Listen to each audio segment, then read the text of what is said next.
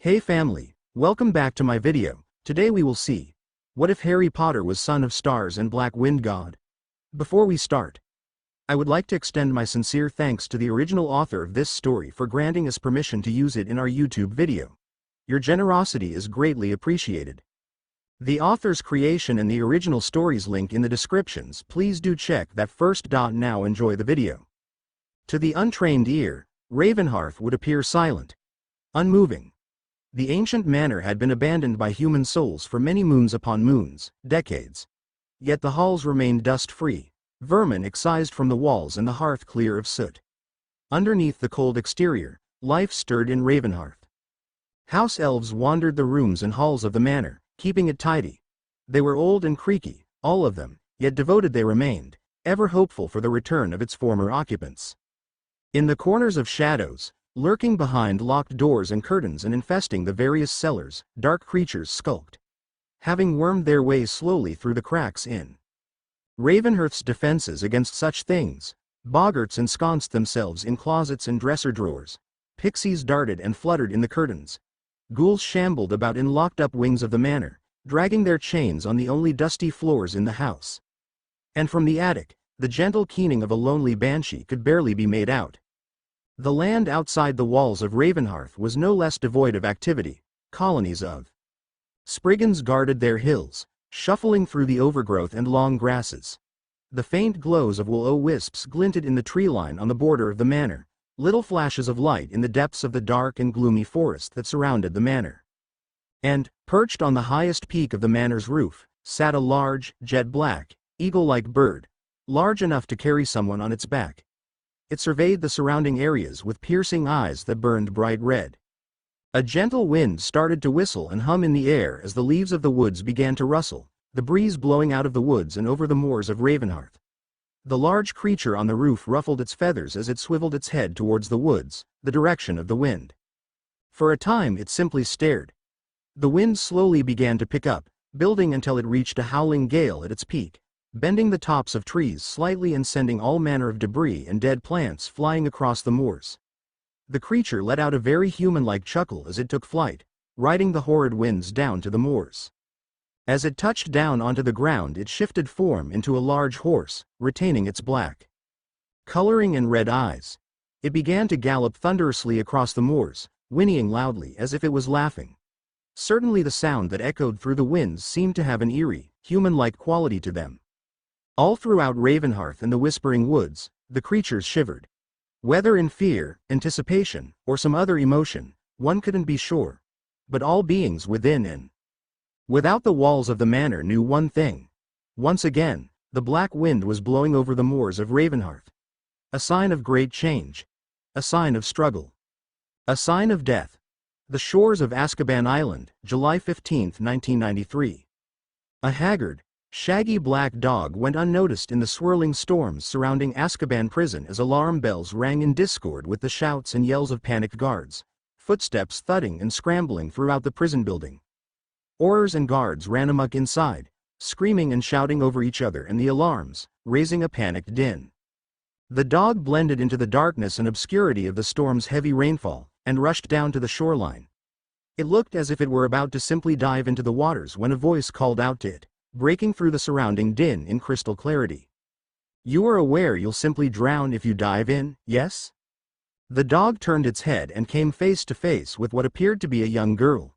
She was pale, with jet-black hair, yet seemed untouched by the rain around her. Her hair blew in the wind, but her skin and clothing appeared dry as a bone. The dog cocked its head in confusion, seemingly trying to process what it was seeing in front of it. The girl tilted her head to the side to indicate a spot several meters down the shoreline. A small wooden dinghy was moored against the shore, barely intact and rocking unsteadily on the stormy waters. It was tied to a large rock, which seemed ready to give way at any moment. "You will have a much better chance on that.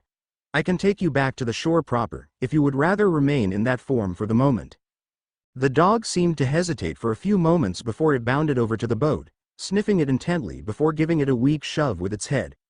The girl leisurely followed behind, laying a hand on the dog's back as she pulled out a wand and waved it, undoing the ropes tying the boat to the shore.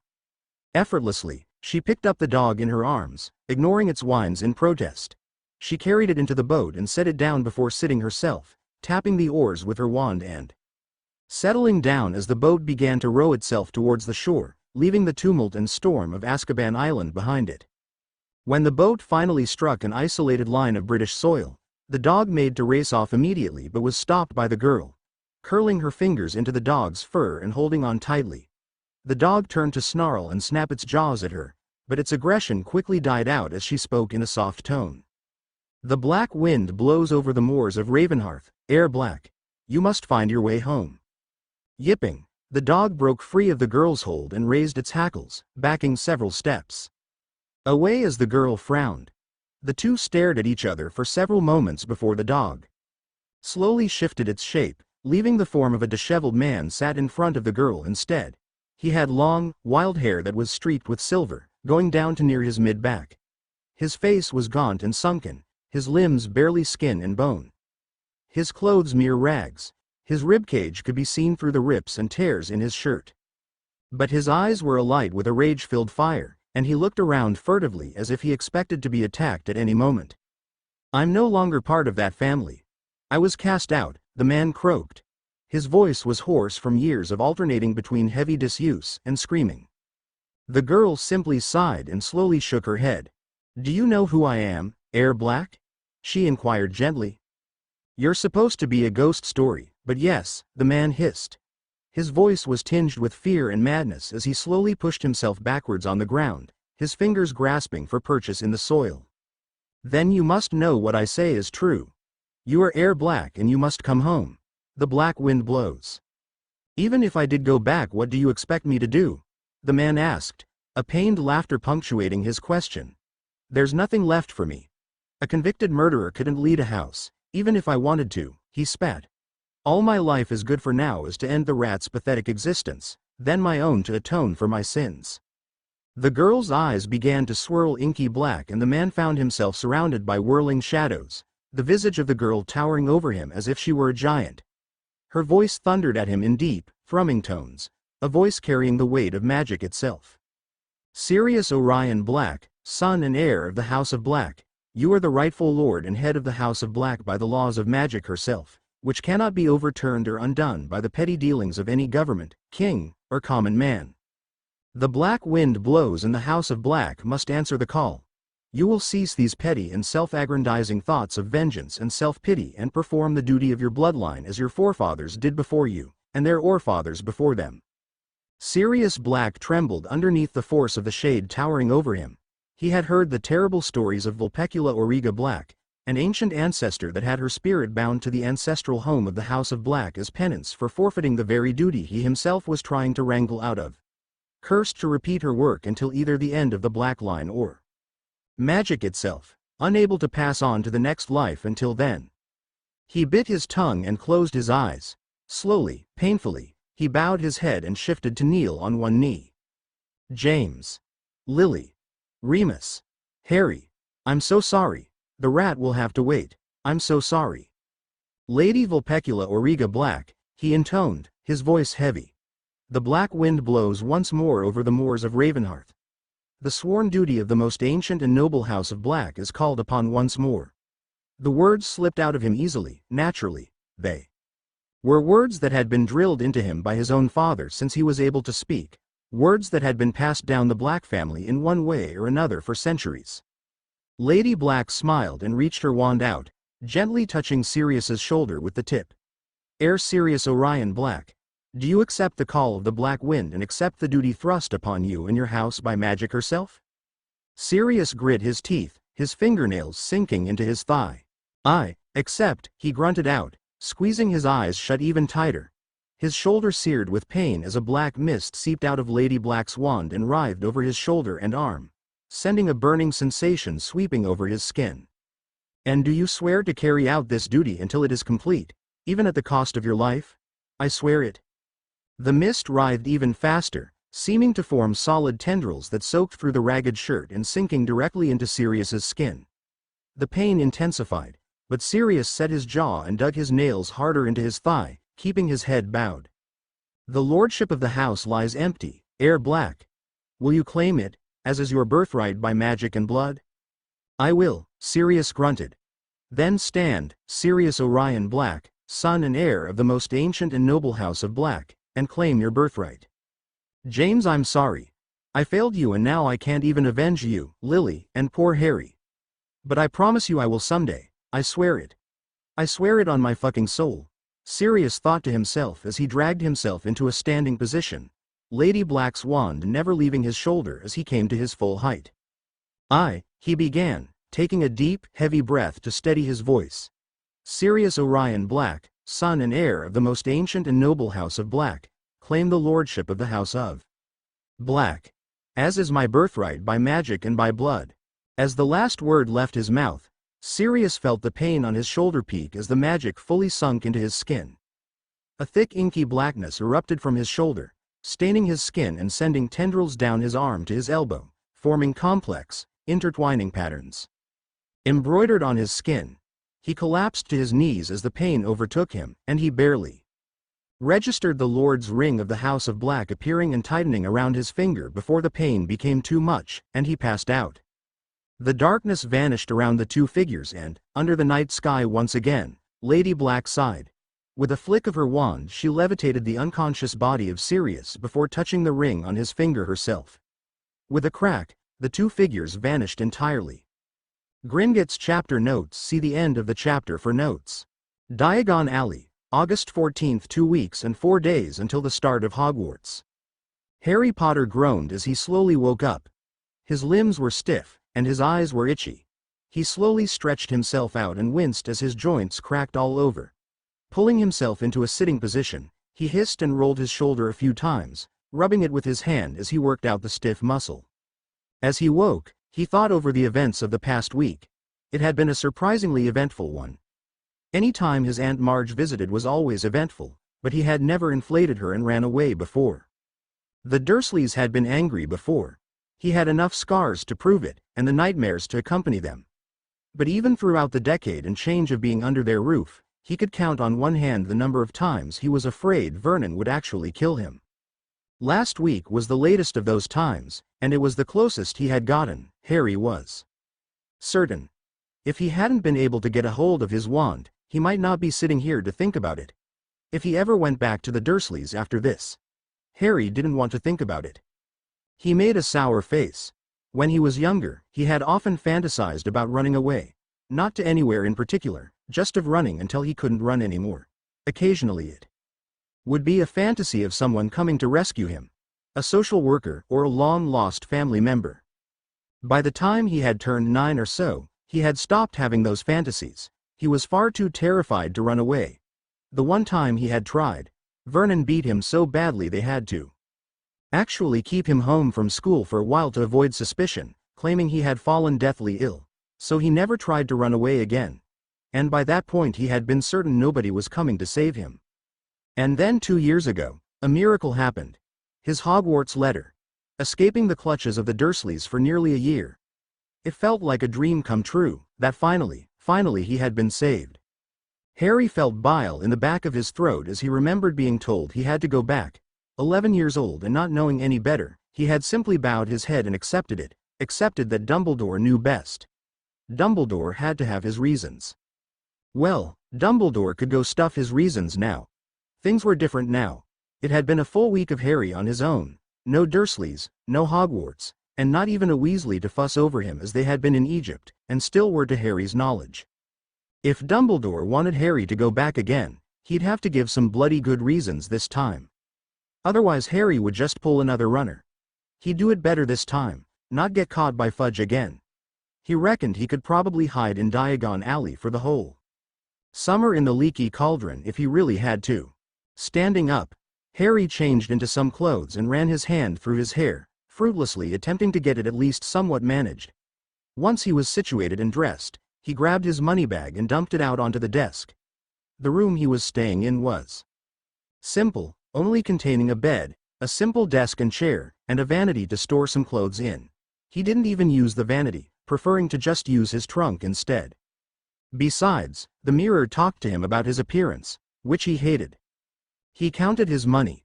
Luckily, Harry had enough money on his person at the time of running away to pay for the night bus, an experience he'd like forget as soon as possible, and so far a week's worth of room and meals at the Leaky.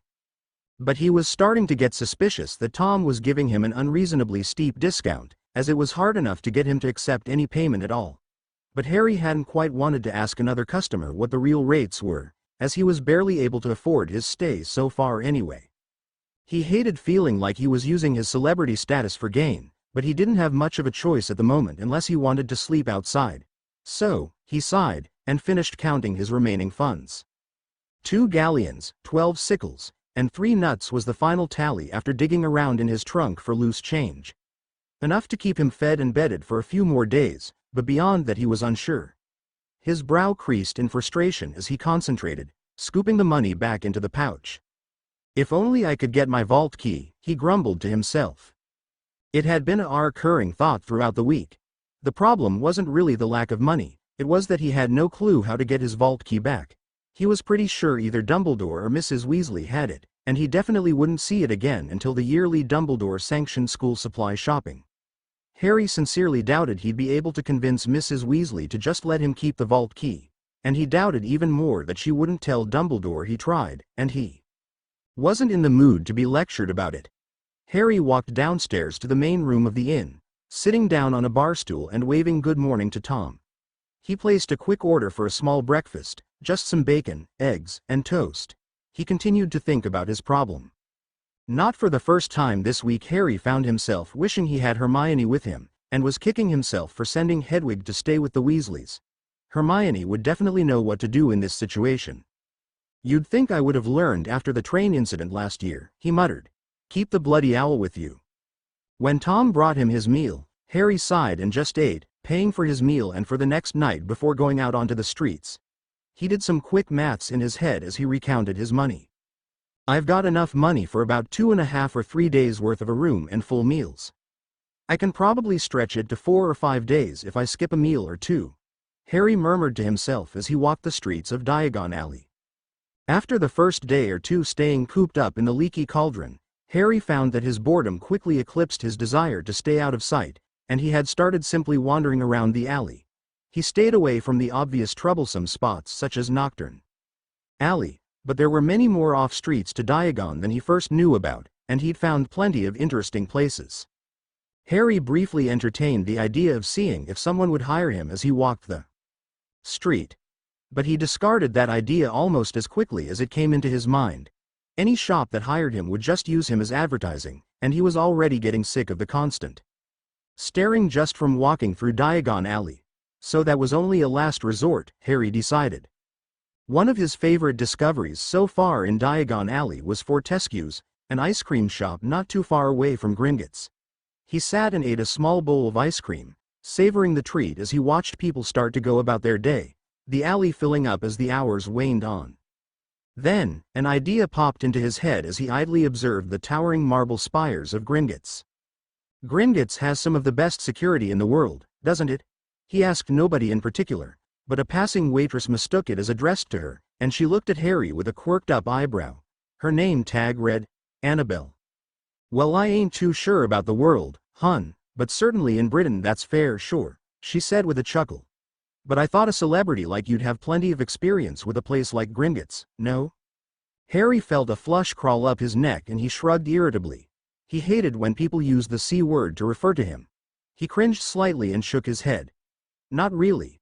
I am only 13, not much for a 13-year-old to do with a bank," he muttered. Annabelle frowned slightly and paused in her current activity of wiping off an empty table. "Well, normal teenagers, I suppose you're right, they wouldn't do much with a bank. But don't you noble families get taught from real young how to deal with all that?" "Noble? I wish. That'd be something funny to throw in Malfoy's face," Harry chuckled. "No, the Potter family is noble, isn't it?" Annabelle said, nodding to herself. "I'm sure of it. They have a seat on the Wizengamot after all." Harry felt his brain stall out a little as he stared at Annabelle, trying to process what she was saying. A seat on the what? "The Wizengamot, the second largest governing body in Britain?" Annabelle teased lightly. "Come on, you have to have paid some attention in your lessons." She went on about her tasks after that, leaving Harry to spin his wheels at high speeds as he wrapped his mind around what he was just told. There was absolutely no way his family was nobility. His Aunt Petunia would have been all over taking advantage of that, magical or no. But then again, would she have even known? It wasn't like Petunia's family was the one that was noble, it was the magical side of his family. For all he knew, Petunia had no clue what the societal status of his father's family was. But then Dumbledore would have told him, wouldn't he have? Or Ron? Hermione probably knew about the noble class in the wizarding world simply through reading, wouldn't she have said something? Even Malfoy probably would have tipped him off somehow by now, right? Then again, Dumbledore wasn't exactly known as a font of forthcoming information. Harry's brow furrowed at that. He couldn't actually say whether or not Dumbledore would have told him. Maybe he thought Harry was too young to deal with it. But that didn't explain why his peers never mentioned it. Harry finished up his ice cream and began walking the street again, but stopped dead when another thought crawled into his mind. What if everyone already thought he knew? He knew wizarding high-class families existed, obviously, with how much Malfoy prattled about his father. But Malfoy was a prick. It didn't seem like something any of the other kids wore on their sleeve, and Harry sincerely doubted Malfoy was the only magical noble child in Britain at the moment.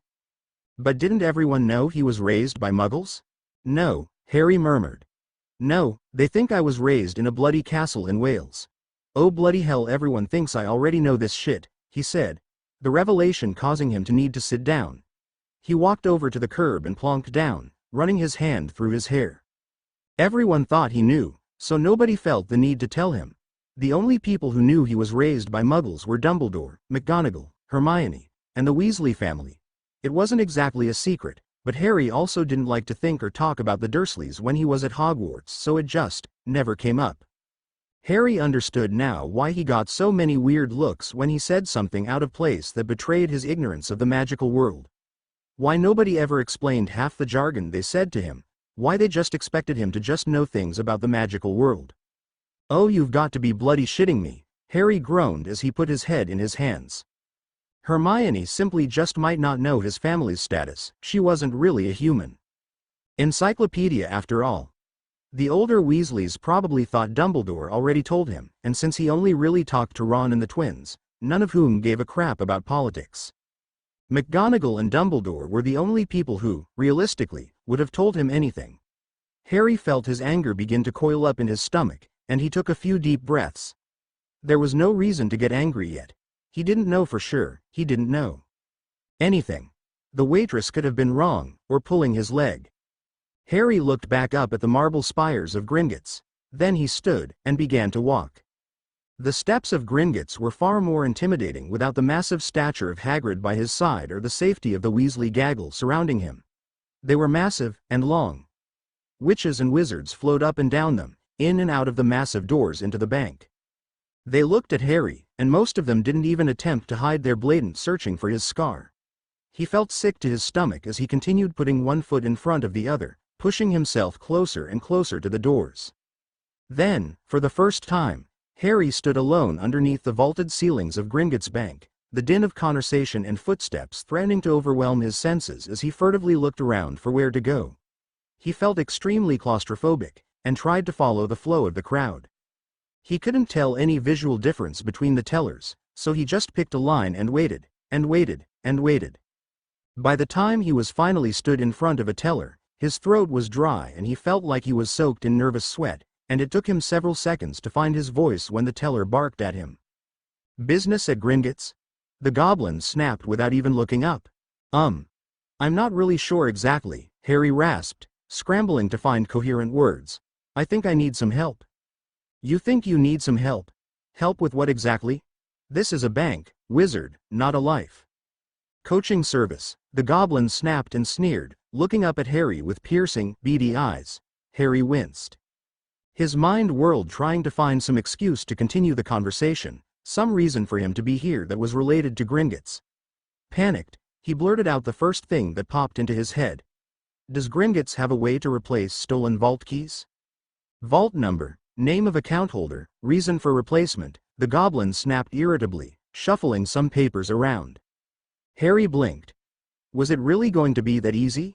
He racked his brain trying to remember the number of his trust vault.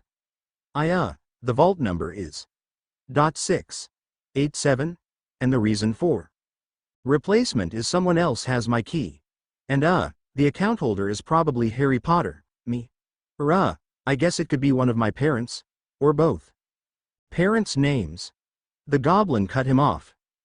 Harry said, momentarily stunned that someone didn't just automatically know who his parents were. Lily and James Potter. The goblin shuffled more papers around before pulling out a form and scribbling several things down on it, eventually peering back at Harry. How will you be providing proof of identity today, wizard? What are my options? Harry asked, not quite sure what the goblin was looking for. The goblin rolled his eyes and let out an exasperated sigh. Magical signature test, blood test, binding magical oath. I'm underage, so I don't think I can do the first or third options, Harry mumbled. He wasn't sure what a magical signature test was, but both it and the oath sounded like he'd need to perform magic, which probably wasn't a good idea. Blood test then. Sign here, the goblin barked as he shoved the paper and quill at Harry, indicating the line where Harry was supposed to sign. Initials here. Sign here. Initials. Signature and printed name at the bottom. Harry signed and initialed each place the goblin indicated before the goblin snatched the paper back and examined it. The goblin snapped his fingers, drying the ink and folding up the paper before tucking it into one of his pockets. Follow me, the goblin demanded, hopping down from his desk and walking through the bank, not even checking to make sure Harry was behind him. Harry scrambled to quickly follow him, not sure where he was being led. It was a different direction than he would go to get to his vault, that was all he knew. The goblin led Harry through several back hallways until they reached a rather nondescript room that contained little except a round wooden table with several armchairs surrounding it.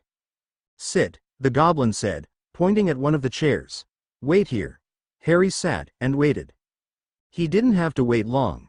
The goblin left the room before quickly returning with a parchment, a stone bowl, and a dagger. He placed the 3 items in front of Harry, indicating each item in turn. Prick your finger with the dagger. Keep the tip of the blade in the wound until you have dripped at least 3 drops of blood into the bowl, then remove the blade. It is charmed to heal the wounds it makes after being removed.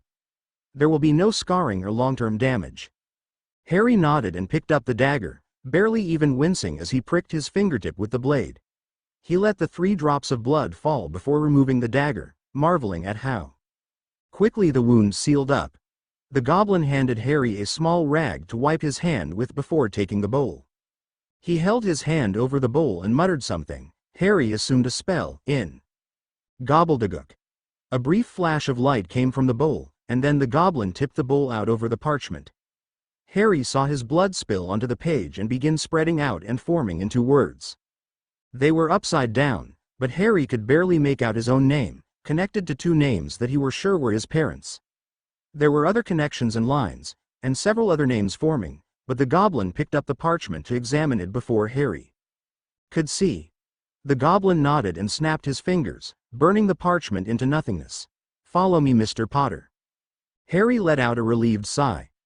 The goblin addressing him by name instead of just wizard meant that whatever had just happened, it clearly worked and he got what he wanted out of it. He stood up from the chair and followed the goblin through more back hallways until they came to another door. This one the goblin knocked on several times while barking something in gobbledygook. A response was heard from the other side of the door, and the goblin handed the parchment to Harry. The Potter account manager is ready to see you. Have a good day, Mr. Potter. As the goblin made to leave, Harry spoke up quickly. Thank you, what's your name? He asked hurriedly. The goblin paused, shooting Harry a confused look before answering cautiously. You may call me Hookclaw. Thank you, Mr. Hookclaw. I appreciate your help very much, Harry said gratefully. Hookclaw stared at Harry for a few more moments, looking bewildered before scoffing, shaking his head, and walking off down the hallways. Harry took a deep breath and pushed the door open. He was met with a very tidy and professional-looking office space. A large, polished wooden desk took up most of the room's real estate, with several drawers and shelves lining the walls. Harry could see stacks of papers, sorted into files, with the occasional book. A goblin sat on the other side of the desk, hunched over a stack of papers and writing away at them. The young Mr. Potter, I presume, The goblin said in a clipped tone. "Please take a seat," he said, indicating a chair on the other side of the desk. Harry felt nervous.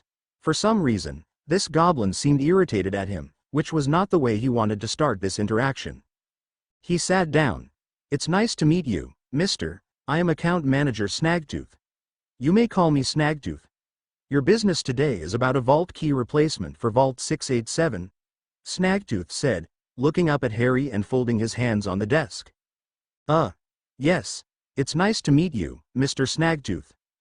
Snagtooth stared blankly at Harry for several moments before continuing, "Your only business at Gringotts today is about a vault key replacement? Should I have more?" Harry asked, suddenly feeling like he was a piece of bait floating in a piranha tank. "Mr. Potter. May I be blunt?" Snagtooth asked, leaning back in his chair. Harry just nodded. "Is it your intention to snub Gringotts for a particular reason? Or has your upbringing been severely lacking in lessons on respect and common decency?" Harry balked and immediately felt defensive. Whoa, snubbing? I haven't done any snubbing, not on purpose anyway." Snagtooth grunted and started sifting through piles of parchment, sliding sheet after sheet at Harry. "These are copies of the summons sent July 31, 1991, 1992, and this year. These are copies of my personal, handwritten requests for a meeting sent July 31, 1992 and this year. And this is a copy of an official request to execute the last will and testament of one James Charles Potter and one Lily Jasmine Potter née Evans, sent to the current guardian of Harry James Potter on November 15, 1980 and every November 15 since then. All of which have been ignored entirely." Silence fell over the room for several minutes as Harry slowly picked up each item and read them over, confirming they were in fact what Snagtooth said they were. They were each addressed to him, personally, except for the will execution request, which caught him off guard. He didn't even know his parents had wills, let alone that they were never executed. These were sent to me," Harry whispered, casting a glance over all of them again. By Owl." Snagtooth rolled his eyes. "How else would the institution of Gringotts get into contact with you, Mr. Potter?"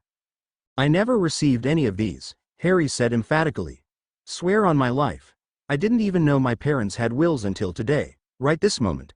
I came here to replace my vault key. I had no idea about any of this." Snagtooth remained silent for a few moments, tapping his fingers together. You have never received any correspondence from Gringotts? No monthly bank statements, quarterly updates on your investment accounts, no yearly inventory updates on your vaults?" "Nothing, none of that, none whatsoever," Harry said, leaning back in the chair and running a hand through his hair. "And I would have noticed if I had. I don't get much mail. The only people who write me are Ron and Hermione. Ron's mum once or twice I think, and I guess I get the profit when I'm at Hogwarts. Oh, and my school letters. The first owl I ever got was when I was 11, my Hogwarts letter." That put a frown on Snagtooth's face. "You regularly receive mail from only 2 individuals in a daily profit subscription?" "No, I only receive mail from 2 people except for once or twice when Ron's mum wrote me, and I don't even know if that counts because she bundled that with Ron's mail. It's Ron, Hermione, the prophet, and stuff from Hogwarts like my grades and school supplies."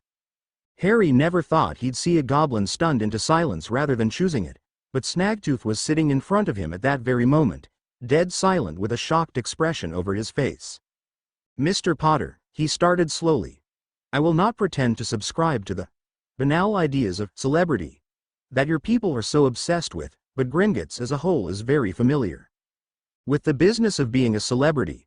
We manage the business accounts of every well-known magical celebrity in Britain. We offer many services to our high-profile celebrity clients, as well as our noble clients and others in the public eye. One of these many services is a mail redirection service to Gringotts for mail screening." "Okay," Harry said, frowning and leaning forward a little. "Mr. Potter, you are a celebrity. One of the purposes of requesting a meeting with you was to offer you said mail screening service as you are potentially one of the most famous figures in Wizarding Britain, even known worldwide. You should have been receiving buckets. Mountains of fan mail that we would have offered to redirect and screen for you." Harry's frown deepened. He hated being reminded of his status, but Snagtooth wasn't trying to butter him up or anything. He was just being blunt and informing him of the reality of his situation, which, now that Harry was actually thinking about it, made no sense. In fact, he was pretty sure either Ron or the twins had offhandedly mentioned at some point or another that Ginny used to write him fan mail when she was a little girl. "I've never gotten anything like that in my life. Ever," Harry said quietly, "and if Gringotts isn't redirecting my mail, someone else most likely is," Snaggletooth concluded, nodding. "Which is very much cause for alarm. Interfering with a wizard's mail is a serious offense, and tampering or interfering with Gringotts' correspondence is a felony under our laws on top of that. Whoever has been interfering with your mail will find themselves blacklisted from Gringotts if nothing else." Harry's frown turned into a scowl at the thought of someone tampering with his mail, and that it had been done his whole life, without his permission. He decided he could trust Snaggletooth to just ask him his real reason for visiting directly, and if his mail was being kept from him, he was sure there was more on top of it all. "I actually did have another reason for coming into Gringotts, it's just not exactly bank-related," Harry said. Snaggletooth nodded for him to continue. "I just don't know where else to go, and obviously now things are being kept from me. I thought if I could talk to someone who would know, Gringotts would be impartial enough to me to tell me." "What is it you need, Mr. Potter?" Snaggletooth prompted. "I can assure you, if it's within my knowledge and permission to share, I'll answer. Am I? That is to say, is the Potter family well, nobility?" Harry asked awkwardly. "You see, the reason I never knew I should even be receiving Gringotts' mail is that I was raised by Muggles. I wasn't brought up where anyone could tell me anything about my family or the magical world. And even once I was introduced to this world, nobody has been in much of a hurry to tell me much of anything, really. I only know that my parents loved me enough to die for me. But someone made an offhand comment today that implied my family was well, noble, and I didn't know where else to go to get a straight answer." Snaggletooth's eyes bugged out as Harry spoke, and it was obvious when he was finished that the goblin was barely controlling his breathing, trying to tamp down some deep inner anger. The goblin took several deep breaths before responding. "Mr. Potter," he began, speaking very slowly, "you are telling me, in no uncertain terms, that not only has someone been interfering with your Gringotts correspondence, has stolen your vault key, but you have also been knowingly sequestered from the magical world and kept in the dark about your heritage, your family's social status, and dare I say your family's financial status?" Harry felt himself flushing again as he nodded. He felt helpless, embarrassed. "I know that I have a lot of money in my trust vault, but I don't know how much. Nobody told me. I just know there's piles of galleons taller than me in it. And Hagrid mentioned my parents had left me an inheritance. At the time I assumed that vault was. Was that?" Snaggletooth was silent again as he started once more ruffling through his stacks of paper before pulling a sheaf from one of the stacks and laying them gently in front of Harry. "This is a current, as of last month, statement on each of the Potter family vaults, as well as a brief overview of the property in Wizarding Britain held in the Potter name, and a table showing the growth of any investment accounts in the Potter name." Harry picked up the first paper on the pile and nearly fainted at the summary. The paper he had picked up was labeled, Potter Family Vault, and the total balance was listed at a number slightly above 30 million galleons. "Oh Merlin," Harry said lightly, feeling as if he was going to pass out and vomit. 30 million. Snaggletooth pointed at where the breakdown of the total began. "The vault does not contain a liquid amount of 30 million. No, it is the sum total value of all galleons, sickles, and nuts stored in the main Potter family vault. It also adds the estimated values of the various antiques, books, magical artifacts, family heirlooms, and other various items contained within the vault. The sheaf of papers in front of you also has details on 5 other vaults in the Potter name." Harry nodded numbly and placed the paper he was holding back on top of the pile. "Those are all copies, which you are welcome to keep for yourself and take with you to peruse at your own leisure. They are charmed so that only a Gringotts goblin or a Potter can read the sensitive details, but you can key in a solicitor or trusted advisor with a simple charm." "Could you write the charm down for me?" Harry rasped, rubbing his throat. "Of course," Snaggletooth nodded, scribbling it down on a spare piece of parchment and handing it to Harry. Harry tucked it into his pocket. "Now, as to the matter of your family's social status. In short, Mr. Potter, yes, your family belongs to the wizarding nobility class in Great Britain. Your family has a hereditary seat on the Wizengamot, and is known as the Ancient and Noble House of Potter. Harry leaned back in his chair and let out a long breath. He was feeling dizzy and very lightheaded. This was far too much information for him to process at the moment, so he licked his dry lips and tried to change the subject into something he felt he could grapple a little easier at the moment. "You mentioned my parents had wills. What happened to them?" he asked, having been burning with curiosity about the topic since it was mentioned. Snaggletooth pulled out a sealed envelope from one of his various stacks of files, handing it to Harry. "Your parents both had written wills, validated and filed with Gringotts Bank. Your father wrote a general will detailing personal items as well as how to handle the Potter assets as a whole. Your mother wrote a more personal will for her own assets.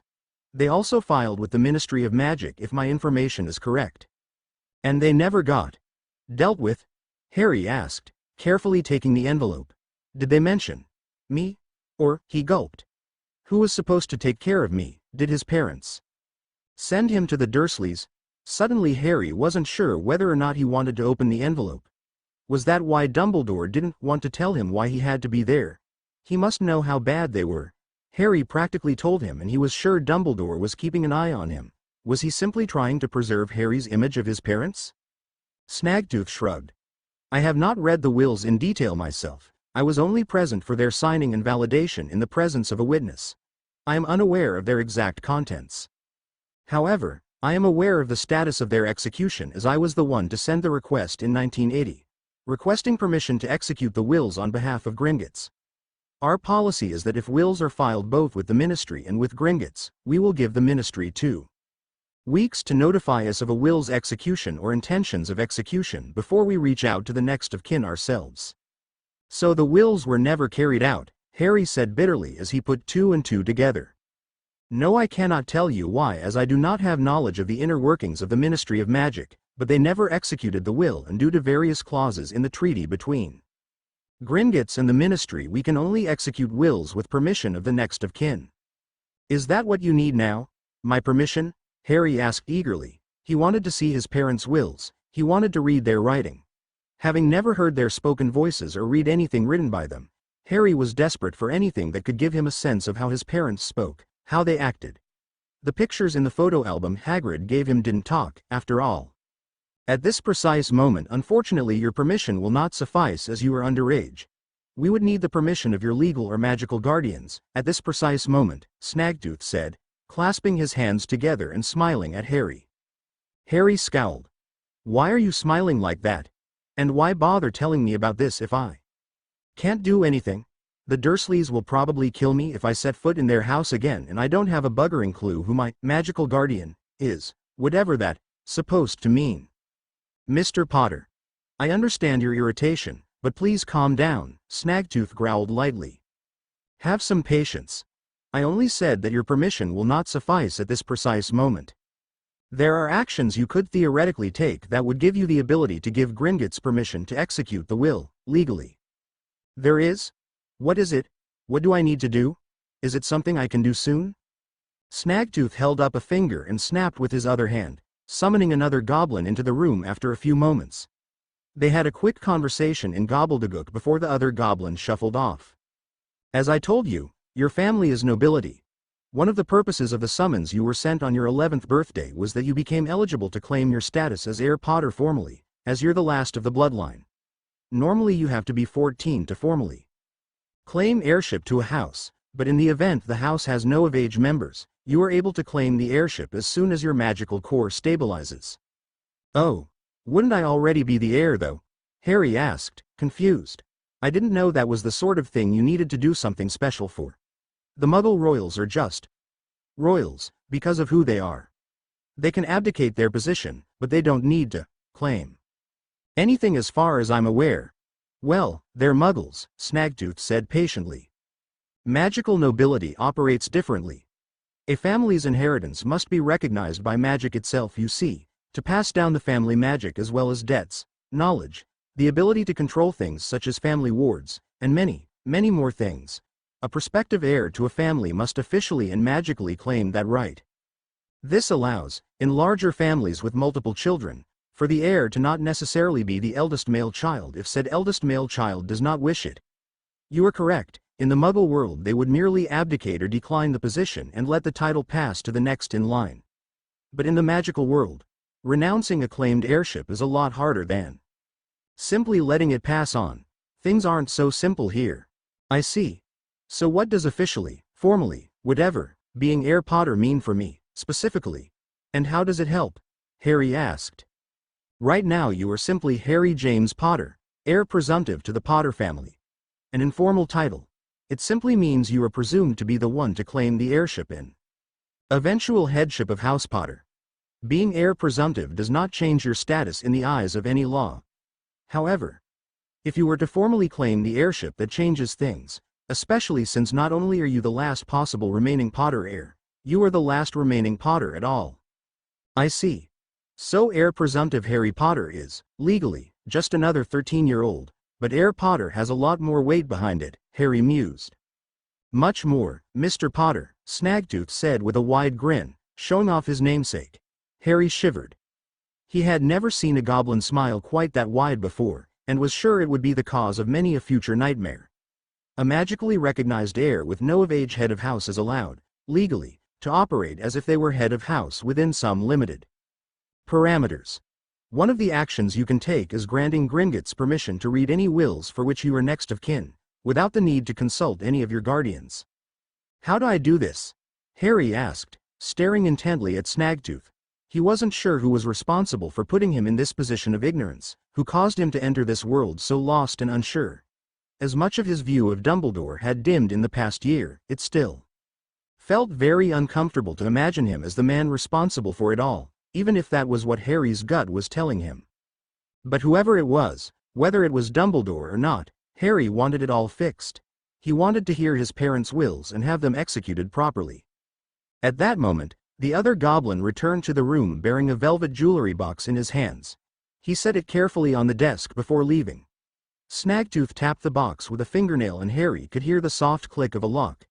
When the goblin gestured, Harry slowly opened the box. Nestled inside of it was a thick gold band with a large ruby set in the center. When Harry pulled it out, he could see writing along the outside and inside of the ring. Omnis Lux Umbrum, he said curiously, looking at Snaggletooth. The motto of your house, Mr. Potter. Every house has one. If I recall correctly, the motto of House Potter roughly translates to, all light casts shadows. Harry frowned. That's an odd motto for a light family to have, isn't it? Snaggletooth snorted. While the Goblin Nation does not have nearly the same views towards so-called light and dark magic as you wizard folk do, I can assure you that House Potter was not light, as you people define it. You can do your own research if you like. But that is the heir ring of House Potter. The fact that you can handle it is a good sign. It is? Harry asked, looking at the ring as he turned it over in his hands. Heir, lord, and lady rings are charmed to very severely curse those not of the family who attempt to handle them with intent to wear or steal them. Now, in order to claim your heirship, you'll need your wand out. Simply hold it up and repeat this phrase here, he said, sliding another parchment in front of Harry. All goes well and as expected, your wand will flash. Then you should be able to place the ring onto your finger. My wand? But what about the trace? I can't do underage magic, Harry grimaced. Snaggletooth rolled his eyes and huffed lightly. Mr. Potter, please do not take me for a simpleton. Do you think I would request this of you if you were at risk from the Ministry's petty trace? I guess not, Harry mumbled, slightly embarrassed. Sorry, I didn't mean to insult you. Snaggletooth waved it off. This magic is far, far older than any trace. Even if the Ministry could figure out how to track magic like this accurately, it wouldn't cause them to come knocking at your door for several reasons, not the least of which being the trace does not work within the walls of Gringotts. It doesn't? Harry asked, surprised. Why would a Ministry law enforcement spell work outside their jurisdiction? Snaggletooth asked, grinning. The trace is also not particularly precise. While I'm sure the Ministry would have you believe the trace is sophisticated enough to track the precise magical signature of the wand and caster who triggered it, it is far from that. Any magical activity within approximately 20 meters or so triggers the trace, thus it's completely pointless to pay attention to anywhere with even a smidgen of magical concentration. Harry blinked several times. That's bloody stupid. That means magical children can just cast at home to their heart's bloody content, doesn't it? The ministry couldn't tell if it's the parents or the underage child doing the magic, so they can just practice during the summer and be infinitely more familiar with the magic than any Muggleborn when term starts again. Well, that's by design, Mr. Potter, Snaggletooth said with a sigh. The trace was never intended to stop children from practicing at home. It was intended to stop them from casting in public places where it could cause a commotion. It's unfortunate that it has the effect on the Muggleborn children that it does, but please stay on topic. Harry was still fuming about the obvious prejudice underlying the entire concept, but he calmed himself down and dragged the parchment over to himself that he was supposed to recite from. He pulled out his wand and held it up in the air, took a deep breath, and began to read. I, Harry James Potter, son of the ancient and noble House of Potter, claim the heirship of the House of Potter as is my birthright by magic and by blood. As soon as he started talking, he felt a strange surge of magic underneath his skin. It was eerie, feeling it flow from the center of his body towards his arm. He had felt his magic work when he would cast spells before, but this was different. It built up with every word he spoke, and when the final word fell from his lips, Harry let out a yelp as his wand flashed a brilliant golden color, flooding the room briefly with light. A surge of magic burned under his skin, and his wand began to smolder. Panicking, Harry tried to pat out the smoldering with a loose part of his shirt, but the smoke only increased as the wood of the wand seemed to bubble and warp. Finally, it felt like the magic beneath Harry's skin could take no more and it surged outwards through his wand. Bulging and shuddering, the wand gave a final belch of smoke before exploding. Wooden fragments shot through the office, smacking into the walls before falling to the floor. Harry was thrown back from the chair with a great deal of force, and the papers stacked on the desk blew wildly around the office. As the ringing in Harry's ears began to subside, he vaguely made out a flurry of what he could only imagine was the rankest series of gobbledygook curses imaginable coming from under the desk. Slowly he managed to pull himself back into a proper sitting position, wincing as his palm stung in pain. He stared at his palm, which was slightly bleeding from several cuts and splinters. Blasted buggering imbecilic ass-faced thrice-bedamned pus-brained wizards, roared Snaggletooth as he transitioned from gobbledygook back to English. He pulled himself back into his chair and started sorting out his desk. How many bloody times do we have to tell them to stop forcing wands on magical nobles? It is always going to do this when they make a claim. Harry was still staring dumbly at his palm, but the words managed to jolt him back into some semblance of conscious thought. My wand was forced on me. You can do that. How? Snaggletooth growled as he snapped his fingers, and the papers scattered around the room began flying back onto his desk.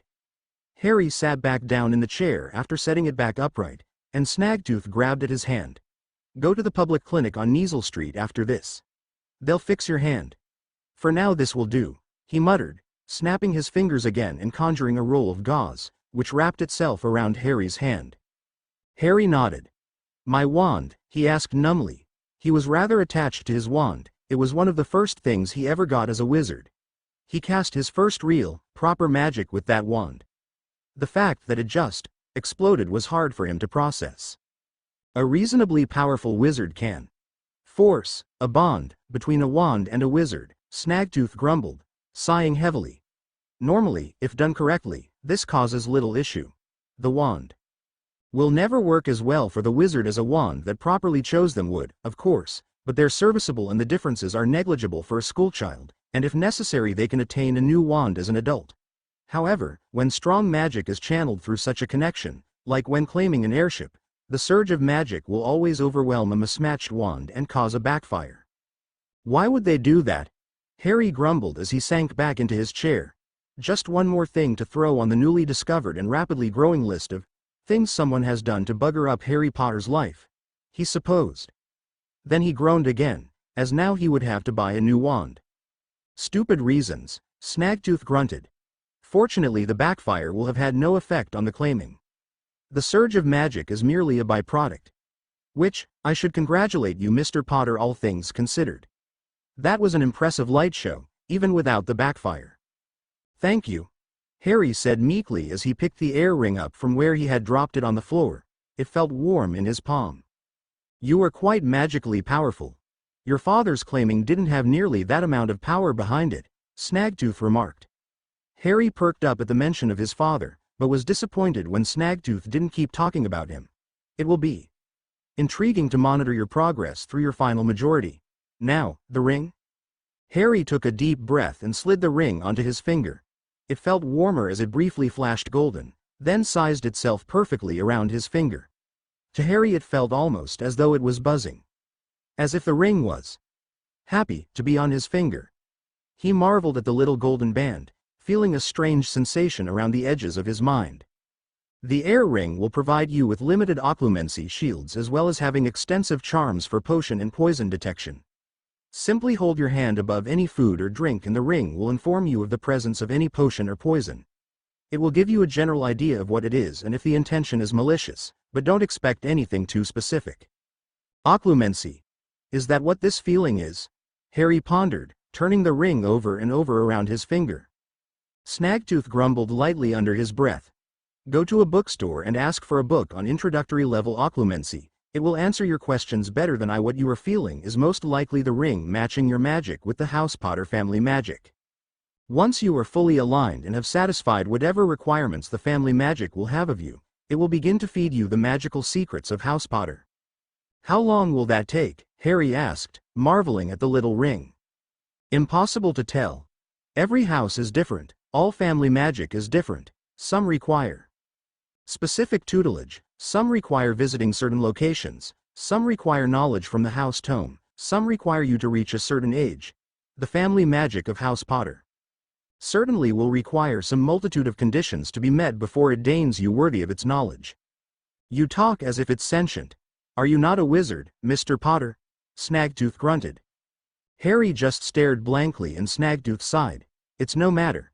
You'll most likely have some idea of what to do by the time you hit your second majority. The family magic will nudge you towards it over time. Majority? At this, Snaggletooth just put his face in his hands. Mr. Potter, I am not your teacher, I am your account manager, he stated, and Harry winced. Right, yes. I'll ask at the bookstore, he said. Or I can just ask Hermione. Now, about the wills, Snaggletooth said, his voice betraying his exhaustion with the day.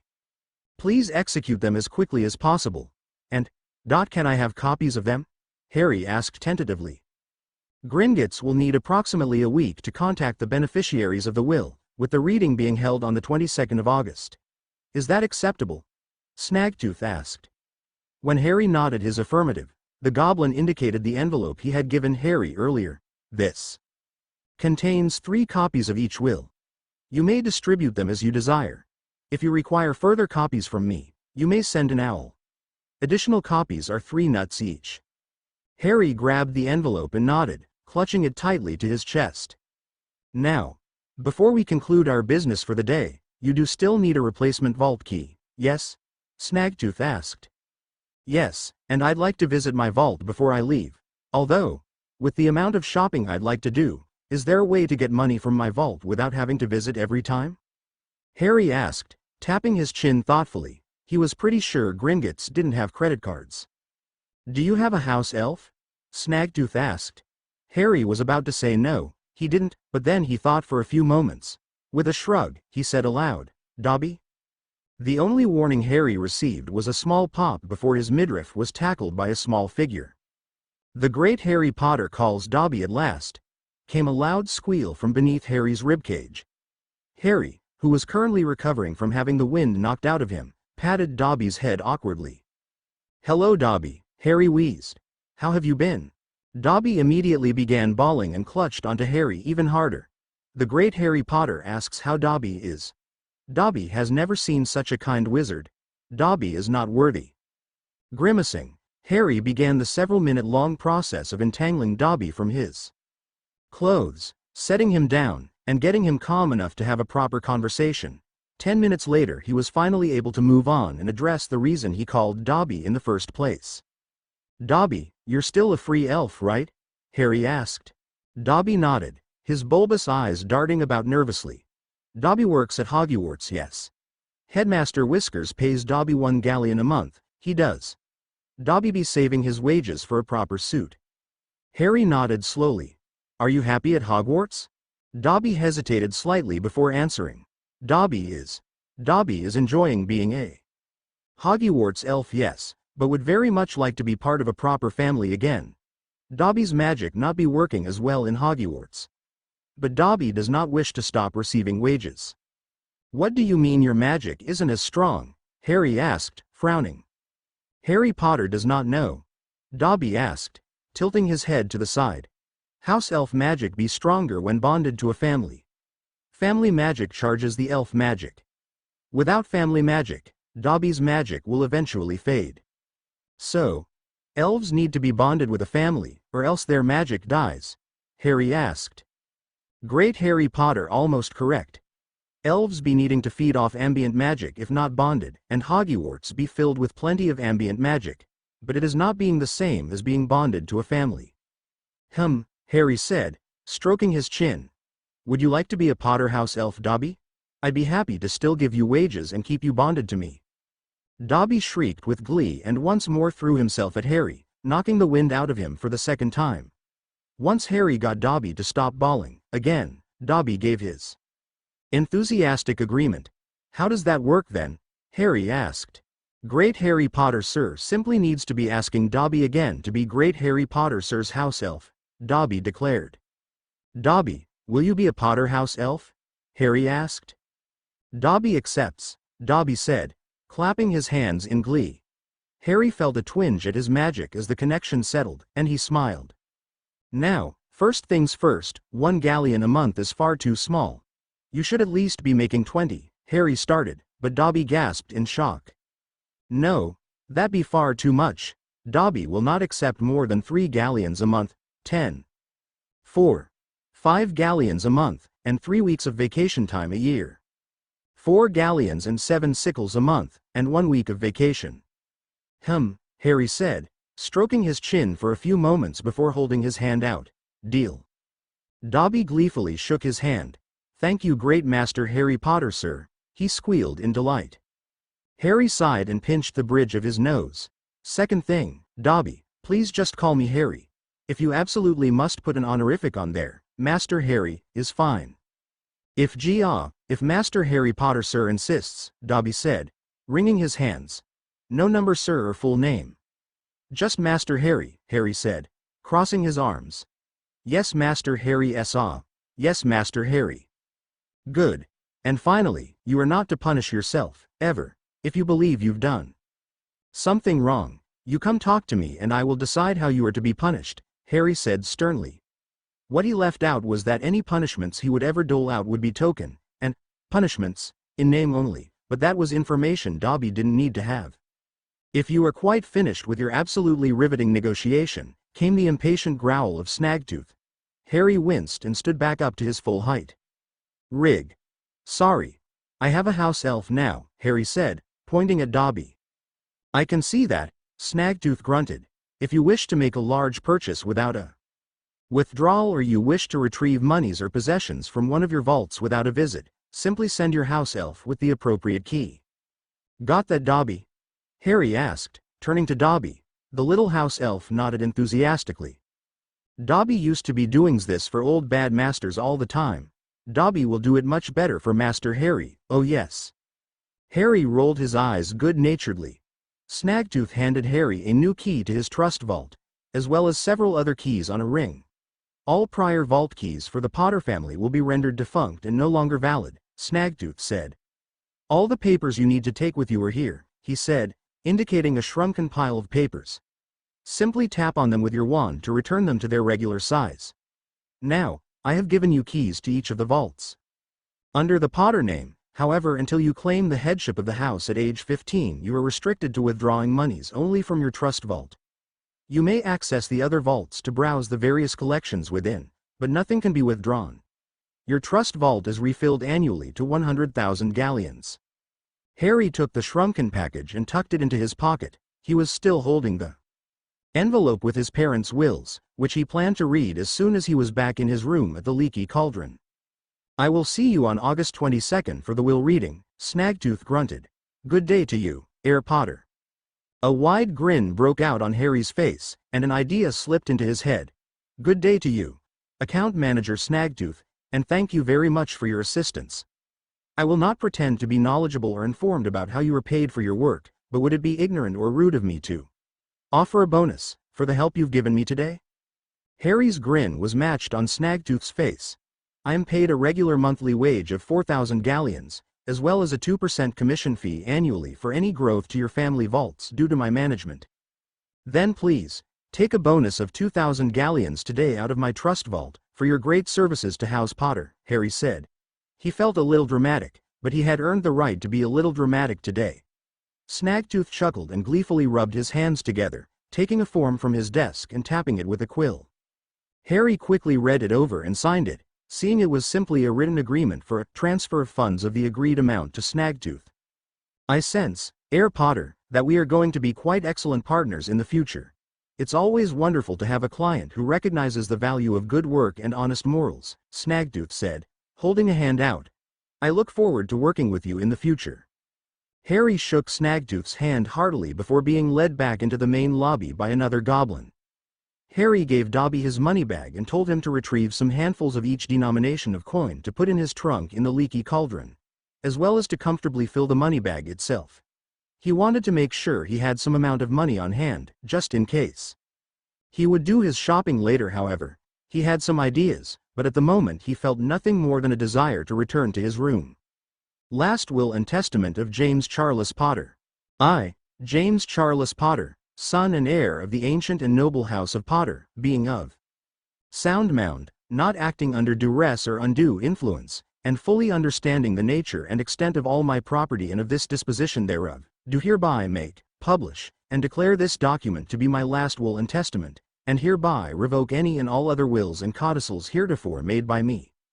I nominate and appoint Frank Jonathan Longbottom as personal representative of my estate, and I request that he be appointed temporary personal representative if he applies. If my personal representative fails or ceases to so serve, then I nominate Amelia Susan Bones to serve. I devise and bequeath my property, both real and personal and wherever situated, as follows. To Sirius Black I leave the sum of 2,000,000 galleons and our pranking handbook from school. Use it to teach Harry well. If my wife Lily passes before me, I also leave the cottage in Godric's Hollow. Live there if you have to raise Harry, and not in your dingy apartment or your family's old homes, you'll both be happier for it. To Remus John Lupin I leave the sum of 2,000,000 galleons for personal use, and a vault to be filled monthly with enough monies to purchase the Wolfsbane potion. There's no getting out of this one Mooney. I spent 2 weeks with Snaggletooth making sure the rules were airtight. The monies can only be used to purchase Wolfsbane, they can only be used by you, and the vault does not have a maximum cap and the money will sit there doing nothing. So get the stupid potion, dumbass. Also, whoever is executing this is supposed to read this part out privately to you. There's a different version of the will to release publicly, and it won't mention the potion part. So relax. To Peter Bartholomew Pettigrew I leave the sum of 2,000,000 galleons and my set of dragonhide dueling armor. You were always the cleverest of us, Wormtail, and I know you're 10 times the duelist everyone else thinks you are. If you conquer your fears and anxieties, that ingenuity of yours could tear up the circuit something fierce. Get Flitwick to tutor you. Go blaze a trail. Note: if my death was caused by the man calling himself the Dark Lord Voldemort, aka you know who, then the previous passage is null and forfeit.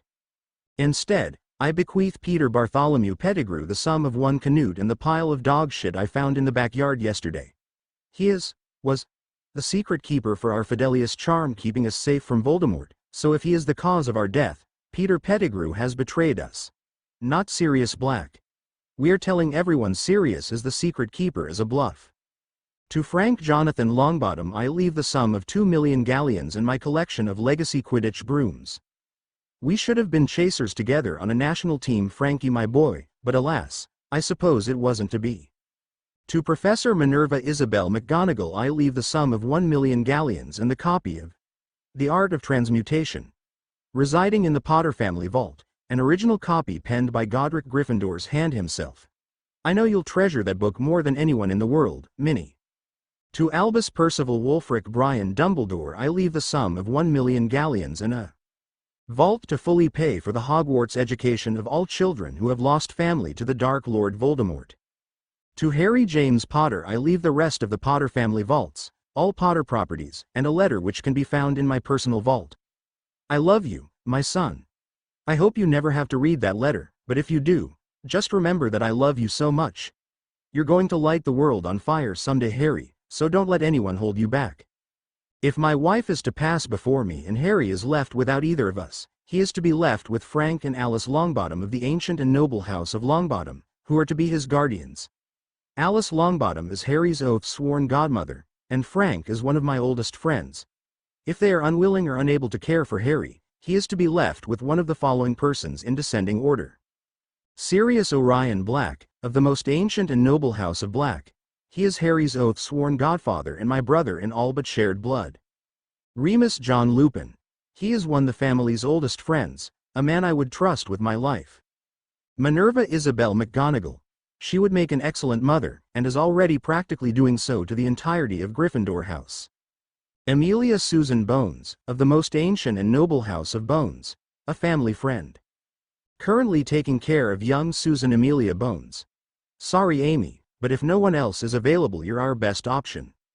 If none of the above persons are willing or able to take care of Harry, he is to be placed with the best magical family as decided by the Department of Magical Childcare. However, under no circumstances is he to be placed with a family who bears the dark mark.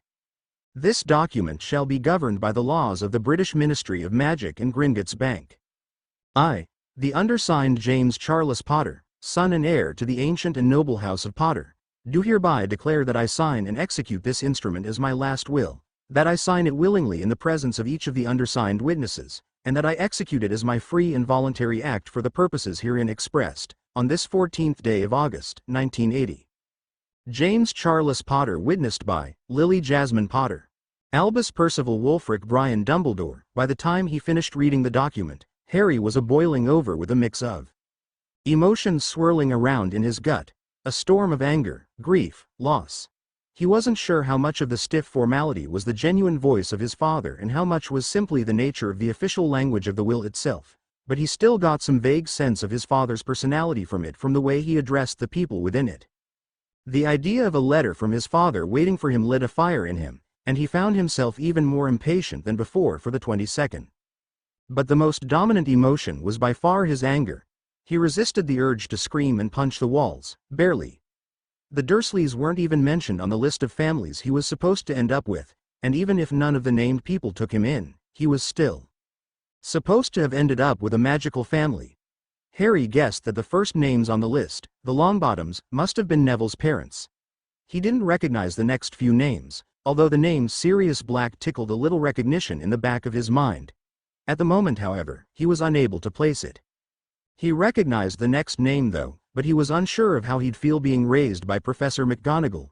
She was nice enough, he supposed, if a bit strict, but he didn't know all that much about her outside of her role as his Transfiguration professor and head of house at Hogwarts.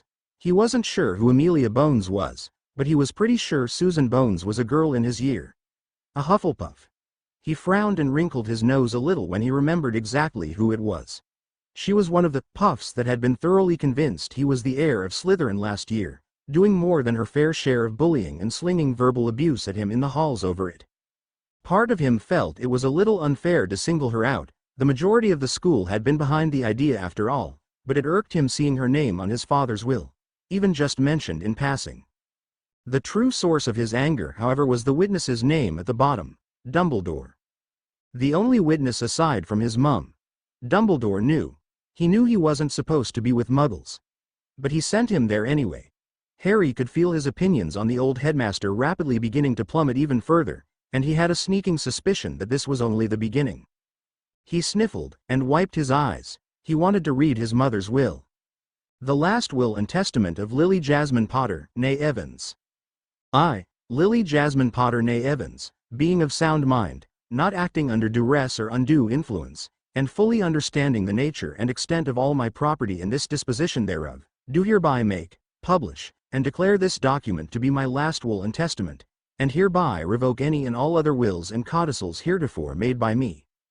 I nominate and appoint Frank Jonathan Longbottom as personal representative of my estate, and I request that he be appointed temporary personal representative if he applies. If my personal representative fails or ceases to so serve, then I nominate Amelia Susan Bones to serve.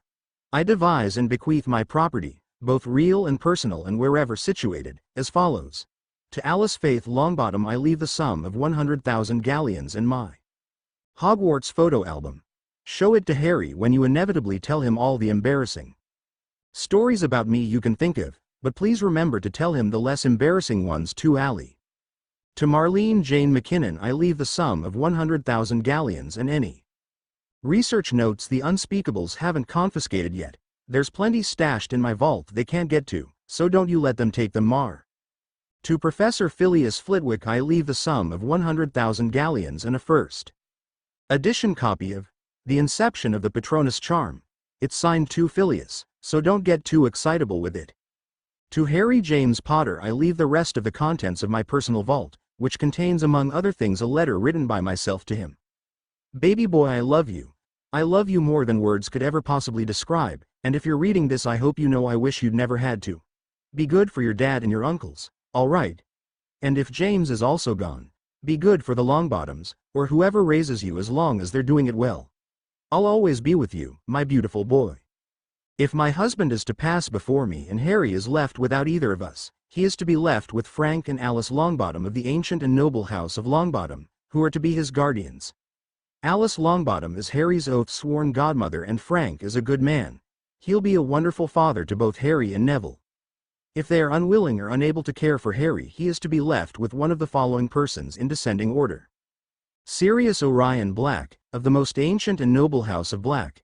He is Harry's oath-sworn godfather and my husband's lifelong best friend. Remus John Lupin, an old friend who would make a wonderful father figure if he allows himself to be. Minerva Isabel McGonagall, a mentor and friend whom I trust entirely to raise my son properly. Amelia Susan Bones, of the most ancient and noble house of Bones, currently the caretaker of young Susan Amelia Bones. I pray we don't end up saddling you with another child, Amy, but you will have our eternal gratitude. If none of the above persons are willing or able to take care of Harry, he is to be placed with the best magical family as decided by the Department of Magical Childcare. However, under no circumstances is he to be placed with a family who bears the dark mark. Under absolutely no circumstances whatsoever is Harry to be placed with any of my blood relations. My only living immediate family is my sister Petunia Dursley, who abhors magic and would carelessly turn my boy into an obscurial, if not worse. The rest of my family are muggles too distant from me to be in the know, and Harry should be raised in a magical family. This document shall be governed by the laws of the British Ministry of Magic and Gringotts Bank.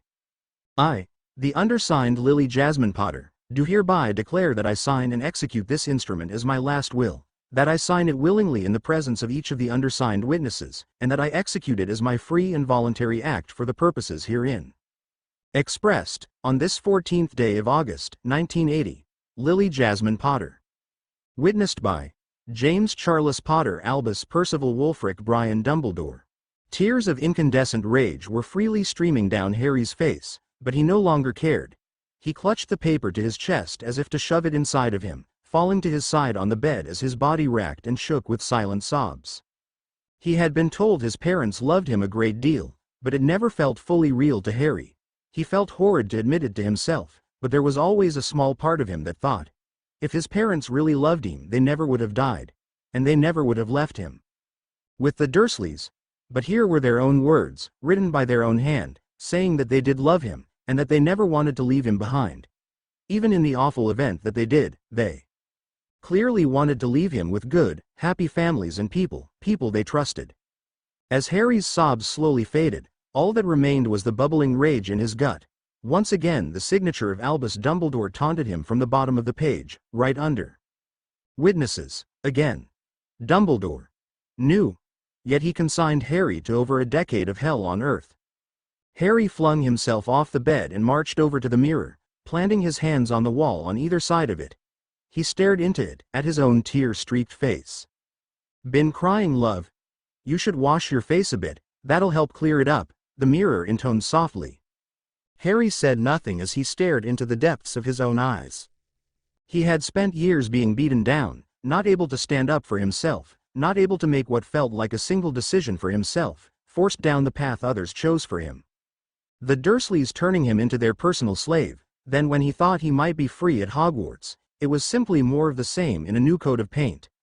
left to fend for himself against the shade of Voldemort, against the ire and toxicity of nearly the entire school's hatred turned against him, with only the presence of a small handful of other schoolchildren to keep him from going fully insane. Enough, Harry whispered to himself. I have had enough. Is this what his parents died for? Is this what they sacrificed themselves for? No longer was anyone going to tell him what to do, who to be. Harry was going to live his own life, make his own mistakes, forge his own path. And he would make his parents proud. He would make sure that their sacrifice meant something, that his life wasn't wasted. The first step of all this is already in motion, he thought to himself. The will is going to be executed properly. I'll get away from the Dursleys if nothing else, and I can get started on learning all the things I should have known all along. He looked at his bandaged hand. I suppose while I wait for all that I should get a new wand, Harry murmured. He looked back in the mirror, at his clothes, and at the pile of rags sitting in his trunk that he had to choose from. Otherwise, I should probably also get some new clothes. He dug a blank piece of parchment out of his trunk. The desk already had a quill and ink pot, so he sat down and began to write. Reclaiming my life. Step 1. Execute my parents' wills and get away from the Dursleys. Step 2. Get a new wand, new clothes, probably everything. I should probably start paying a little more attention to my appearance. Step 3. Learn everything. If I can't get someone who can teach me as a guardian, find a tutor. I have money sitting around doing nothing. I can afford a tutor for this. That was probably good enough for now. Harry blew the ink carefully dry and held the parchment up in front of him. He could always add new steps and goals as he thought of them, but this was a good start. Then he got up and tucked his parents' wills into a safe spot in his trunk. He washed his face a little, and stared at himself in the mirror. See? A good face washing does wonders for some post-crying treatment, sweetheart, the mirror chirped cheerfully. After this, he said out loud, I'm not just Harry Potter anymore. Harry Potter won't be the one walking out of this room. Ooh, sounds exciting, love. What have you got planned? The mirror asked him gleefully. Harry wasn't sure why he was talking out loud, but it made him feel better. It made things feel more real, like he was making them real. The person who walks out of this room is Heir Potter, the scion of an ancient and noble house, Harry declared. He didn't quite understand the connotations of ancient and noble, but they sounded important. And Heir Potter is going to prove his father right, and make him proud, and set the bloody world on fire. The mirror continued cheerleading him, but Harry tuned it out as he smiled, and walked back out the door. It was bustling in the leaky cauldron, and all the denizens in the room that day would whisper for years about how, for the first time, they saw the boy who lived walking with his head held high, and a smile on his face. Chapter end notes. I should probably mention something about an update schedule. Since the story is already written and done, I'll probably post chapters reasonably back to back until the FIC is caught up to a proper diversion point compared to the original Black Wind.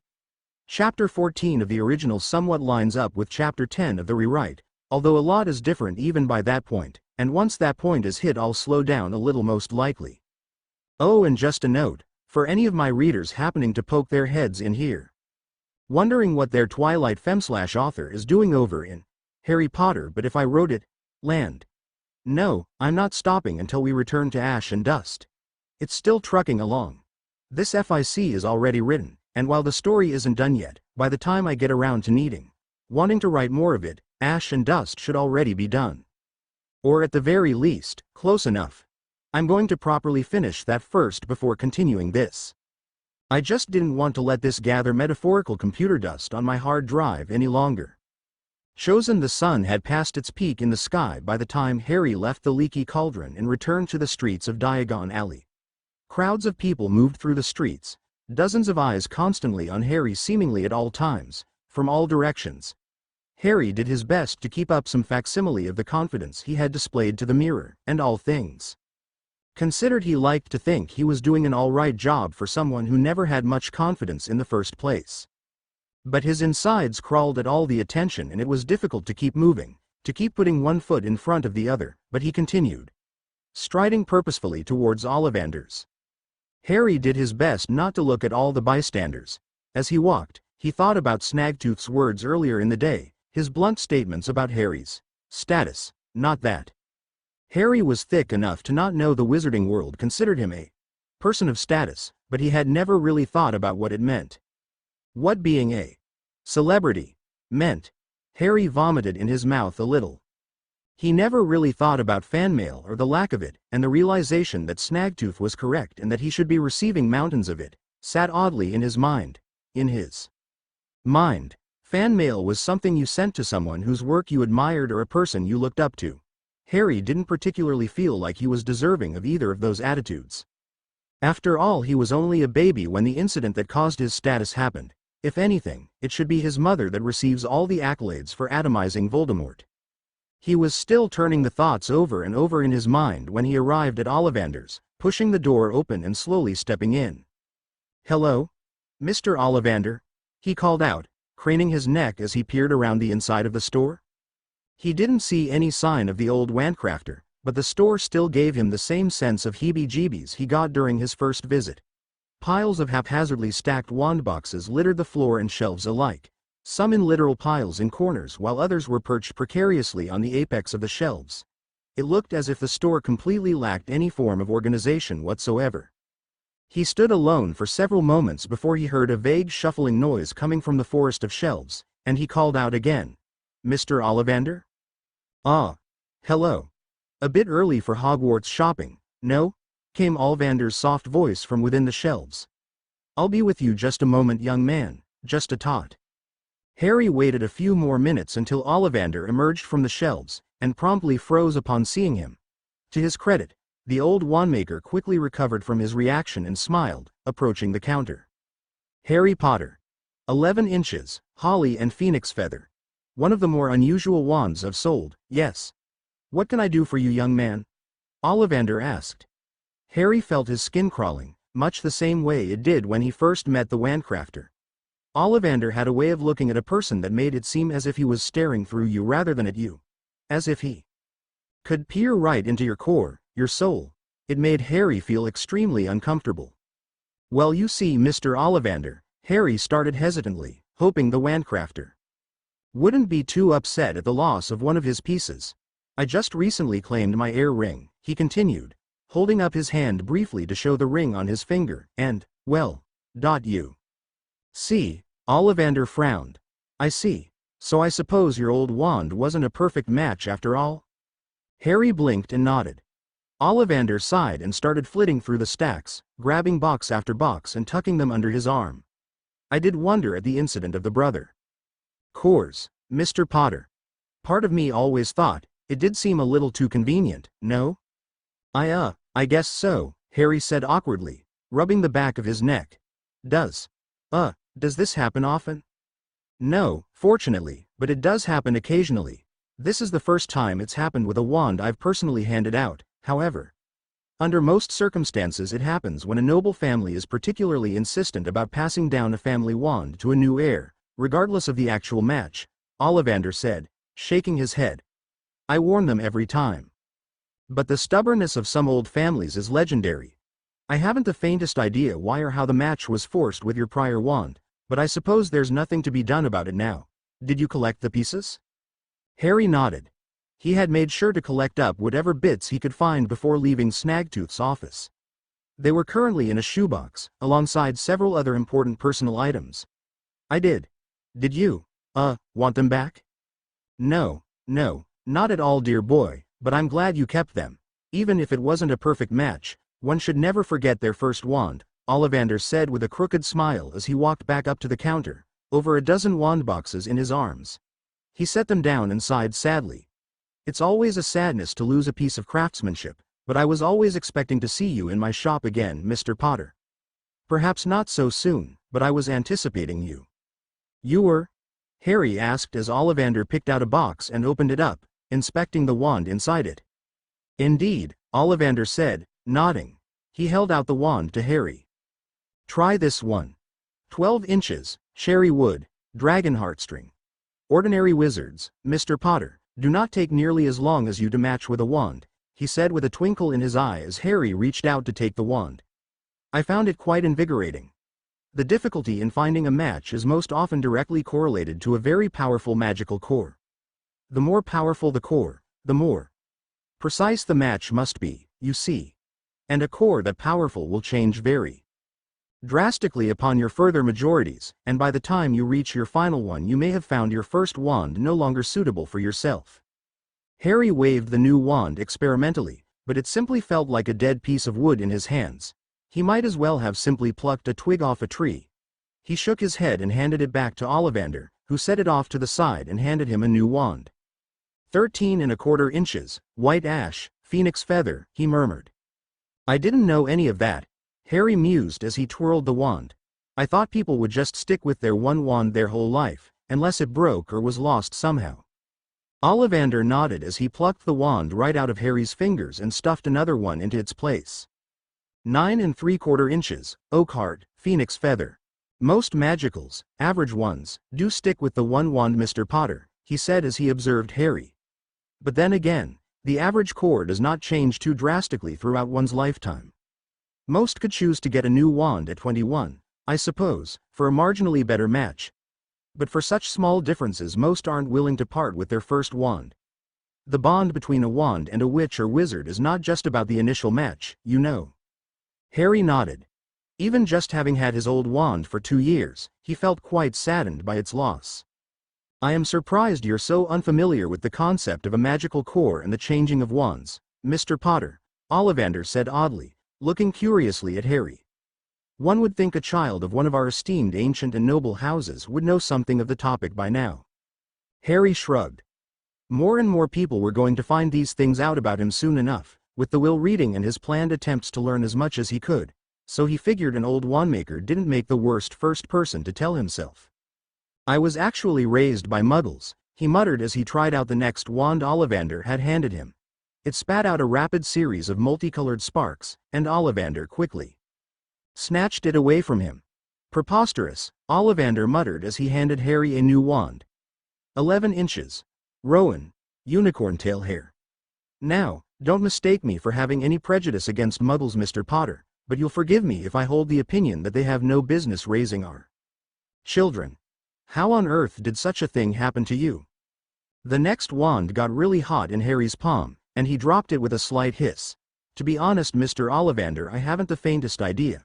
It's a mistake that I hope to rectify soon enough. Ollivander huffed lightly and shook his head. Utterly disappointing that someone would place you in such an environment. If you do find out the cause of it, I'd be happy to write a strongly worded letter myself about it. Harry smiled softly to himself. Thank you, Mr. Ollivander.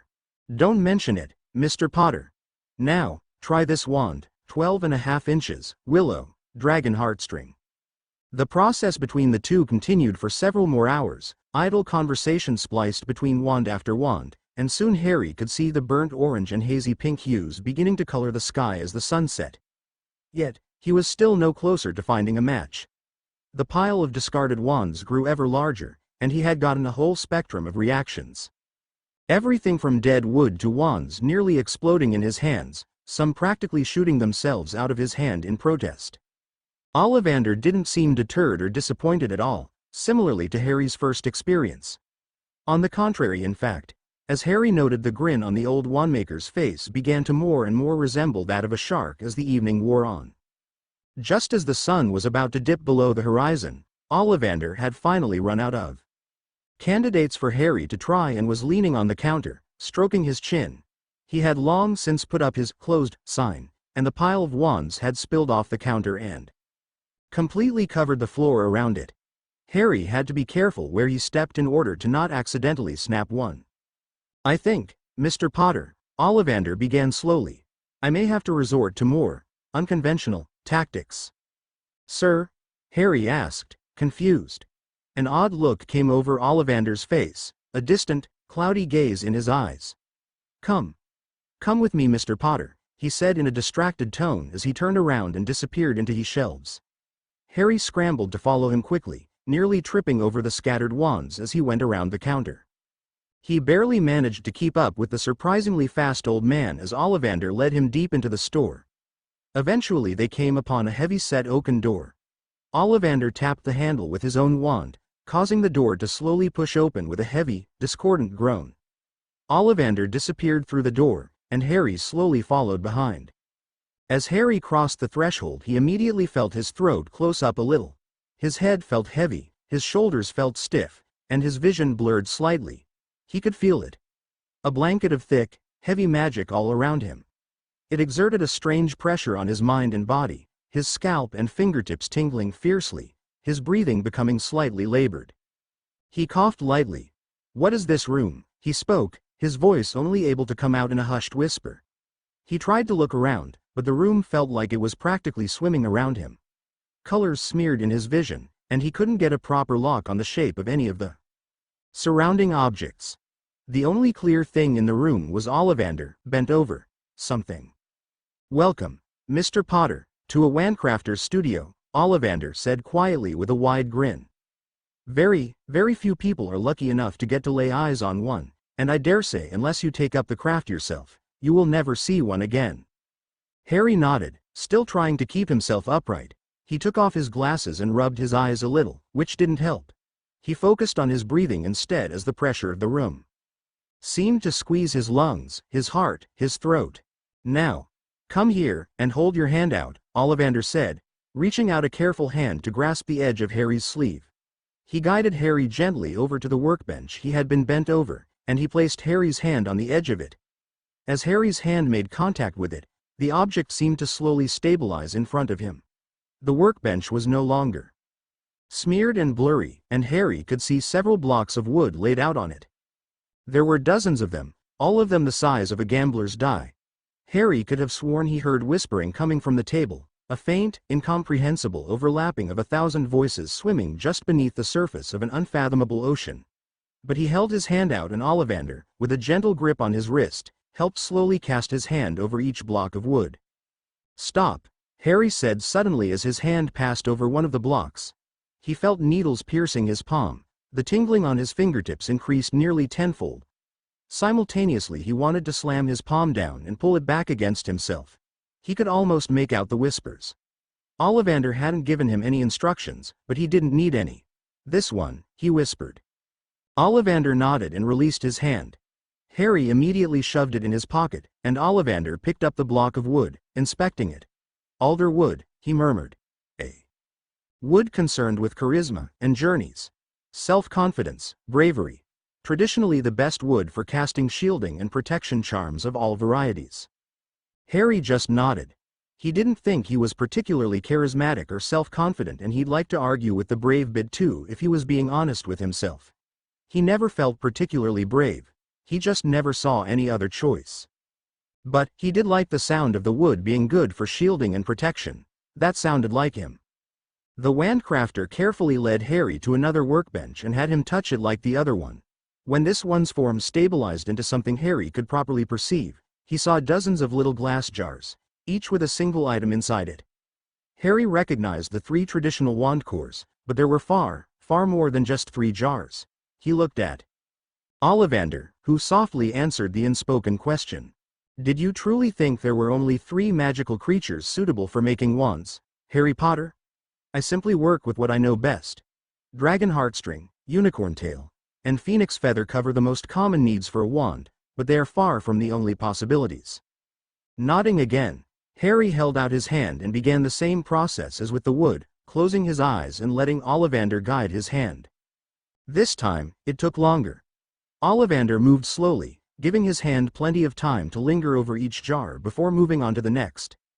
Harry could hear nothing except for the thundering of his own heart, his own ragged breathing, and the soft, even breathing of the wandmaker next to him. Then he felt it. It was different than the wood. It felt like something inside him was shifting, crawling. Whatever this sensation was, it was telling him this one. "Stop," he said again. Softly. This one for sure." Ollivander let out a soft gasp. Harry opened his eyes to see the wandmaker carefully picking up the jar he selected, holding it up to a light and examining it reverently. Harry could barely make out the content of the jar, but it seemed to be just another dragon heartstring.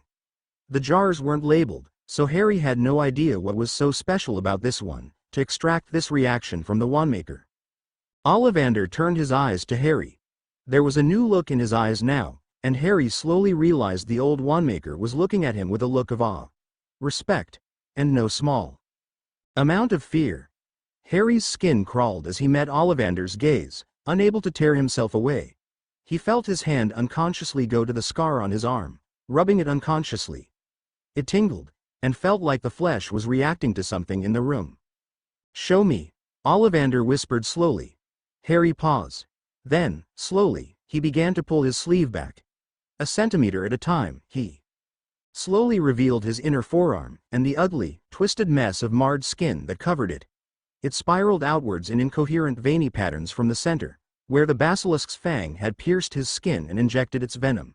Ollivander placed the jar down very carefully, and slowly extended a hand. "May I?"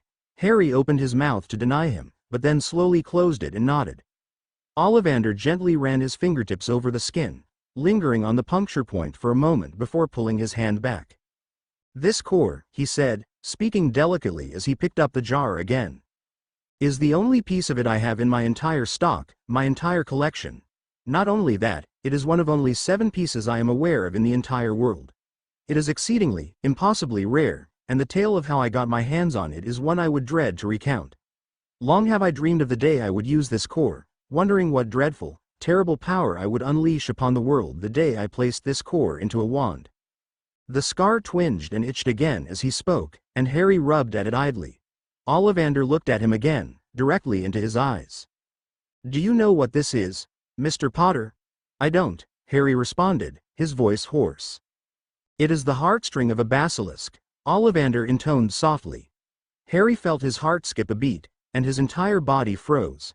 His vision flashed with the visage of the mighty snake lunging at him, the wet cascade of its blood gushing over him as he plunged the sword of Gryffindor into the roof of its mouth. His arm burned as he remembered the venom searing through his veins, lancing through him like lightning.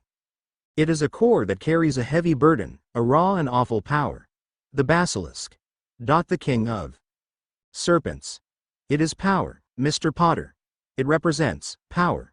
The power to burn away all obstacles in one's path, the power to rip to pieces those who would oppose you, to turn the world to stone in your gaze. Harry gulped. His throat was dry, and his lungs screamed for air, but he found himself unable to take a proper breath. "But it can also be a symbol of nobility and pride. The king of serpents," Ollivander mused, turning the jar over in the light. "It is both noble and terrible. Proud and angry. With the power to destroy everything in its path. Yet simultaneously, the power to protect that which it holds dear. A sign of dual natures, warring natures. A heart, torn in 2 directions." Ollivander set the jar down and approached Harry, looking intently into his eyes. "If this core is calling to you, it means you must seek a balance within yourself, Harry Potter. Give in to the power and you will burn everything around you, with no chance of redemption. Yet, if you hold back, you will lose the strength you need to overcome what lies in front of you." The tightness in Harry's throat felt impossible. His head felt light, his body unsteady. He dug his nails into the flesh of his scar as he stared wide-eyed back into Ollivander's gaze. Ollivander slowly backed away, then broke eye contact. As if he was a puppet whose strings had suddenly gained slack, the old wandmaker slumped against the workbench, his head bowed as he leaned. "Leave me, Mr. Potter. Return in no less than 48 hours and I will have for you a wand unlike any I have ever crafted before. I do not wish to make this wand. It will be by my own hand that a tool that could rend the world asunder comes into existence, but I will make it for you, as is my duty. I am, first and foremost, a wandcrafter." Harry wanted to scream. He wanted to protest. He didn't want it, he didn't want to own something like that. He didn't want this. He wanted to tell Ollivander that he made a mistake, that surely a different core would match him just as well if not better. But the words would not come. Harry could only nod, feeling as if invisible fingers were constricting around his throat as he backed up into the door. It opened behind him of its own accord after he bumped into it, and as fast as he could Harry turned and walked back to the front of the store, out the doors, and onto the streets. He stepped onto an empty Diagon Alley, the moon halfway on its way to the height of the sky. A cool breeze blew on his face and he sank to his knees, dry heaving over the walkways. He forced down the desire to break down sobbing, and instead situated himself so he was sitting on the curb. Deep breaths in and out rattled his chest as he closed his eyes, pulling his knees to his chest and wrapping his arms tightly around them.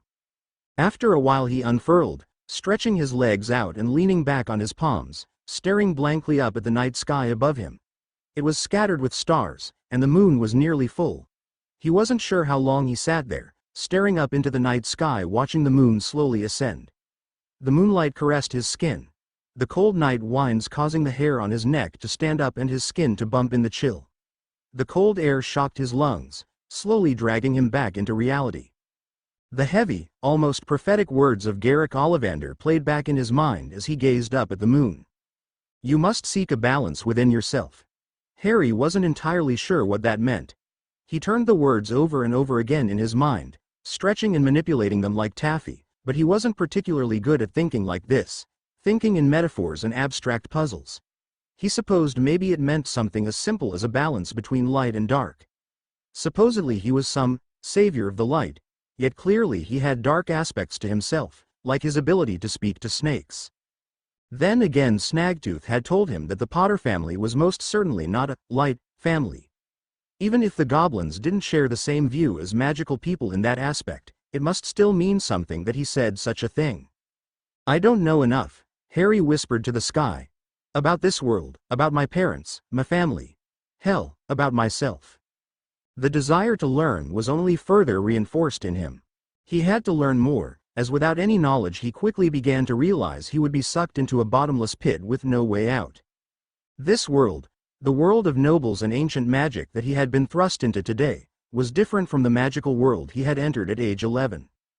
This world was not interested in welcoming him with open arms, and would not sit idly by and wait for him to play catch-up. People like Lucius Malfoy not only wouldn't wait for Harry to catch up, but would probably look to actively take advantage of a naive, clueless heir Potter. Lucius Malfoy and his ilk would probably rather Harry never learn anything. Frowning, Harry wondered if it was too late to change his electives.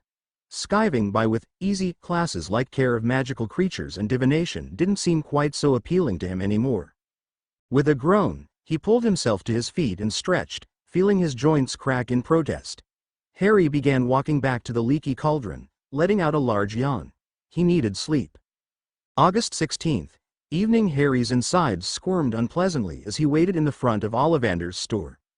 A few Hogwarts families with new firsties had come to the alley to shop today and found him waiting in the store. Harry grimaced at the memory of the little children fawning over him and gawking.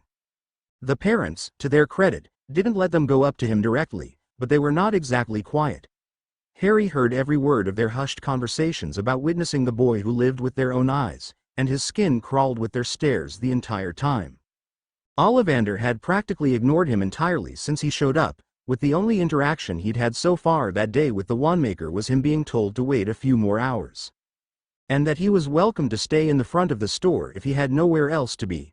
Harry had briefly entertained going elsewhere to shop, but his nerves were too heightened to comfortably walk around, so he chose to wait. The past 48 hours had Harry feeling incredibly anxious. He alternated between nervous thoughts about his wand and entire experience with Ollivander, and the desperate struggle to consume as much knowledge as he could as fast as he could. The problem he immediately ran into was that he hadn't the faintest idea where to look. He didn't even have the baseline amount of knowledge required to even know if there was something that could help him in a bookstore, let alone what to ask for. There wasn't exactly a how-to manual out there for being nobility after all. That was something his family was supposed to have taught him, something that, while all families would share a familiar baseline, would vary wildly from house to house. Even being the last of his line, Harry should have been raised by someone that would have taught him, like Sirius Black or Amelia Bones, or the Longbottom family, according to his parents' will. Those people all belonged to noble houses. And Harry assumed the non-noble people on the list, Remus Lupin and Professor McGonagall, had connections of their own to be able to get him taught. Harry had resigned himself to needing a tutor of some sorts, which was probably something he would have to sort out after the will reading. He needed a permanent residence and a guardian to ask help from before he had any idea where to start with that. He had even tried finding books about his family to see if there would be any hints. But that plan fell apart as soon as it was put together, as apparently the Potters were a notoriously private family. The only books he could find authored by Potters were dissertations and research papers, all of which were too complicated for him to understand and made his head hurt. The only books he could find about the Potters were the disgusting children's books featuring his fantastical adventures, from the ages of 5 to 10, allegedly living in a castle in Wales. With a George and Rowena Potter, he had taken a few peeks at the books before, and found they were a complete and utter fiction. George and Rowena Potter, as far as he could telephone, never existed. Not that the bloody books advertised themselves as such, Harry muttered darkly to himself. The back cover of each of the Adventures of Harry Potter books didn't explicitly say they were truthful accounts, but also weren't outright labeled as fiction either. If anything, they heavily implied that they were truthful, which Harry found offensive. He had added another step to his list. Step 4. Hire a wizard lawyer, or equivalent, to deal with those stupid Adventures of Harry Potter books. Once again, Harry wished he had Hermione with him and was kicking himself for sending Hedwig away. If anyone would know a good place that at least had a chance to contain obscure books about the Potters, it would be Hermione. What he did discover was that there was no shortage of thick novels about the Malfoy family, mostly self-authored, which turned his stomach. He also found plenty of books that included names he recognized from Hogwarts like Longbottom, Bones, Parkinson, Greengrass, and Not. He also found a few books about the Black family, which intrigued him. He knew something had happened to Neville's parents, so he wasn't holding out much hope on ever getting to meet his godmother, but he hadn't heard anything about Sirius Black, his godfather, until he read the will. He didn't know if he was alive or not, but nobody had ever mentioned him. Maybe he was still out there somewhere. Harry hoped he was, at any rate. The Blacks were a scary family though. A very scary, very dark family. The stories Harry read in the book he bought were bone-chilling.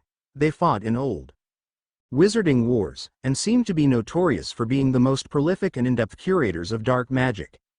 The book described spells that could peel skin from a man's flesh, boil organs, and more. One that Harry found particularly harrowing was a spell that caused someone's teeth to continuously grow inwards until they pierced something vital and killed the victim. Harry wasn't sure how he felt having a wizard from such a prominently dark family as his godfather. On the one hand, it was just more evidence that Snagtooth was right, that his own family wasn't nearly as light as he'd been led to believe, but on the other hand, scary. When he purchased the book, the shopkeeper had looked at him with pity in her eyes. Harry didn't quite understand why. His train of thought was interrupted by Ollivander emerging from the back of the shop, staring at Harry with a stony expression. "Follow, Harry Potter." Harry's gut twisted as he stood, following Ollivander into the back. Thankfully Ollivander wasn't taking him into the same room as the other day, taking a turn to the left soon after they went into the shelves towards a different back room. This one was plainly furnished and looked much more neatly organized than the rest of the store, and seemed to be something akin to an office space. Along the walls were several shelves stacked neatly with wand boxes, with none strewn on the floor like the main shop. There was a small coffee table in the center with 2 chairs on either side of it, and on the table sat a single, plain wand box. Ollivander sat down in one chair and gestured Harry to sit in the other. Harry obliged, and sat across from him. After he sat, Ollivander traced his finger along the edges of the wand box, and the two sat in silence for several minutes before the wandmaker broke it. "Mr. Potter, I hesitate to open this box and hand you the wand inside it," Ollivander said, speaking in a blunt, plain tone that was unlike the old wandmaker. It was uncharacteristic of him, and Harry felt on edge. "I have not crafted a wand like this before in my lifetime, and I hope you will not take it as an insult when I say I sincerely hope I never have to set eyes on a wand like this again in my workshop." Harry didn't know how to respond to that, so he opted to stay quiet, crossing his hands in his lap and staring at the wand box. His stomach churned, and he worried he would vomit. "I tremble to think of the man you might yet become, to be bonded to a wand such as this," he continued. "I do not know you as a person, Mr. Potter, and as such I cannot judge your character. I can only speak on what I know of wand lore, and how certain aspects of a wand can tell volumes about who a person might be." Harry nodded, still remaining silent. Ollivander heaved a heavy sigh and continued speaking. "For you see, Mr. Potter, wand lore is not a simple or straightforward concept. Far from it, in fact. Each ingredient, each piece of a wand can have many different properties and meanings, many of which can and do contradict themselves several times over in 100 different ways. Learning to harmonize these conflicts is one of the proudest and most difficult skills a wandcrafter can attain. And this wand is in such conflict with itself that there is nothing, plainly nothing for me to tell in which direction you might go. Ollivander slowly, carefully lifted the lid of the box. He tilted it gently, letting Harry see inside. The wand laying on the soft velvet within the box seemed to radiate magic around it. Harry could see a gentle haze surrounding it, reminiscent of what he had experienced inside the studio. The alder wood was a gentle orange, the rings of the wood leaving dark swirls up and down the length of the wand. After I finished crafting this piece, I spent the next hours of the past 2 days agonizing over whether or not to even follow through with handing it to you. And if I am being completely honest with you, Mr. Potter, I do not think I have even remotely come close to a decision. Ollivander set the box down on the table with the lid next to it and clasped his hands, nesting his fingers together and resting his head against his clasped hands. His elbows propped on his thighs, he peered at Harry. Once more his eyes seemed to pierce right through Harry, his brow furrowed. But it is my duty as a wandcrafter to see this through, he whispered quietly. I will give you this wand in the service of that duty, and for that reason alone. Please, Mr. Potter, do not give me cause to regret its creation. He reached down. With one index finger, he slowly pushed the box towards Harry before pulling his hand back and clasping his fingers once more. I do not think we will need to check if there is a match. But, for formality's sake, please take up the wand and wave it once. 11.5 inches. Alder wood. Dot and the core. A basilisk heartstring. The only wand in the world of its kind, he murmured softly. An immense pressure settled itself on Harry's shoulders as he slowly reached out. He pulled the wand box towards him and leaned his head over, examining the wand resting on the velvet inside. The shimmer of magic around the wand seemed to dance in front of his eyes, and he could once again hear vague whispers permeate the air. Time felt slow as he reached out to grasp the hilt. He hesitated, hovering his palm over the wood. Only a mere few centimeters separated his skin from the wood. It pulled him to it, the whispers intensifying but becoming no clearer as his hand got closer and closer. He took hold of it. The wood felt warm in his hand. When his hand finally made contact with the lacquered wood, he let out a gasp. The wand sang with magic. His fingers closed around the base and lifted the wand from the box as a wind conjured from nothingness, swirling around him and blowing his clothes and hair about. The singing, for there was no other possible word to describe the sensation the wand was giving off, grew and grew as Harry lifted the wand. Warmth flowed from the hilt of the wand into his fingers, up his arm and through to his torso. Harry laughed softly, not even registering as a tear slowly slid down his cheek. He waved the wand slowly, causing a shower of golden sparks to flood forth from the wand, scattering over the worn wooden floors only to dissipate into nothingness. The wand's singing came to a crescendo as the sparks burst out, and Harry's laughter grew. Ollivander smiled under his hands. When Harry had initially started laughing, the old wandcrafter had first nearly panicked, thinking the boy had gone mad, but now, he recognized it for what it was. The sound of joy, of emotions too strong and overpowering to express in any other way. If this was young Harry Potter's reaction to the wand, he thought, he felt a gentle certainty that the young man would give him no regrets. The sparks died down, and the wand's singing quieted to a gentle humming and thrum of magic in Harry's palm. Harry simply stared at it, a smile on his face. Thank you, Mr. Ollivander, he murmured, unable to tear his eyes away from the wand, reveling in the thrum of magic that felt almost like the wand had a heartbeat of its own. Go, Harry Potter. I do not want to ever see you set foot in my shop again for your own purposes. Do not ask me to replace this wand, for it cannot ever be done. Harry nodded and slowly stood up, making his way out of the shop. Ollivander tapped his shoulder as he made to leave, and when Harry turned around with a question on his face, he handed the young man the box for his wand.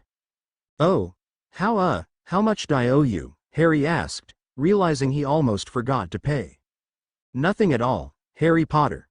To put a price on that wand would be nothing but disrespect and a disservice to its creation, Ollivander said with a smile.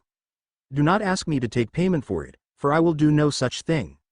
I will simply take solace in knowing I have created something truly one of a kind."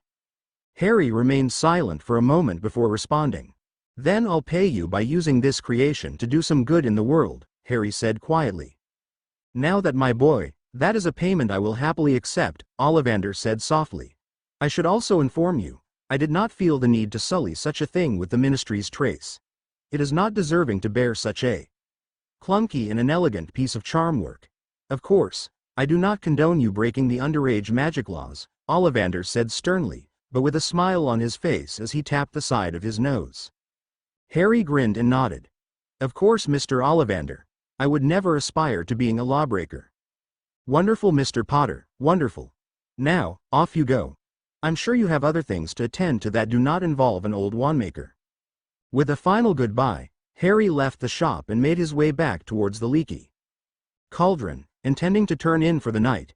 As he passed by Madame Malkin's, however, he paused and looked at it. He did still need to buy new clothes after all, and the streets were starting to empty out. Nobody would see him if he did it now. The shop was still open, even. He looked down at his new wand, which was currently tucked into the pocket of his hand-me-down jeans from Dudley that, even held up with an old belt, still felt too loose. "New wand, new me," Harry murmured. He looked once again at the clothing store before shrugging and stepping in. The bell rang softly and Harry smiled as Madame Malkin shuffled up to him. "You've arrived just in time, dear. I was about to close up shop for the day." Mr. Potter. Need a new set of school robes?" "You're a bit early, but I've got the lot. Just follow me," she tittered. "Actually, Madame Malkin, Harry said slowly, not sure what he needed to ask for. "You see, I hit a bit of a growth spurt over the summer, and none of my old clothes fit me anymore," he eventually settled on. He did hit a growth spurt, so it wasn't really a lie. And it would serve as a decent explanation for his current state of dress, he hoped. "Need a whole wardrobe replacement then, Mr. Potter? Understandable. Young boys like you do tend to shoot up at ungodly rates around your age. Do you wish to have your old clothes tailored to refit you, or are you looking for an entirely new wardrobe?" the stout woman asked, nodding in an understanding manner. "I think an entirely new wardrobe sounds wonderful, madam," Harry said, rocking slightly on his feet. Now that he was at least aware of how much money he had the sneaking suspicion that a new wardrobe wouldn't even be a drop in the bucket for him, even if he got a few really nice things. Madame Malkin nodded again and began leading Harry towards the back of the shop. "And what kind of budget are we working with today, dearie? I'm assuming by entirely new, you do mean everything from school robes to day wear to formal wear, nightwear, undergarments." "Everything?" Harry frowned slightly. "Yes, everything. And I'm not sure about the budget, to be honest with you. What's the average cost for a full wardrobe?" Madame Malkin hummed slightly as she thought for a moment. "Well, for the average wizard with the average income, a full wardrobe would be several garments for casual day wear, 1 or 2 sets of dress robes. You would need school robes, of course, and a full set of undergarments as well as some nightwear. With all the perks such as auto-tailoring charms, cleaning charms, anti-wrinkle charms, that would run an average of between 300 and 500 galleons for the whole lot." Harry hesitated for a moment. "And what about for a wizard with a decidedly not average income?" he asked stiffly, flashing his ear ring in a way he hoped didn't come across as arrogant. Madame Malkin's eyes flicked to his hand and smiled a sharp grin reminiscent of Ollivander a few days ago. "Sky's the limit for your sort of client, Potter. But unless you wish to prance around Hogwarts like a pampered princeling, I would suggest a conservative estimate of 2,000 galleons for top-range textiles, charm work, and the number of articles, as you'll need multiple of each." Harry smiled. That was a hit his trust vault could easily take. "Well, I certainly don't wish to do that. And while I don't wish to throw my status around willy-nilly, I would like a decent bit of variety beyond the bare minimum. For a respectable look with high-quality material that wouldn't look out of place in Diagon Alley, would a budget of 4,000 galleons suffice?" Madame Malkin quickly hurried back to the front of the store and flipped her sign from "open" to "closed."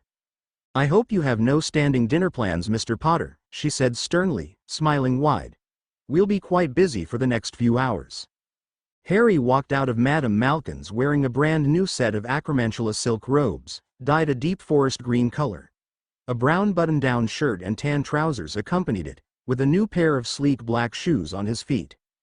Several dozen other such outfits ranging from a few other styles of daywear in a range of forest colors, his school robes, and a handful of dress robe sets, had been sent with Dobby to store in his vault until he had a better place to put everything.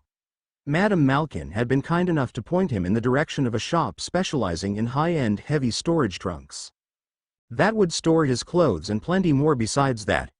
Harry had also ordered Dobby to be sized for a proper wardrobe of his own so he could be clothed in a manner befitting a Potter house elf. Naturally, that had caused a 30-minute-long bawling session from the excitable elf. Harry would take care of the trunk tomorrow, along with the rest of his Hogwarts shopping and anything else he could think of. He still needed to pick up the books Snaggletooth had recommended as well, the introductory occlumency book as well as something to explain the concept of magical cores and majorities. Harry had started to pick up the gist of the latter from spending as much time with Ollivander as he had recently, but he wanted a more concrete idea. So far his bookstore visits had been consumed by his single-minded desire to learn more about his family, a tree that seemingly was not going to bear any fruit. Tisking at himself, Harry chided himself for being so single-minded. Got to learn how to multitask and focus on more than a thing at the same time. I'll never catch up if I keep getting tunnel vision like that, he muttered. But for now, he allowed himself to revel in the feeling of wearing truly well-fitting clothes he owned that weren't just his school robes. Tom even complimented his new outfit when he finally arrived in the Leaky Cauldron for a late dinner, and the few patrons that remained still gawked at him, but Harry could feel a subtle difference in the way they were looking. Before, in his muggle clothes, people would look at him similar to the way they'd look at a zoo animal. Like they were unsure of exactly what it was they were looking at. But now, even though they were still looking, they were just looking at a wizard. A famous wizard, perhaps, but they weren't looking at Harry any differently than he supposed they might look at Dumbledore. The way I choose to express myself affects how people perceive me. It felt like a stupid lesson to learn. Something that Hermione would roll her eyes at and say, well of course it does Harry, obviously. But something clicked in Harry as the eyes of the other Leaky Cauldron patrons slid over him. Now I have to wonder what kind of impression I've unintentionally been giving off at Hogwarts, he grumbled internally to himself. For various reasons, he hadn't exactly attempted to socialize much at Hogwarts. His gut reaction was to blame that on his house ostracizing him and his friends for losing a bunch of points in first year, and the air of Slytherin nonsense in the second. But that was unfair. Hogwarts wasn't solely comprised of Gryffindor House, and there were plenty of people in second year who didn't believe the rumors. And even besides that, it's not like there hadn't been plenty of times where Harry wasn't being scorned by a large portion of the student body. He had just never taken initiative, never really thought to proactively socialize with anyone. Even Ron and Hermione had sort of just happened to him. He talked with the Quidditch team, he supposed, but only during practice, or when one of them made small talk with him randomly. Harry groaned and put his head in his hands. Everything all right, Harry? Tom asked, leaning over the bar. Tom, if there was a bloke in your Hogwarts year who never bothered talking to anyone, except for two people, barely even looked at another person unless they were ticking him off or he had to interact with them for school reasons, what would your impression be of that person? Harry asked, pushing his food around on his plate. Tom blinked, then made a herm sound as he thought. Honest answer? Probably would think they were a bit of a prick. Guess it depends on if they were overall decent when they had to interact with someone else or if they acted like a twit. You dealing with someone like that in your year? I suppose they could also just be a bit on the shy side. What if the bloke constantly had a bunch of rumors going around the school about him? Most of them not super pleasant. Listening to gossip can be a double-edged sword, Tom said slowly. Example, right, few months back there was this bloke who was a bit of a regular, came in every Friday evening to drink. Seemed a decent fellow, tipped great, drank a lot. But I started getting complaints from the women that he would get pissed drunk and harass them outside, try to get them to go home with him. When I confronted him about it, he denied the whole business. Right, Harry said, wondering where Tom was going with this. But more and more women started complaining about him, saying they wouldn't even bother coming to the Leaky anymore if it weren't the best way in and out of Diagon Alley. So obviously I had to do something, so I ended up just banning him from the place. If he had to get to the alley, he's allowed to pass through quick light, but he can't sit and drink no more. Okay, Harry said.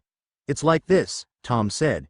Is it possible all those women could be blowing smoke up my ass? I guess so. But I had no reason to think they were, aside from the bloke's word. But one way or another, I kept getting complaints from different women all about the same bloke. So, for the safety of all of them, and the safety of the leaky in general, I had to ban him. What's this have to do with anything? Gossip can be both good and bad, Tom said. But you have to be careful how you use it. The bloke never pulled any of his business in the near vicinity, so I never caught him in the act. Apparently he'd follow a poor girl for a bit before starting to get in her business. Without being able to catch him, all I had to go on was what people said. And if people were saying the wrong thing, you might end up just banning an innocent guy, Harry said quietly. MMHM. So when I asked around about the fellow, I only listened to people who had direct experiences with IM. Bad gossip is usually full of, I heard this and I heard that, and my friend told me he heard this from his buddy, and his buddy heard it from his brother, and his brother heard it from his cousin, and... Well, you get the point. If that's all I ever heard about the bloke, I probably would have let him decide for himself whether or not he wants to tolerate the bad vibes people were giving him. But I heard enough stories from women who had directly dealt with the fellow that I felt comfortable believing him. I think I get what you're saying, Harry said. Right. So what kind of rumors is this bloke at school dealing with? Is it real experiences, or is it a whole lotta, I heard this? Tom asked.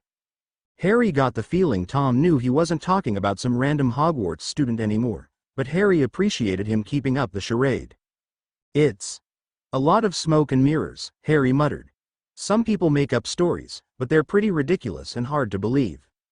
As an adult, I wouldn't believe a damn thing, Tom said, his voice turning gentle. But as a kid, well, kids are bloody stupid, no offense to you, Harry. You'll get it when you're my age. All kids are stupid in some shape or form. They're especially stupid when it comes to figuring out what to believe, and what not to believe, so in a lot of cases, kids will just default to believing what someone else tells them to. So if I were a kid, and had to deal with this bloke you're describing? Loner with a lot of bad rumors? Well, I'd probably think they were a prick. Maybe I wouldn't be the one making up the stories and passing them around, but unless I had personal dealings with this bloke, I probably would just assume all the rumors had to have some reason behind him. Right, Harry said. His voice was small and quiet. It's real tough, being who you are sometimes, huh, Harry? Tom asked, his voice hushed. Yeah, it is, Harry said, letting out a sigh. I'm not exactly a genius myself, Tom continued. But a piece of advice for your, loner friend. Tell them to not let the rumors get him down. Worst thing you could do is hide from him. Let other people take control of the story. Some people are always gonna be stupid. Merlin helped them, but if you don't hide from it and keep putting the real version of yourself out there, a whole host of the less stupid ones will start believing you, instead of the rumors. They'll start believing your friend. Right, Harry said with a wan smile. I'll tell him that. You do that, Tom said with a wink. Dinner's on the house tonight. Don't even try to tell me otherwise or I'll have Flopsy put the money in your underwear. Harry chuckled and agreed. He supposed in a way, he had let other people control the story about him. His way of combating the air of Slytherin rumors was to just hotly deny them anytime they were brought up, but he didn't exactly put the real version of himself out there. As Harry lay in bed that night reading over his parents' wills again and again, he grappled with the conversation he had with Tom. Dumbledore's actions at the end of second year hadn't exactly made the air of Slytherin rumors disappear. Mostly because he didn't actually tell anyone what happened, or who really was responsible. He just gave some vague reassurances that the threat had been dealt with and that was that. Harry knew there was a good contingent of Hufflepuffs at the very least that believed he still was the heir of Slytherin, just that Dumbledore had caught him and made him stop. Had Harry inadvertently done the same? By trying to keep out of the spotlight as much as possible, it was effectively the same thing as Dumbledore spouting vague reassurances with no concrete information. Everyone else was free to fill in the blanks with their own ideas of what happened. And, as Tom said, kids were stupid and believed what they were told, and all the concrete information they were getting was from the people spreading the rumors. Harry groaned and rolled over. This was too complicated, and he needed more help. Someone smarter than himself to talk to. someone who he could explain the situation to in more detail than he could to Tom. He decided to go to sleep and deal with the whole thing later. Besides, he had a will reading in 6 days to worry about. The will of House Potter the rest of the week leading up to the 22nd was rather eventful for Harry. More and more Hogwarts families started piling in for their shopping, and Harry received an owl from Ron letting him know their return from Egypt was delayed, and that the Weasleys wouldn't be able to take him shopping until the 28th. He wasn't able to respond, as the owl was a public owl and left as soon as the letter had been delivered, but Harry made a mental note to send a response for the Weasley family to receive when they arrived home. Harry had chuckled upon receiving the letter, finding it completely within the realm of expectation that the Weasley clan would be scrambling to do all their shopping at the last minute. He was grateful he had gotten that out of the way already. He had bought himself all the school supplies he would need for the year already, as well as some extra things for himself. The first shopping trip took place a day after his escapades obtaining a new wand. He was determined to get everything he needed for Hogwarts out of the way first so he could focus on the will reading and everything that came with, and after that, his normal school supplies were easily taken care of. He went ahead and upgraded a few of his items, a nicer set of quills and a fancy knife for potions ingredients that cost him 100 galleons. It came with several quality-of-life charms like self-sharpening and anti-rust that intrigued him. When he bought his schoolbooks, he also went ahead and asked for the books Snagtooth recommended he pick up. An introductory book on occlumency and a book explaining the basics on how a magical core functioned. One thing he began to notice throughout the day was that the stares and whispers he received in the streets bothered him just a little bit less that day than they had before. He wasn't sure if it was a result of his new clothing making him feel a bit more confident and secure, or if he was just getting used to it. Perhaps a little of both, he thought to himself as he started making his way towards the shop Madame Malkin had recommended for him to purchase a new trunk. It's something I'll have to live with eventually. If I'm going to run an important, noble family, this is just going to have to be my life. As much as part of him would forever wish that none of this ever happened to him, that he could just live his life as just Harry, one way or another that was never going to happen. Even if that Halloween never happened and I grew up with my parents, I would still never be just Harry. I'd be Heir Potter all the same, which would come with far less of this, but that's probably the point. No, my family has a seat on the Wizengamot, which I suppose must be a part of the magical government. That means politics. And unless I'd like to just sit back and let the Lucius Malfoys of the world run the show, it means I have to actively participate. Being just Harry wouldn't serve me very well in that sort of environment. As he walked, he found himself spacing out a little in his thoughts, and thus didn't notice. When he walked right into a little girl and sent her careening to the ground, she had an armful of books that scattered everywhere, and Harry let out a groan. "Oh bollocks, I'm sorry," Harry said, grimacing as he bent over and reached out a hand to help the girl to her feet. "I wasn't watching where I was going, that's completely my fault." "You bloody well should be sorry. Watch in front of you, you stupid," the girl snapped, grabbing his arm and hoisting herself to her feet, furiously brushing off her robes. It was only when she caught a glimpse of his face when she looked at him, clearly intending on giving him a verbal thrashing, that her words were cut off and replaced with a look of dumb shock. The girl was very small, and Harry assumed she was a soon-to-be firstie here with her family to do her Hogwarts shopping. It was the last 2 weeks before term, and the alley would soon be chock full of such families. She had long brown hair that flowed in gentle waves down her back and a set of very bright baby blue eyes that were currently the size of dinner plates as she gawked at him. "Whoa," she said softly under her breath, and Harry braced himself for the inevitable fangirling. "You're Harry Potter." Harry wanted to grimace and walk away, but he stopped himself. This was just a little girl. He had no right to expect her to understand his distaste for being recognized. She hadn't done anything wrong, and besides, he was the one to bump into her. So instead he held out his hand and put on a smile. "Hello. It's lovely to meet you. What's your name?" The girl stared blankly at his hand for a moment before slowly reaching a hand out and shaking it. Harry could feel her hand shaking a little, and when he pulled away she stared at her palm for a moment before looking back at him. "Are you here with your family for Hogwarts shopping?" Harry prompted, hoping to break the girl out of her silence somehow. "Yes," she responded automatically, then she blinked and shook her head a little. "Yes, sorry.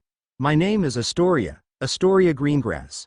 My family went ahead of me. My sister is getting new robes and I don't need any, and I wasn't finished with breakfast yet, so I was to have Topsy, my family's house elf, take me to the leaky cauldron so I could meet with my mother and sister at Madame Malkin's after I finished, but I decided to stop at the bookshop first, but I should probably go meet them now. And Harry held up a hand to gently cut her off, feeling amused despite himself at her rambling.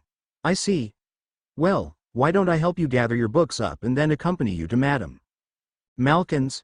It's the least I can do after so rudely bumping into you. The girl looked like she was about to explode, nodding hurriedly and scrambling to start picking her books up. Harry helped her out, feeling a funny, warm feeling in his stomach. Normally, fangirls made him feel annoyed, especially when they tried to get into his space and demand his attention. But this was just a kid. A kid whose entire summer he'd probably just made by his mere presence. I guess being famous isn't all bad, he thought to himself as he helped stack the books in the girl's arms. They started walking together, the streets starting to get more and more crowded. Harry positioned himself slightly in front of the girl, allowing her to hold onto his sleeve as he helped navigate through the dense crowd. She didn't stop staring at him the whole time, and Harry fought to keep his face from going red. You said you have a sister? Harry asked idly as they walked, their progress slow-moving as they went against the crowd. The girl, Astoria, had a familiar surname, and he racked his brain trying to remember why. Her name is Daphne, Astoria said shyly. She's in your year, Slytherin. Ah. Explains why I don't know her, Harry said with a wry smile. He remembered where he heard the surname now, both at Hogwarts and as one of the noble houses he read about. I don't socialize much with that house. Astoria let out a small giggle. Well, yeah, you are the Gryffindor golden boy after all. I think you'd give the school a heart attack if you started getting chummy with snakes. Oh, you have no idea, Harry said dryly, causing Astoria to giggle more. He cringed internally at the nickname, but from the way Astoria said it she didn't seem to take it seriously, at least. Out of all the ones he'd been given, that one was by far the worst. He could at least understand where the boy who lived moniker came from and why, even if he hated it.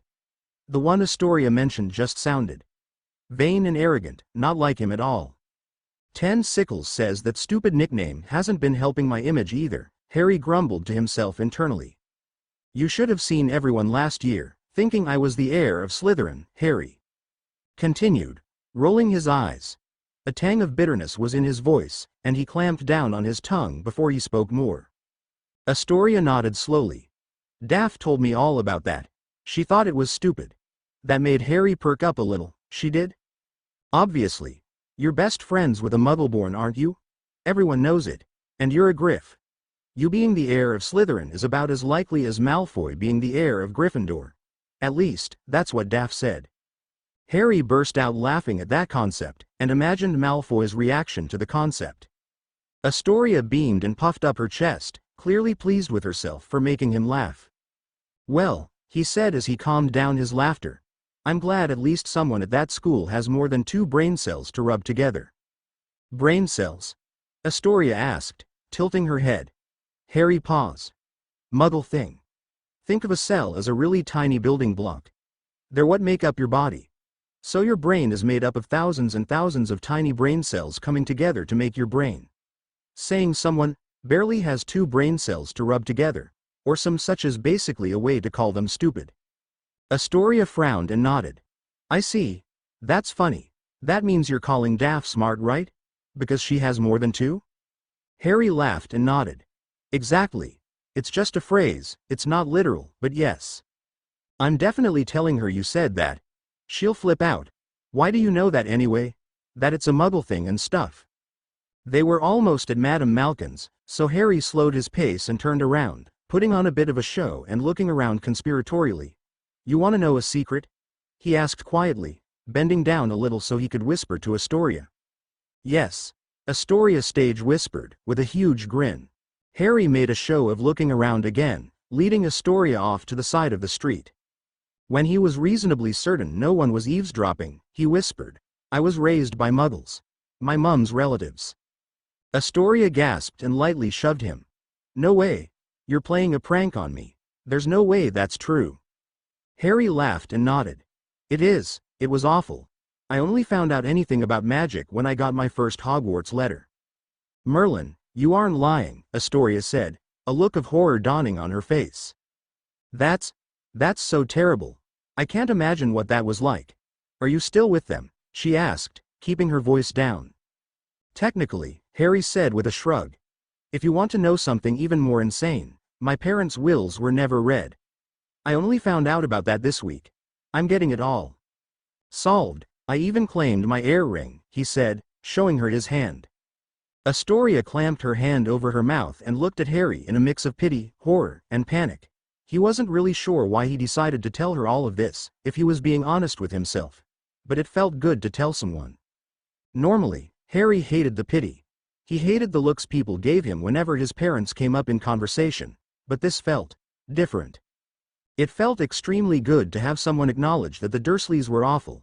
Even if Astoria knew nothing about the true extent of it all, even if she just thought they were ordinary muggles, Harry felt no small measure of relief that someone was having this sort of reaction. Someone else knew how terrible it was. He wasn't wrong to think the way he did. He wasn't crazy. So you didn't know anything? Astoria asked quietly from behind her hand. Harry sat down on the curb and Astoria plopped down next to him. I knew nothing at all until my 11th birthday, Harry said quietly. The side of the street they were sitting on was starting to clear up, and aside from people staring at him, nobody was bothering them or seemed to be eavesdropping, so he felt all right. Then I got my letter. And Hagrid took me away from the Muggles to Diagon Alley. I found out I was a wizard, but nothing more than that. Everything about my family, the fact that I'm an heir, all of that was kept from me. Astoria was a greengrass, she was part of a noble house herself. Harry knew she would understand what that meant, and the look on her face confirmed it. I only found out when I went into Gringotts to get my vault key replaced. That's what it took for me to find out. I didn't even receive mail from them. My account manager chewed me out something fierce, Harry said with a chuckle. But he told me about my parents' wills. And they're going to be read on the 22nd, and all of this will get fixed, he finished quietly. My mother and father, they're big deals in the Wizengamot, Astoria said quietly, urgently. If you told them about all this, I guarantee you they'd raise hell on your behalf. This could be line theft. Do you know how serious that is? Harry gave a wan smile. It sounds serious, but no, I don't know anything, Astoria. Astoria looked distraught, nodding slowly. Can I tell my mother? I'm here with her today like I told you. You don't have to do anything. I can't really imagine how all of this is for you. But we can go to the will reading. Those are public. Mother and father have gone to a few where they weren't a part of it just to observe. You can talk to her then if you like. Harry nodded gratefully. He needed as much help as he could get, and he didn't want to put his full trust into someone he didn't know. He wanted to be placed with a guardian according to his parents' will first. He could trust the same people his parents did, he hoped. But once that was taken care of, having another noble house on his side in some form, even if their daughter was a Slytherin, was a small comfort to him. We're almost there, Harry said quietly as he stood up, helping Astoria to her feet again. Can you make it the rest of the way yourself? I have errands to run, he said apologetically. He mostly just wanted to avoid meeting the elder Greengrass at the moment, if he was being honest with himself. Definitely, Astoria said with a nod.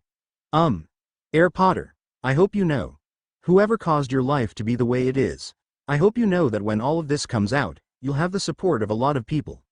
Even those of us that don't hate muggles like the Malfoys all agree they're not good at raising magical children. The concept of an heir being sent to live with muggles. People will be out for blood. Harry chuckled. You sound so formal for an 11-year-old. Astoria huffed and stomped her foot. Unlike you, I've been taught to talk to other noble children and families since I could talk. I'm trying to be supportive. That sounds more like an 11-year-old, Harry said with a smile, but thank you, I do appreciate it. Thank you for listening to me, even though you have no idea who I am outside of public opinion. Astoria blushed hard and turned her face away. Why, you're welcome. I'll see you at Hogwarts, if nothing else, yeah? Harry asked. Okay, Astoria mumbled, nodding. See you. She then immediately turned on her heel and booked it towards Madame Malkin's. Harry let out a long sigh, feeling his shoulders relax. That could have been either extremely lucky or extremely stupid, he murmured quietly to himself. Let's hope for the former. He felt a weight off his shoulders. Someone else knew. Not only did someone else know. Someone else knew and was willing to go out of their way to help him. Even if it was just an 11-year-old girl, it was something. Even when the twins and Ron had come to rescue him in second year when the Dursleys barred his windows, Molly and Arthur didn't believe them. They had stopped talking about it. He found the trunk shop easily enough. JC Storage and Portable Rooms was the name of it, which Harry found intriguing. He ducked into the shop, hearing the twinkle of the bell over his head, followed by a man's voice. Ah, hello there, I'll be right with you. Waiting patiently in the lobby, Harry cast his eyes around the little shop. Several knapsacks, purses, and other bags were hanging from the walls and shelves to his left, and on his right were trunks of every size. Harry walked up to them and began looking at them, although he had no idea what he was really looking for. How can I help you, young man? Came the voice Harry assumed to be the shopkeeper's, who quickly came up to the counter. He had dirty blonde hair that was cut short and was a stocky sort of man, well built with heavy arms. He had a tattoo on his neck that Harry couldn't quite tell what it was, but it seemed very intricate. Hello sir, I'm finding myself in need of a new trunk, Harry said as he walked up to the counter. One with plenty of space for an entire wardrobe and then some. Madam Malkin sent me here. Ah, wonderful, yes, wonderful, the man said, leaning over the counter and smiling. And may I say, absolutely smashing to meet you in person, Mr. Potter. Now, what exactly are you looking for beyond just space? Harry gave a pained smile at the recognition. 11-year-old girls he figured he could handle at this point. Grown men, much weirder. I'm not really sure what my options are, to be honest, Harry said. Depends on what you want to use the trunk for, the man said with a laugh. If all you're looking for is storage space, that's simple, just a question of how much space, but I can give you much more than just that. Anything within a certain spatial constraint, of course. Pocket spaces aren't truly unlimited after all, and the bigger you go the harder they are to stabilize. However, if you need custom specifications, I'm sorry to inform you I'm a bit backed up with orders at the moment. I wouldn't be able to even start on yours for another month or two. Harry sighed and shook his head. That won't do, I need something ready in time for Hogwarts. The shopkeeper tapped his chin and nodded. Right, so you need a prefab. In that case your options are severely limited, but if you'd like to place an order for a custom trunk regardless, I can ship it to Hogwarts for you once it's complete. If you'd like, you can take a basic prefab for now alongside a down payment for the custom trunk. Then once I've got the custom one ready for you, just return the prefab to me. What kind of price are we looking at? Simple prefab, basic completely blank room. 50 galleons, comes with a basic lock and about 8 square meters or so of space. Bit tight, but it is temporary after all. If you get it alongside a deposit for a custom one, I'll knock the price off the final tally for the custom on return of the prefab. Sorry, 8 square meters? Harry asked, his mouth agape. Tis a bit on the smaller side, but if you need a bit more space I can pretty easily upgrade it to 10 or 12, the shopkeeper said, nodding. No, sorry, that's not what I meant. How on earth do you get that much space into a trunk? Harry asked. Oh, I suppose, yeah, you would just be starting your third year, wouldn't you? What electives? Comc and divination, Harry said with a frown. He still had been thinking about changing them, if he was allowed. He would have to ask Professor McGonagall, somehow. Perhaps she would be at the will reading. Ah. Well, if you aren't taking ancient runes this won't make much sense, but basically the trunks are enchanted with spatial expansions. It's a combination of pretty heavy charm work and runes, especially for the more complex custom trunks I make. Runes can do that? Harry asked, intrigued. The shopkeeper laughed and nodded. Thinking about changing electives? I'd recommend it. At least drop divination unless you actually have the gift. Ancient runes is a bit of a misnomer in my opinion, should just be called runes. The class barely has any actual studying of anything ancient except the runes themselves, but most kids I talk to these days seem to think it means another history class.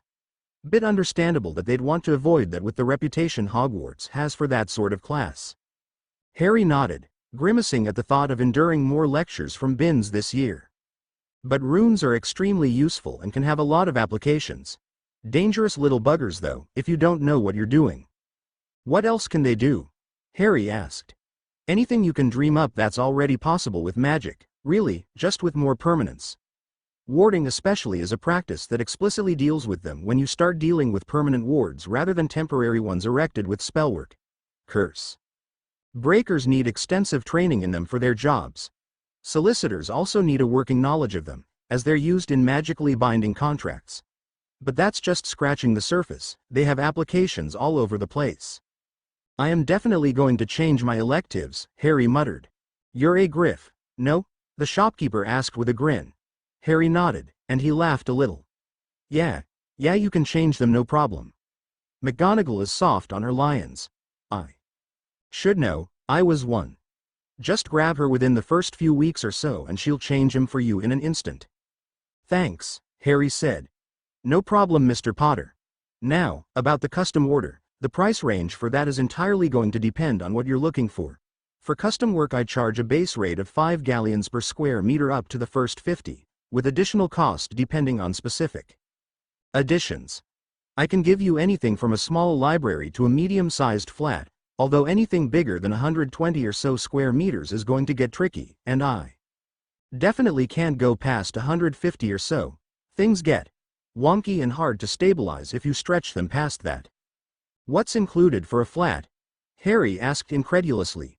If he could get an entire flat in a trunk, that completely solved the problem of the Dursleys if the will readings somehow failed to get him away from there. 1 bedroom, 1 bathroom, no running water though, impossible to make plumbing work. You can summon up and vanish your own water, but in regards to one's private bathroom business, I set up a special link-up of vanishing and cleaning arrays layered with charm work. Also includes a sitting room and up to 2 spare rooms. Harry nodded slowly as he thought about it. Is it possible to upgrade a trunk? Or is it set in stone once I get it? Set in stone. I'll let you trade in older trunks for newer ones and take a heavy discount off the new one as long as the old one's still in good shape, however. That's what most of the stuff on the shelves are, old trade-ins that I've cleaned up. What if I don't want a sitting room, specifically? Can I get any arrangement of rooms? Definitely. There's some limitations, but just let me know what you want and I'll tell you what I can do. Can I have a parchment and quill? Harry asked. The shopkeeper quickly brought one out for him and Harry began sketching out a rough idea of what he wanted. Is this doable? If this is the room where you come in, make this one a place to store plenty of books and such, maybe with some sitting space and a small table in the center. Then have a room going out from each of the 4 walls. One for sleeping, one that could be something like a potions lab, one for practicing spells, and a closet for my clothes and other storage? The shopkeeper nodded throughout Harry's explanation, tapping his finger on the part of the diagram Harry had indicated for a potions lab. All doable, but you need to be careful if you're going to muck around with potions in there. I can implement internal wards on the rooms to prevent wayward spells from ripping a hole in the pocket, but potions are trickier to guard against. You'll have to refrain from casting even moderately powered Reducto-S and other similarly destructive spells, and potion explosions can be just as dangerous, if not more so. Harry nodded. I can be careful. I've never had a potion explode that was my fault before. My potion failures usually result in the wrong color or consistency. Or I burn them. Which smells awful. But I can just use air freshening charms for that. Fair warning, if you do get an explosion you could damage the internal structure of the pocket and risk a total spatial collapse. If that happens you're lost in subspace until someone pulls you out, and I wouldn't be too optimistic about most of your stuff making it out. Yikes. Yeah. I'll be careful, Harry said, grimacing at the thought. How much would it be for what I want? I can probably furnish it myself. The shopkeeper bit his lip and mumbled to himself, staring at Harry's sketch for several minutes before responding. How big do you want each room? I can pull out all the tricks to get you as close to the maximum size as I can, probably making the spell practice room the largest, include some training dummies and such. General storage room would have to be the second largest.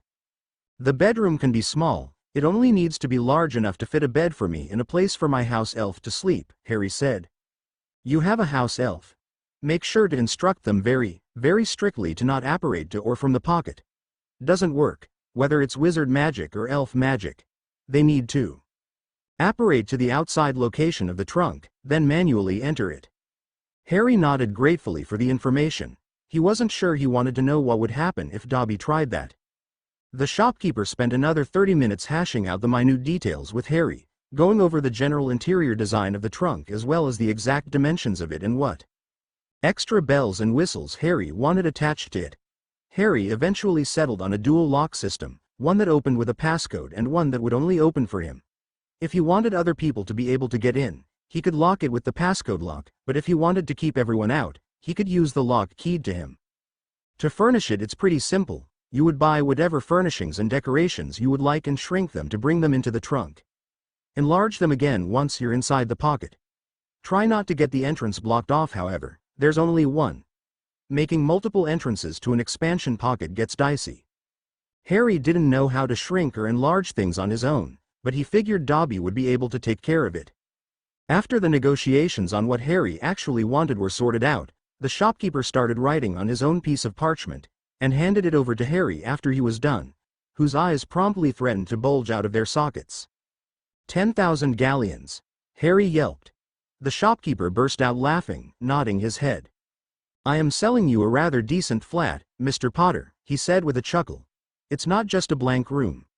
You want top-of-the-line spatial expansion, meaning the base rate for just the square meters is well past the 5 galleons per meter, multiple rooms, high-class protection and stability wards to allow for casting and potion brewing, a complex lock system, as well as everything else you've got down here. This one piece will take me more than likely at least 2 months to complete. If anything, I'm lowballing you. When he framed it like that, Harry felt a bit less shocked. Dobby. Harry heard a small pop behind him and felt the telltale thud of Dobby launching himself at his legs and latching onto him. How can's Dobby be of service to Master Harry today? The elf crowed. Harry chuckled and handed the receipt to Dobby. I am making a rather large purchase, so please negotiate with this fine gentleman a good deposit for a custom trunk. The total price is a little over 10,000 galleons. Surprising to Harry, Dobby was extremely adept at negotiations and haggling. Dobby had explained to him that the Malfoys had ordered him to haggle down every single purchase to the last canute, and he was quite familiar with the process by now. The shopkeeper handed Harry the basic prefab trunk they had agreed on, showing him how to safely operate it and get in and out without hurting himself. Harry gave him the 50 galleons for the loaner that would be deducted from the final tally when he returned it. Tapping on one of the runes lining the edge of the trunk, it shrunk itself down to the size of a large book. It fit snugly into a leather carrying case the shopkeeper had given him for the sole purpose of carrying the trunk around, enchanted with a few weight-lightening charms. Slinging the bag over his shoulder, Harry chuckled at the sound of the intense negotiations beginning to spark between Dobby and the shopkeeper as he strode out of the store. Harry arrived back at the leaky cauldron and settled in, sitting at the desk and cracking open one of the extra books he had gotten from the bookstore. He decided to look at the Occlumency one first, and took a brief look at the inner cover. Introduction to the Mind Arts. The introductory chapters to the book detailed a general overview of 2 sister practices, legilimency, the practice of seeing into the minds of others, and occlumency, the practice of protecting one's mind from within. Occlumency was a form of passive meditation that built up a barrier in his mind to keep out legilimencers as its primary purpose, but it came with a host of wonderful side effects such as a stronger memory, better control over one's emotions, and the ability to keep his mind organized, which would be helpful for many things. Studying being the task Harry was most hoping to improve with it. Harry snickered at that, imagining the flurry Hermione would be sent into when he told her about this. He was already earmarking pages for her, knowing she would want to dive right in. The moment she heard about it, Ron would probably just scoff at the whole idea, but Harry would offer to share the book with him anyway. The unfortunate part of occlumency, Harry determined, was that it was practically impossible to gauge your own progress. You needed a skilled legilimencer to probe your defenses, and eventually break them, to gauge your progress and see where you needed to improve. This meant that whoever was testing you would inevitably gain access to your mind, memories, feelings. Harry didn't know who on earth he would even begin to trust with unfettered access to his mind like that, but he would cross that bridge when he came to it. According to Snagtooth, his air ring offered limited occlumency defenses all on its own, so he would at the very least know if someone tried to slip into his mind, even if he wouldn't be able to stop them very effectively yet, if at all. The other book he got, Getting in touch with the inner you. Understanding your magical core was a little dense and full of words he didn't quite pick up on yet, but he got the basic gist of the concept. A magical person's magical core wasn't a physical thing, it wasn't an organ like a heart or a lung. It was simply the term given to the pool of magic that passively built up inside a magical person's body that would then be called upon to perform magic, whether in the form of spells, passively seeping out into a potion as it brewed, or charging runes. While a person's magical core could be measured, there wasn't a very accurate scale, and was hard to measure in a precise way. Instead, it was divided into 7 categories, divided in ascending order in terms of magical potency. The first level was Squib, someone who had magical blood and could interact with enchanted objects and see through anti-muggle wards, but couldn't muster up enough magic to cast themselves. The 7th level was Archmage, also referred to as Grand Sorcerer or Sorceress in some places. Harry had picked up some textbooks for 3rd year ancient runes and arithmancy, and had thumbed through them curiously. The initial few chapters of the arithmancy book had told him that 7 was a magically powerful number, alongside 3. So it made sense that there were 7 categories. According to the book, the average witch or wizard would fall into either the 2nd or 3rd category. 65% of all magical people were estimated to occupy this category. The 4th category was the next most common after that, and was considered the bridge between an average wizard and a notably powerful one. Stronger than average, but nothing noteworthy compared to truly powerful magicals. 15% of magicals fell into that category. Once you got to the 5th category, the rarity of the scale skyrocketed. Only 1 in 300 magicals would fall into that category. 1 in 7,000 was the scale for the 6th category, and the 7th was so rare that only approximately 200 wizards or witches in history were deemed powerful enough for it. The book stated that the last magical with a claim to being an archmage in living memory was Gellert Grindelwald, the wizard who had nearly conquered all of Europe before being defeated by Albus Dumbledore. This theory was hotly contested amongst scholars, with a sizable group maintaining that Grindelwald was simply a very powerful mage, the name for the 6th category. His defeat at the hands of Dumbledore, a recorded warlock, the 5th category, was cited as the primary reason for this line of thought. The idea of majorities was also explained. A magical person would go through 3 major changes to their magical core throughout their lifetime, the first of which happened at approximately 11 years old. Before then, a magical core was highly unstable. This was the reason for most accidental magic. Magical education would only properly begin after this stabilization, as attempting to teach any form of real control beforehand would be fruitless. Before this first majority, it was extremely rare for a magical child to be able to truly channel and control their abilities at will, and the ability to do so was often a sign that the magical child in question would grow up to at least be a very powerful sorcerer or sorceress, the 4th category. The second majority happened around the age of 17, and was largely agreed upon to be the most major of changes. This was when a person's magical core would settle almost entirely, with any further fluctuations being minor at best. A magical person was considered a full adult after their second majority in the vast majority of modern-day magical communities. Harry was intrigued to discover that the second majority could, on very rare occasions, happen early.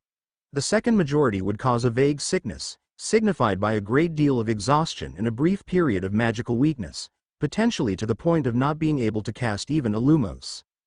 For someone with an average magical core, a 2 or 3, this would last only 4 to 5 days. Sorcerer-level magicals could have their majority last for as long as a week and a half, and warlocks for as long as a fortnight. The duration of mage and archmage majorities was disputed, but generally agreed upon to be a minimum of a month. However, their symptoms would also be less obvious as their natural strength was already very high. A mage at the lowest point of magical weakness could easily still register as a sorcerer, according to most sources. The final majority would happen around the age of 21, and would cause a very minor fluctuation. While it could push someone at the very tipping edge of one category into the bottom of the next, it usually did not have a large effect on the person's magic. Harry found the entire topic extremely fascinating, and it was well into the night when he felt Dobby tapping on his arm and informing him that Master Harry must be going to sleep now. He had earmarked several dozen pages to point out to Hermione, and gently set the book down on the desk next to the others he had been perusing on and off throughout the evening. 4 days left, Harry thought as he rested his head down on the pillow. The 22nd was fast approaching and Harry's gut wouldn't stop twisting in anticipation. He knew the contents of his parents' wills by heart at this point, and had been going over the different options for who he might end up with as his guardian, who he might end up living with after leaving the Dursleys. Neville's family is listed as the first option. If something happened to his parents, I don't know if they still get the same priority, but assuming they do, it probably means his grandmother. I don't know much about her though. Second and third options are Mum and Dad's old friends, Sirius Black and Remus Lupin. I also don't know anything about them, and I'm not certain how comfortable I am living with a stranger that, despite their alleged closeness with my parents, never came to find me or ask about me. It's one thing that they didn't when I was living as a Muggle, but I started Hogwarts 2 years ago. They've had time. Then again, with the mail redirect, maybe they did try to reach out to me. Maybe they think I ignored them, or didn't want to speak with them. Merlin, does everyone in the magical world think I'm a jackass? Then there's the Bones family, which, unfortunately, is probably the ideal choice. Harry rolled onto his back and stared at the ceiling. I need someone to teach me how to be Heir Potter, and for that I need another noble house. Astoria offered to see if her parents would help me, but I don't know them. I have no assurances that they wouldn't just manipulate me for their own ends and goals. At least with the Bones family, my mom and dad trusted this Amelia woman. It might not be much to go on, but it's something. Susan might have been a bully who bought into the heir of Slytherin nonsense, and I don't know if she still feels the same way. But her aunt can teach me what I need to know, about my status, about how to be a noble. Remus Lupin and Professor McGonagall wouldn't be able to easily give that to him. If they were his only options, he'd have no other choice, but he needed this. I don't think Professor McGonagall would deny me access to a tutor. Far from it, Harry thought. But there's also the consideration that she's very close with Dumbledore. I don't know how deep in cahoots she is with him. He's definitely the reason I'm in this situation in the first place. For what reasons I don't know, but he's got to be the one responsible. Harry decided to wait and see how the head of Gryffindor House reacted at the will reading, since she was both a beneficiary of his father's will and a potential guardian for him. Gringotts definitely would send her a summons. She would be there. If she was or wasn't complicit in some or all of Dumbledore's actions involving him, her reaction would make it clear one way or another. But that would still leave him without direct access to someone who could teach him the ins and outs of what he needed to know. He rolled onto his stomach and groaned, pulling a pillow over his head and groaning into the mattress. Why did this have to happen to him? Why was there such a vested interest in ruining his life? He shouldn't have to make these decisions, any of them. He should have already been living with someone on that will. It should have been their responsibility to teach him and solve these problems. Harry sighed into the mattress and rolled back over, tucking the pillow under him and clasping his fingers over his chest. Well, there's nothing to be done about the past now, Harry said quietly to himself, careful to not wake Dobby. The house elf had taken Harry's old trunk and refitted it into a bed, coloring it in the most offensive, eye-watering combination of colors and patterns possibly known to man. If I have a say, I'll pick Amelia Bones, I think. She's got experience in parenting, even if Susan was a bit of a bully. She knew my parents, and she's at least a member of a noble house, and a most ancient one at that, so she can directly teach me how to be Heir Potter if she's not too busy. Neville's grandmother was also all these things, but Harry had heard the story of how his great-uncle had dropped him out of the window to see if he was a wizard or a squib. Harry wasn't sure he wanted to live with a woman who condoned dropping children out of windows. He hoped that this Amelia Bones would show up to the will reading. He was absolutely certain Dumbledore would be there, as a beneficiary if nothing else, and didn't want to give him a single chance at sending him back to Dursleyton before he got a chance to convince Miss Bones to take him in. If it came down to it, Harry thought, he'd settle for either this Remus Lupin fellow or Professor McGonagall, and try to solve the problems that would come up from it afterwards. And he could always invoke the last part of the will, the one saying that the Department of Magical Childcare would determine a good family for him.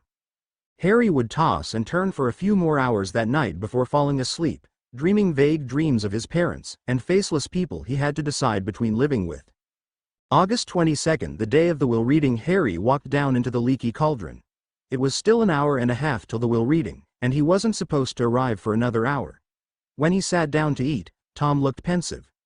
Instead of jubilantly coming up to Harry and eagerly requesting his meal order, the old man simply stared at Harry as if he were mildly constipated, a sad look in his eyes.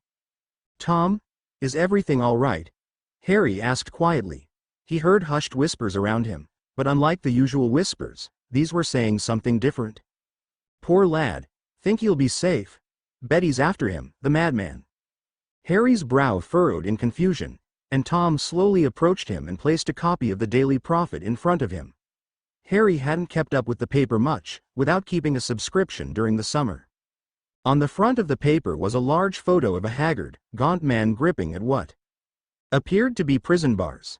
The man's head was being thrown back and forth out of laughter, as he appeared to be maniacally cackling and screaming at the camera. His hair was long and shaggy, and his eyes were wild with madness. The headline below the image made Harry's eyes bug out. A choking sound emitted from his throat as he read it. "Mass murderer Sirius Black on the loose. Valued readers, we here at the Daily Prophet have just confirmed the rumors that have been swimming through the Ministry of Magic for the past several weeks. For the first time in history, Azkaban prison has seen a breakout. Prisoner Sirius Black, arrested for his notable betrayal of the Potter family in the fall of 198-1, which led to the deaths of James and Lily Potter that Halloween, has somehow broken out of prison and is on the loose. While we cannot confirm the exact date of Black's breakout, our sources have told us it happened sometime in mid-July, and was to be kept on the down low while the DMLE attempted to bring him in quietly. We never intended to put the wizarding public in danger, of course," says Minister of Magic Cornelius Fudge. "The DMLE wanted to keep things quiet to attempt to lull Black into a false sense of security, but after a month of no results I simply couldn't keep the information from the public any longer. Sirius Black is a madman and we all must be on our guard." Sources close to the minister have corroborated this story, and we at the Prophet give the minister our sincere thanks for his conscience and his desire to put the safety of the wizarding public at the forefront of his mind. For more on the fateful betrayal of the Potters, turn to page 4. For more on the history of Azkaban prison, turn to page 7. Harry frowned. Several things about this didn't add up, and as the shock slowly faded away, he noticed odd details cropping up throughout the article like loose threads on a Weasley sweater. The first thing that came to his mind was that Harry didn't believe for a second that Fudge had been the one to insist on publicizing the fact that Black escaped. He remembered Fudge's slimy attitude about Hagrid during the chamber incident, and would bet money on Fudge being the one who wanted it covered up. He probably only came out publicly about it because the story was going to leak at some point anyway, and he needed to spin it to his advantage. The second thing was that, according to his parents' will, Sirius Black was his oath-sworn godfather. Harry wasn't quite sure if that meant a magical oath, but even with his limited experiences and knowledge, he knew that magicals didn't bandy words like oath-sworn around lightly, especially in an important legal document. And finally, also according to the will, a bloke called Peter Pettigrew was supposedly some sort of secret keeper against Voldemort. His dad had specifically said that if they died because of Voldemort, it was this Pettigrew bloke's fault, not Sirius. Harry scowled, and Tom winced, interpreting the look in a very different way than Harry intended. "I've heard some things," Tom said in a hushed tone. "Remember that conversation we had about gossip? Aurors like to talk when they're tipsy. Mr. Potter, I've got to warn you." Apparently for nearly a month before Black broke out, he was speaking in his sleep. Saying the same thing over and over again. Saying, "He's at Hogwarts." Harry looked up at Tom and blinked. "You think he's after me?" he asked skeptically. "Of course," Tom said with a gasp. "He betrayed your parents to you-know-who after all. It only makes sense he'd want to finish the job, especially after over a decade in Azkaban going mad. Not that all the Blacks weren't already a little off their rockers."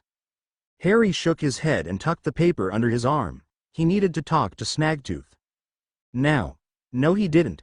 Peter Pettigrew did. Tom blinked. "What?"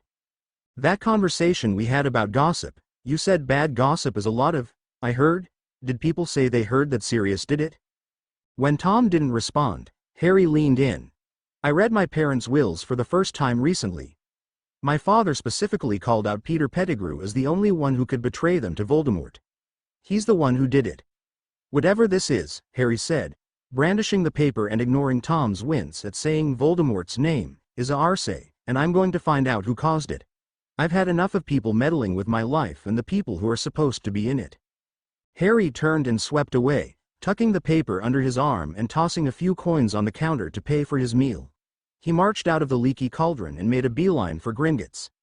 Too distracted by his irritation to be anxious or nervous, he strode right up to an open teller.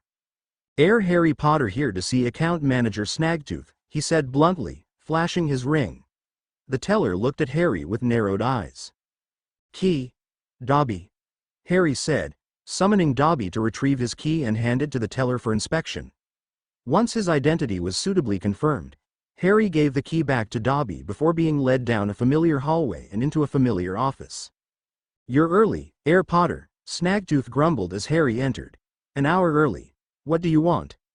Harry threw the newspaper onto the desk in front of the goblin, followed by the copy of his father's will he had taken to carrying around in his pocket. He pointed at the part of the will calling Sirius his oath-sworn Godfather, and then the part about Pettigrew. "Explain." Snaggletooth sighed and took up the paper, taking a few moments to read through it, then peering at the parts of the will Harry indicated. While Harry wasn't aware of it and was simply frazzled and irritated, his mind racing, the goblins had a very different definition of politeness than magical folks. While most goblins understood and were somewhat receptive to the wizarding version of politeness, they responded far better to their own version. Naturally, the goblin version of politeness involved few words, bluntness, and a willingness to get straight to the point of what you wanted with little to no preamble. It was expected that, when making a request of someone, you would state what you wanted first, and the reasons would be sorted out afterwards. However, there was an art to displaying this level of directness without coming across as arrogant or entitled, an art Harry was unintentionally performing extremely well at. Harry would not learn this for many years yet, but between his current attitude and the very generous bonus from the first time he met Snaggletooth, he had already established a very strong rapport with his account manager. "I was aware of the alleged betrayal on behalf of Sirius Black," he began, pushing the paper and will back to Harry. "But I was not aware of this particular facet of it until I had read the will in full myself. In this context, oath sworn would indicate a magical and binding oath, meaning if the allegations were true, Black would have been found dead on the street somewhere. Pettigrew being your parents' secret keeper means they certainly weren't. So Sirius Black is innocent?" Harry asked. Snaggletooth shrugged. "He never wasn't." "What does that mean?" "It is not my business to say, Potter. Simply that Sirius Black was only ever allegedly your parents' betrayer." Harry could feel his head throbbing, and he could tell he wasn't going to get much more out of the goblin on this topic. So instead he pivoted to some other questions he had. "About what's going to happen after the reading, I'm going to end up with one of the families or people listed here, correct?" he asked, indicating the different potential guardians his father had written down. "I am not a solicitor, Potter, and as such, it would be unwise for me to offer you legal advice." "I am not asking for legal advice, I am asking for your personal opinion and knowledge," Harry stated clearly. Snaggletooth nodded. "I am glad you value my opinion, Potter, truly. But I am still not a solicitor or advisor to you in any way other than financial, and thus, I do not wish to color the events of today with my opinions.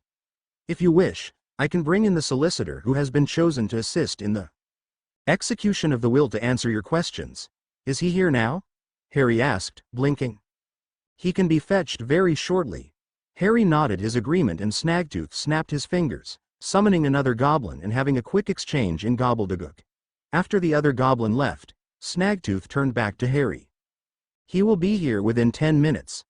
Make yourself comfortable in the room across from this one," he said, waving Harry off. Harry picked up the paper and copy of his father's will, thanking Snaggletooth for his help and walking into the room he had indicated. Unlike Snaggletooth's office, which only contained 2 chairs on either side of his desk, this room had a large table that stretched across the majority of the room, with several chairs surrounding it. Harry took a seat in one of the chairs, setting the paper and will down in front of him. True to Snaggletooth's words, barely 7 minutes or so had passed when an older, slightly overweight man came into the room. He had sandy blonde hair and a kind-looking expression, and he smiled at Harry when he saw him, approaching and holding his hand out to shake. "You must be the young Potter. My name is Theodore Tonks, but you can just call me Ted. I am the solicitor assigned to the execution of your parents' will. hired by Amelia Bones, who was acting as the primary executor. Harry shook the man's hand, and he sat down across from Harry. Amelia Bones hired you? So she's going to be at the will reading? Harry asked, leaning forward. She was listed as the second choice for executor of the wills, so yes, she hired me as a solicitor for my assistance in the process. Harry grinned. If Amelia Bones was hiring solicitors, she was actively participating in the execution of the will, which meant hopefully she would both be present for the meeting and willing to take him in. Your account manager said you had some questions for me about the will that you wanted answered before the reading? Ted asked, peering curiously at Harry. That, among a few other things, Harry admitted, sliding the will towards Ted. Have you read the will already? I have, yes. Then my first question is, I'm definitely going to end up with one of the families or people listed here, correct? Harry asked, pointing at the relevant section of the will. Ted nodded. Definitely. Due to the clause at the end there, with your parents specifically requesting you to go through the DMCC, means that even if some hitherto unknown direct blood relative were to come out of the woodwork trying to claim you, worst case scenario, you are still placed with a family by the DMCC first, then said relative would have to challenge for legal custody through the court system. Harry sighed in relief. That meant he definitely wasn't going back to Dursleyton. That's a huge relief, thank you. Of course. Can I ask why that was such a concern? Ted asked, looking curious and concerned. Are you not pleased with your current guardians? Harry could feel his ears get hot as he looked away from Ted, rubbing the back of his neck. Yeah, I guess you could say that. Ted narrowed his eyes, leaning forward a bit more. Are you happy with your current guardians, Harry Potter? He asked slowly. Harry felt his face burning further as the feelings of shame warped and swelled in his gut, and he shrugged. No, he eventually managed to struggle out. Not really. I guess. They're muggles, you see, and they yes. They aren't very nice to me, Harry whispered quietly. Not very nice to you, Ted echoed blandly. Yeah. Ted waited patiently to see if Harry would elaborate, and when no such elaboration was forthcoming, he nodded slowly. Well. You won't have to worry about that again after today. All right. Harry nodded, rubbing the back of his neck harder as he tried to fight the feelings of embarrassment and shame. It was so much easier to talk about it with Astoria for some reason, but with Ted, he felt as if his throat would close up any second. Ted sighed softly and leaned back into his chair. You said you had other questions as well? Grateful for the topic change, Harry nodded and slid the newspaper over, pointing at the part of the will about Sirius, and then Pettigrew. Something feels off about this. Snagtooth said that if this Mr. Black really was my oath-sworn godfather, he should have keeled over if the allegations against him were true, he said. So this doesn't make sense. Snagtooth also said, when I asked if that meant Mr. Black was innocent, he said, he never wasn't. And that Mr. Black was only ever allegedly my parents' betrayer, and that this Pettigrew bloke being my parents' secret keeper, meant the allegations were definitely false. I don't know what secret keeper means though. Ted nodded and heaved a heavy groan.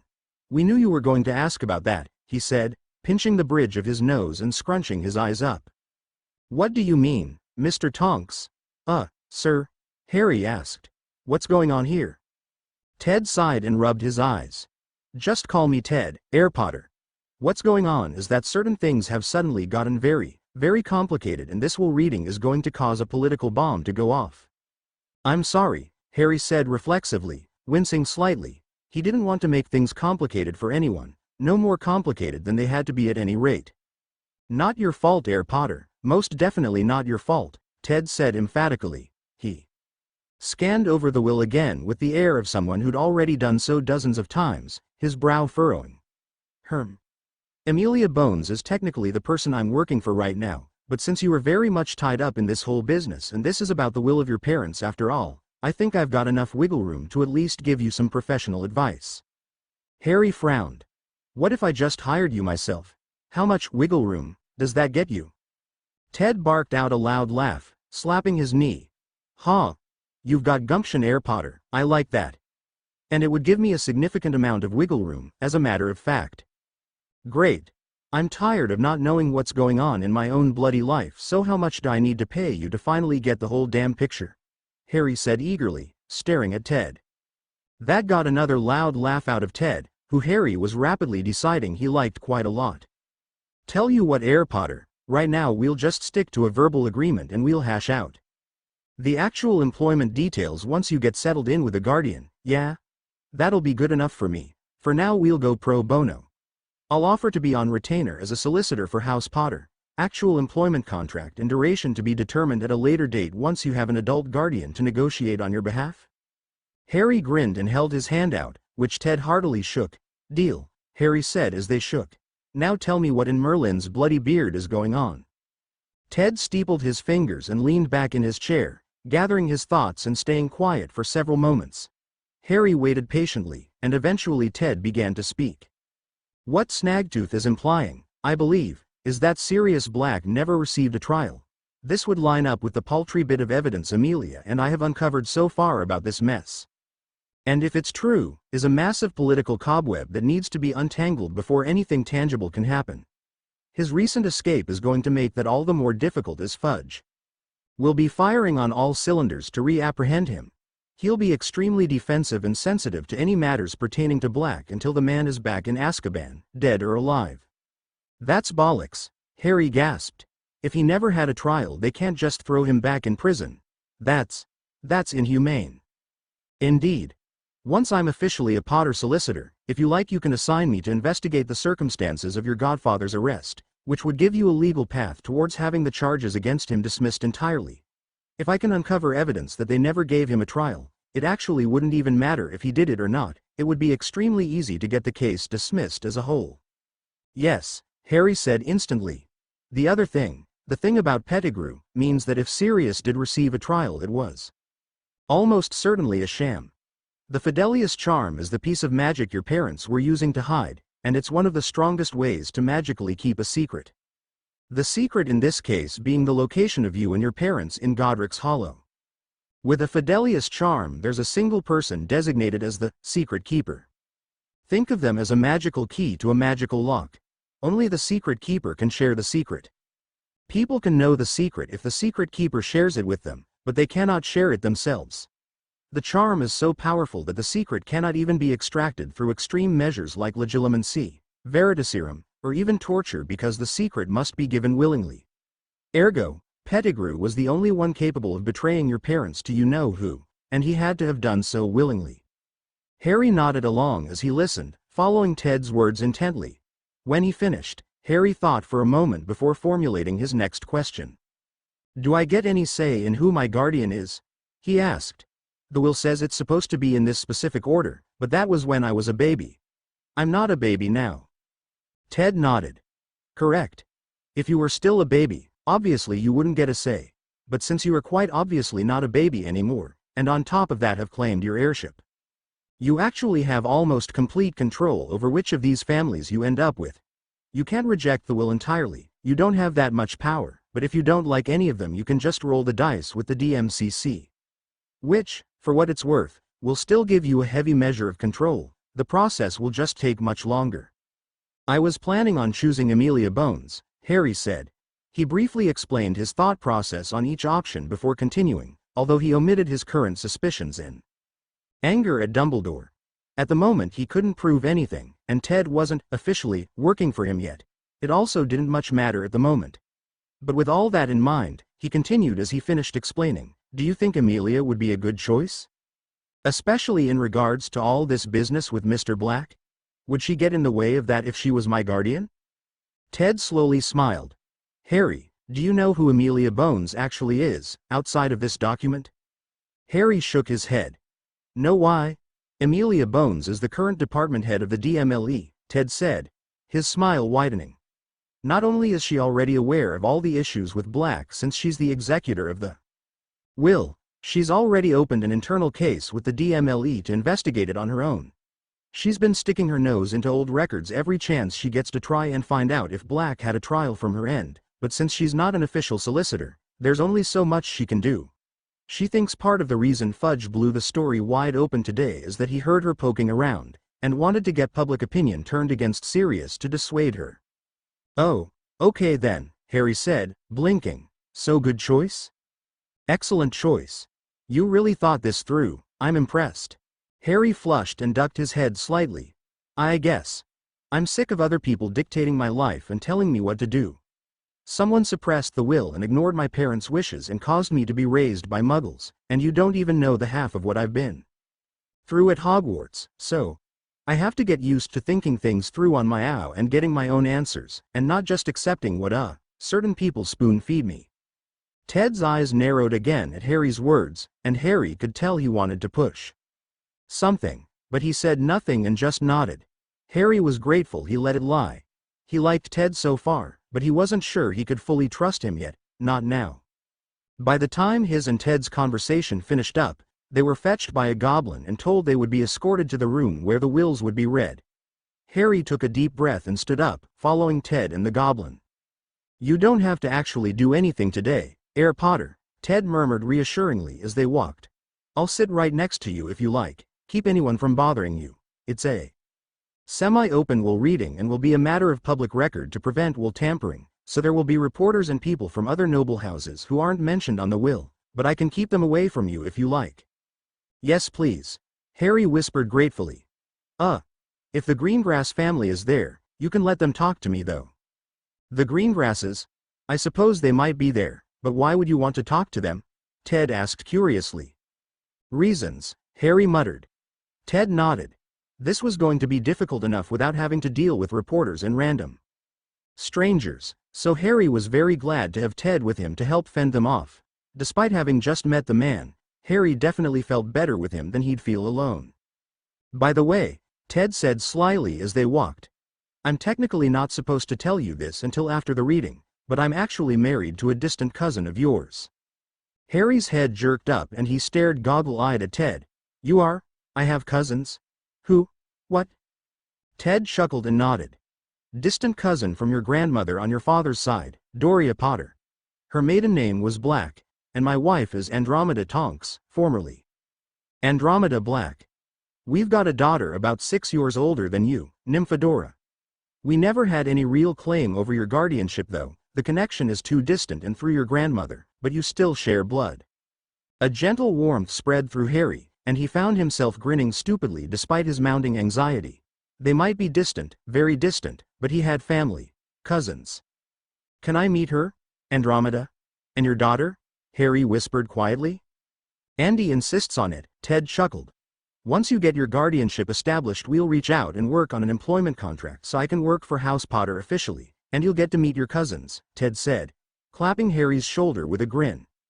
Harry was so pleased he didn't even flinch at the contact, returning Ted's grin with a huge smile of his own. The smile remained on his face as the goblin led him and Ted into a large room with dozens of chairs facing a podium. Standing at the podium was a stern-looking, hard-faced woman with a monocle and silvery brown hair tied up into a very tight bun. Harry was immediately reminded of Professor McGonagall. The woman at the podium was speaking to Snagtooth, and Harry looked around to see if he recognized anyone else. Speaking of the devil, there was Professor McGonagall herself, sitting next to Dumbledore in the front row. Harry grimaced and hoped Ted would sit away from them. He really didn't want to deal with Dumbledore right now, and was thankful they hadn't spotted him. He didn't recognize too many other people. The only others in the front row were Professor Flitwick, a much older woman with an absurdly decorated hat, and a middle-aged man with brown hair, wearing ratty, threadbare clothing. He had dark circles under his eyes, and looked like he'd been crying. Ted sat down and offered for Harry to sit on his opposite side, leaving Harry on the far end of the row with no other seats next to him. Harry could already hear the intense whispers from the cluster of reporters in the back of the room. He took one more look around, and recognized Astoria sitting near the back with who he assumed was her family. Sat on her left was a girl Harry assumed was Daphne Greengrass, his year-mate. She had startlingly blonde hair that nearly looked white. He was surprised he hadn't noticed her around more at Hogwarts. On Astoria's right was a woman that looked like an older version of Daphne, who was currently fussing over Astoria's hair. Next to who he assumed had to be Astoria's mother was her father, he guessed. He was a stoic, tall man with dark hair that matched Astoria's. He had a very well-kept, short beard covering the lower part of his face, and was sat up straight with his hands folded in his lap. He caught Harry looking at them and met his eyes. They stared at each other for a moment before the Greengrass patriarch gave Harry a slow, deliberate nod. Harry blinked and returned the gesture before sitting next to Ted. "How do you know Sirius Greengrass?" Ted asked under his breath. "I don't," Harry simply said. I ran into Astoria, their youngest, the other day in Diagon Alley. Literally. I wasn't looking where I was going and knocked her down by accident. I helped her clean up her things and walked her to Madame Malkin's, and we got to talking a little, and I kind of just unloaded all the things I found out on her. I recognized her surname. And knew she was from a noble house from some books I had read, so I figured she might understand." "I see. And she was horrified," Harry said sheepishly, rubbing the back of his head. "She offered to tell her parents about it, saying they would, and I quote, raise hell on my behalf." She said that. "What happened to me sounded like line theft, which I don't know exactly what it is, but I can infer." "That's the primary theory Amelia and I have actually," Ted said with a nod. "House Potter is an extremely old and powerful family. Just because they lack the most in front of their ancient and noble doesn't make them any less steeped in old magic than some of the oldest noble families around. If someone could successfully commit line theft using you, they'd stand to gain an inordinate amount of power." Harry shrugged. "I don't know enough to comment on that. But having someone understand me for once, it felt nice, so I told her she could tell her parents. I don't really want to personally interact with them too much until I have a proper guardian, because I don't know them and I don't know if I can truly trust them.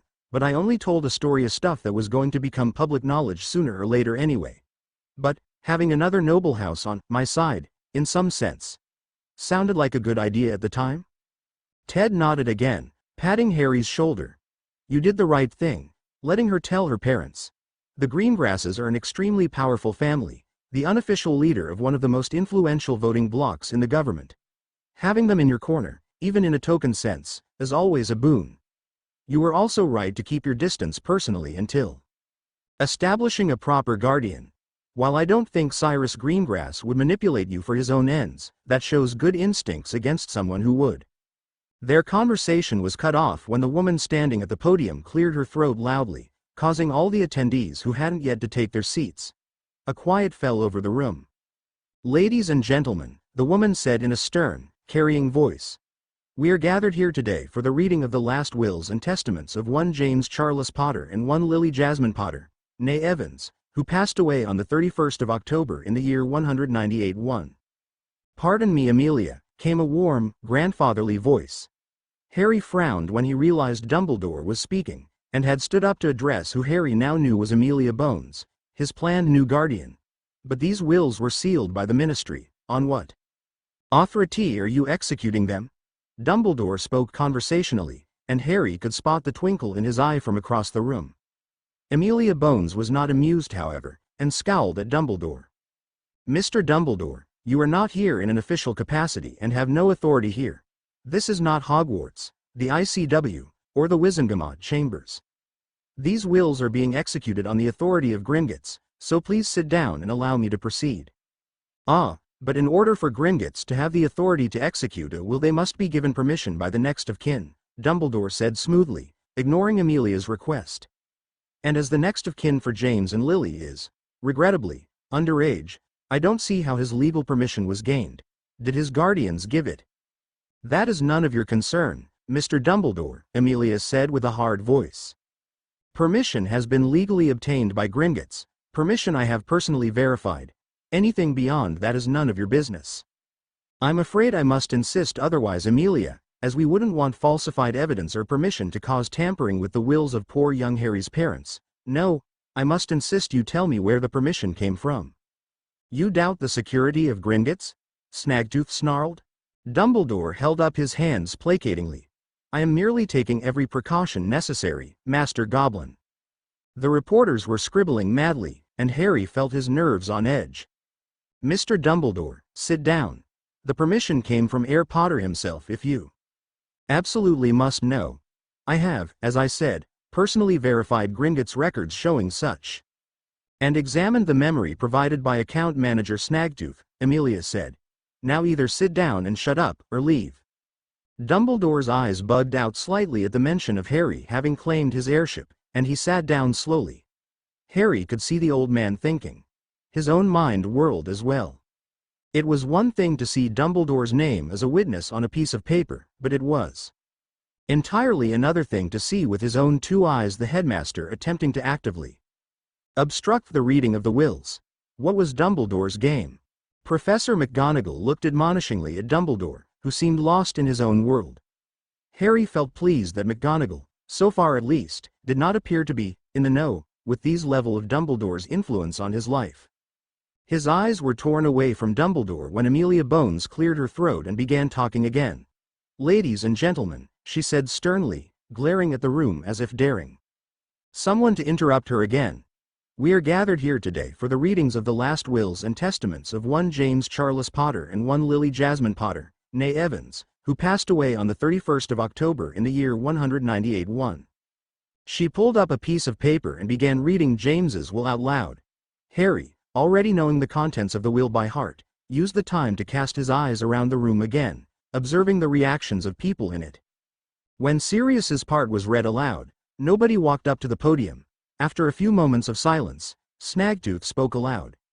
"In the absence of Mr. Black, his bequeathments have been deposited into a Gringotts vault to be held until either he or his issue comes to claim it." Amelia then continued, reading the part for Remus Lupin. A choked sobbing broke out in the front row, and Harry quickly spotted the man with the threadbare clothing as the source. He slowly stood up and approached the podium, and was handed 2 vault keys. Amelia nodded to him, a small smile on her face, and whispered something to him that Harry couldn't hear. When the man turned around, he caught Harry's eye. The two stared at each other for a brief few moments before the man let out another choked sob and went back to his seat, sitting down and burying his face into his shirt. Professor McGonagall reached over and rubbed his shoulder gently, a look of pity on her face. Amelia continued to read the part for Peter Pettigrew, and the man Harry guessed was Mr. Lupin sobbed even harder at the mention of his name, but when it got the part where the will revealed Pettigrew as the secret keeper, the man immediately leapt to his feet shouting. "What, Amelia, is that true?" he said, pulling at his hair. Dumbledore had also shot to his feet, a look of shock coloring his face. "Amelia, are you certain these are the true wills?" Sirius Black was convicted for the crime of betraying the Potters, and of killing Pettigrew. The reporters had also begun shouting out their own questions. Professor McGonagall looked as if she was about to faint, and Mr. Lupin had fallen back into his seat, a distraught look on his face. But Harry found the reaction of Cyrus Greengrass and his wife to be the most interesting. Their expressions shifted immediately from neutral interest to stony, hardened expressions.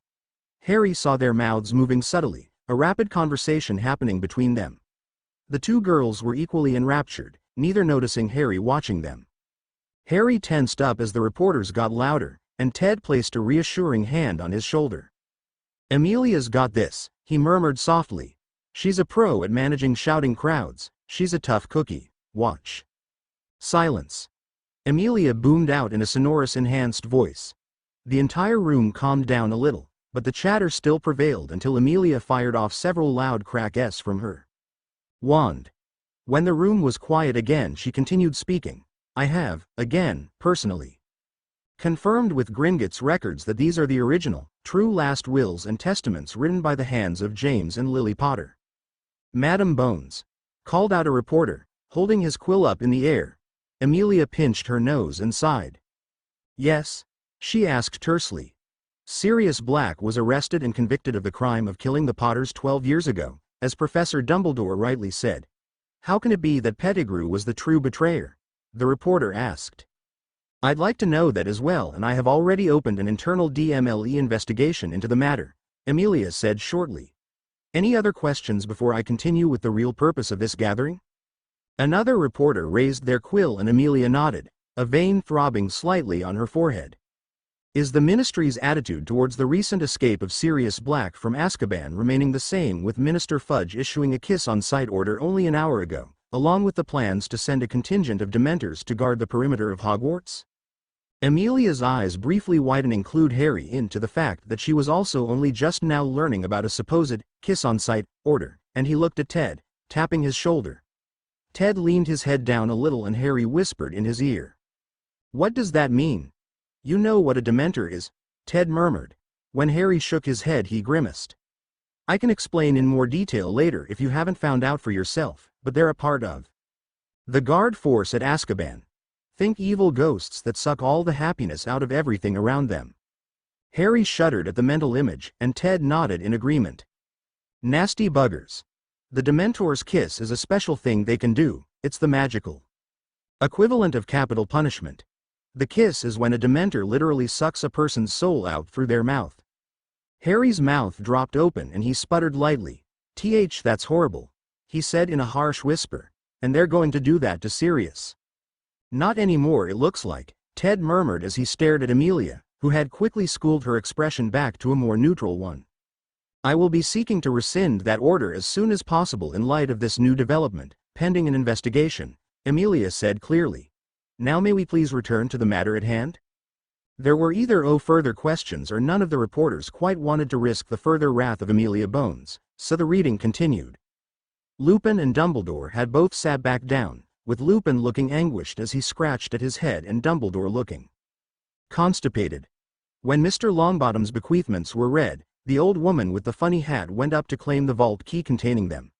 Ted leaned towards Harry and whispered again. "That's Augusta Longbottom, Frank's mother," he murmured.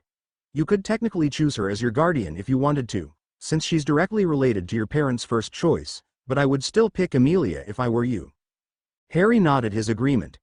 When Professor McGonagall's part was read, she gasped out loud and hurried up to the podium, taking the vault key with an almost reverent look in her eyes clashing with the sorrow. She wiped her eyes hurriedly with a conjured hanky, and Harry could hear her sniffling lightly as she sat down. Dumbledore gracefully received the key to the vault for the Hogwarts tuition funds, his face returning to its earlier constipated look as he sat back down. When Harry's part was read out loud, he flushed hard as all eyes in the room turned to him, including Dumbledore and Professor McGonagall's, who both had missed his presence entirely up to that point. Harry made to stand up, but Ted's hand on his shoulder stopped him. "You don't need to, you're the direct heir. No need to formally receive anything, and unless you want to make a speech there's no need to go up to the podium." Harry shot him a grateful look and remained seated, smiling sadly at Professor McGonagall, who gave him a nod. Dumbledore looked even more constipated and kept shooting furtive, thoughtful glances at Harry. Then it got to the part where prospective guardians for Harry were being listed off.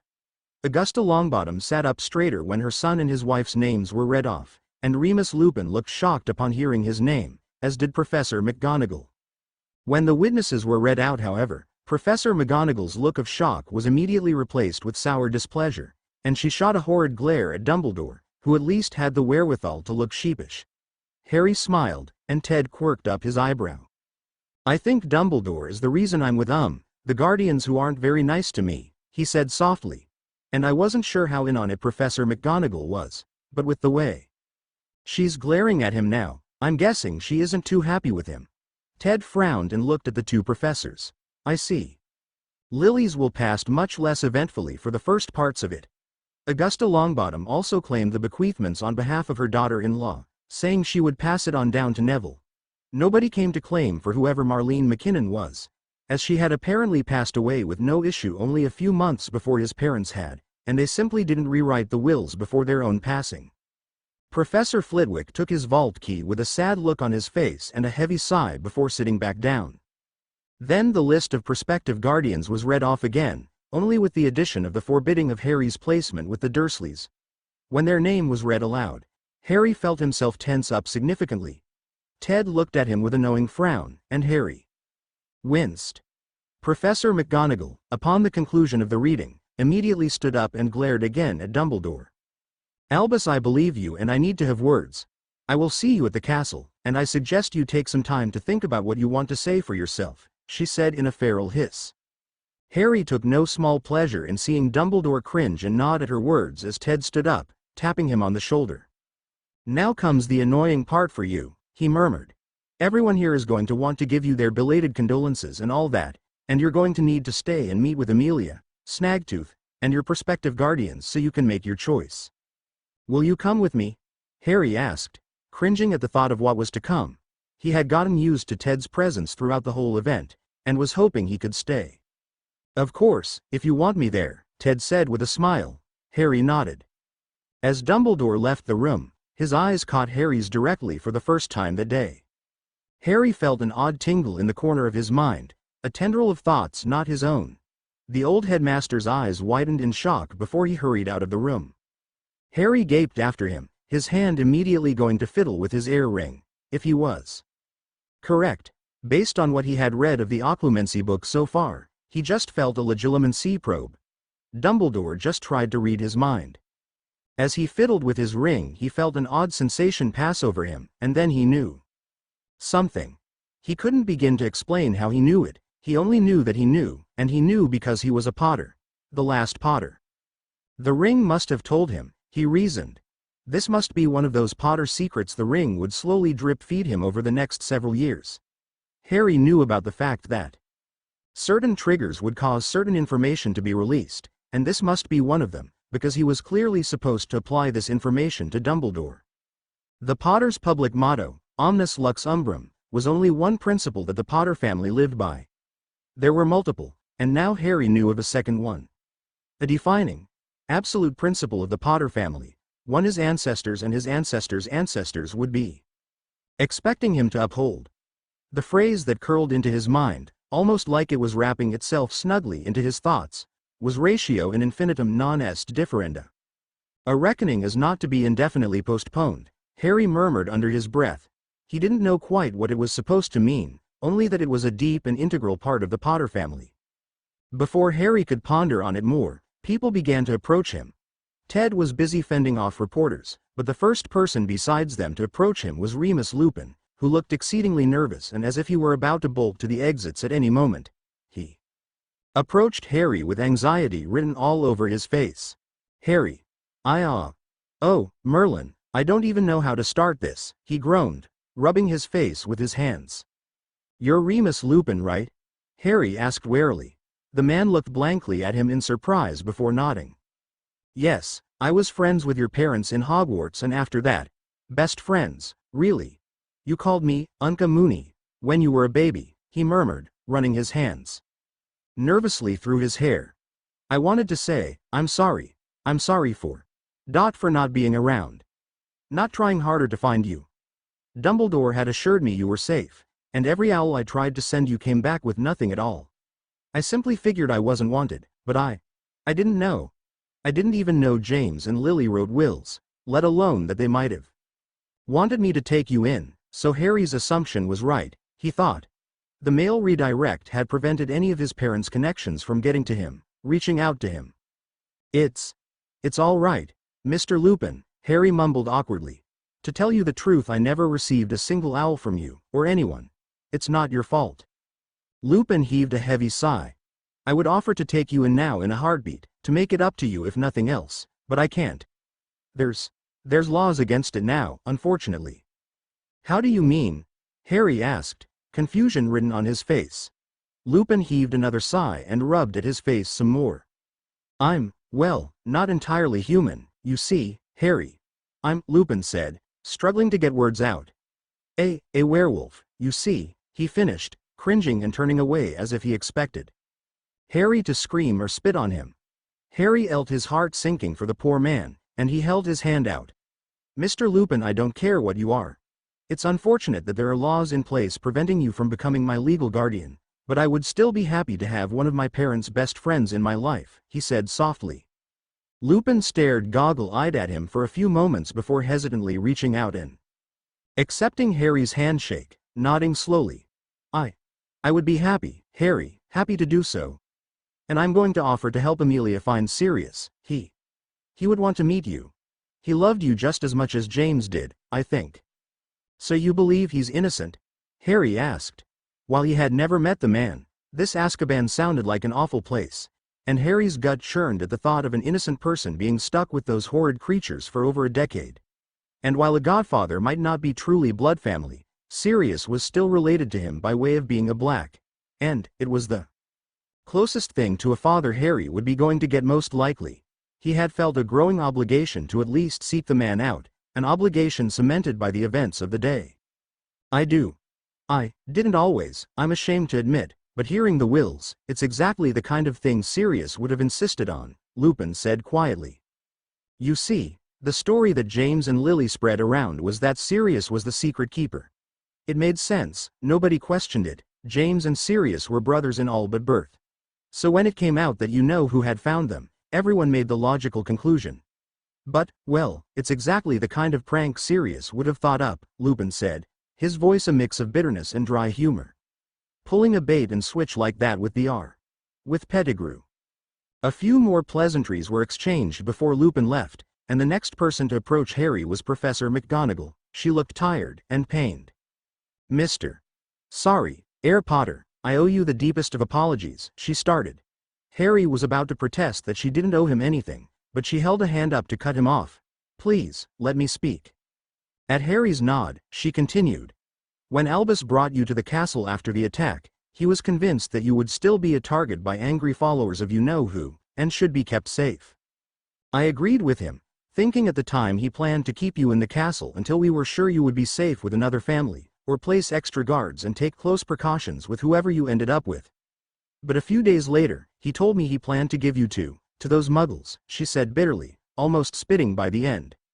I sat and watched those muggles as a cat for days, watching how they worked, and came much to the same conclusion your mother apparently did, though to a far lesser degree. I told Albus those were the worst sorts of muggles and that you wouldn't be fit there at all, but he insisted. He told me that it was your mother's sister, that she would love and take in her family, and I believed him, I'm sorry to say.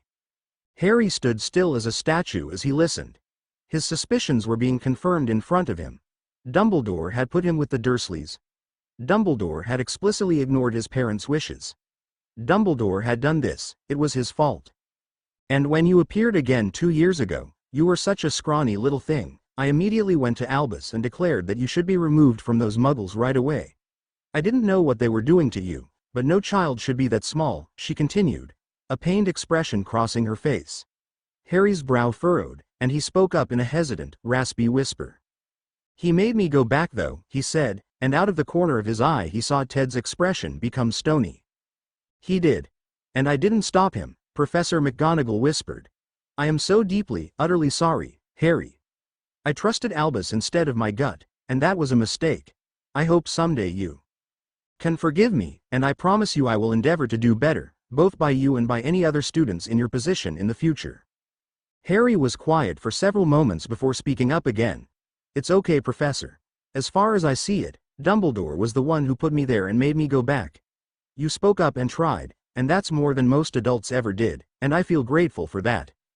Professor McGonagall looked to be on the verge of tears as she nodded, letting out a shaky breath and schooling her features, straightening up a bit. I know that since you have claimed your heirship, congratulations by the way, it will ultimately be your choice who your new guardians are, she said slowly. And I want you to know there will be no hard feelings between us if you decide against myself. I certainly do not deserve it, and though I would relish the opportunity to begin making up my mistakes to you, I can do that without being your legal guardian, and I certainly will do so. Harry smiled softly and walked up to his head of house, holding his hand out. She shook it firmly, returning his smile. I appreciate that, Professor McGonagall. I don't think I'll be choosing you as my guardian, but it's not because of this. I need someone who can teach me about who I am, who my family is. I need someone else who's noble, like me, so I can grow up to become someone who will make my parents proud. Professor McGonagall nodded and sniffled lightly, conjuring another hanky to wipe at her eyes. Oh, believe me, Herr Potter, your parents would already be infinitely proud of you. But I understand, and I don't begrudge it of you. I will be taking my leave then, and returning to the castle to give Albus a rightly deserved kick up the ass, if you'll pardon my language. She turned to leave, but paused and turned back.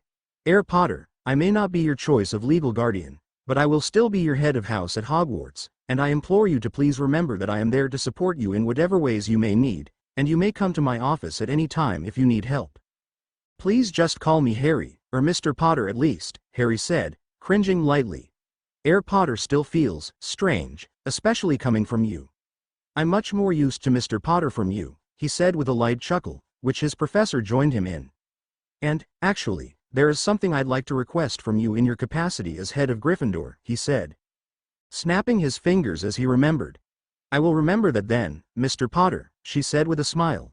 And what would that be? My electives, Harry said sheepishly.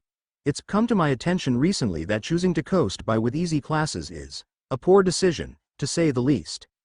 I'd like to switch to ancient runes and arithmancy, instead of comc and divination." Professor McGonagall smiled primly and nodded. "Of course, Mr. Potter, I think that's a wonderful decision. I will be sure to update your schedule." "Thank you, Professor," Harry said. The final people to approach him were the Greengrasses, which surprised him. Ted gave him another look, but allowed them to approach. Astoria looked giddy as she approached him, and was the only one to betray any sort of emotion. Daphne was simply observing him, and Harry couldn't make heads or tails of the expressions on Lord Greengrass and his wife. "Heir Potter," Lord Greengrass greeted him with a nod. "I heard all about your encounter with my daughter the other day, and the things you told her. I admit, I was extremely skeptical of Astoria's truthfulness of the situation, but I was surprised to see a will reading on the Gringotts public docket as she told me, and more surprised still at the events of today." Harry remained silent, and Lord Greengrass continued speaking after a brief pause. "You were raised by the Muggle relatives of Lily Potter? This Petunia Dursley and her family?" he asked, his voice quiet but firm. His expression remained completely neutral. "Yes," Harry said quietly. "You were kept from the magical world in its entirety until you received your Hogwarts acceptance letter at 11? "Yes, sir," Harry confirmed. "And even when you were reintroduced to our world, the nature of your heritage and place in our world was kept from you still, and you were led to believe you were simply an ordinary child?" "Yes, sir." "I see," Lord Greengrass concluded. "Do you have a suspicion as to who is responsible for this?" His voice was firm as ever, unflinching in steady tone, but Harry could tell that this was the important question. He looked at Ted, who nodded slightly. "Yes, sir, I do." "May I ask whom?" "Albus Dumbledore, sir. He was witness to my parents' wills, and you saw his attempted obstruction of the reading today. He was the one who placed me with the Muggle family, and when I expressed a desire to him at the end of my first year not to return, he gave me no other alternatives and forced me to return." That got the first visible reaction out of Lord Greengrass Harry had seen in the entire conversation, and even then it was hard to catch. His eyes darkened, and Harry could see his clasped hands grip tighter, ever so slightly, onto themselves. "Would you be prepared to swear on that testimony under oath in court?" Lord Greengrass asked. Harry looked at Ted again, who shrugged. He could answer however he wanted. Harry felt a bit of steel form in his gut as his brow furrowed, and he nodded.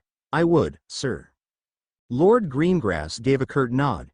"You are to choose a guardian momentarily, are you not?" "I am, sir. My family is not listed on the will, and as such I cannot offer our home as a choice for yourself. But, if you choose to allow yourself to be placed by the DMCC, I can give you the assurance, Heir Potter, that the most ancient and noble house of Greengrass would place ourselves as the foremost candidate to foster you. You would have access to all of our resources, among which is a veritable army of solicitors that I would be more than happy to set on the case of resolving the source of this tragedy, and attaining justice for yourself." Ted chose that moment to come up behind Harry and place a hand on his shoulder. "Lord Greengrass, as a solicitor under the banner of House Potter, I would request that you put such statements through me first, rather than directly to Heir Potter. One wouldn't want to think you were attempting to sway the last heir to House Potter in a certain direction, no?" "It's okay, Ted," Harry said quietly. "I appreciate the offer, Lord Greengrass, but I already have a choice of guardian in mind." "I expected as much," Lord Greengrass said plainly. "But I must stress upon you, Heir Potter, that the matter of what happened to you is a threat and attack to all of the noble houses of the Wizengamot. If we do not stand up to line theft when it happens to others, how can we expect to protect from it ourselves?" Harry nodded in understanding. "You are welcome to reach out to House Greengrass at any time, Heir Potter, Lady."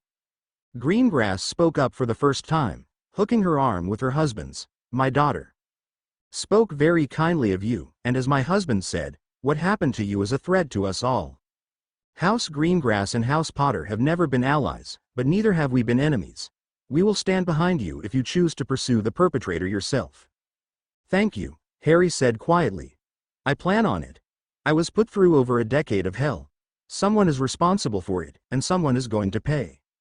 Harry's ring pulsed warmly at that statement. Lady Greengrass stiffened slightly. "Forgive my intrusion, but my daughter also spoke on this, saying you told her that living with those muggles was awful. I took it as an emphatic expression, a comment on a noble heir being sent to live with people who could never understand the significance. But what precisely do you mean by that statement? Harry swallowed, and Ted looked like he wanted to know the answer as well. He felt multiple sets of eyes on him. The only one not staring directly at him was Daphne, who was doing her best to look as uninterested as possible. But Harry could tell she was still listening intently. The Muggles were terrible people, Harry said in a broken whisper. I do not wish to get into details, please do not ask for them. But they were horrid, horrid people. I see, Lord Greengrass said. Did they treat you poorly? Harry thought for a moment on how to tell them without revealing too many details. He was already having a hard time thinking, and he felt like the walls were about to close in on him. The shame that always came up when he thought of the Dursleys was screaming at him to shut up, to stay quiet. May I ask a question, sir? Harry asked quietly. Of course, Lord Greengrass said. How do you treat your house elves? The question caught Lord Greengrass off guard, and he blinked in surprise. He thought for a moment, and then shrugged. Same as most other respectable families, I would suppose. They're well fed and given proper uniforms, with proper places to sleep. Happy elves make for happy homes, as the old saying goes. Why do you ask, Herr Potter?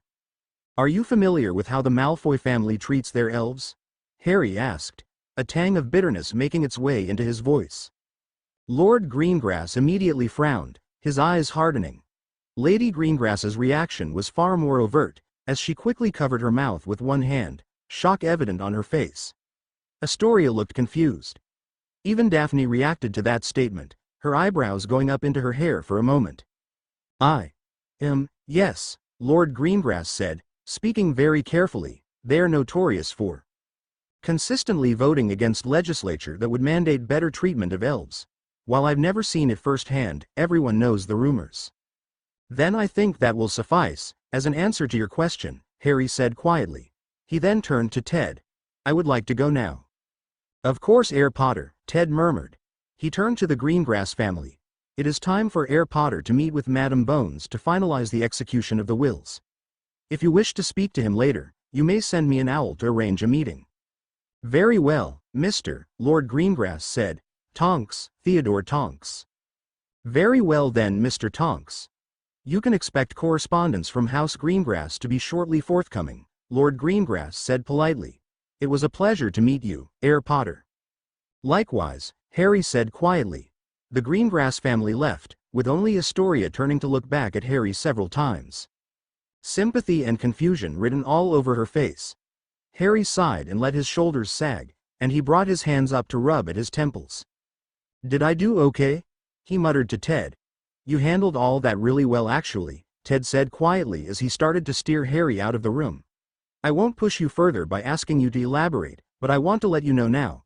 Assuming I take a position as a solicitor of House Potter, we will be having a further conversation about those muggles. Are we in accord? Yeah, Harry said quietly, nodding. I don't want them to get away with the things they did. I just don't want to talk about it right now. That's okay, Herr Potter. Save your energy. You have one more big thing to do and then you're off to a new home. Ted led Harry into a meeting room, similar to the one he met Ted in earlier. At the head of the table sat Amelia Bones, with Snagtooth on her left side. Harry was instructed to sit at her right, and Ted took the seat directly next to him. Augusta Longbottom was also there, and was sat on the opposite side of Harry. And who are you exactly? Madame Longbottom asked, looking disapprovingly at Ted. I don't recognize you as someone listed on the will. This is Mr. Theodore Tonks, a solicitor I've hired to assist in the execution of the will, Madame Longbottom, Madame Bones said smoothly. That was enough to placate Madame Longbottom, who nodded. Ah, I believe I've met your wife, Mr. Tonks. Please do pass on my regards to Andromeda. I'll do so, Madame Longbottom, Ted said with an easy smile. We are here to settle the last matter of the will, Snagtooth growled impatiently. The matter of Herr Potter's guardianship. I don't see what there is to settle, Madame Longbottom sniffed. The first choice on the will was my Frank, and since he's indisposed I'll be taking Herr Potter back to Longbottom Manor with me. That's not quite how it works, Madame Longbottom, Ted said politely. Firstly, Guardianship of Heir Potter would only naturally pass to you from Frank and Alice being indisposed if they had held it prior to such indisposition. Secondly, since Heir Potter is no longer a baby and has claimed his heirship, it becomes his choice. Madame Longbottom looked like something rather unpleasant smelling had just been shoved under her nose, but she simply nodded and sat back. As Mr. Tonks said, it is Heir Potter's choice whom he wishes to select as his guardian, Madame Bones stated. However, he must choose from one of the listings here as long as both parties, Heir Potter and his selection, are willing. Since both Messrs. Remus Lupin and Sirius Black are absent, they will be unable to claim it, as will Professor Minerva McGonagall, she continued, tapping a quill against her lips. So, Heir Potter, Snaggletooth picked up, looking directly at Harry. You have 3 viable choices. Madame Longbottom, Madame Bones, or the Department of Magical Childcare. Harry thought hard about it. He had settled on Amelia Bones days ago, but he had to admit, the offer from Lord Greengrass had his brain whirring again. Amelia Bones was the head of the DMLE, which definitely gave him a lot of hope for the ability to both exonerate his godfather as well as bring the Dursleys, and whoever was ultimately responsible for locking him up there, to justice. But Lord Greengrass was offering to do the same, and Harry was reasonably certain he could convince him about Sirius if he wasn't already. Harry tried to remember what he had read about House Greengrass in the books he had bought. They had been a merchant family for most generations, accumulating the vast majority of their wealth through sea trade. The books he had read only spoke on the older history of the family, and didn't say much on their recent politics. All he really had to go on was his gut feeling and the sparse knowledge he did have on them. The fact that their eldest daughter was a Slytherin didn't particularly sit well with him. He sighed. Can I ask you a few questions? He said, turning to Madame Bones. She nodded, turning to face him a bit better. Do you want to take guardianship of me? Harry asked, searching her face. This was the important thing, first and foremost. It was all well and good that his parents trusted her at the time of writing the will, but Harry was not about to go from one home where he was unwanted to another. Both Madame Longbottom and Lord Greengrass's motivations for wanting to foster him were uncertain to him, but at least they did want him. Anything beyond that he could deal with as it came up, but he refused to deal with being unwanted again.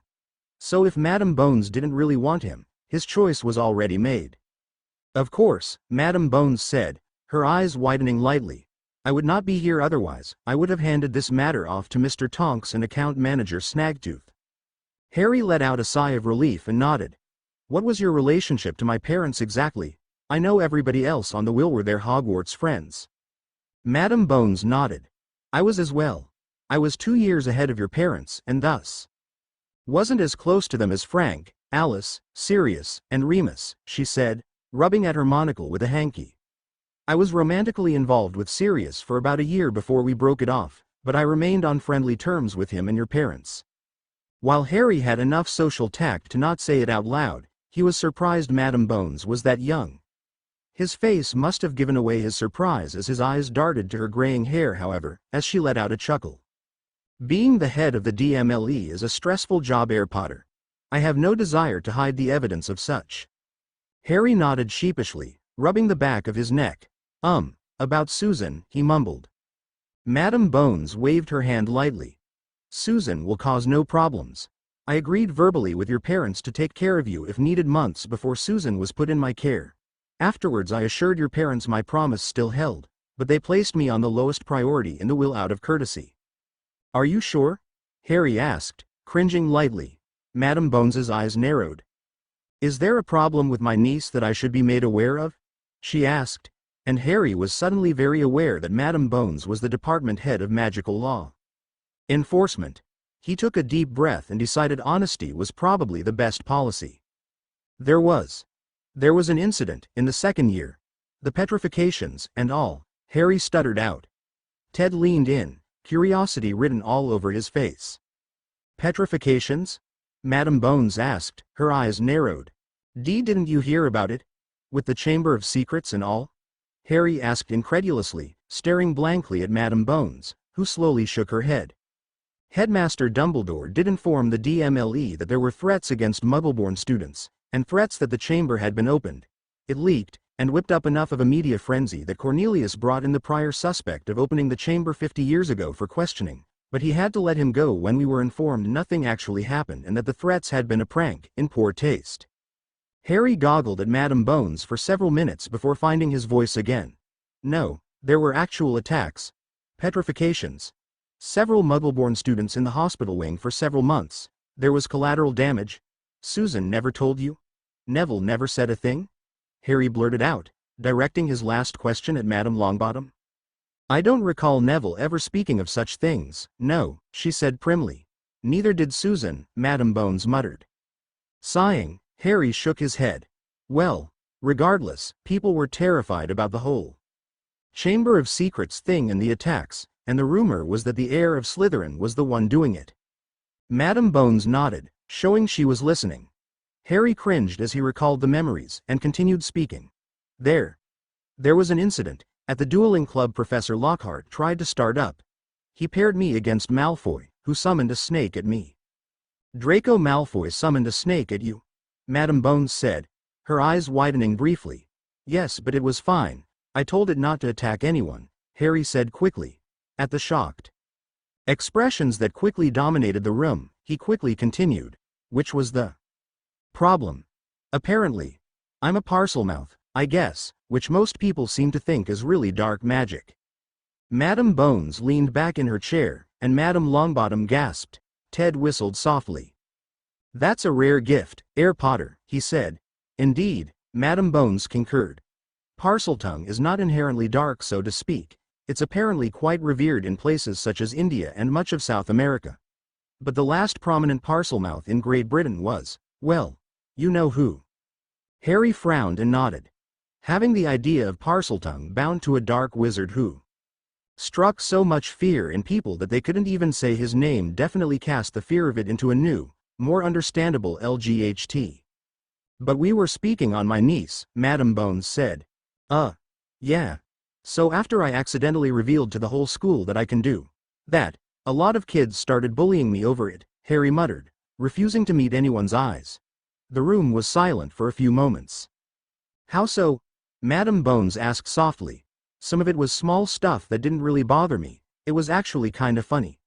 People would hiss like a snake at me in the halls, and some Slytherins would cover the patch on their robes when I walked past, like I was going to speak to it or something. Then it started getting worse, Harry said, wringing his hands. Some kids started treating me like the next you-know-who, running scared from me or refusing to sit next to me. I would overhear them whispering nasty things in the halls when I would walk by, but nobody said anything directly to me until, well. Harry sighed and put his face in his hands, rubbing his eyes furiously for a moment before resuming his story. What you have to understand, right, is that when the Parseltongue incident happened, the snake was about to bite this kid. Justin Finch Fletchley. A Hufflepuff. I told the snake not to attack him, but rumors were going around that I was doing the opposite, trying to goad it into attacking him until Snape vanished the snake. And, well, you know, puffs and their loyalty. Madam Bones nodded, but didn't speak, allowing Harry to continue. It got really bad after Justin got petrified. Every bloody puff in the school was convinced it was me by that point. That I did it as revenge for what happened in the dueling club. The puffs started getting downright vile. The other houses weren't innocent. Even some of the Griffs were spreading rumors about me and believing I was dark cuss of the Parseltongue thing, but the puffs were the only ones to get really nasty. Heir Potter, Madam Bones said softly. What did Susan do? Harry shrugged. To be totally honest with you, Madam Bones, I don't remember too many specifics. A lot of students bullied me after that. But Susan was part of the group of puffs who pulled the worst tricks, saying vile things about me, telling other kids to stay away from me, and I'm pretty sure some of them tried to hex me in the halls. Madam Bones nodded. I see. Did none of the Hogwarts faculty step in? Harry rolled his eyes. None of the really nasty stuff happened around a professor. And the faculty have a bit of a reputation for being really lax on punishing students who get out of line. They didn't let anyone get away with it in class, but they also didn't do a lot to stop it outside of class. Keep in mind, Madam Bones, this is the same faculty that lets Draco Malfoy run his mouth calling students mudblood, with nothing but a stern word to dissuade him. They barely even ever take points for it. The only time anyone ever gets punished is if an actual fight happens, and then Dumbledore just punishes everyone equally with a slap on the wrist regardless of who actually started it. Ted and Madam Bones's eyes narrowed at that, and they shared a look. You should demand satisfaction from the little rapscallions, Madam Longbottom huffed. It's preposterous that Albus would allow that to go on for so long, allowing students to sling verbal abuse at a child of your stature. I suppose you can't do much to the normal students, but it would be almost too lenient to simply demand an apology from each noble house. Whose child stooped to such a disgusting level? Harry wrinkled his nose. What do you mean by that?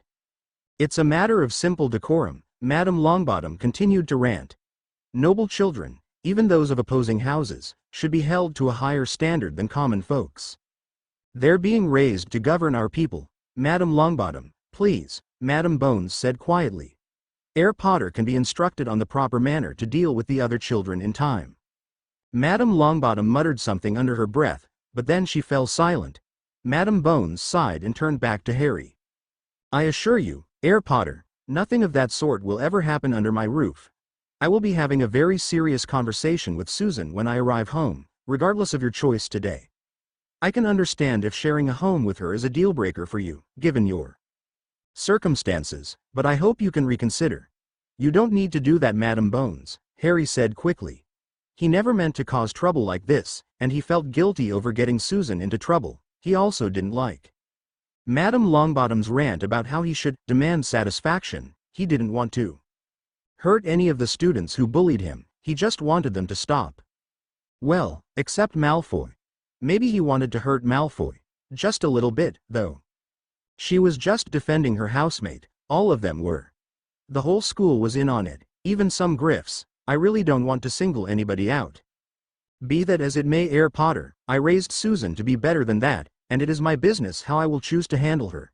Besides, Madam Longbottom is correct, noble children are supposed to be held to a higher standard in how they interact with one another. This is not something to be taken lightly. Harry nodded jerkily after a few moments. Just don't punish her too badly, he whispered. She wasn't that bad. She was just trying to defend her housemate. That's all. Ted frowned and shared a look with Madam Bones, who shook her head slowly. Harry had no idea what unspoken communication was passing between them, but then Madam Bones spoke to him again. This time in a much softer, gentler tone. I can promise you I won't punish her too severely, provided her offenses were, as you say, not that bad. I will simply be having a conversation with her to hear her side of the story and ask for an explanation of her actions. Harry nodded, smoother this time. That sounded better to him. As much as I hate to interrupt this riveting conversation, Snaggletooth drawled. Some of us have things to do today. Important things. Madam Bones shot a nasty look at Snaggletooth, who returned it tenfold, before sighing and turning back to Harry. While I would love to give you more time to think this over, you do unfortunately need to at least make a decision for temporary custody. Temporary? Harry asked, confused.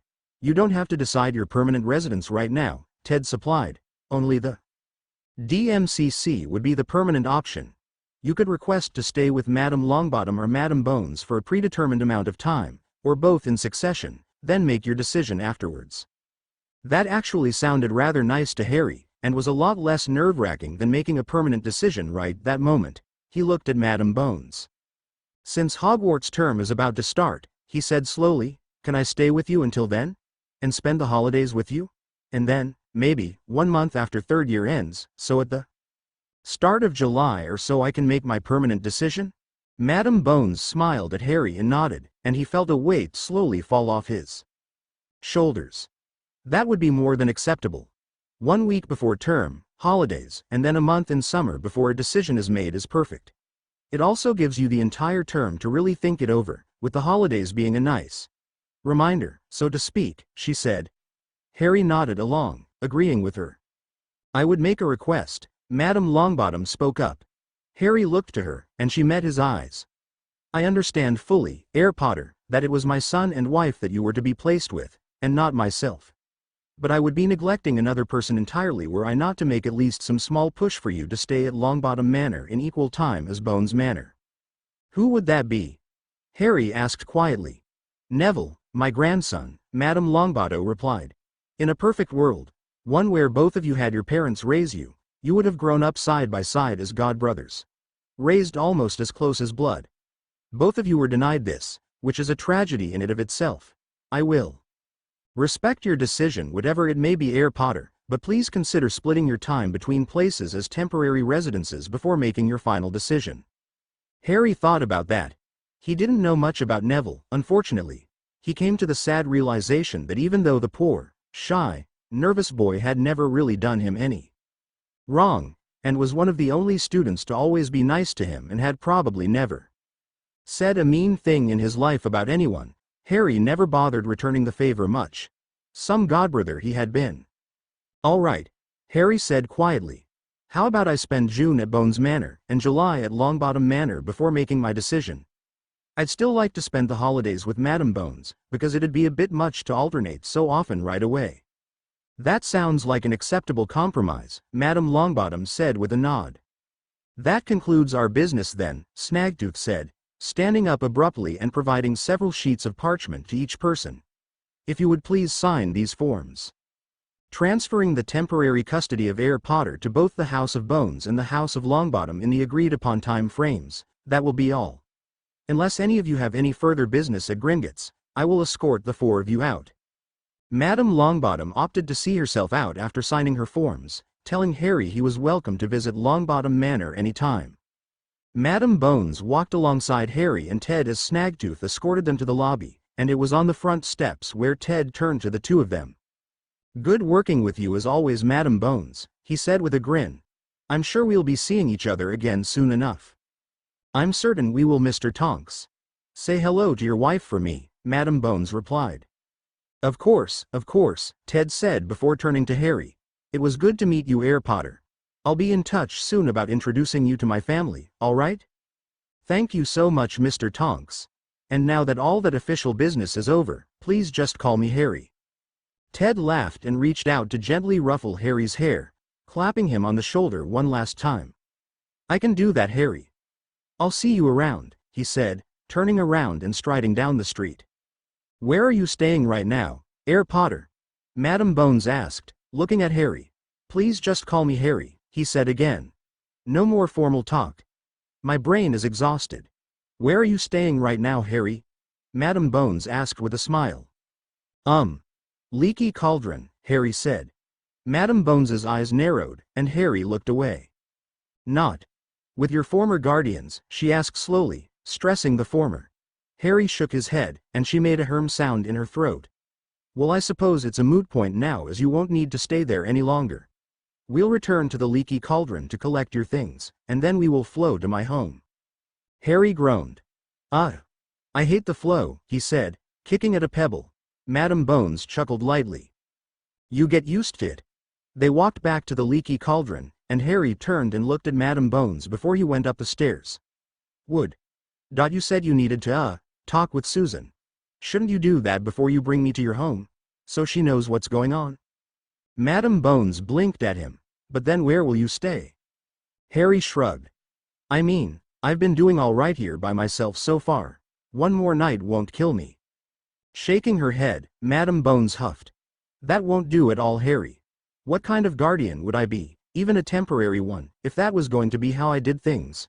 No, you'll be coming home with me and I'll get you settled into a bedroom. Susan is visiting with a friend today. I will simply go pick her up from there and take her out to a late lunch somewhere to inform her of today's events. Harry nodded, accepting the situation. Oh, he said quickly as he was halfway up the stairs. I have a house elf. He can come too, right? He asked, turning around to speak to Madame Bones again. Naturally. Have him help you gather up your things, and once we arrive at my home, you can call him and get him settled in as well, she said. Harry smiled gratefully up her and went the rest of the way up the stairs. With Dobby's help, it only took him a few minutes to get his room cleaned up and everything packed away, and he told Dobby he would call him as soon as he arrived at Madame Bones's home. He returned downstairs with all his possessions in his trunk, shrunken down and stored in its leather-carrying case, which was slung over his shoulder. Madame Bones led him over to the Leaky Cauldron's flow, instructing him on its proper usage. He grabbed a pinch of flow powder, threw it into the fire, and stepped into the green flames. Bones Manor, he stated clearly and concisely, immediately feeling the floor drop out underneath him as he whirled into the flow. Memories and steps forward. Albus Dumbledore had lived a long life. In that time, he had made many choices, many decisions. Far more of those decisions had led to regret than he would be comfortable admitting, and he would be hard-pressed to come up with a full list if he were to be asked. At this particular moment in time, however, the regret on the forefront of his mind was a rather simple thought as he sat at his desk in the Hogwarts headmaster's office, wincing every few moments as if a whip of fire had lashed across his face. I should have been more careful, he thought over and over again as Minerva McGonagall laid into him with the fury of a scorned lioness. He's her sister's son, her nephew, you said, Albus. She'll love him like family, you said. Well, I don't know if you've been living under a bloody rock for the past few decades, Albus, but in my personal opinion the words of an arrogant bearded fool shouldn't take precedence over those of the woman herself who said it plain as bleeding day in her last bloody will that her sister was a cunt. Minerva was pacing back and forth in the office as she ranted, her Scottish accent burning through thickly into her voice as she alternated between verbally whipping the headmaster, sending him vile looks that would kill a lesser man, and simply conjuring and throwing light objects at him that bounced harmlessly off his head. In hindsight, I admit I made a poor judgment call, Albus said in a placating tone. But you need to understand, Minerva, there were external factors pushing me to decide the way I did. External bloody factors, my wrinkled ass, Albus. Many names, Dumbledore. What in Morgana's bloody name outweighed the well-being of a child for Merlin's sake? A child who nearly the entirety of Wizarding Britain owes thanks to. Minerva shouted. This time, she conjured something a little bigger, a large tomato that she hurled directly at Albus's face. It splattered across him and dripped juices onto his robes. The headmaster sighed softly and vanished the mess with a casual flick of his wand. A poor judgment call, as I've said, he said softly. I was concerned about the possibility of a Death Eater attack on the boy as soon as word spread of the events of that night. Once the Ministry arrived on the scene, I had met them there and informed them as best I could of what transpired in Godric's Hollow, and you know as well as I that it took only a matter of hours for that information to spread like wildfire. Minerva was still fuming, but she conjured up a large armchair and sat down, glaring at the headmaster from across the desk. She crossed her arms and legs, staring him down and waiting for him to continue. Albus suppressed the urge to gulp nervously. The light had already taken so many casualties. Minerva, the brutal ransacking of Bones Manor, the complete eradication of the McKinnon line, the loss of the Pruitt twins, and then the near devastation of the Potter line, and many more besides. I could not, would not, risk another family lost as collateral damage in a suicidal vengeance mission by the hands of Death Eaters, Albus said, his voice firm and hard. Then he sighed, and pinched the bridge of his nose. Even despite the difficult decision I made, the brutal attack on the Longbottoms happened regardless. If I had followed James and Lily's wishes immediately, we would have lost Harry then and there most likely. What happened to the Longbottoms was tragic, and I am certainly not suggesting you were wrong to be concerned of such a thing, Albus, but you took it too far. You easily could have kept the boy here in the castle for longer, even a year or two, until we could be reasonably certain the overt risk of another attack similar to what happened to Alice and Frank had passed, Minerva said sharply, her aggressive posturing not fading in the slightest. And placed him where? A castle such as this is no place for a boy to grow up. Sirius was imprisoned, Remus was an emotional wreck, and both houses Bones and Longbottom were recovering from the war. You yourself were busy caring for the several young Gryffindor children who had lost parents in the war until they could be situated as well. Even if it was your decision to make, which it wasn't, Minerva said, stressing the last part. There were options that did not involve the Muggles Lily Potter had expressly forbidden Harry from being placed with. Albus sighed again. I fully admit fault in not having looked into the family further. I was stretched too thin in my own belief that, when confronted with the death of her sister, Petunia Dursley would see reason and treat the boy well, clouded my judgment and caused me to be lax. But there were precious few options at the time, Minerva. Minerva huffed and leaned back in the chair. Excuses. He could have stayed in the castle as long as he needed to. And that avoids the part where it wasn't your decision to make. Every person listed on that will bar Sirius should have gotten the opportunity to decide for themselves whether or not they were capable of taking Harry in. We even could have kept him in the castle until we sorted out the kerfuffle of Sirius's innocence, which you still have to answer for, Albus. You knew he was innocent, yet you allowed him to rot in Azkaban for over a decade. Albus didn't have a response to that at first, and simply sat in silence for a while and thought. When he began speaking again, he spoke slowly, haltingly. I consider that one of my largest mistakes of it all, Minerva. My memory is not perfect, and even I was unaware as to how many layers of deception James and Lily began to operate under as the year bore on. When the Fidelius was cast, I was not present. I believe Lily cast it herself. The official story they gave the order was that Sirius was the secret keeper, but there were whispers and rumors that the real secret keeper was Remus, or Frank. I even heard a few trails that spoke of myself being the secret keeper. When James and Lily asked me to come to Gringotts to witness and sign their wills, I wondered if they were pulling a double blind, keeping the waters muddied as to who their real secret keeper was. As I wasn't present for the wills being properly filed, I was unaware if they were even the true ones at the time. A double blind, Minerva said plainly, giving Albus a look that quite clearly stated she was taking his words with a boulder of salt. When the Aurors arrested Sirius, he was cackling like a man undone, screaming about how it was his fault James and Lily were dead, that he betrayed them. At the time I, along with everyone else, believed that he had succumbed to the black madness and that my suspicions proved correct. That James and Lily had layered deceit under deceit to obfuscate the true identity of their secret keeper, and had placed their ultimate trust in Sirius. And why did the truth not come out in a trial? Minerva pressed. Albus looked shameful. Back then many trials were held quickly, and without my presence. Wartime necessities, according to Minister Bagnold. I had nothing to do with Sirius's conviction or prison sentence, otherwise I would have done whatever I could to prevent it. Bagnold had the entire Auror Corps and DMLE behind her, including Barty Crouch, whose alliance with us was tenuous at the best of times. Fighting back against them would have caused too much turmoil. We were already breaking at the seams with infighting and accusations of spies. Minerva made a sound in her throat and thought, her posture relaxing for the first time. She remained silent for several moments. So for all you know, they simply took his mad babbling at the scene for a confession and locked him up right then and there? It's unfortunately possible.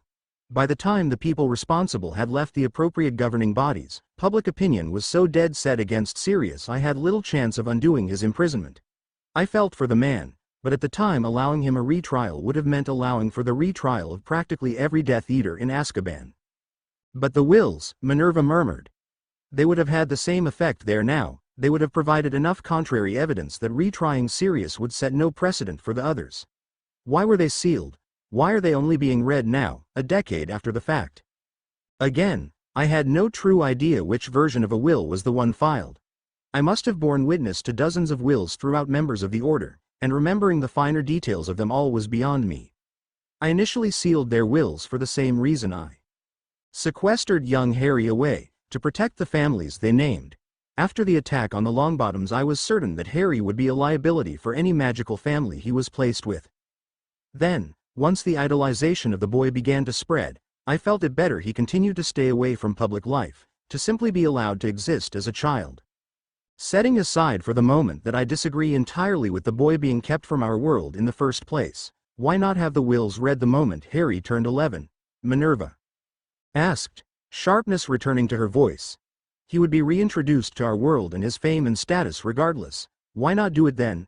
Unseal the wills and get this business over with 2 years ago? Albus chuckled sadly and shook his head. Would you like the honest answer, Minerva? Yes. I was afraid, Albus said softly, a wan smile on his face.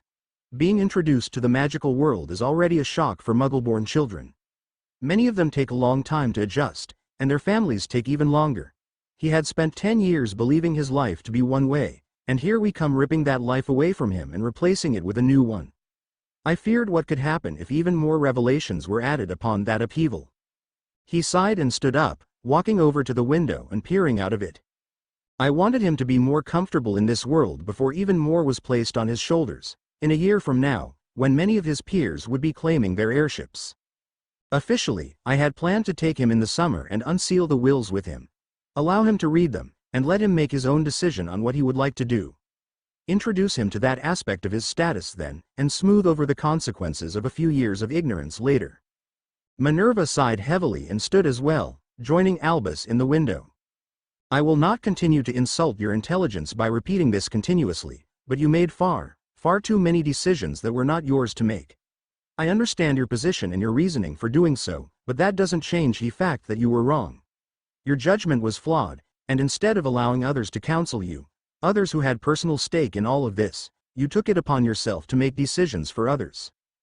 Albus nodded his head slowly. Perhaps I've been in charge of things for too long, he said quietly with a soft smile. I wouldn't say that, Minerva said, reaching out to rest a hand on Albus's shoulder. You are still a wonderful and noble leader, and I doubt any other man could have led us through the dark times of you-know-whose civil war. You had to make many hard decisions during that time, decisions I do not envy of you. You simply took it too far and overreached. Understandable in the moment, but your true failure lies in simply letting the status quo continue, and not undoing those overreaches sooner on your own, instead allowing them to come to a head like this. We are in agreement there, I think, Albus concurred. I am merely human, and I admit I made mistakes. The sad consequence of power though is that my mistakes have far further reaching effects than most, he said with sadness in his voice. Minerva nodded. Seeing as we cannot undo what has been done, I will accept everything you have said to me today. I appreciate that, Minerva. But I expect you to do better in the future, Albus. You used to take counsel from myself, Flitwick, Amelia, Moody, and many others in the order. I will not pretend to understand why you ceased doing so, but perhaps if you had done so, we could have avoided all of this. And I for one will not be allowing you to make any similar mistakes going forward, in regards to Harry or any other child. Albus smiled, nodding his head again. Minerva, I do hope you believe me when I say I sincerely hope I am never put in the position of even possibly making a similar mistake again. I should hope so, Minerva groused. I also expect you to at least make some attempt to make things right with Harry. Albus cringed. I would love nothing more, however I have a suspicion that young Harry would like nothing more than for me to stay many leagues away from him at all times. And I wouldn't blame him, Minerva scolded. But there's ways for you to make your mistakes right that don't involve being close to the boy. You are, again, correct, Albus chuckled softly. I'll be sure to think of something. I am sure you will, Minerva said, turning around to make her leave. As she stood in the threshold she paused, pulled out her wand, and turned around. She marched back up to Albus and carefully pointed her wand at him, poking it gently into his beard. Albus, she said softly. If it comes out that that poor boy was anything other than simply a little small for his age, if my deeper suspicions about those muggles prove correct, I would like to inform you our prior conversation will be nothing compared to what I will do to you. Albus winced and nodded. It wasn't as if he was completely ignorant of Petunia's attitude, but he found himself hoping more than ever that his theory about familial love would at least prove correct enough to save him from this fate. He prayed that at worst, Harry was somewhat neglected in favor of his cousin, but nothing more. Minerva gave him one last steely look before turning and leaving properly. Albus sagged his shoulders and stood for a few moments before walking over to his desk and stroking Fox, who cooed softly and shook his feathers out. Of course he knew eventually Harry would find out, or have to be told, about his heritage. There were too many ways for him to find out for Albus to completely control it, and Albus himself would have done it eventually. But he had been hoping for a little more time for him to connect with the boy. To keep him firmly on the side of the light. If he discovers the true nature of the Potters too soon, I fear all may be lost, he murmured to himself. He must be kept on the side of the light, while Voldemort still lives. He opened a drawer on his desk and pulled out the mangled diary Harry had brought him earlier that year, claiming it to be the reason the chamber had opened. He ran his fingers over the spine and over the edges of the paper in the hole the basilisk fang had created. The implications of the diary shook Albus to his core, a fear he had not felt the grip of for a very long time. Long had he harbored suspicions of Voldemort's dark methods for extending his existence past the grave, but to have the potential confirmation of his suspicions finally in front of him was more than Albus was ready to confront. The look on young Harry's face as he stared at Albus flashed into his mind, and he gave a small shudder. No, his earlier hopes were fruitless. The blame and anger in the young boy's eyes could only be the product of a poor home life, and Harry must place the blame squarely on Albus's own shoulders. He would continue hoping that it wasn't as bad as his fears. That Harry was simply a moody teenager, unhappy with his home life for ultimately petty reasons, but in the event he wasn't, Albus had to head this off at the pass. If word got out in the wizarding world that he had consigned the boy who lived to a decade of unhappiness, let alone abuse, he would quite quickly find himself stripped of most of his influence. Not only that, but it was imperative he remained in a position of influence over Harry. He needed to keep the boy light. The potential fate of the wizarding world lied on that. With a small pop, Albus Dumbledore apparated from his office. He needed to start working on something, and soon. Harry was unceremoniously thrown from the flow and onto the floor with a yelp, his limbs flailing as he tried to catch his balance. He ultimately failed, quickly stumbling over and falling flat onto the carpet. He decided to just lay there as he heard the whoosh of Madame Bones exiting the flow. She only took a few steps before stopping, peering over her monocle at Harry. She had a wry smile on her face as Harry gazed up at the ceiling, seemingly completely unbothered by his smearing soot all over her carpet. "Tired?" she asked. "The flow decided I belong on the floor. I figure, why argue?" Harry said, shrugging. "I can see why you have a distaste for it," she said in a dry tone. "Hey," Harry said, pulling himself slowly into a sitting position. "The flow started it, okay? I didn't ask to be thrown out." Madame Bones flicked her wand at him, vanishing the soot off of himself and the carpet. "There's a trick to it," she said as she gave him a once-over, making sure she got all the soot. "I'll teach you. The last time I used it I was supposed to go from the Weasleys to Diagon Alley, and the stupid thing spat me out in Nocturne Alley instead." "Did it now? That must have been harrowing," Madame Bones said with a light chuckle as she tucked her wand up her sleeve. "Now, go ahead and call your elf. I will call my own and we'll get them acquainted. Then I'll go ahead and show you where you'll be staying, and after that I will fetch Susan and inform her of the day's events." Harry nodded. "Dobby?" Dobby popped in next to Harry and gave him a very exaggerated salute, standing up very straight. "Dobby answers the great master Harry Potter, sir."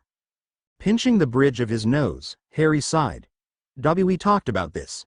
Please just call me Harry. Master Harry if you absolutely need an honorific attached." "But Master Harry, sir, be in the house of Madame Bonesy and Dobby must be making a good impression." Harry groaned and put his face in his hands, deliberately ignoring that Madame Bones was covering her mouth with one hand, her shoulders lightly shaking. She quickly calmed herself and called her own elf. "Daisy," she said, and another house elf popped into the room. She was wearing house elf clothes, which further confirmed Harry's suspicions that the Malfoys treated their elves in a unially terrible way. She bowed her head to Madame Bones. "What can's Daisy be doings for Madame's Bones?" she trilled in a high voice. Madame Bones indicated Dobby with her hand. "Daisy, this is Dobby and his master, Heir Harry Potter. The Bones family is taking temporary guardianship of Heir Potter, so please show Dobby around and instruct him in the ways of the manor. But remember, he is still the personal elf of Heir Potter and should be treated as such." Daisy looked over at Dobby and gave him a searching look, her eyes scanning up and down him. Harry suppressed a snicker as Dobby hid behind his leg, his ears drooping as they slowly turned red. "Daisy will be doing so," she tittered, walking over to Dobby and grabbing onto his sleeve, pulling him out from behind Harry's leg. "Dobby will be learning the ways of Bones Manor, Daisy be making sure." Dobby shot a pleading look at Harry before Daisy popped away with him. Harry shook his head. "Is it just me or is Dobby crushing on your elf?" Harry asked with a snicker. Madame Bones simply chuckled. "Please remove your shoes, Harry, and leave them in front of the flow. Daisy will make sure they're cleaned and placed in your room with the rest of your clothing once you get settled." Harry did as he was told before following Madame Bones out of the sitting room and down a long hallway. Then they went up a few flights of stairs to the third floor of the manor, where Madame Bones led Harry to a room. She opened the door and gestured for Harry to go in, following behind him. The room was plainly decorated and furnished, with pale blue walls and a four-poster bed slightly larger than what Harry was used to at Hogwarts. There was a wardrobe, a small bedside table, and a door on the right wall of the room. The only other furnishings were an empty bookshelf against the wall near the bed, and a writing desk with no chair. "If this space is to your liking, this will be your bedroom," Madam Bones said. "That door leads to a full bathroom of your own, with a large closet attached to it. The closet is enchanted with minor spatial expansion charms and will store all of your clothing easily." Harry mutely walked over to the bed and ran his hand over the covers. The blankets covering the bed felt incredibly soft, and Harry slowly sat down on the edge of the bed. He didn't respond to Madam Bones. Silence fell over the room for several moments before Harry felt a gentle hand on his shoulder, and he winced slightly. The hand pulled away quickly, and Harry turned to face Madam Bones. "Is this all right, Harry?" she asked gently. It's more than all right, Madam Bones," Harry whispered, his mouth dry. "Thank you." "Call me Amelia, please," Madam Bones said with a soft smile. "If you had grown up here you would be calling me Auntie, same as Susan." "I don't think I can call you Auntie," Harry said with a grimace, rubbing the back of his neck. "But Amelia I can do." Amelia's lips pressed into a tight line as Harry spoke, and she nodded. "You don't have to call me anything you're uncomfortable with," she said, and Harry nodded gratefully. A few more moments of tense silence passed before Amelia cleared her throat. "I will be going to fetch Susan now. We will be back in a couple hours most likely. I understand that this is a large change for you, Harry, and I want you to know I expect nothing from you. Daisy will fetch you for meals, and if you do not wish to join us you may take your meals in here. If you struggle with anything, if you have needs that are not being met or addressed, if you have any questions or concerns, call Daisy anytime or speak to me." Harry nodded, looking down at his feet. "If you need to find me simply call Daisy and ask to be escorted to me. If I am present in the manor Daisy will be able to find me, otherwise Daisy will come to me wherever I am and relay a message. Is that all right with you?" "Yes, Madam Amelia," Harry said, pulling himself further on the bed and sitting down comfortably. He still couldn't look directly at her, and was instead staring intently at the wall.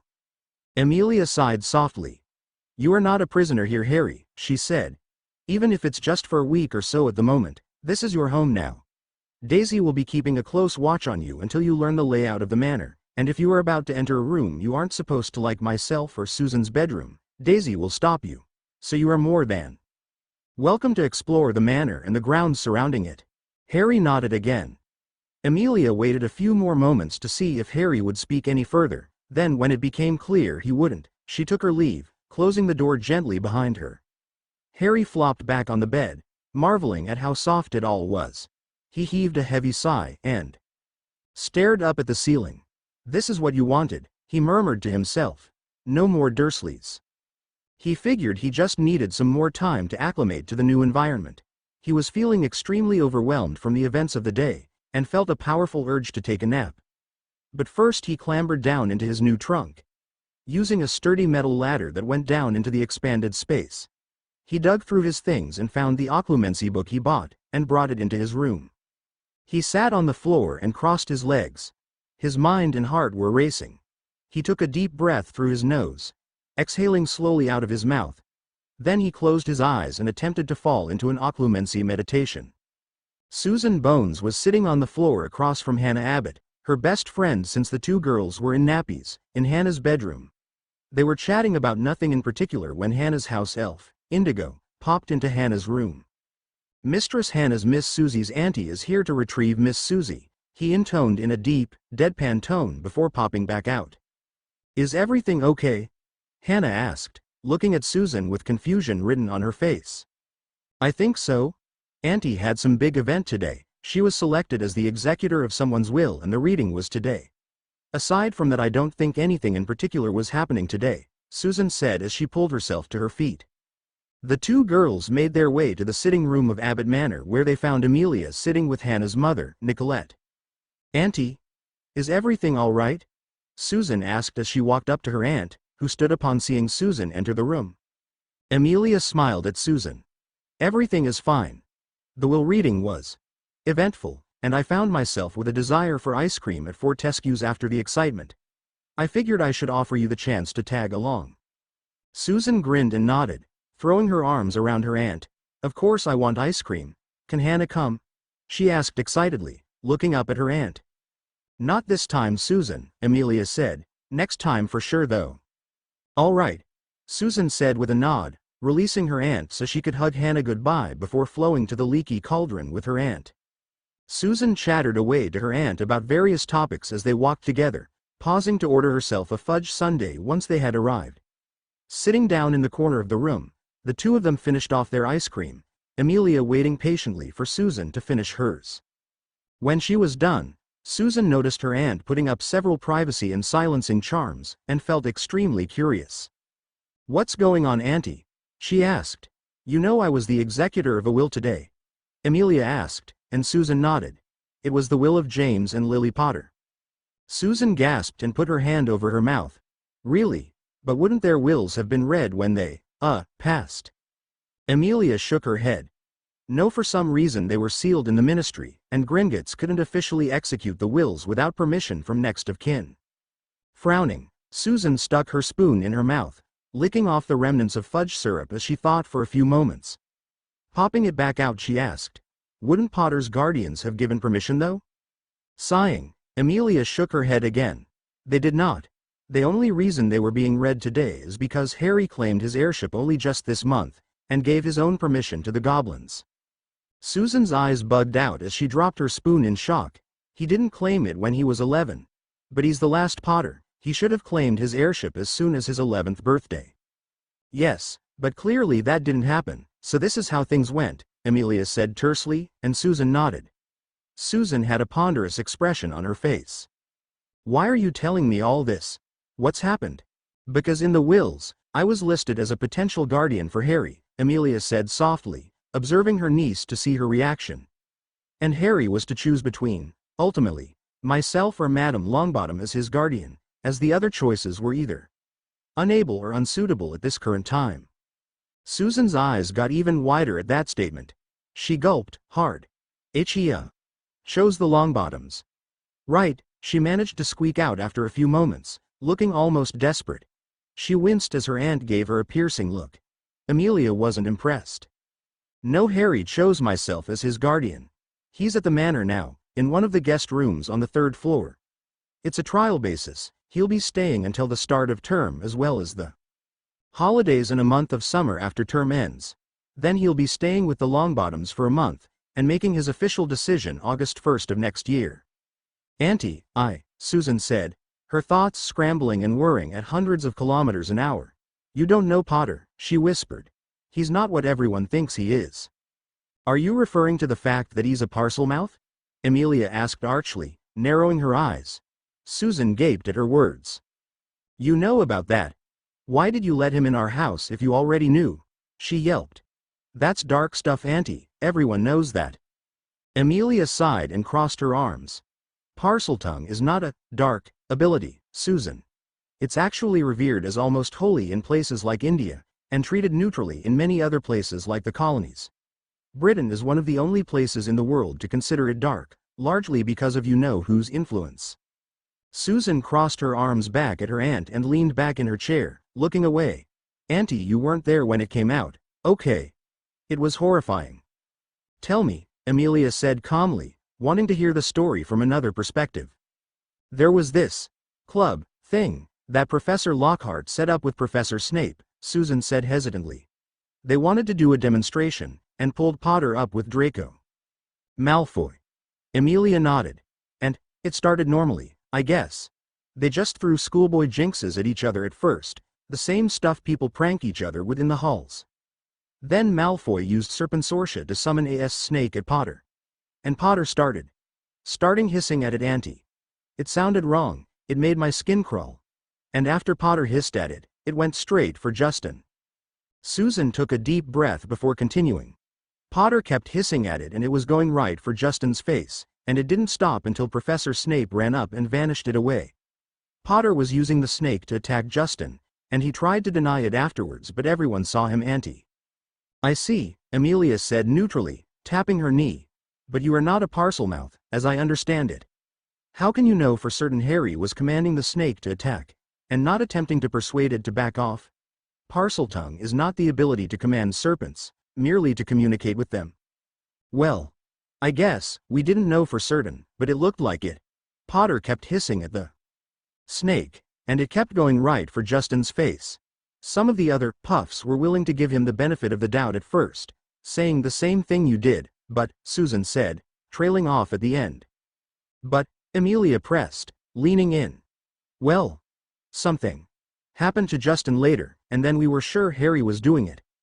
The heir of Slytherin got Justin, and there were plenty of rumors flying around about it being Harry already because he was found at the scene of the first attack. Attack? Amelia asked sharply. Filch's cat, Susan said sourly. Poor thing was petrified and hung up on a lamp, and there was writing on the walls that said the heir of Slytherin was responsible and had opened the Chamber of Secrets. Potter was there. He said he didn't do it, but he and his friends were the only ones that weren't in the Great Hall eating dinner at the time. At least, that's what I heard. That's what you heard, Amelia repeated, arching an eyebrow. Yeah, Susan mumbled. Who else was harmed by these attacks? Amelia asked. I don't remember everyone. Hermione Granger, Justin, one of the upper-year Ravenclaws. Some little griff for Steve. When Justin got petrified right after Potter attacked him with the snake, everyone knew it had to be Potter doing it. You mean everyone jumped to the conclusion that it was Harry after an unfortunate coincidence that revealed his abilities during an event that nobody can determine exactly what he was conversing about with the snake, Amelia said pointedly. Susan shrugged. Amelia sighed. Why didn't you tell me any of this? Susan shrugged again. It just didn't feel like I should. I figured you already knew, and everything worked out in the end. I think Headmaster Dumbledore made Potter stop, and everyone got unpetrified, she said in a small voice. You mean you didn't already know? I did not, no, Amelia said shortly. The first I heard of it was when Harry told me himself, earlier today. I had only heard that threats were made against Muggle-born students, but Dumbledore conveniently left out the mention of any actual attacks, let alone petrifications. He was covering up for Harry most likely. Susan scoffed.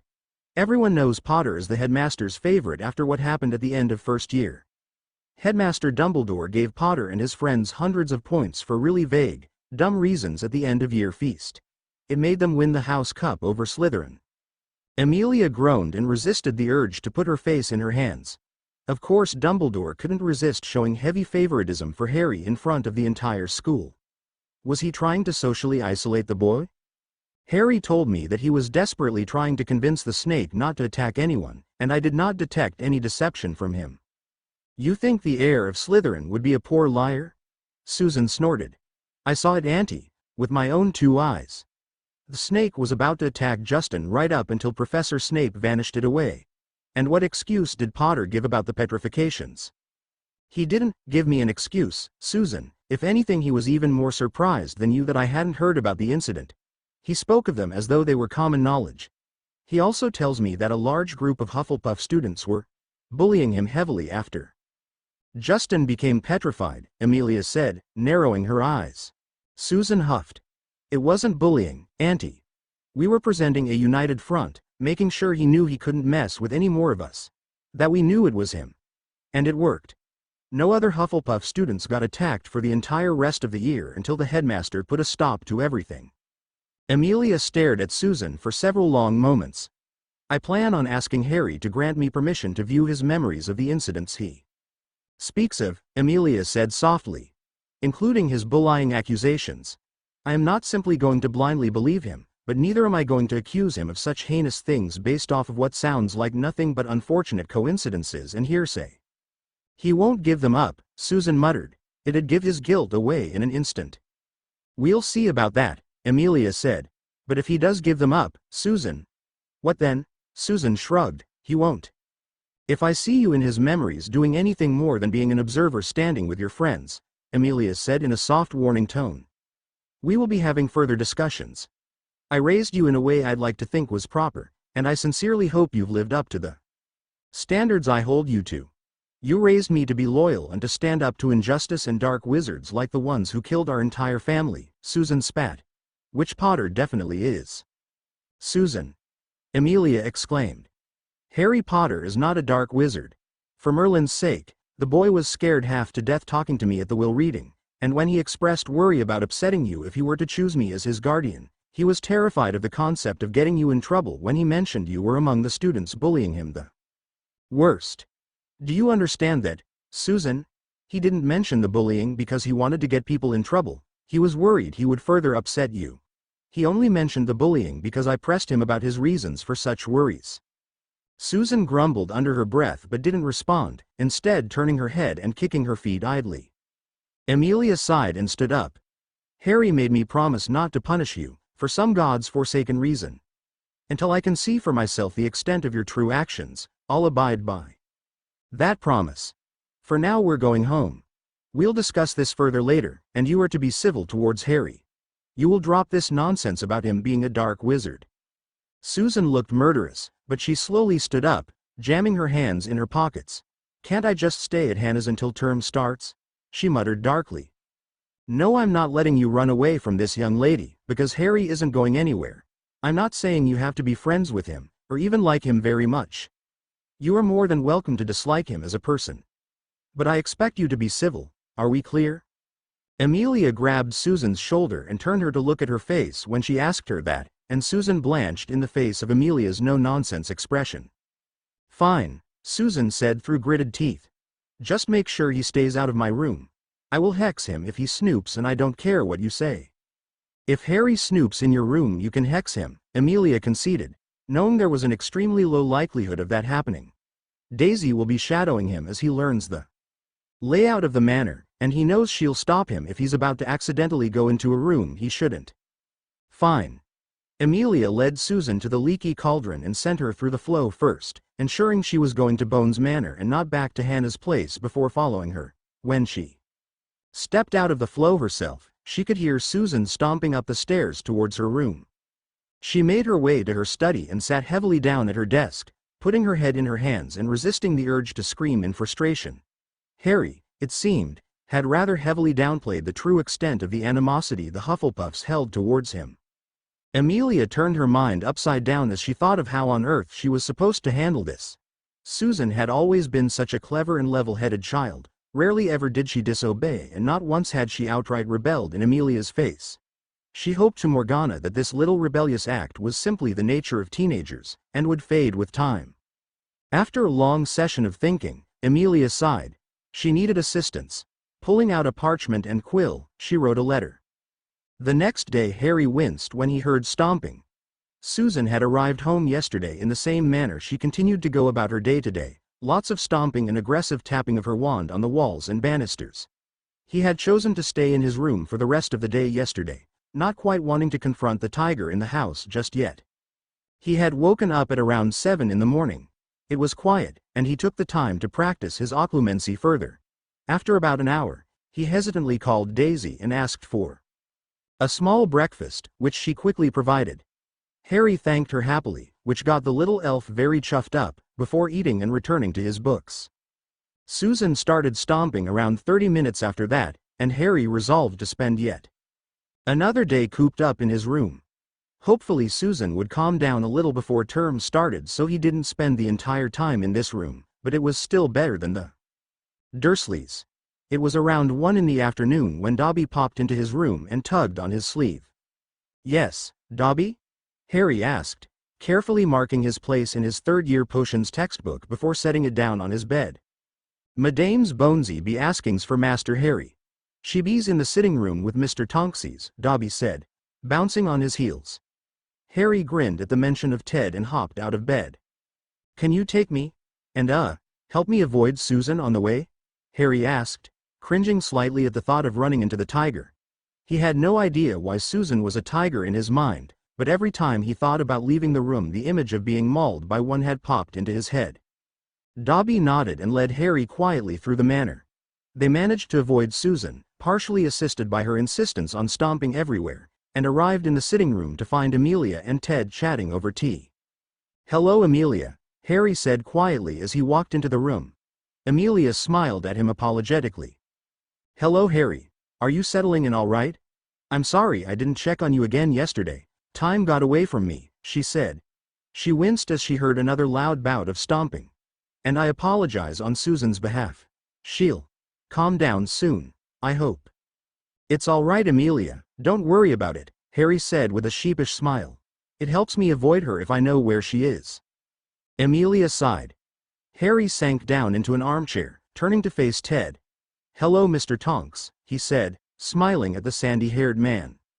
Hello again, Harry. I've been discussing the terms of my employment with Amelia, and I think we've settled on something that suits everybody, Ted said, returning the smile. As of today I am officially a House Potter solicitor.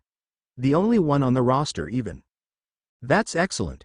Can you please kill those stupid adventures of Harry Potter books? Harry said excitedly, remembering one of the things he wanted to hire a solicitor for as soon as he could. Ted burst out guffawing and slapped his knee. Already putting me to work, Harry. I'll see what I can do. At the very least we'll be able to sue the pants off them for unlicensed use of likeness and name. I might not be able to kill them entirely, but I can at least make them less explicitly about you. They'll probably just change all the names around and make the appearance different enough that we can't legally challenge it, but would that satisfy you at least? Yes. Get my name and face off of those stupid farces masquerading as books, Harry said sourly. Amelia smiled warmly and took a sip of tea. That's not all I had Mr. Tonks' visit for, however. Harry looked curiously at her, and Amelia's smile slowly faded. Harry, she said quietly, we need to talk. About Hogwarts, and what happened during your second year. Harry immediately shrank back into his chair a little, but he closed his eyes and took a deep breath. This was why he needed a guardian. He could tell someone about everything, all the insanity he'd been through. If he wanted to start getting control of his life back, it would involve opening up to Amelia and Ted about these things. Harry nodded briefly. As you can tell, Amelia said, pausing to allow for a few Susan stomps to echo through the room. Susan did not react well to the news yesterday.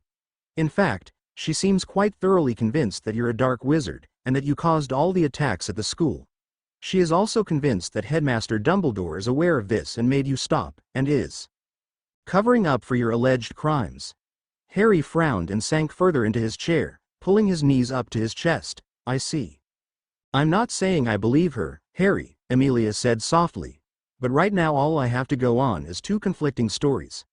I need more information. And, preferably, some evidence. Both of you are making extremely serious accusations, Susan about you, and yourself about the state of Hogwarts in general. Harry cleared his throat and nodded. That made sense. What do you need from me? I'll do anything. Start by telling me everything. From the start of second year to the end of it. He nodded. Took a deep breath. Then, he spoke. His voice was soft, and several times Amelia or Ted had to ask him to repeat himself so they could hear him properly. He spoke of the voice he heard in the walls, of the incident with nearly headless Nick's death day party and the discovery of Mrs. Norris.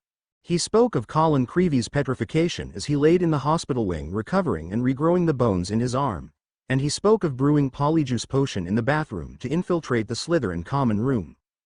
He spoke of the dueling club incident in full, the roosters being killed, and of Justin being petrified with nearly headless Nick. He spoke of the potion being finished and disguising himself and Ron as Crabbe and Goyle, trying to learn if Malfoy was the heir of Slytherin. He speaks in broken, stuttering sounds of Hermione being petrified as his knuckles go white, his fingernails digging into his palms. His voice becomes lifeless and toneless as he describes meeting Aragog in the Forbidden Forest, and then he stops. He looks at Amelia, who is trying her hardest to keep her face neutral, and takes a final intake of breath. This last bit is going to sound insane, he said, his voice hoarse and rasping. He had rejected Daisy's repeated offers of tea, as he felt if he stopped to drink, he may not start speaking again. He had to get it all out while his resolve lasted. Just tell us, Harry, it's all right, Ted said reassuringly. Even if you did something wrong, we'll figure it out. Harry shook his head. I don't think I did anything illegal, or wrong.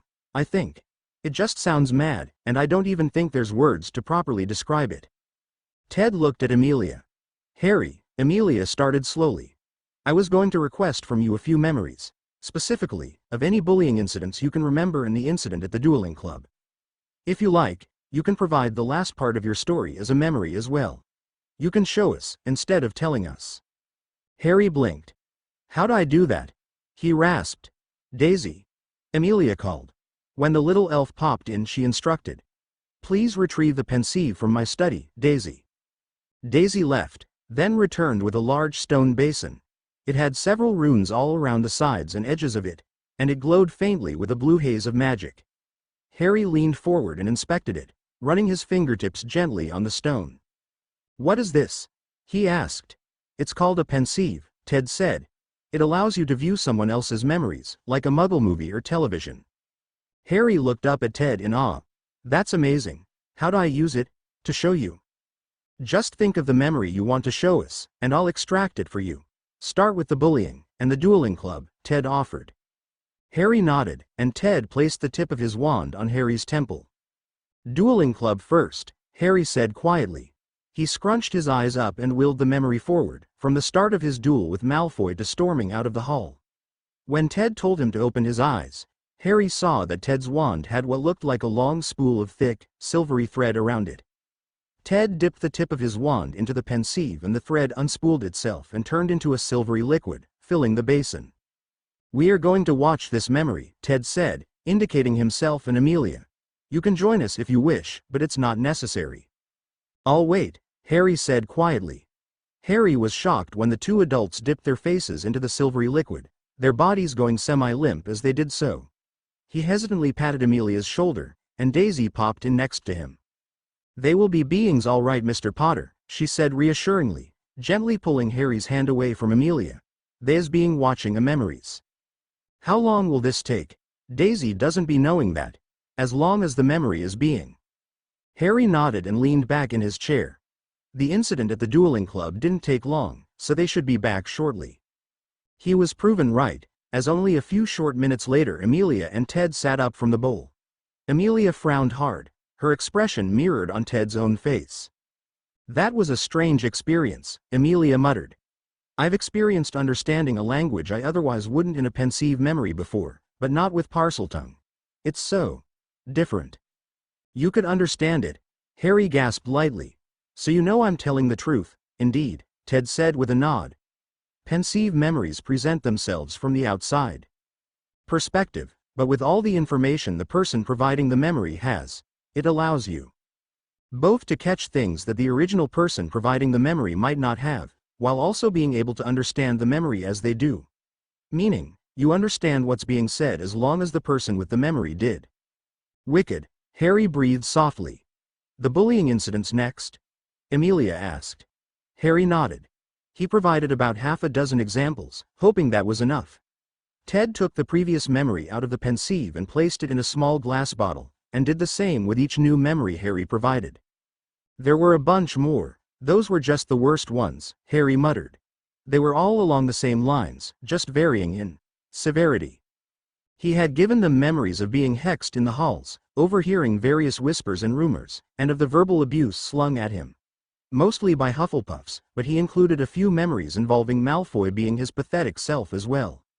When Ted and Amelia were done reviewing those memories, they looked royally ticked off. Amelia looked slightly queasy on top of it. "Susan," she muttered softly. "What in Morgana's name got into you?" Harry cringed. "Please don't single her out," he whispered. "She has to answer for her actions," Amelia said plainly. "I raised her with better standards, better morals than this. Not to hurl verbal abuse at others in the halls of Hogwarts." Harry didn't know what to say to that, so instead he remained silent.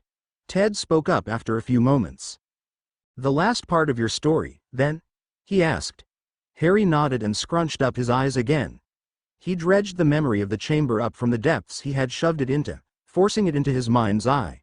He started with the discovery of the words on the wall saying, "Her skeleton will lie in the chamber forever," and ended with Fox carrying him and Ginny out of the chamber. When he was done this time, he felt himself shaking. The spool on Ted's wand was large, and when he placed it in the pensieve Harry worried it would spill over. It filled up to its edges, the runes glowing a soft blue hue.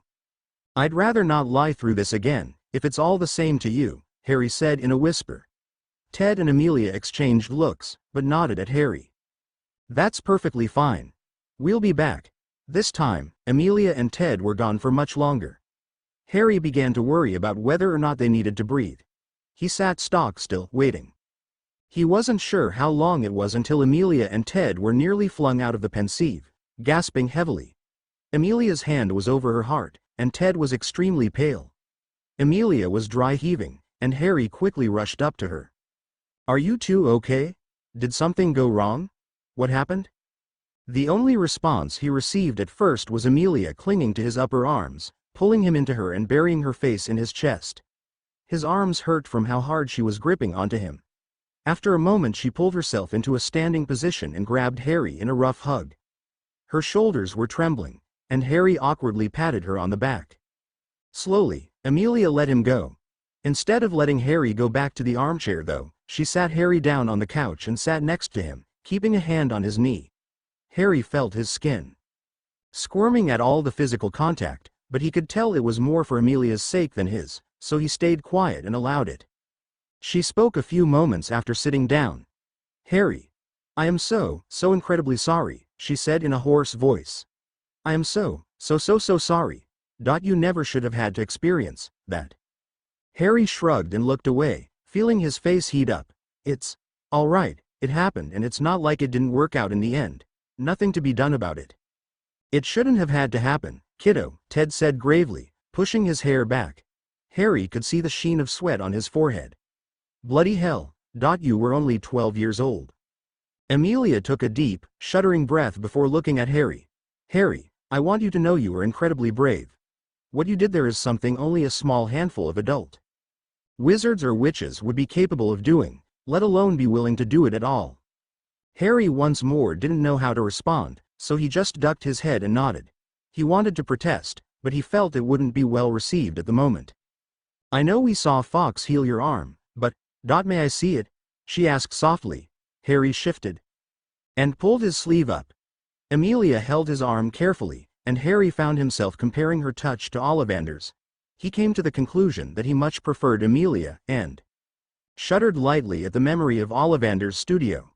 "Merlin, Harry. I am so sorry," Amelia whispered before pulling Harry into another hug, one hand on the back of his head. "Oh Merlin, Lily and James are going to be furious with me." Harry allowed the hug again, but pulled away quickly as soon as Amelia released him. "What do you mean by that?" "I was supposed to take care of you, Harry," she said, her voice distraught. "I promised Lily and James the first would, and when you vanished after the attack I tried so hard to find you. I was just a senior Auror at the time though, and didn't have any power. Dumbledore stopped me from looking, said you were somewhere safe. I didn't know about the wills, so I trusted him and—" Harry squirmed uncomfortably as she trailed off, and Amelia sighed heavily. "It's all right. What's done is done," he mumbled. Amelia nodded hesitantly and turned back to the pensieve, collecting the memory and placing it in another bottle. She labeled all of them. "What was that diary?" Ted asked, stroking his chin. "The one claiming to be a memory of you-know-who." "I don't know," Harry shrugged. "Dumbledore has it now, I think." "We'll look into it, eventually," Amelia said. "I certainly want to make sure that even if we can't figure out what it was, that we can make sure nothing else like it exists out there just waiting to cause further trouble." "This also answers the question of what happened to Gilderoy Lockhart," Ted chuckled. "He's been in the permanent spell damage ward of St. Mungo's since, babbling on and on, can't remember a damn thing." "He is?" Harry asked, trying and failing to suppress a snicker at the thought of Lockhart's misfortune. "Andy's been ranting about him every time she's on rotation in the PDS ward," Ted said with a smile. "She works as a healer at St. Mungo's. Every time she's on rotation there she comes home ranting and raving about the blonde grinning idiot." "Theoretically you could press charges against him," Amelia muttered. "Sounds like there's plenty of people that should at any rate." Harry grimaced and shook his head. "I don't want this getting out there, but if you can find a way to get justice and recognition for the people he hurt, that'd be nice." Amelia nodded and squeezed Harry's knee. He could still feel her hand trembling, and clumsily patted the back of it. The three sat in silence for a bit longer before Amelia stood up, clearing her throat and straightening her robes. "Thank you, Harry, for telling us everything, and showing us your memories. There isn't much to be done about it all now. If the perpetrator of the events really was a cursed artifact containing a piece of you-know-who that shouldn't be made public. I'll be having words with Dumbledore about keeping it as private as he did, and about letting a 12-year-old boy deal with it instead of fetching the DMLE, but beyond that there's not much more we can do." Harry nodded. So, don't you believe me then? About it all? And you don't think I'm a dark wizard or anything? Amelia blinked. Harry, of course I believe you. Susan got caught up in the rumors and fear-mongering, and I'll do what I can to knock this out of her. Would you mind if I showed her the memory of the dueling club? I need to have a conversation with her regardless. Okay. Just don't show her the chamber one, Harry said, cringing. Of course not.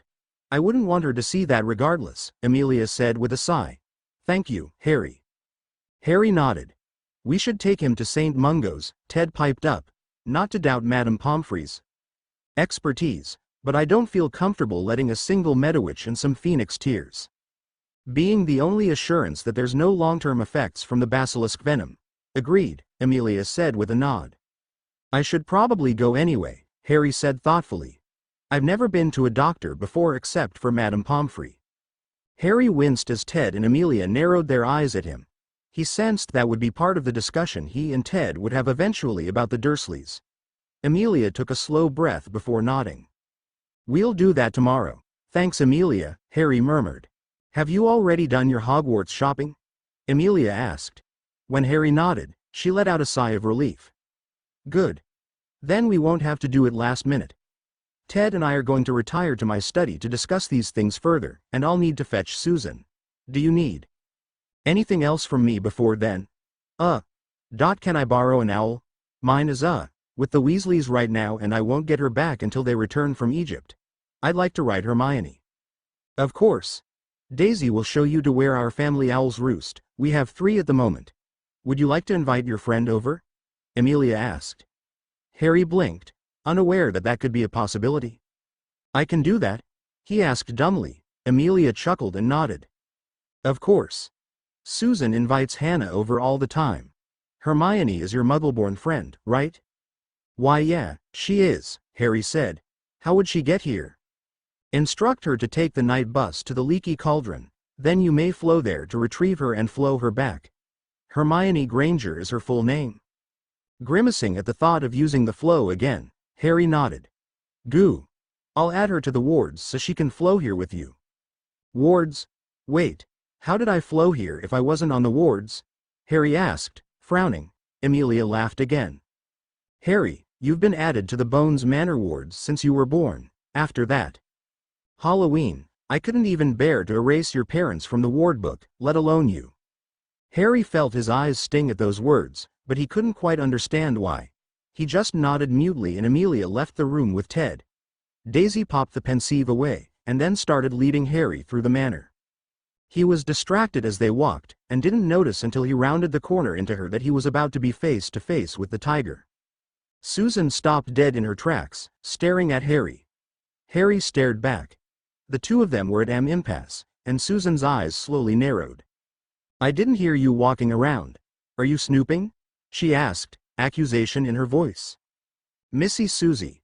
We do not speak like that to guests, Daisy said, walking over and smacking Susan lightly on the thigh. Not right now, Daisy, Susan said sharply. Go away. I'll take Potter wherever he says he needs to go. Daisy muttered under her breath, but didn't disobey a direct order, popping away and leaving Harry alone with Susan. Well? Susan asked, placing her hands on her hips. I wasn't snooping, Harry said quietly, his throat feeling like it was about to close up. Daisy was taking me to the owls. Amelia said I could borrow one, to ride Hermione. Susan snorted and turned on her heel. Fine. Follow me. If you put a foot elsewhere I'll hex it off. Harry winced, but followed carefully behind Susan, making sure he was making at least some noise so she knew he wasn't wandering off. He was rather attached to his feet being on his body. Susan's fists were balled as she stomped through the halls of the manor, taking Harry through several rooms until they reached the eastern wing of the manor. She pointed at a spiral staircase that seemed to go up several floors. You go ahead of me. The owl roost is up there. Auntie's personal owl roosts in her study. Do you have a parchment and quill already? Harry shook his head and Susan huffed irritably. Right. You definitely weren't snooping, she said sarcastically. Harry bit his tongue. He had planned to ask Dobby to bring him something to write a letter once he found the owls, but he didn't think Susan actually wanted his reasoning. Daisy will bring you some. Up you go. Harry slowly started taking the stairs, keeping one hand on the banister as he walked. He felt exhausted from his conversation with Amelia and Ted, and his legs felt heavy underneath him. "Merlin, could you be going any slower?" Susan groused from behind him, and he felt her prod his back. "I have things to do today, you know." "Just let Daisy take me then," Harry protested, stumbling up a few steps. "Auntie said I had to be civil with you. That doesn't mean I have to trust you. Which I don't." Susan snapped. "I'm not asking you to," Harry sighed. "Do you not trust your house elf either?" Susan paused at that, but just poked him in the back again. "I can keep an eye on you myself. Just keep moving, stupid." Harry grumbled but kept going up the stairs until he reached the peak. It was an attic space, with several open windows. The breeze blowing into the room was cold, and Harry relished the cool air on his face. He saw 2 owls on perches, and there was a small writing table, presumably for writing letters. "Daisy?" Susan asked. When the elf arrived, she requested the supplies for a letter. She shoved the parchment at Harry, and put the inkwell on the writing table with the quill. "Go on then. Write your letter." Harry waited for Susan to leave, but when it became clear she wasn't going to, he sighed and sat down on the chair in front of the table, beginning to pen a letter. He could feel Susan's eyes on his back, his skin crawling. When he finished, he sealed it up in the envelope Daisy had provided for him. He didn't know what address to write for Hermione. Hedwig had always just known where she was. He just wrote Hermione's name on it and looked at the 2 owls. "Hello," he said quietly to them. "I don't know my friend's address, or if she told me I've forgotten. Are you still able to get this to her?" One of the owls hooted at him and flew down, landing on his shoulder and sticking its leg out. Harry smiled gratefully and took a piece of twine, rolling the letter up and fastening it properly to the owl's leg. "Thank you," Harry said gratefully as he reached up to gingerly stroke the owl on its head. It was an average-sized owl with gray plumage, speckled with white. "I don't know your name. Please wait for a response from Hermione, and when you bring it to me I'll give you some bacon, okay?" The owl hooted at him again before taking off his shoulder, flying out of one of the open windows. Harry turned around and was met with Susan glaring at him with narrowed eyes, standing right behind him. "Why are you acting so weird?" she said, her voice accusatory and suspicious. "Pardon?"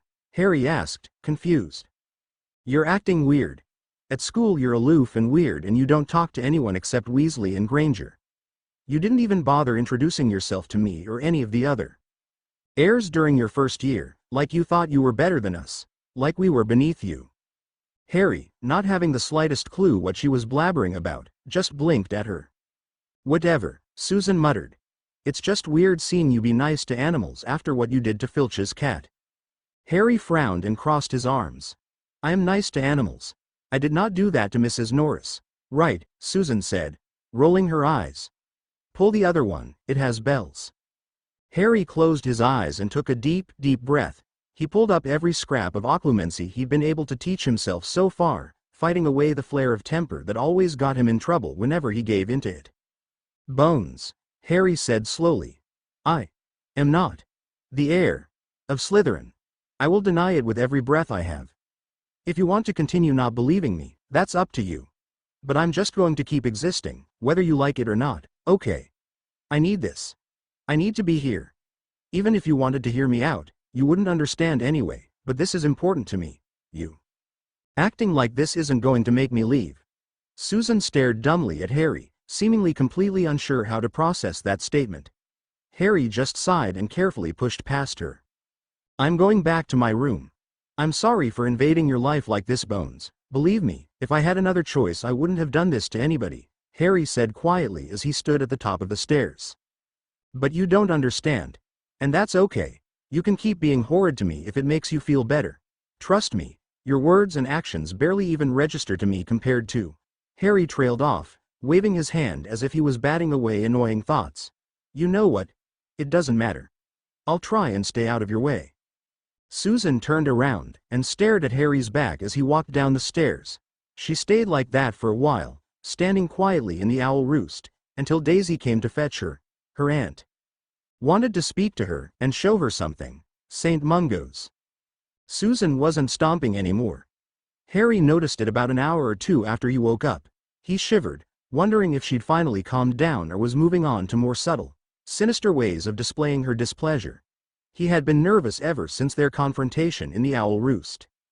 While he was proud of himself for not giving in to his temper and giving Susan the reaction she wanted, and he meant every word he said, he was petrified that his words would instead goad her into trying more and more aggressive measures to prove that he was in fact a dark wizard. Daisy came to inform him that lunch was being served, and that he should prepare afterwards for a trip to St. Mungo's. Harry thanked her and slowly peeked his head out of his room. The hall was clear. Daisy tugged on his pant leg and began leading him towards the dining room. He had never been before. All his prior meals he had requested be brought to his room, but if he was going to stand up to Susan, that meant eating his meals in the same room as Amelia and possibly Susan herself. When he arrived, Amelia was sitting at the head of the table, with Susan several seats down. The younger Bones was pushing her food aimlessly around on her plate, looking morose and contemplative. Harry gingerly stepped into the room and sat down. "Hello, Harry," Amelia said warmly. "It's nice of you to join us. Lunch today is an Italian. Apparently Dobby's been teaching the kitchen elves a few new recipes."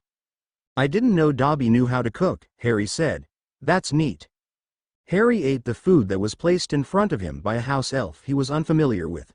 When the same elf came to take his empty plate away, he tapped them on the shoulder. The elf looked at Harry with wide eyes. "Hello," Harry said, holding his hand out. "We haven't met yet. I'm Harry." "Domino is being aware of young Master Harry," the elf squeaked out, taking Harry's hand gingerly in theirs and shaking carefully. "Domino is being honored by the young master's acknowledgement." "It's nice to meet you, Domino. Are you a kitchen elf?" Harry asked. He ignored that Susan was staring right at him, a look of total befuddlement written all over her face. "Domino is going to be being a kitchen elf, yes," the little elf said slowly. "Domino is being learning the ways of the kitchen." "Ah, so you're new? How long have you been in the manor?" Harry asked conversationally. Domino looked at Amelia, who nodded with a small smile, indicating it was okay to continue talking to Harry. "Domino is being in the manor for coming on 7 moons now," Domino said. "Do you like it here so far?" "I've only been here for a few days, but I think it's pretty nice," Harry said, taking a sip of water. "Oh yes, young Master Harry. Domino is very much liking being a bonesy elf. Domino does be wishing the manor was being a bit fuller, but the young master arriving is being helping with that." Harry chuckled. Now that he was starting to get a better idea of how house elves operated, he understood what Domino meant about wishing the family was bigger. He was pleased his presence made the house elves happy. "Glad I could be of assistance," Harry said. "Anyway, thank you for bringing the food and taking the plate, Domino." Domino bowed deeply. Domino is very pleased to have been of help to the young master. Domino is being very thankful for the kind words. Domino then popped away with the plate, and Harry turned to Amelia. "How many other elves are in the manor besides him and Daisy?" he asked curiously. "Well," Amelia said, thinking for a moment. "There's 4 in the kitchen, including Domino. 2 working the gardens, and 3 that do general maintenance around the manor. Oh, and 1 who maintains the plumbing specifically. Then there's Pip, Susan's elf." "Is Daisy the one in charge of them all?" "Yes, she's the head elf of Bones Manor as well as being my personal elf. Once Susan takes over the headship of the house, Pip will be head elf." "Huh," Harry said, counting off the total number in his head. "I hope I get to meet them all eventually." "Why?" Susan asked, narrowing her eyes in suspicion. "They're just elves, and you already have your own." Harry shrugged. "I like house elves. They're nice people usually, and they're pleasant to talk to. Plus they usually appreciate being acknowledged and chatted with here and there, and I like letting them know they're doing a good job." Amelia smiled approvingly at Harry while Susan rolled her eyes. "But they're not people, they're elves." "No, they're not human," Harry said pointedly, "but they are people." "You're so weird," Susan grumbled before getting up and leaving the room. Amelia sighed after she left. "Again, I apologize for her. We had a hard discussion last night about her actions, and I showed her your memory of the dueling club that shows that you were indeed telling the snake, quite emphatically, to not attack anybody at all. I'm guessing she didn't take too well to being proven wrong," Harry sighed.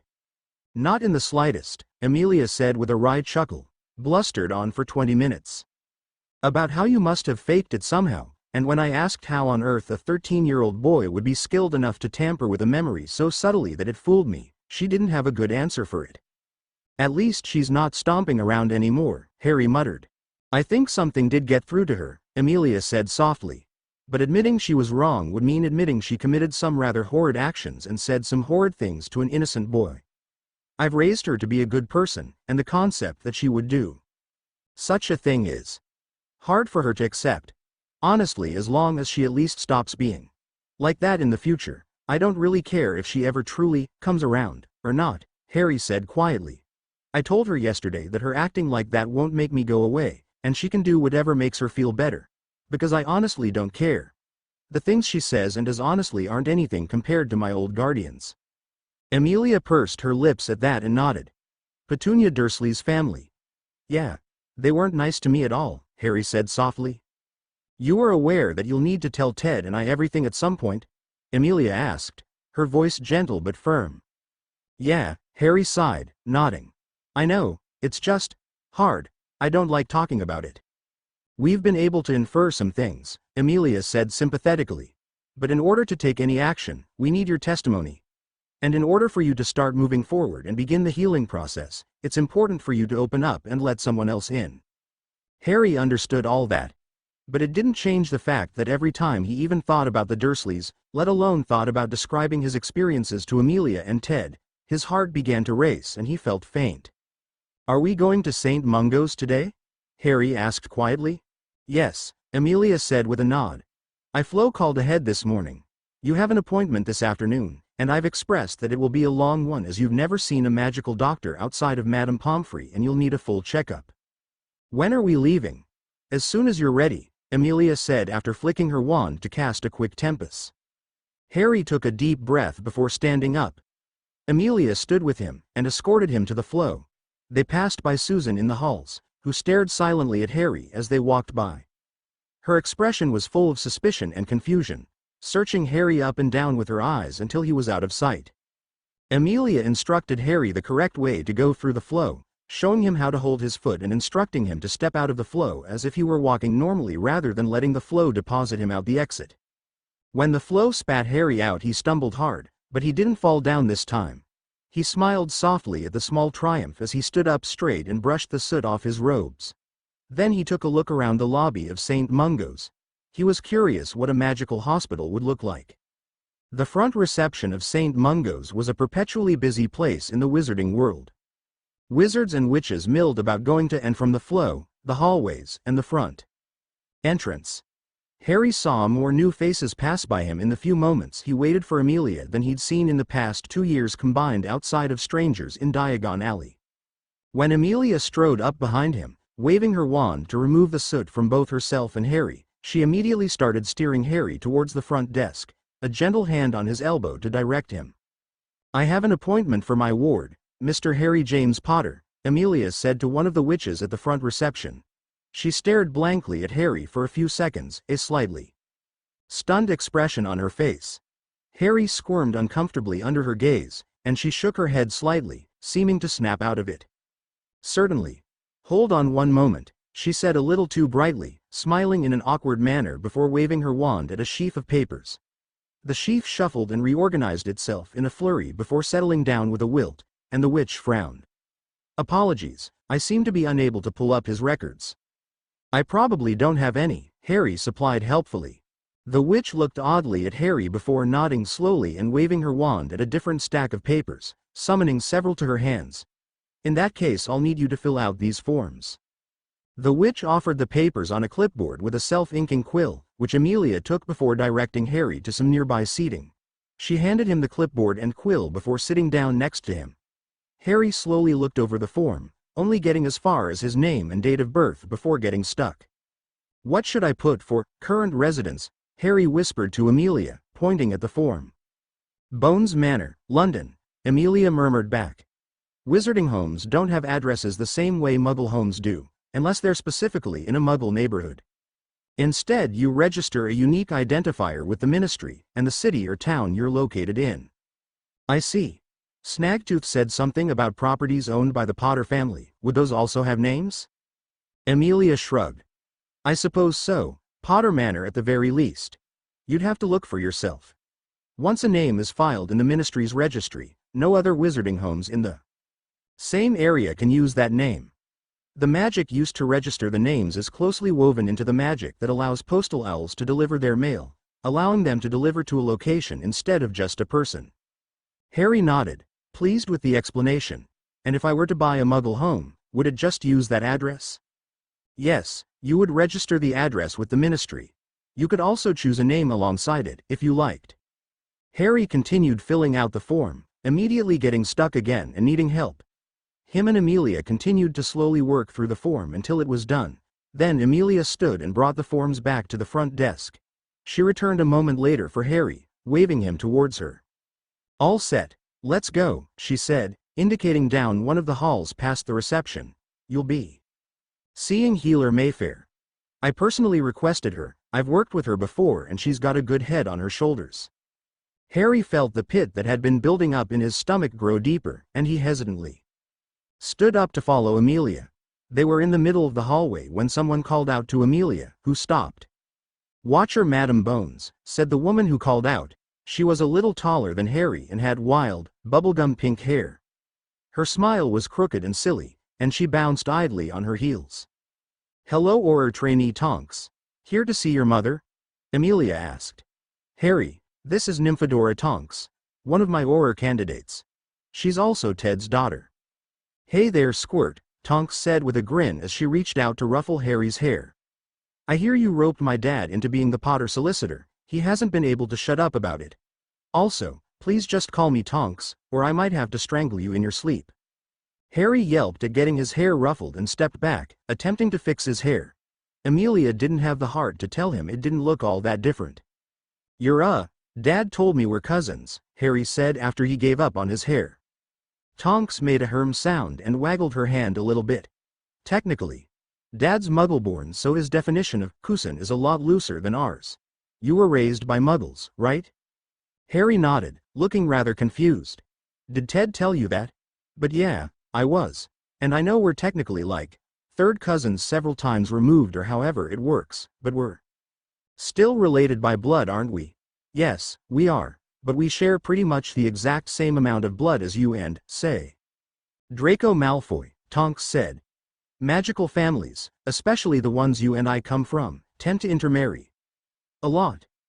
In a room of families similar to ours, you could spit and hit 24 people your blood related to in some manner or another." "Hold on," Harry said, dry heaving for effect. "I'm related to, oh God," he continued, repeating his dry heaving. "I can't even say it. I feel filthy." Amelia rolled her eyes and Tonks laughed. After Harry was done with his theatrics, he looked a little confused. "Then how does it work? Do I just have a bunch of magical family out there, or is there a catch?" Tonks looked a little desperately at Amelia, who sighed and joined the conversation. "Blood relations like that, ones outside your immediate relations within your house, mean a lot less in the magical world than in the Muggle world, Harry," Amelia said gently. "In our culture, your family house and the houses you socialize with are significant in the way that extended family can be significant in Muggle cultures. Words like cousin are used for magical children of your same generation in either your family house or allied houses." Harry thought for a moment before snapping his fingers in a realization. "So Neville would be considered my cousin if we weren't god brothers, right?" Amelia smiled and nodded. "Got it in one. The Potters and Longbottoms have been close and friendly for generations, which is part of why you and Neville were made godbrothers to begin with. You and Neville aren't particularly closely blood-related like you were with Tonks, but if you hadn't been godbrothers and you had grown up in our culture, you would have called him your cousin." Harry had already planned on socializing more at Hogwarts this year. His conversation with Tom at the Leaky Cauldron about gossip, and how if he just sat back and let everyone else decide for him what his story was, would have already been enough to convince him. But everything he was hearing about Neville particularly was giving him a very good starting point. Neville was always a nice enough bloke, and Harry should have been close with him from the start if everything had gone right. He would definitely be trying to talk to Neville more this year. He'd look for him on the train if he could. "So if we're not cousins, what does that make us?" Harry asked, looking back towards Tonks. "Friends, hopefully," Tonks said with a grin, bouncing on her heels slightly. I mean, Dad already considers you part of the family at this point, and Mum is very excited to meet you, so even if we aren't family in the traditional sense, I think tradition can take a couple steps back in this case. I just wouldn't go around calling me your cousin to other people, Tonks finished with a snicker. Harry smiled and nodded. He could accept that. It was a little disappointing that his supposed magical relatives weren't exactly what he was expecting, but if it meant he didn't have to be Draco Malfoy's cousin, he could live with that. It was nice meeting you though, Lil Potter, but I'm guessing you have places to be, Tonks continued, patting him on the head. She then gave Amelia an extremely over-exaggerated salute before sauntering off. Harry pouted and stared back at her, rubbing the top of his head. Lil Potter, he exclaimed, offended. Amelia chuckled and Harry huffed, glaring at her. I am not little. Of course Harry, Amelia said, nudging his elbow to resume walking down the halls. I'm not, Harry grumbled as he walked. Without Tonks's light-hearted presence to distract him, the pit in his stomach resumed growing, getting deeper and more twisted up in his gut. By the time they reached the correct wing and exam room, Harry was pretty sure he was going to throw up. The room was very white and beige, with a couple chairs and a large raised cot in the middle with a small pillow on it. There were cabinets and counters filled and stacked with various potions and implements that Harry didn't recognize, and he felt nauseous and clammy as he sat in one of the chairs. The healer will be here shortly, Amelia murmured as she sat down in another chair next to Harry, patting the back of his hand. True to her words, the healer arrived only a few short moments later, carrying a clipboard with sheafs of paper attached to it and a self-inking quill between her teeth. She closed the door behind her and set her things down on the countertops before turning to Harry and Amelia, holding her hand out to Harry with a welcoming smile. She had blonde hair tied up into a bun similar to Amelia's, although her hair was clearly very curly. She had a smattering of freckles across her face and a very friendly smile. Harry's focus was on the unique insignia emblazoned onto the left breast of her robes, a question burning on his tongue. He stood up to shake her hand as she introduced herself as healer Mayfair, but he barely heard what she was saying. Amelia caught Harry's look of curiosity and explained. Medowitches and wizards are separated into 5 levels of seniority.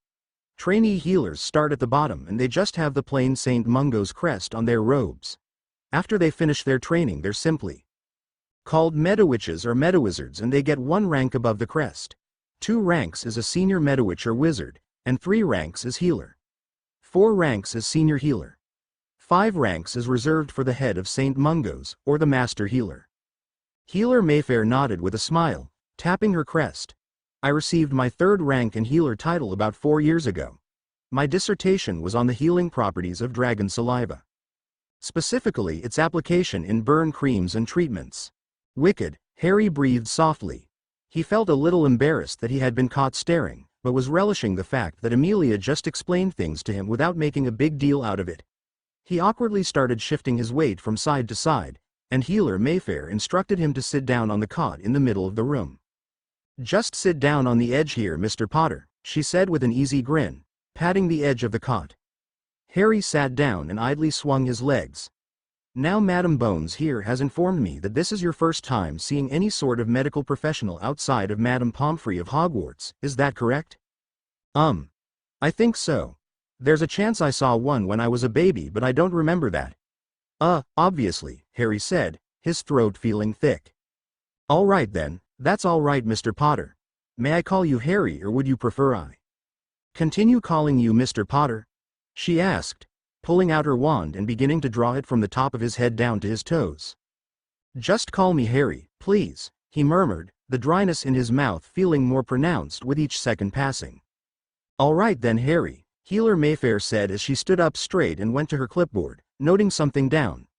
You're about 170 centimeters tall. You must have hit quite the growth spurt recently, no? Yeah. I grew a lot over the summer, Harry muttered. Okay. Well, Harry, what's going to happen now is that I'm going to give you a full physical exam and checkup, following that up with a full scan and examination of your magical core, all right? What that means is I'm going to do a lot of running my wand up and down casting scans and specialized sets of what are called diagnostic charms. These will feel a bit weird, but I promise they're harmless and should cause no pain whatsoever. Then, I'll use a printing charm on this piece of parchment here to give me a readout of the scan. What'll that do? Harry asked, his curiosity winning out over his awkwardness. It'll give me a summary of your vitals like heart rate, blood pressure, internal temperature, and other similar things. It'll also give me your weight and if you have any deficiencies in important nutrients. Finally, it will give me a brief summary of injuries, new or old, that the spell detects, as well as any diseases. It will also let me know if you've been inoculated with the typical suite of immunizations for common magical diseases. Harry nodded. What happens next? Then you get the magical scan. That'll tell me if you're under the effects of any hex, jinx, curse, charm, ritual, or any other unwanted magical effects like love or loyalty potions. It's not a catch-all. If you're affected by anything particularly uncommon or unique, it won't show up unless we do a more specialized scan, but it catches all the usual suspects for magical problems. And that won't hurt either. Not at all. It'll feel very strange and potentially somewhat invasive, as my magic will be directly interacting with yours, so it might be uncomfortable, but it shouldn't cause pain. You ready to go? Harry looked to Amelia, who nodded. Yeah, he said, turning back to the healer. I'm ready. Healer Mayfair patted the cot and had Harry lie down before flicking her wand around and touching it to his forehead. I'm going to take my wand and slowly drag it down from where it is now to the center of your torso. Then, I'll take it down your arms to each hand and back. Once I've got both arms, I'm going to bring my wand down your stomach, stopping just above your waistline.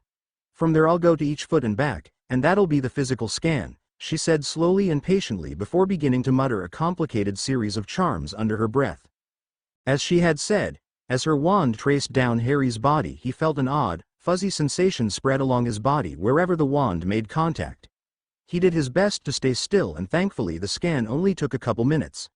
Once Healer Mayfair's wand had left his body, the sensation immediately departed, and she rapped her wand sharply on the roll of parchment she had set on the counter. Harry sat up and watched in fascination as the parchment began to unfurl itself, starting slowly and speeding up as it went until it was practically whirring on the counter. Words appeared on it in curly, black writing. Healer Mayfair's eyes started to widen as the parchment kept going, until it had spilled onto the floor. It kept going for several moments after that before it stopped and severed itself from the main roll, settling down on the floor. After a few moments of awkward silence, Healer Mayfair cleared her throat and flicked her wand, summoning the parchment to her hands in an orderly fashion. Starting from the top, she scanned the entire thing, her expression barely staying neutral. Harry took slow breaths. He knew what she was seeing, and he knew there wasn't any way around revealing it. It was going to come out eventually, and he would rather Amelia find out this way than relive every single incident himself. His anxiety spiked in his stomach, and he tried his best to keep his breathing even. Healer Mayfair was struggling to keep herself together, and when she finished reading she took a deep breath and closed her eyes for a moment. She rolled up the parchment and set it on the counter, placing her hands on the edge and leaning on them. Harry, who were sent to live with after your parents passed? Healer Mayfair asked sweetly, but Harry could sense the poison in the honey. He gulped softly. My mum's sister, her husband, and son. I see. And your mother was a Muggle-born, yes. So that would make this a Muggle family? Harry nodded. Madam Bones, may I speak with you? Healer Mayfair asked, turning to Amelia. Whatever you have to say to me can be said in front of Harry, Amelia said, steel lining the edge of her voice. I'm not about to keep secrets from him. Healer Mayfair nodded and composed herself before slowly and firmly beginning to speak. Harry has over 6 improperly healed bone breaks, 63 to be precise, and even more improperly healed fractures. It's frankly amazing that he can still walk and has full range of motion. One of these fractures is on his skull. He is also severely malnourished, as if he had been nearly starved to death for the majority of his life, while I thankfully am not seeing any evidence of disease. His body is, frankly, a train wreck otherwise. Amelia took in a sharp breath and Harry ducked his head, his face burning. He felt Amelia slowly walk up to him and hesitantly reach out to touch his arm, and she knelt down on the floor to look at him. Those Muggles. How much of this is their fault? Amelia asked in a hushed, strained whisper. Most of it, Harry mumbled, fighting off the shame and the urge to lie and brush it all off. He hated thinking about the darker years of his time with the Dursleys, but he recognized the importance of being truthful to Amelia. Some of it was Muggle bullies at school, but I'm all right now. And not going back. Amelia sighed softly and stood up, wrapping Harry in a soft hug and pressing his head against her torso. Harry allowed it to happen but didn't respond or reciprocate, feeling as if his shame would burn him alive where he sat. After a moment, Amelia separated from him and turned to Healer Mayfair, keeping one hand on Harry's arm. "What needs to be done?" she asked brusquely. "First and foremost, a regimen of nutrient potions." "That's the most pressing issue," Healer Mayfair said, scanning the parchment over again. "Make sure he's not being overfed on actual food. While he does need to build up to a proper diet, his body is, unfortunately, very used to a small amount of food. Going too fast in the opposite direction could cause more harm than good. Just make sure he eats when he's hungry, no matter when that is, and that should be good enough for now. He's welcome to request food from the kitchens at any time," Amelia said, speaking both to Harry and the healer. "Good. As for the bones, frankly, I'm not sure where to start. I'd like to vanish the lot and regrow each and every last one we can do safely, his limbs and ribcage at the very least, but since Hogwarts is on the horizon, we don't have time for that." Harry gulped. He hated Skele-Grow. "We can do that during a later date," Amelia said. "Can you pass any medical information to Poppy Pomfrey at Hogwarts, to continue any treatments while he's there?" "Certainly," Healer Mayfair said with a nod. "Until we can solve the issue with the bones, make sure he's taught how to do a warming charm. Cold weather can cause a lot of discomfort on bad bones." Harry had always wondered why his body ached so much in the winter, and why he felt so sick for the first few weeks of every Hogwarts semester as he ate far more food than he was used to. Healer Mayfair stepped back up to the cot and sighed, patting it gently. "Are you all right to continue, Harry? I still need to do the magical scan?" "Why, yeah. I'm fine," Harry said, laying back down. He was still embarrassed and feeling shameful, but he just wanted to move on from the topic for now. Amelia and Ted would be asking him about it all later anyway. Once more Healer Mayfair started running her wand down Harry's body, murmuring charms, and as soon as she traced her wand across his scar, Harry felt a surge of discomfort in his body, like he was about to vomit. He grit his teeth and grunted lightly, clenching a fist. The worst of the sensation passed when the wand moved on, but Harry still felt queasy and uncomfortable the entire scan, as if someone was poking and prodding around inside him. Once again, when the scan was complete, Healer Mayfair wrapped her wand on the parchment roll, and once again it started unfurling and printing words out. This time the parchment was much shorter, and Healer Mayfair inspected it. The inspection was interrupted when she got near the end, shouting and nearly dropping the parchment. "Sweet Morgana." Her face became intense as her eyes flitted back and forth across the page. "Oh, Merlin," she mumbled, placing the parchment on the counter with a slightly shaky hand. "What's wrong? What is it?" Amelia asked, squeezing Harry's arm lightly as he sat up.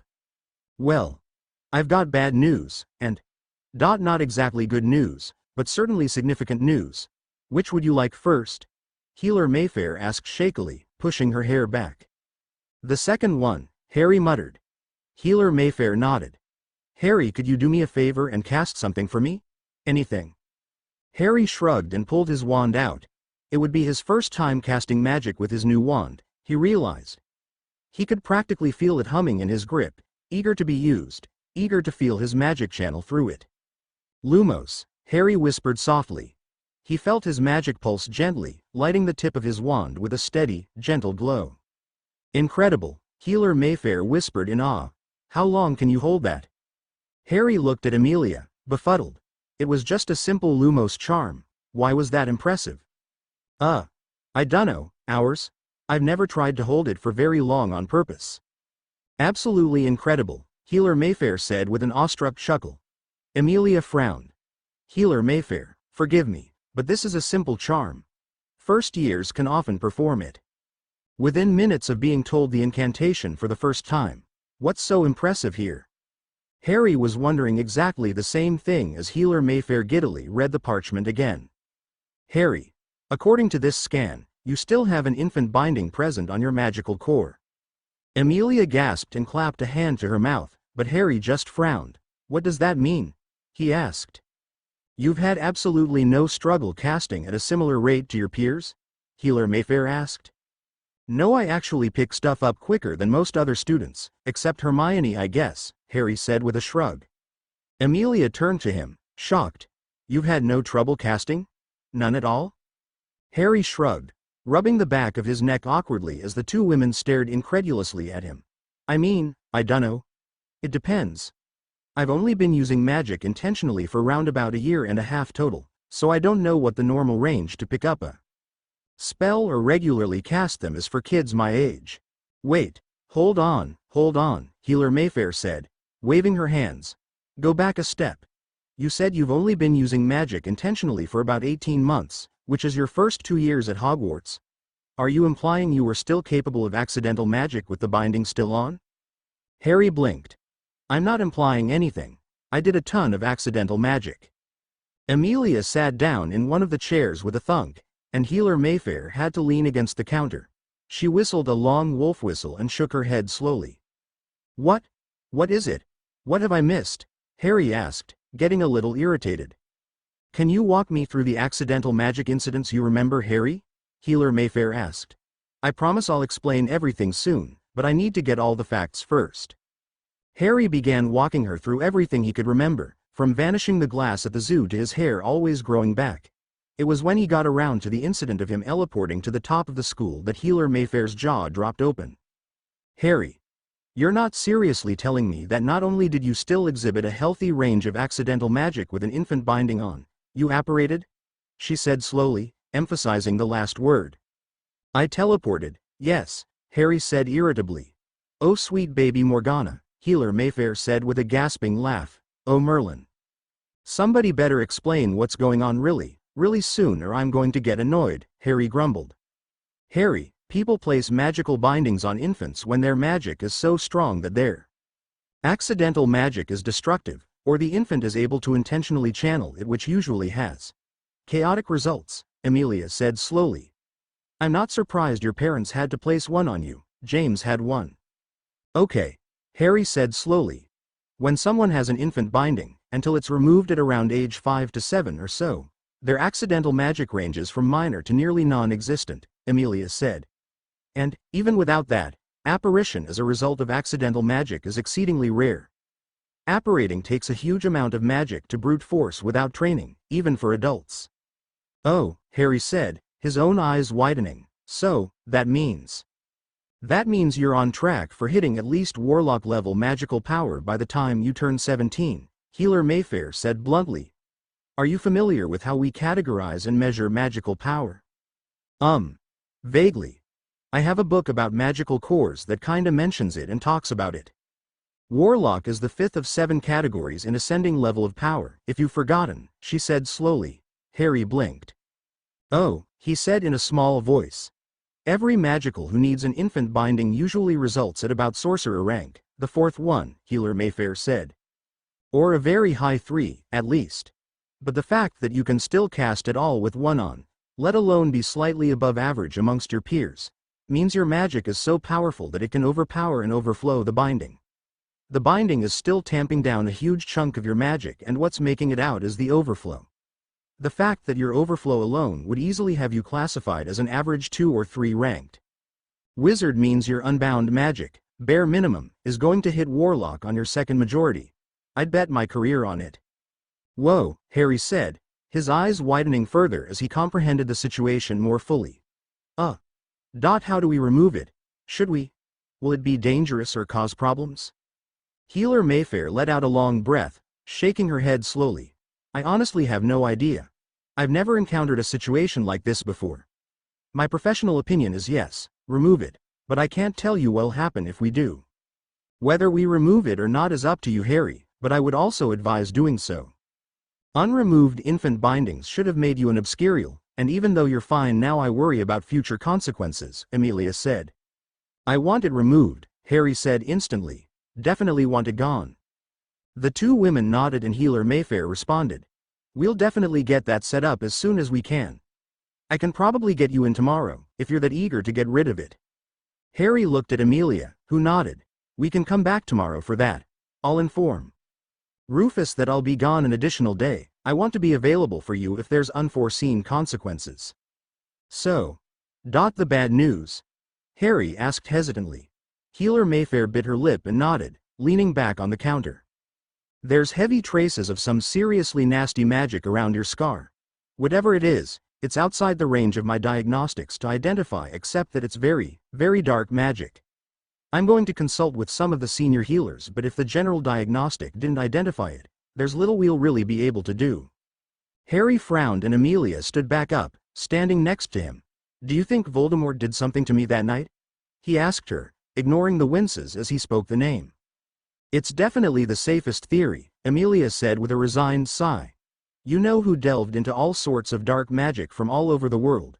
The idea that he left some curse or mark on you isn't that unlikely, unfortunately. Harry sighed and rubbed his scar. It makes sense. Why do you say that, Harry? Healer Mayfair asked. Just does, he mumbled, and she nodded. There's nothing we can do about it without knowing what it is, but I'll consult with senior healers about it and reach out to you by owl with my findings, she said to Amelia. If we need to, we'll bring in a specialist. The rest of the appointment was spent with Amelia discussing the particulars of the treatments they could do now to help Harry, and said particulars were quite lost on him as he idly let his mind wander along the information he had absorbed so far. We can also do something about his eyes, he heard Healer Mayfair say, and he perked up. My eyes? Easy enough to fix, couple charms and a potion. Takes 3 days from start to finish. You won't be in any pain, but your vision will constantly shift out of focus and you might get dizzy. Nausea is also a common side effect. Harry nodded. Yes. I'd like to stop having to fix my glasses. As for the infant binding, honestly, Amelia, my advice is to remove it as soon as possible. Healer Mayfair said with a sigh. The longer we leave it on, the sooner it has a chance to cause a problem, or to make any existing problems we can't quite pick out worse. Get it off as soon as possible, Harry said quietly. Today, even. I want it gone, and I want to be ready for Hogwarts. Tomorrow is the soonest I can arrange the procedure, Healer Mayfair said. That works, Amelia said. How does it work? Will it hurt? Harry asked hesitantly. Yes, Healer Mayfair said with a sigh. Quite badly, I'm afraid. And we can't dull the pain because we need accurate responses from you in order to determine how much we can push at a time. The binding has been on almost twice as long as intended, and it's honestly a minor miracle the binding hasn't fused entirely with your core. She examined the parchment with his magical scan on it. The way it will be done is myself and a team of specially trained healers will use a special set of charms in a ritual to slowly pry the binding away from your core. It's an extremely delicate process, made worse by the fact that we'll have to interact very closely with your magical core. Harry wrinkled his nose and made a sour face. And they put these on infants? Amelia sighed softly. Harry, your circumstance is entirely unique and almost unprecedented in modern times. This kind of binding is routinely removed with no trouble when the child is around 6 or 7 years old with simple charm work, no ritual or excess required. The problem is your core has begun to mature since you've hit your first majority. Hence, the binding is incredibly entwined with the core itself and why removing it is going to be such an ordeal. Yeah. All right, I suppose that makes sense, Harry said with a sigh. I'm just frustrated. What happens after the removal? You'll be kept under observation for 24 hours to make sure your core isn't going to spontaneously destabilize. That probably won't happen. What will happen is you'll feel intensely magically exhausted for a while. But once your core starts to recover from the procedure. Well, honestly, we don't know, Healer Mayfair answered. Harry nodded. Because you haven't seen this before? Healer Mayfair nodded. Not in someone your age. No, we've seen adults with magical bindings on their cores, but when you remove a binding from an adult the results tend to be far more explosive. Yours is still safe to remove as you haven't hit your second majority yet, but we've no clue what the aftermath will look like.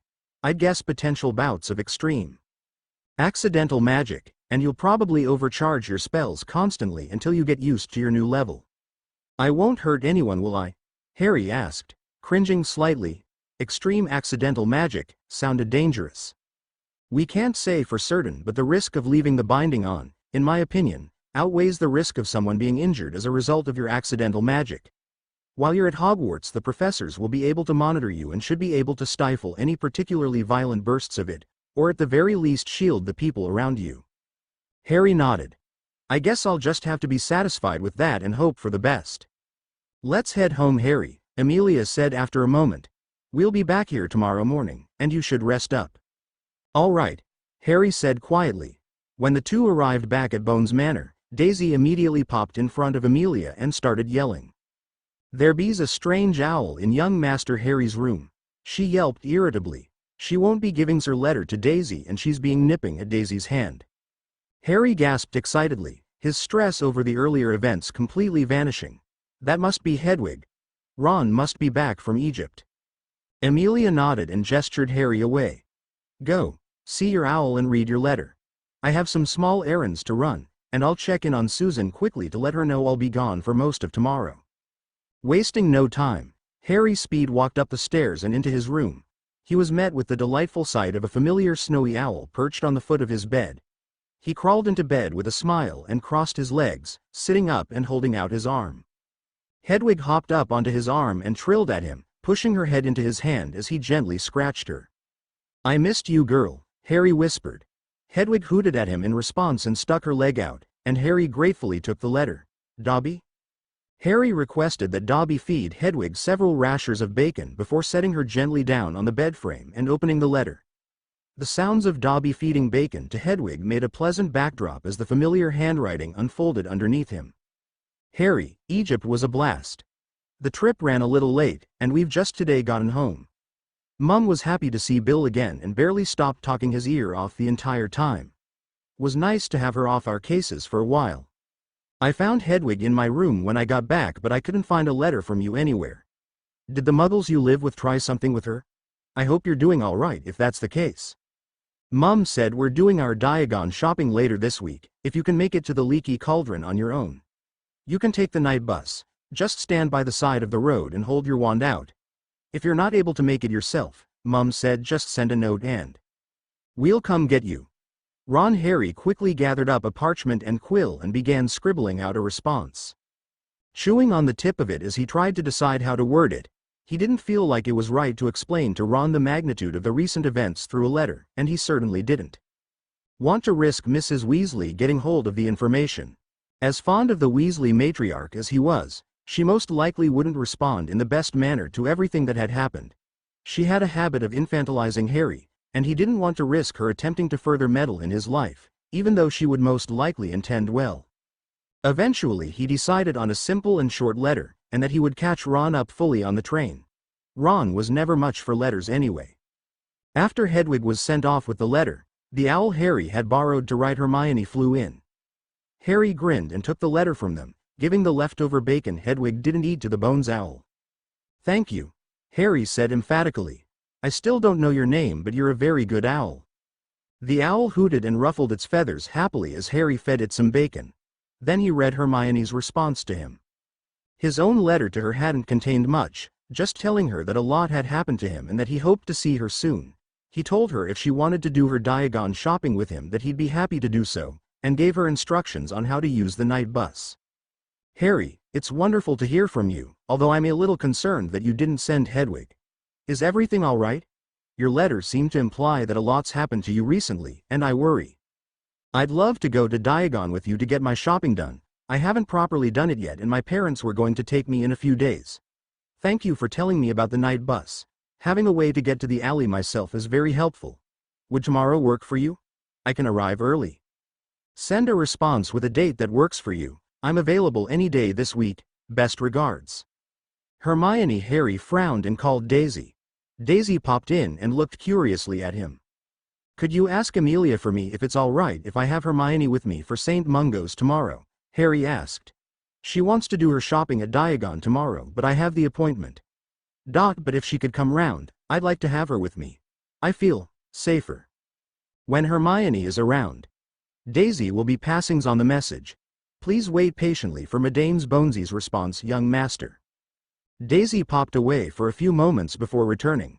Madame's Bonesy be saying, it is being a very involved and tedious process for the young master, and it is being involving the young master being very vulnerable.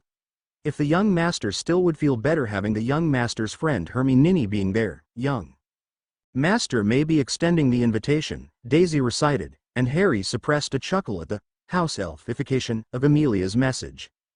Thank you, Daisy. Please tell Amelia I will be inviting Hermione, he said, and Daisy left again. She didn't return, and Harry assumed the message was passed on. He penned a letter to Hermione before sending it off with the owl. Only after the owl flew out the window did he frown and realize he should have asked Daisy what the owl's name was. He'd do it later. Evening, the Granger residence. Hermione was having dinner with her parents when the owl Harry had sent her a letter with earlier flew in through the window she left open. Her mother yelped as it flew in and landed on the table, careful not to disturb anything, and stuck its leg out at Hermione. She took the letter and thanked the owl with a piece of meat from her dinner. The owl ate it happily and stood there on the table, waiting for her response. Honey, are you sure this thing is sanitary? Hermione's mother asked nervously. I'm sure, Mum. Owls are constantly walking around the Hogwarts tables during meals, Hermione said offhandedly as she opened Harry's response. Hermione, you're not entirely wrong about the implications of my earlier letter. I don't want to worry you, but I also don't feel it right to tell you everything through a letter. Would you like to meet tomorrow and talk? I also want to ask a favor of you. Instead of shopping in Diagon like I originally suggested, would you accompany me to St. Mungo's? It's the magical hospital in Britain, and I need to have some procedures done that are supposed to be kind of intense. It would be really comforting to have a familiar presence there. If you don't want to, that's okay. We can go shopping together later this week, or I'll see you at Hogwarts and explain everything then. But if you'd be okay with that, could you meet me at the Leaky Cauldron around 7 in the morning? I know it's early, but this stuff at St. Mungo's is supposed to take all day. I'm pretty nervous, to be honest. Your friend, Harry O'Merlin, Hermione murmured. Mum? I'll be gone all day tomorrow most likely. What's going on? Hermione's father asked, wiping his mouth with a napkin. Why do you need to be gone? It's Harry, Hermione said with a worried expression. He's got to go into St. Mungo's, a magical hospital, tomorrow for some kind of procedure. He hasn't specified what it is, but he says it's going to be intense and he asked if I could be there. Go, Hermione's mother said with a nod. It's lovely that he trusts you enough to ask you for moral support for something like that. Intense medical procedures are scary enough when they're normal. I can't imagine what qualifies as an intense procedure for their kind. Hermione didn't bother correcting her mother on the slightly off-color language. Her mind was too preoccupied with worrying about Harry. She quickly sent off a response, the rest of her evening and night being dominated with worried thoughts about her friend. The next morning, Hermione woke up to her alarm going off at 5:30. She threw her covers off and immediately hopped out of bed to shower and dress herself, and then spent the next hour fussing about whether or not she should bring anything specific.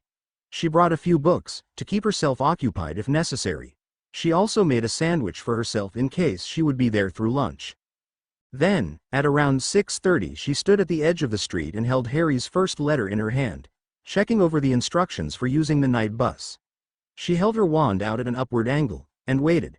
After a minute or two she started feeling silly, and was sure she was doing it wrong, when she heard a loud bang that nearly knocked her flat on her rear.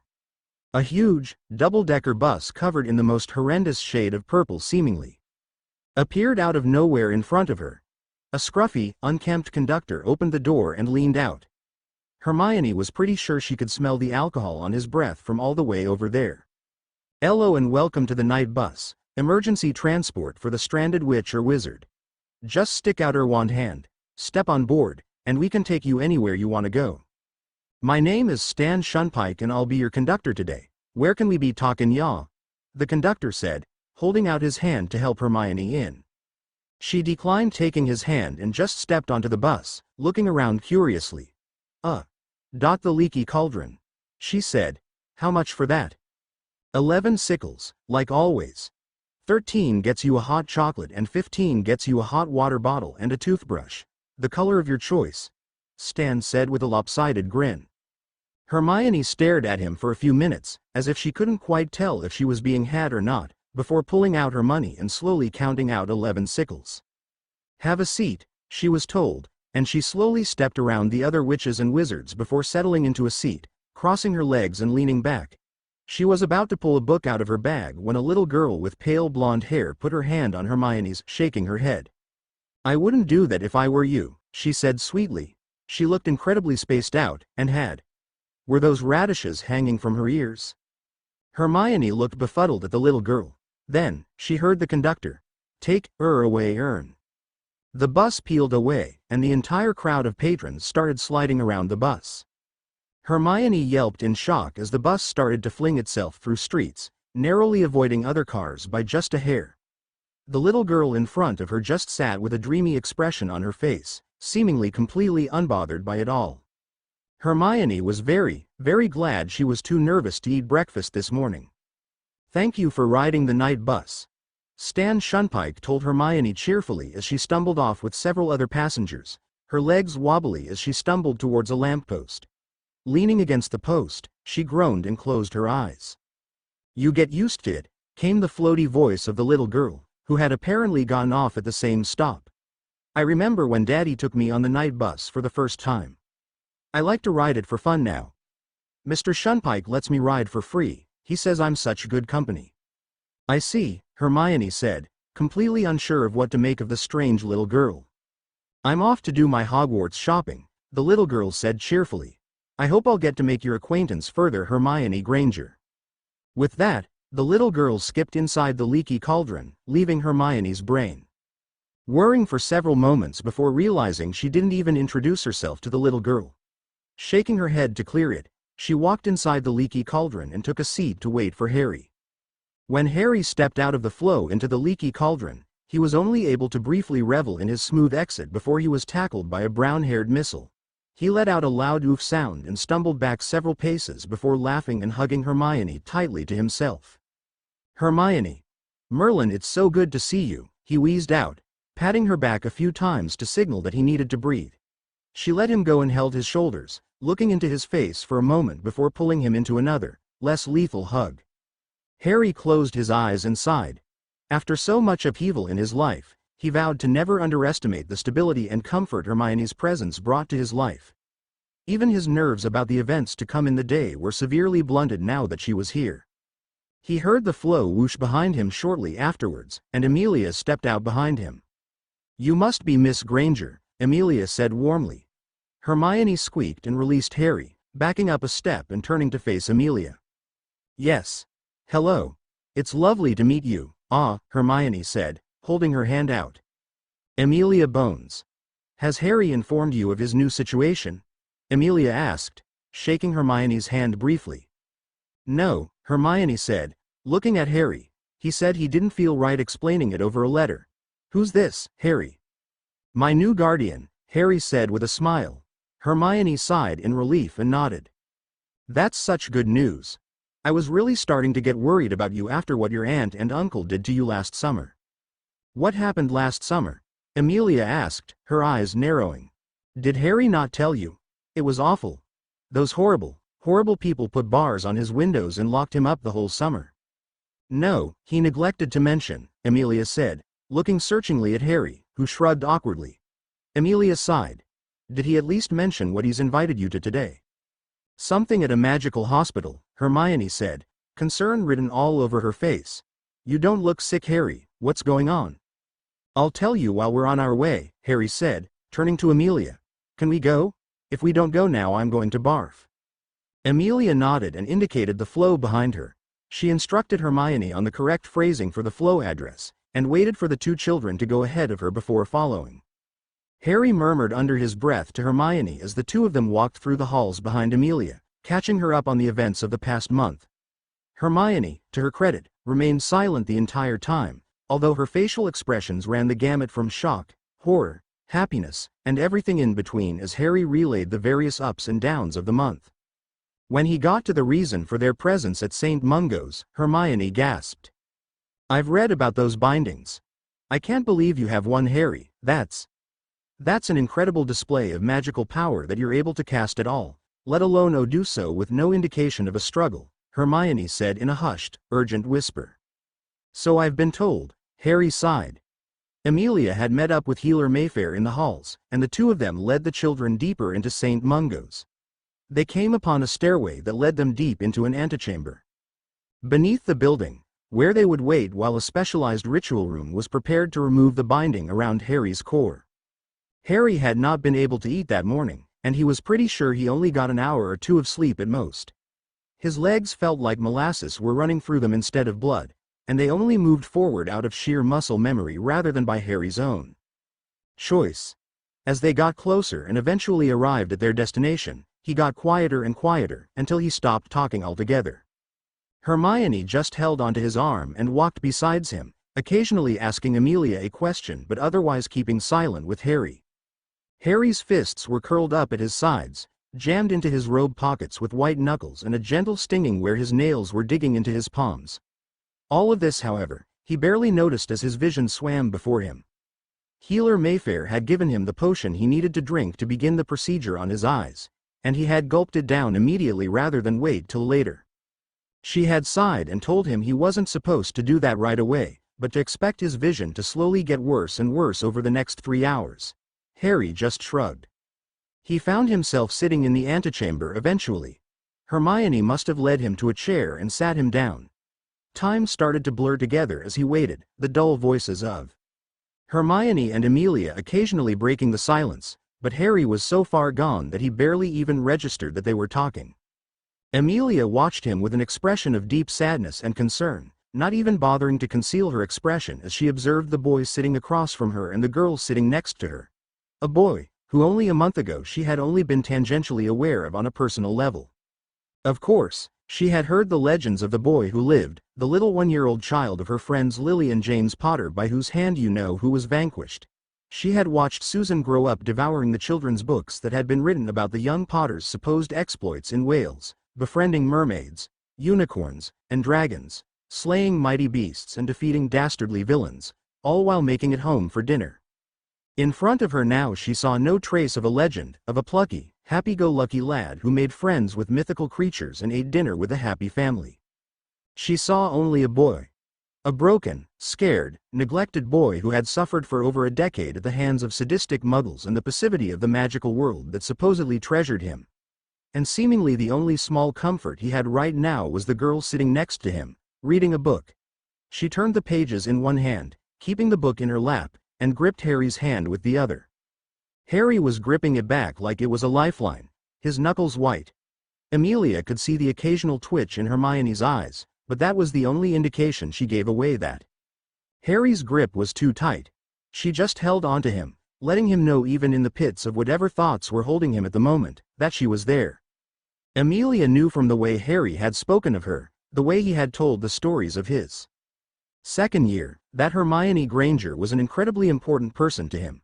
Probably the most important person in his life.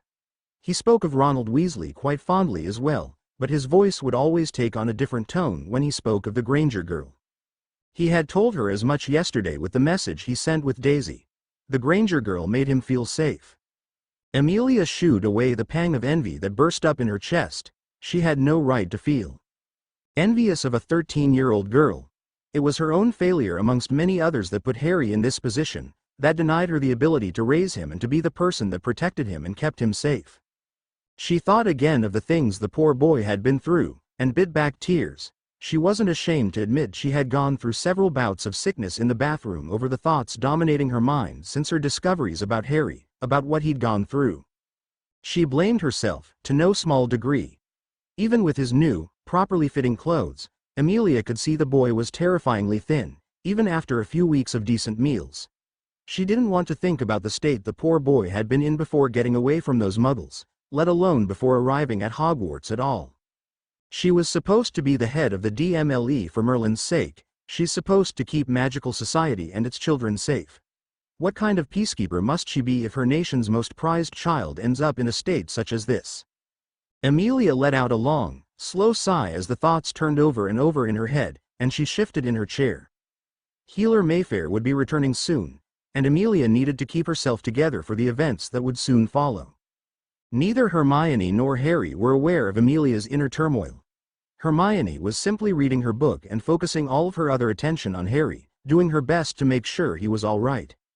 She noticed him fiddling with his wand, and immediately made an ooh sound when she took a closer look. "Harry, what's that? Did you get a new wand?" What happened to your old one? She asked quietly. That seemed to shock Harry out of his reverie, and he nodded slowly. Yeah. When I claimed my heirship, my wand actually kind of exploded, he said. Awkwardly, chuckling a little at Hermione's gasp of shock. Yeah. So I had to get a new one. The whole thing was mental actually. Ollivander had to custom make this one. I went hours trying the wands in his shop before he gave up on that. Really? Amelia chimed in. I've only known him to do that a handful of times in my lifespan. May I ask what it's made from? Harry looked up at Amelia, and then at Hermione, who also looked incredibly intrigued at the question. He sighed and nodded. Alder wood. And the core is he trailed off a little before whispering. Basilisk heartstring. Both Hermione and Amelia's eyes widened at that. That's poetic, in a bit of a tragic sense, Amelia said softly. I can't believe Ollivander even had access to that sort of ingredient. He only had the one, Harry said softly. Said there were only 6 others in the world. I can imagine, Hermione said reverently as she looked at Harry's wand. In my research during second year, I found out that there have only been 2 confirmed basilisk kills in the last 1,000 years. They're incredibly rare to find in the first place, and when they are found they're almost impossible to kill. Basilisks in the wild rarely come into contact with humans, they tend to live deep underground in caverns and natural tunnels. Healer Mayfair returned shortly afterwards and beckoned Harry and Amelia to follow her through into the ritual room. Hermione helped Harry to his feet and walked with him into the room, Amelia shortly behind them. The 3 of them stared somewhat in awe at the circular room. A vaulted ceiling was several meters above their heads, dimly lit by floating, anchored orbs that emanated a gentle white light. On the floor were several circles of runes, 7 of them, getting smaller as they ringed inwards.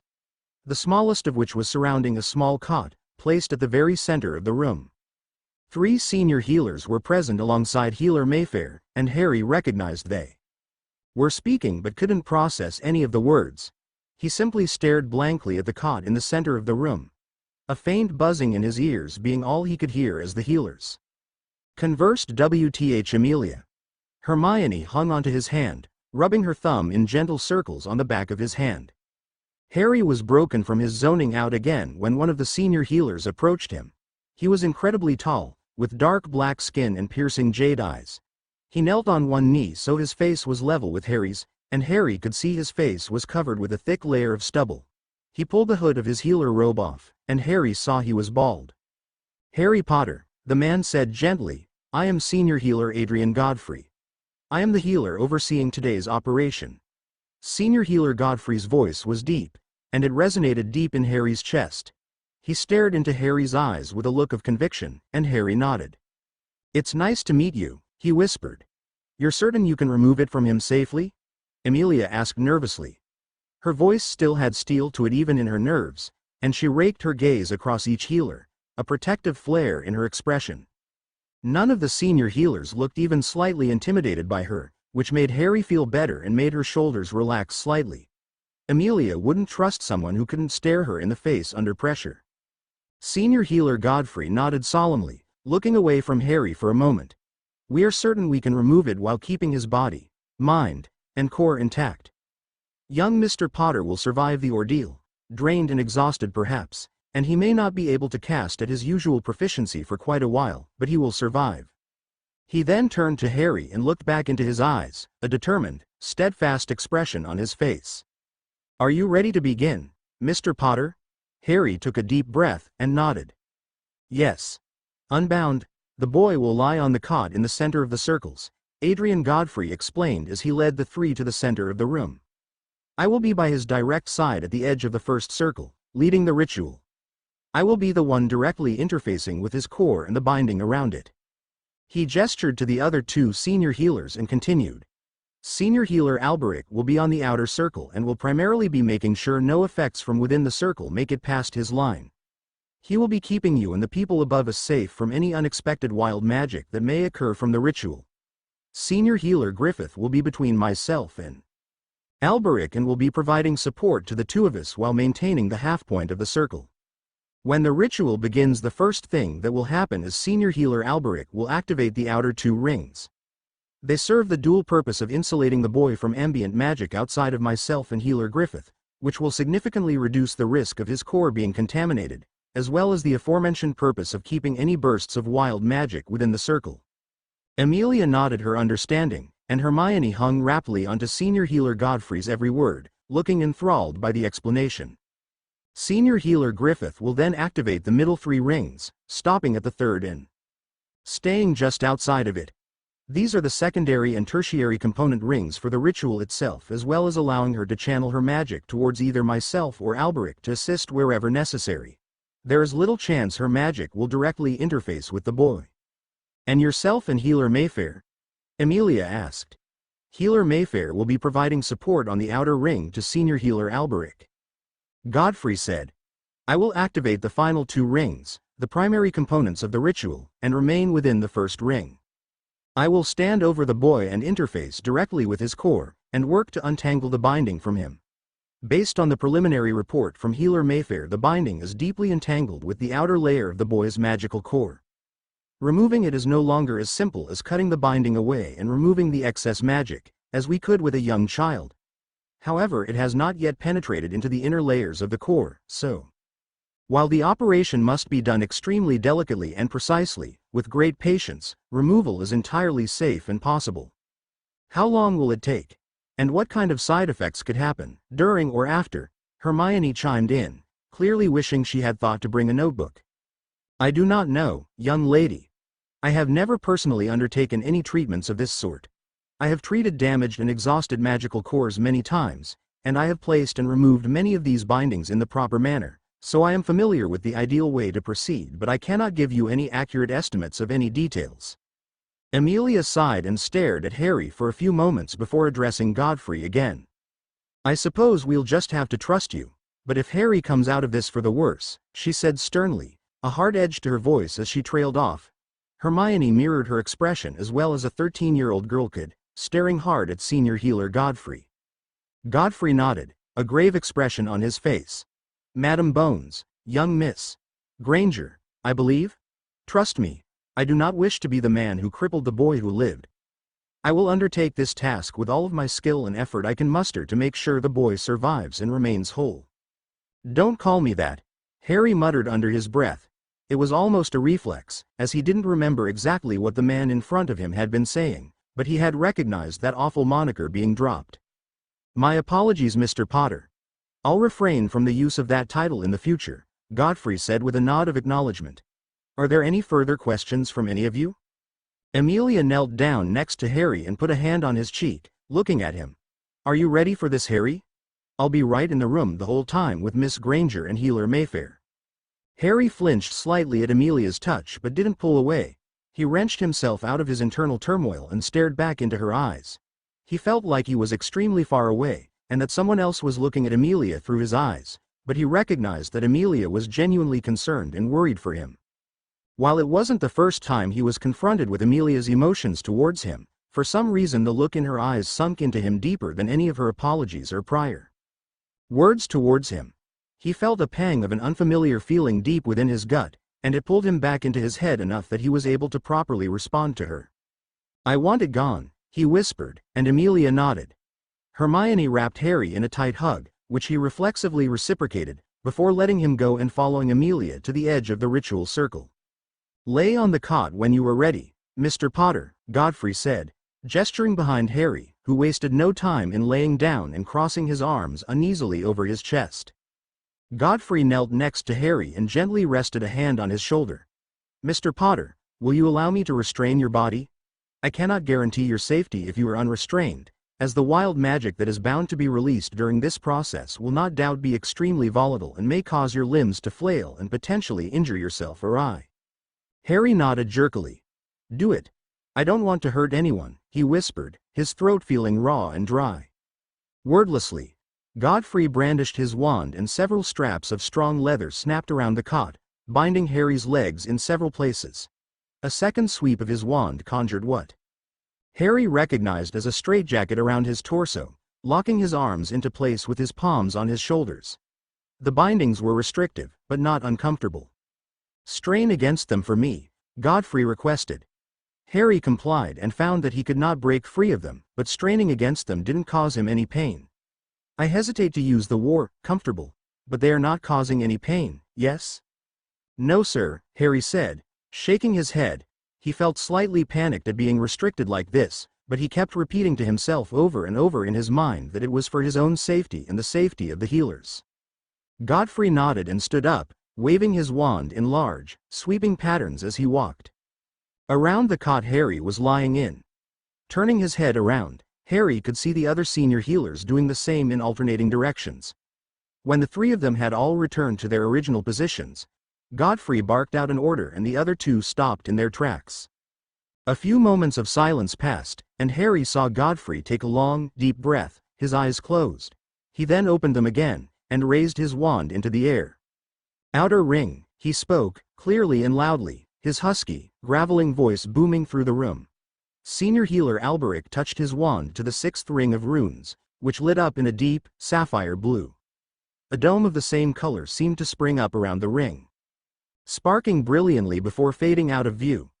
The runes remained alight as Alberic stepped back and repeated the process with the seventh and furthest ring, lighting them up in a similar manner and causing a second dome to appear, which also faded out of view after a few moments. Godfrey swung his wand in a wide arc and sent a streak of white spellfire outwards in a crescent, and Harry gaped in awe as the white crescent, which he guessed was some form of cutting curse, exploded into sparks upon colliding with the dome above them, causing it to flicker into view for a few moments as it absorbed the spell. "Shield is up, Senior Healer Godfrey," Alberic barked. "It is solid and holding steady, ready to proceed." "Half ring," Godfrey announced, keeping his steady and commanding tone. This time it was Senior Healer Griffith activating the rings, starting from the fifth one and moving inwards until she had activated the third ring, standing just outside it. These activations didn't send up any visual indication of their effects, but they glowed a hazy, gentle green. With each ring that was activated, Harry felt the pressure in the room increase steadily. He felt the magic in the air grow heavier, and the air ring on his finger felt like it was faintly buzzing. He swallowed heavily as his vision spun in front of him slightly, starting to go in and out of focus every few moments. "Inner ring," Godfrey announced in the same voice. He stepped back towards the second ring and activated it, causing the runes within to light up with a blinding white light before settling down to a gentler, shining glow. Harry felt the hair on his neck stand up, and when Godfrey activated the inner ring with a similar show of light, Harry felt sweat begin to bead on his brow. The air felt thick around him, and the buzzing was now no longer just around his air ring, it felt like the very air around his skin had a gentle buzz of magic. As Godfrey approached him, Harry saw the man outlined in a gentle haze, seeming like the air was shifting and moving around him. Godfrey knelt down next to Harry and once again placed a hand on his shoulder, looking directly into Harry's eyes. His gaze was soft, a stony expression betrayed by eyes filled with concern and conviction alike. "Harry," he intoned softly, squeezing his shoulder gently, "I am about to begin the process of opening up the magic around your core. The ritual has begun and can no longer be interrupted, and I will remain by your side until the ordeal is over." "All right," Harry whispered in response, barely able to speak through the thickness of the air against his throat. "I will not lie to you, my boy. This will cause you a great deal of pain and suffering.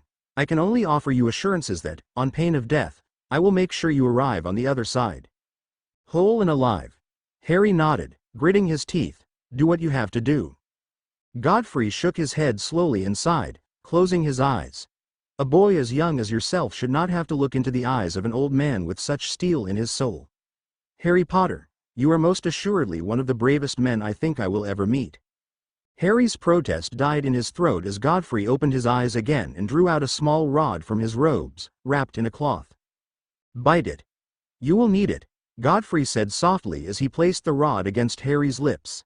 Harry opened his mouth and allowed Godfrey to place it between his teeth, and he experimentally bit down on it.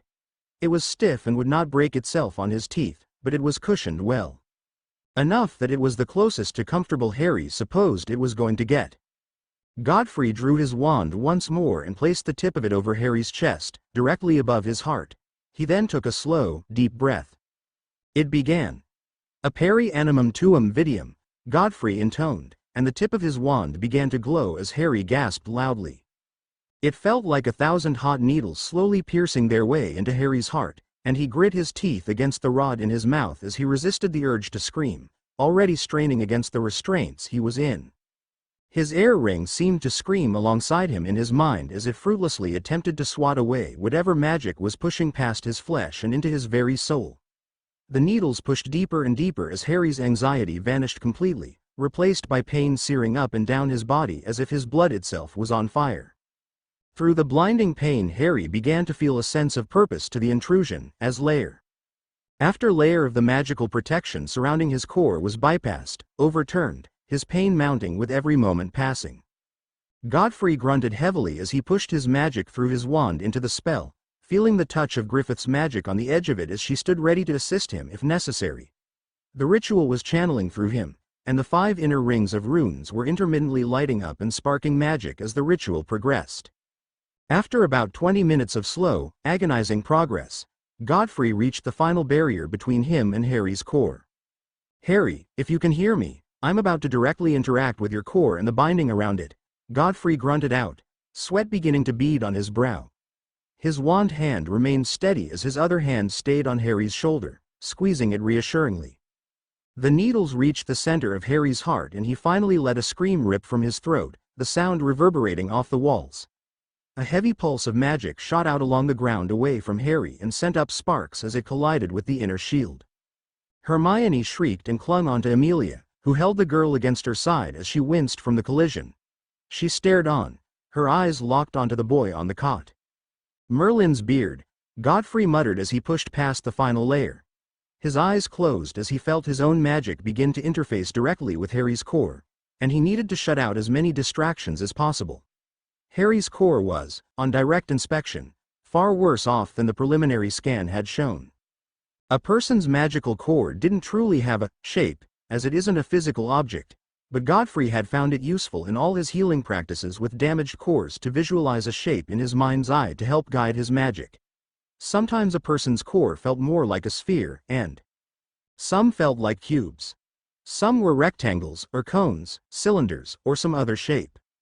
Harry's core was twisted and mangled up far beyond any recognizable shape. Godfrey had to spend several minutes getting his bearings so he could properly visualize what he needed to do. Harry's core was constricted, bent, and spiraled around in a confusing, esoteric geometry that defied any sort of logical consistency. The largest part of it was vaguely round, with several protrusions where the core itself was pulsing and stretching against the binding. It had several long corkscrewing lengths wrapping around itself, and parts of it were shooting off in spikes or twists. It pulsed ominously, like a labored heartbeat, throbbing in an unfathomable amount of pain with each thrum. While plenty of the core was visible, most of it was completely obstructed or melded against the binding. Godfrey visualized bindings as similar to a steel cage around a core, with usually several feet of space between cage and core that he could work with to dismantle a binding. This binding was pressed right up into the various parts of Harry's core on all sides, with some sections so embedded that he was having trouble telling the difference between binding and core. As he got his bearings, Godfrey grunted loudly and flinched violently as he felt a heavy pulse of magic try to force him away from Harry's core. It was only his many years of experience dealing with damaged cores that kept his focus intact as he intercepted the pulse with his own magic, redirecting it and dispersing it harmlessly throughout the room around him. Harry screamed again as the pulse shot out, feeling his scar begin to burn along with the rest of his body. Godfrey took a heaving breath as he recollected himself, and then began the slow process of prying the binding away from the core.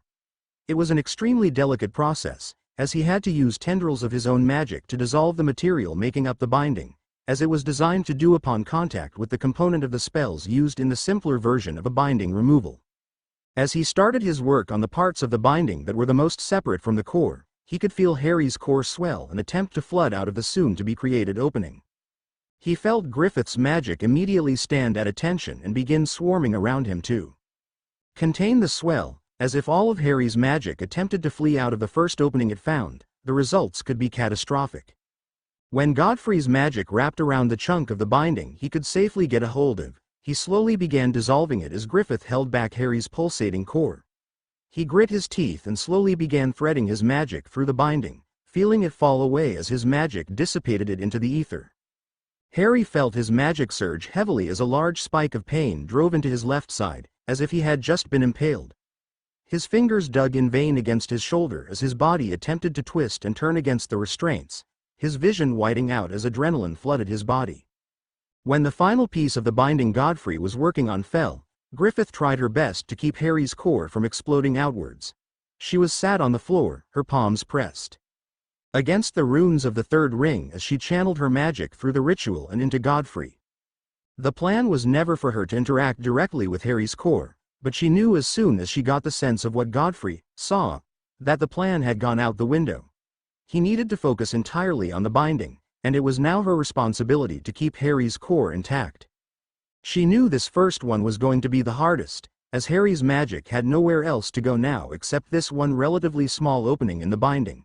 As more pieces got dissolved, and the excess magic piled up in the pressurized core could be released, it would disperse less violently and she could focus more on keeping the shield strong. But as Harry's core rapidly depressurized from the first opening, she felt a tsunami of magic collide against her. Harry felt a heavy tingling sensation rush through his body as his magic temporarily overwhelmed the pain he was in. He felt like he was floating, like he could fly, like he could blow up an entire city with his mind. He felt like a Muggle superhero. The only thing distracting him was the searing pain in his forehead, which made him bite down heavily again on the rod. But the rush left as soon as it came, to be replaced by even more intense pain as Griffith forcibly kept the pressure on inside his core. Griffith cried out in effort as she attempted to keep her magic holding, but the pressure was building fast against her as she was an ordinary witch, and was no suitable replacement for the overpowering suppressive strength of the binding. Harry's magical core was overfilled to the extreme, and it wanted out. She only managed a few seconds before collapsing, and Alberic quickly stiffened as he prepared to reinforce the shields. In the blink of an eye-searing white pulse of magic surged outwards from Harry's body and slammed against the inner shield. Unlike the previous magical collisions, this pulse didn't immediately dissipate into sparks upon contact, but instead it continued to push, to exert pressure against the shield. Alberic, who had knelt down and placed his palms on the runes of the outer ring as soon as Griffith had collapsed, quickly flooded the outer shield with his own magic as the inner dome shuddered heavily before shattering like glass into 1,000 sparks, allowing the pulse of Harry's magic to continue to the outer shield. It cracked against the outer shield with a heavy impact, but Alberic let out a roar of effort as he held the line, his body straining from the effort of holding the shield up. The inner shield was gone now, but at least it absorbed the majority of the impact and the outer shield would stand. Harry's magic seemed to melt against the outer shield before slowly dissipating into the air. Hermione had shrieked again in panic and buried her face in Amelia's side, and Amelia had grabbed onto Healer Mayfair with her other hand, her nails digging harshly into the healer's arm. She only relaxed slightly as she saw that Harry and the two senior healers were still alive, still in one piece, and she whispered harshly to Healer Mayfair. How in Morgana's name did they survive that? What just happened in there? Senior healers Godfrey and Griffith are completely abandoning the idea of stopping any wild magic pulses, Healer Mayfair murmured. They're redirecting it around themselves instead, which takes significantly less effort and magic. They're trusting Alberic to stop it. It's impressive nonetheless, Amelia murmured. Healer Mayfair nodded in agreement. That will have been the worst of it, I think, Healer Mayfair said softly. Harry's magical core has been overflowing for the past several years at this point, so I can only imagine the amount of pressure it's been under. Senior healer Godfrey must have just removed the first piece of the binding, which gave Harry's core a proper opening to depressurize. After the initial pulse, they can hold it in better and continue making more openings, allowing the wild magic to disperse in a less violent manner. How do you know all this? I thought this was supposed to be unprecedented, Hermione inquired. It's just theory work. Our theories have proven accurate so far, at least to my observations, but that just means we made a lucky guess. Godfrey, as Mayfair had said, had successfully redirected the wild magic pulse around and away from him, and was quickly working on making more openings to allow the depressurizing to happen in a more controlled manner. Griffith slowly began to recover and continue assisting, letting Harry's core leak out at a steady, but controlled pace rather than attempting again to forcibly continue bottling it up.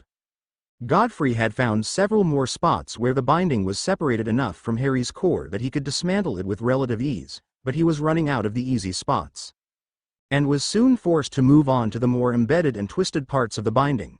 These took much longer, and he had to do them in very small pieces as he weaved impossibly thin tendrils of magic around the binding, encasing and dissolving it piece by piece while taking great care to insulate his own magic from entwining with the magic in Harry's core. As the process continued, Harry arched his back and grunted heavily in pain, unable to even scream as pain shot up from the base of his spine to the back of his head. Sweat was pouring from what felt like every inch of his body, his hair was soaked and his eyes stung. His forehead felt like it was going to split wide open as the burning sensation increased even further, and the awareness he had of Godfrey was heightened as the man pried closer and closer to his core. He felt as if his mind would break and shatter into 1,000 pieces as his core surged and strained against the binding along with Godfrey and Griffith's controlled releasing of his magic. It wasn't as much overpowering pressure as before, but Harry still felt like a balloon about to burst. Slowly, agonizingly, the minutes turned into half-hours, and half-hours turned into hours. Occasionally a spike of wild magic would crack against the domed shield, but Alberic kept it steady and slowly fed it with magic. As he was doing so, at one point he turned to Amelia and Hermione, both of whom hadn't so much as even sat down for the hours the ritual had been going on, who had barely even turned their heads away from the young man on the cot no matter how much anguish he was in, no matter how much they clearly did not wish to witness his pain. Senior healer Alberic walked over to them and gently took their hands, leading them to the edge of the runic circle. "You don't need to be a trained healer to do this," he muttered as he knelt down by the edge of the runes and directed the women to kneel next to him. "Take your wand and touch this rune here, and this one," he said, indicating a rune for each of them. "Channel a little magic into it." They each did as they were told, pushing a small pulse of their magic into the rune. The runes pulsed softly as they accepted the magic, and Alberic continued instructing them. "Now you can touch the circle with your hands and it'll draw magic from you at your discretion," Alberic grunted. "If you use this rune here," he said, indicating another rune for each of them, "you can channel your magic through the rings directly to Godfrey." Amelia stared at Alberic for several seconds before nodding slowly and placing her hand on the rune. She gasped softly as she felt it grasp onto her magic, and she allowed it to slowly siphon away from her. Hermione followed suit, and after a few moments, they both felt the fringes of what Godfrey and Griffith were struggling with. Amelia's resolve steeled, and she shifted to be a bit more comfortable before placing a second hand on the ring, allowing it to feed even further from her magic. Alberic nodded approvingly. "It won't take more than you can give, so don't try. It has multiple fail-safes. You won't have to worry about little Miss Granger exhausting herself accidentally either." Godfrey couldn't help smiling to himself briefly as he felt the touch of unfamiliar magic at the edge of his senses, and he knew what Alberic must have done. "Good. Very good," he grunted to himself as he moved on to yet another section of Harry's binding. Griffith similarly benefited from the surplus magic, and chuckled quietly to herself. With the direct assistance of Amelia, an incredibly powerful witch in her own right with plenty of magic to draw on, Godfrey and Griffith were able to greatly increase their efficiency, as Godfrey was able to focus less on being a pressure valve for Harry's core with Amelia's assistance, and could double his efforts on removing the binding. Amelia couldn't quite tell what she was channeling her magic towards, but she could feel it being pulled and spun from her as if it were a thread and she were the spool, and she smiled as her eyes began to wet. She wasn't sure she would ever be able to forgive herself for the things Harry had to go through, for her own role, as small as it might have been, in perpetuating his abuse and neglect over the years, simply assuming he must be fine, that Dumbledore had things under control. But she was determined to make things up to Harry somehow, and this would certainly be a start.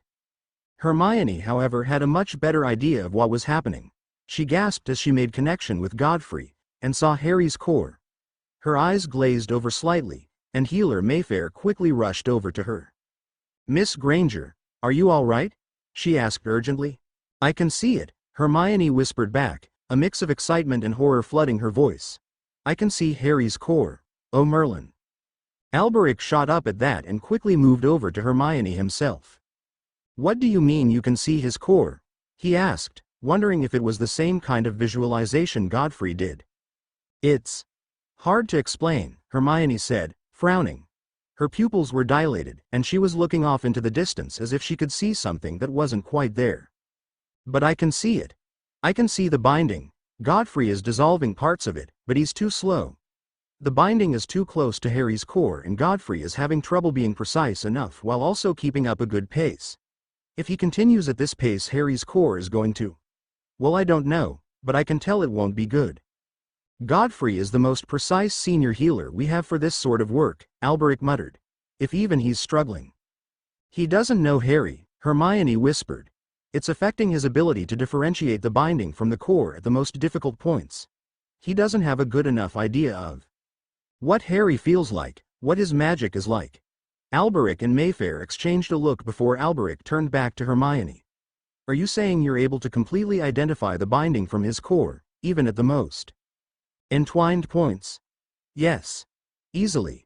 Harry is my best friend. I know him better than anyone, Hermione said. Sharply. Tears began to run down her face the longer she observed just how much pain her friend truly had been in. She remembered when she was petrified in the hospital wing, how nearly every day she would hear Harry's voice for hours, reading to her and talking to her. She tried as hard as she could to push as much magic as she could towards him. She needed to help him. We need to get her past the dome, Alberic muttered. What? Unacceptable, Amelia said sharply. What if she gets hurt? You can't possibly think it's a good idea to bring her past the shield. If she's right, Godfrey won't be able to remove the worst parts of the binding before Mr. Potter's core starts to mount a more offensive attempt at repulsing the foreign invaders. Right now the binding is most likely still stifling most of its defensive abilities and the pulses we've seen were mostly just overflow magic escaping. But the longer this takes, the more Mr. Potter's core will regain the ability to defend itself, and it will not differentiate between friend and foe, Alberic retorted. If she can truly identify Mr. Potter's core separately from the binding, she can guide Godfrey, but she needs to be directly in the center of it all to do so. I want to help, Hermione said, her voice thick with determination. Please let me help. I can go too, Mayfair murmured. To act as a shield for any more pulses. I can redirect the magic around Miss Granger and myself and keep myself isolated from Harry's core, to prevent any distractions. Amelia bit her lip. Her every instinct was screaming that this was a horrible idea, that there was too much that could go wrong. What happens if Harry's core tries to throw Godfrey out? Nothing good, Alberic said darkly. Having a partial binding on his core could be even worse than a full one. His core would constantly be fighting with itself, trying to expel the foreign magic. Like a magical autoimmune disease, Hermione gasped. The immune system can't tell between friend and foe, so it attacks itself. Exactly, Alberic said with a nod. It is imperative that this ritual be completed. Amelia took a deep breath and nodded. Fine. If anything happens to Miss Granger, however, Senior Healer Alberic, I'm holding you personally responsible. I can agree with that, Alberic said as he took Hermione away from the runes, casting a few charms on her and Healer Mayfair. These are emergency bypass charms that will allow you through the shield. You won't be able to come back out until the ritual is done, as we can't risk any more than one pass through without exponentially increasing the risk of contamination to Mr. Potter's core. He took them to the edge of the rune circle and, on the count of 3, they stepped through it. The shield bubble warped and shuddered around them for a brief moment before letting them pass, and Hermione stumbled a few steps. Healer Mayfair took her arm and quickly led her towards the center, passing by Senior Healer Griffith and kneeling Hermione next to Godfrey. What's happening? Godfrey grunted out as he registered their presence. Why has Alberic let you inside? Miss Granger, Mayfair indicated for Hermione to explain as she started setting up a few charms that would help her redirect any blasts. You're going too slow, Hermione quickly launched into her explanation. Harry's core is going to wake up more soon and it's going to try to throw you out even harder. You're struggling with separating the most embedded parts of his core from the binding itself because you're unfamiliar with how his magic feels, right? Godfrey grunted an affirmative, nodding. I'm doing my best, but I'm aware of the risk. I can tell the difference, Hermione said quickly. She's got a form of mage sight, Godfrey, Mayfair said quickly. When she connected to the outer ring for support, she said she was able to see Harry's core. Not the same way you do, but actually see it. Excellent. Godfrey grunted as a brief shock of magic pulsed again from Harry. Hermione felt it impact the shield around her that Mayfair had erected. Griffith, key her in. Miss Granger, you'll need to guide me precisely to the points where Harry's core stops and the binding begins. I can do that, Hermione said. Internally she was panicking, but she tamped it down. She could do this. She knew Harry, she knew what his magic felt like. Their hours and hours of study and practice together, not to mention all their adventures together, meant she was almost as familiar with how Harry's magic felt as her own. Griffith quickly instructed Hermione on how to join in with Godfrey, placing her wand in tandem with Godfrey's. When she was in place, Griffith waved her wand and quickly incanted, keying Hermione's wand in with the ongoing spell. Hermione was nearly floored by what she saw. It was so much clearer than before, and so much worse. Harry's core looked sickly and angry. She felt herself immediately enveloped by his magic, and she took a long, slow breath. Here, she said quietly as she felt Godfrey's magic touch her own, and she directed his tendrils to the precise spot of separation between Harry and the binding. As soon as he felt Hermione's magic, Harry visibly relaxed. He felt his own magic rush out to hers, and it swarmed over her in a protective cocoon. His pain still remained, and he was barely able to focus on anything else, but Hermione was here. He felt a new surge of resolve and adrenaline, and it was felt by Hermione and Godfrey. Mayfair let her wand drop to her side as she saw a shimmering golden shield of magic flicker around Hermione a few times before fading out of vision. When the next pulse of magic shot out from Harry, it glanced harmlessly off of the golden shield with nothing for her to do. Incredible, she whispered. With Hermione's guidance and Harry's newfound resolve and control over part of his core, Godfrey was able to nearly triple his speed. Hermione flitted all around Harry's core, identifying the binding and instinctively marking it with her magic. She didn't know how she was doing what she did, but it felt natural, leaving traces of her own magical signature to guide Godfrey through his work. Harry's magic continued to cocoon around her, insulating her from its own defenses as it started to wake more and more, with its attempts to reject. Godfrey getting more and more violent. More than once, Godfrey shuddered in awe at the sheer raw volume of magic Harry held within himself, and at the thought of what kind of power the boy could command after his final majority. He was more than happy to be the wizard who had a hand in allowing Harry to grow into that power, and he simply hoped that, when the day came that Harry was inevitably on top of the magical world, he wouldn't forget about old Godfrey the healer. "We're almost done, my boy," Godfrey grunted. Harry had long since stopped screaming and was simply lying on the cot, breathing heavily as his eyelids fluttered. By some miracle the boy was still conscious, still exerting a frankly prodigious level of control over enough of his core to shield the little girl next to Godfrey.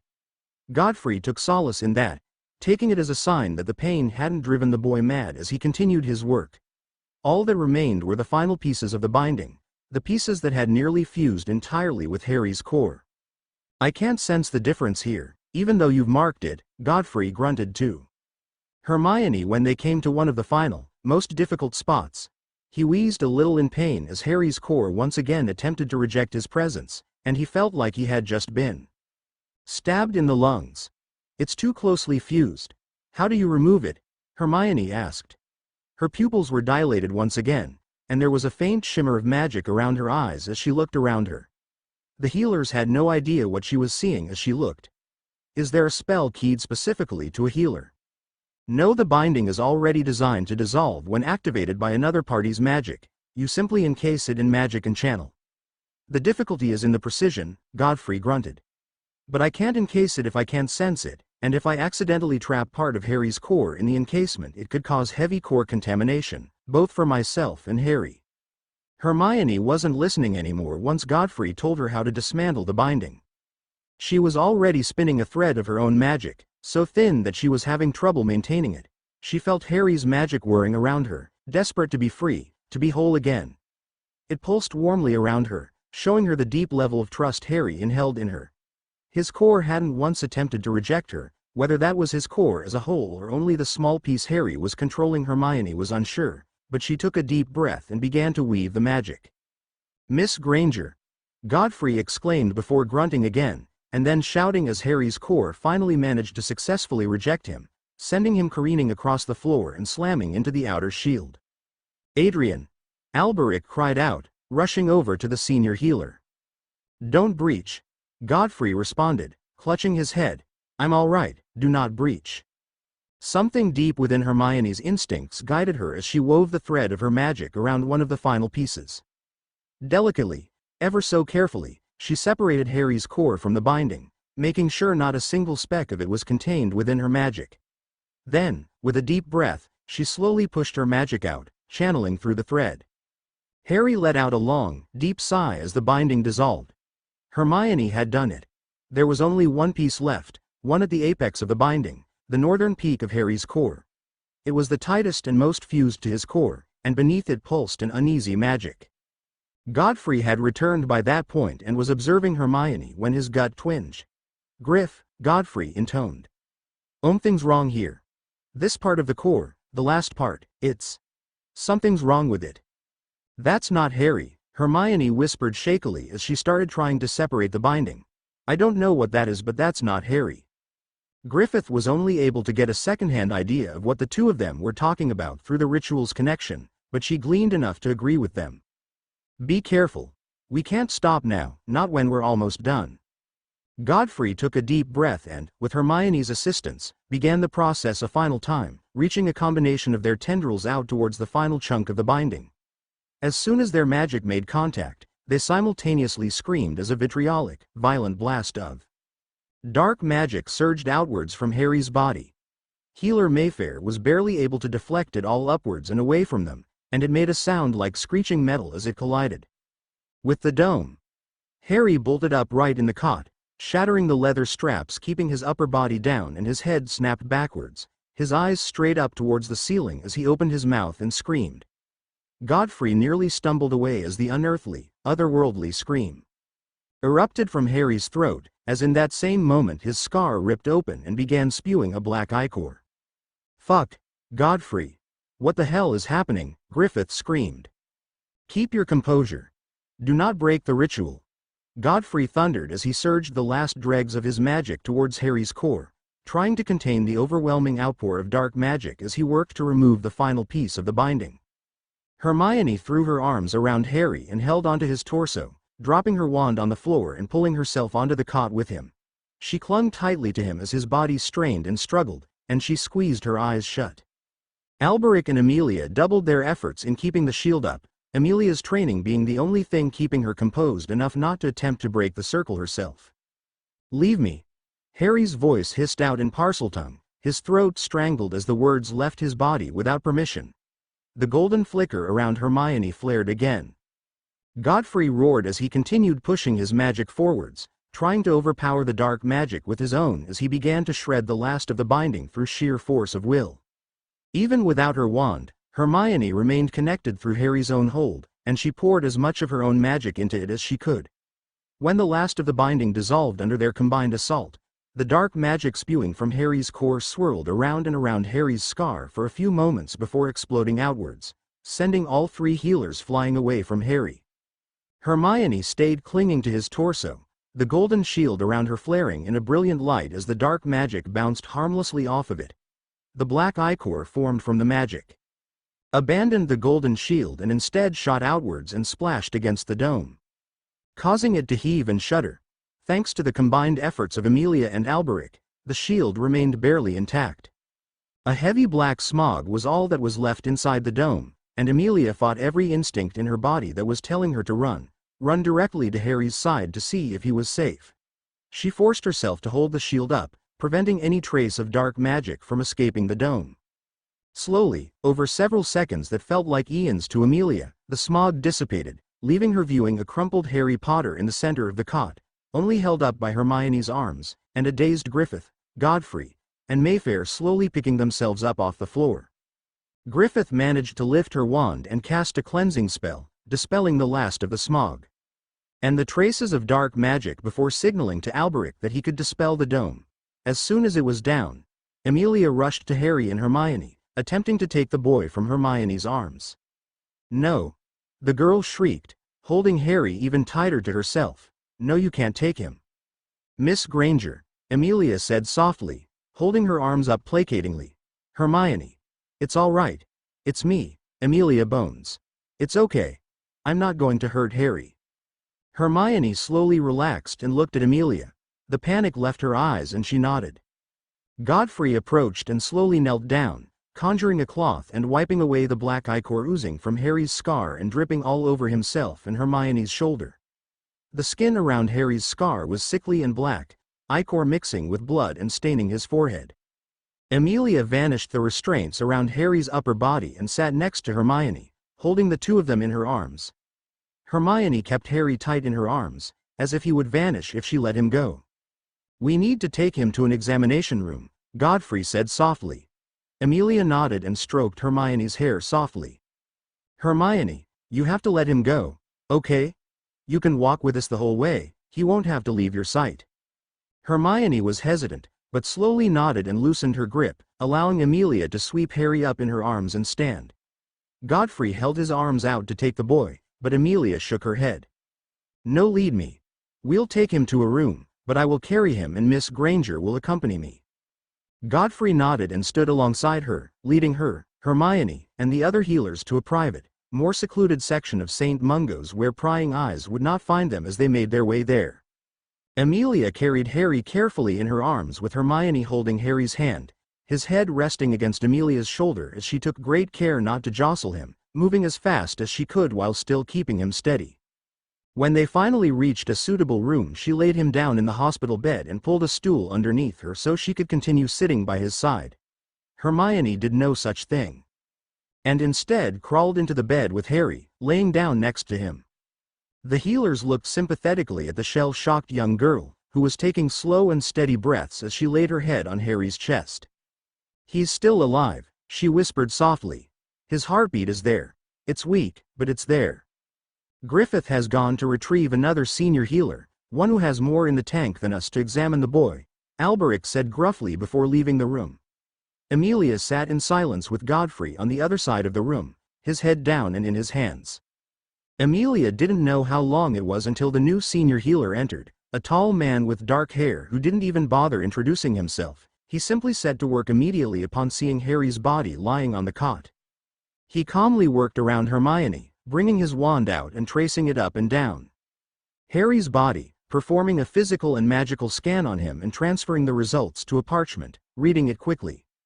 Senior healer Godfrey, the man said in a soft voice. You've done remarkable work. The boy's core is intact, with no trace of the binding remaining. Godfrey looked up with a look of relief washing over him, and his shoulders sagged. Thank Merlin. Senior healer Griffith informed me of the incident as she fetched and escorted me here. I'm senior healer Rowe. I was one of the healers consulting with healer Mayfair and senior healer Godfrey on Mr. Potter's case, he said to Amelia, conjuring a stool of his own to sit across from her. It's unfortunate that the preliminary scans of Mr. Potter did not reveal that the dark magic coalesced near his scar was also entwined with his core in that manner, but miraculously, he seems to have survived the ordeal in, ultimately, perfect health.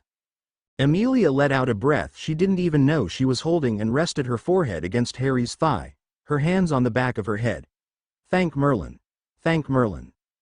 Hermione visibly relaxed as well, sitting up in her cot and looking at the healers. So he's going to be okay. We'll need to send a team to clean up the ritual room, make sure no traces of the dark magic remain. I'd also like to do a more thorough scan of Mr. Potter as well as a quick checkup on everyone affected by the dark magic, to assess the deeper nature of the dark magic you witnessed. I'd like to be a part of his medical team, Rowe, Godfrey said, standing up straighter. In fact, if it's all right with you, I'd like to take point on this. Rowe nodded his agreement. Of course. You removed the binding from the boy, he's still technically your patient after all. I'm just here to help, he said. Godfrey nodded gratefully. But he'll be okay?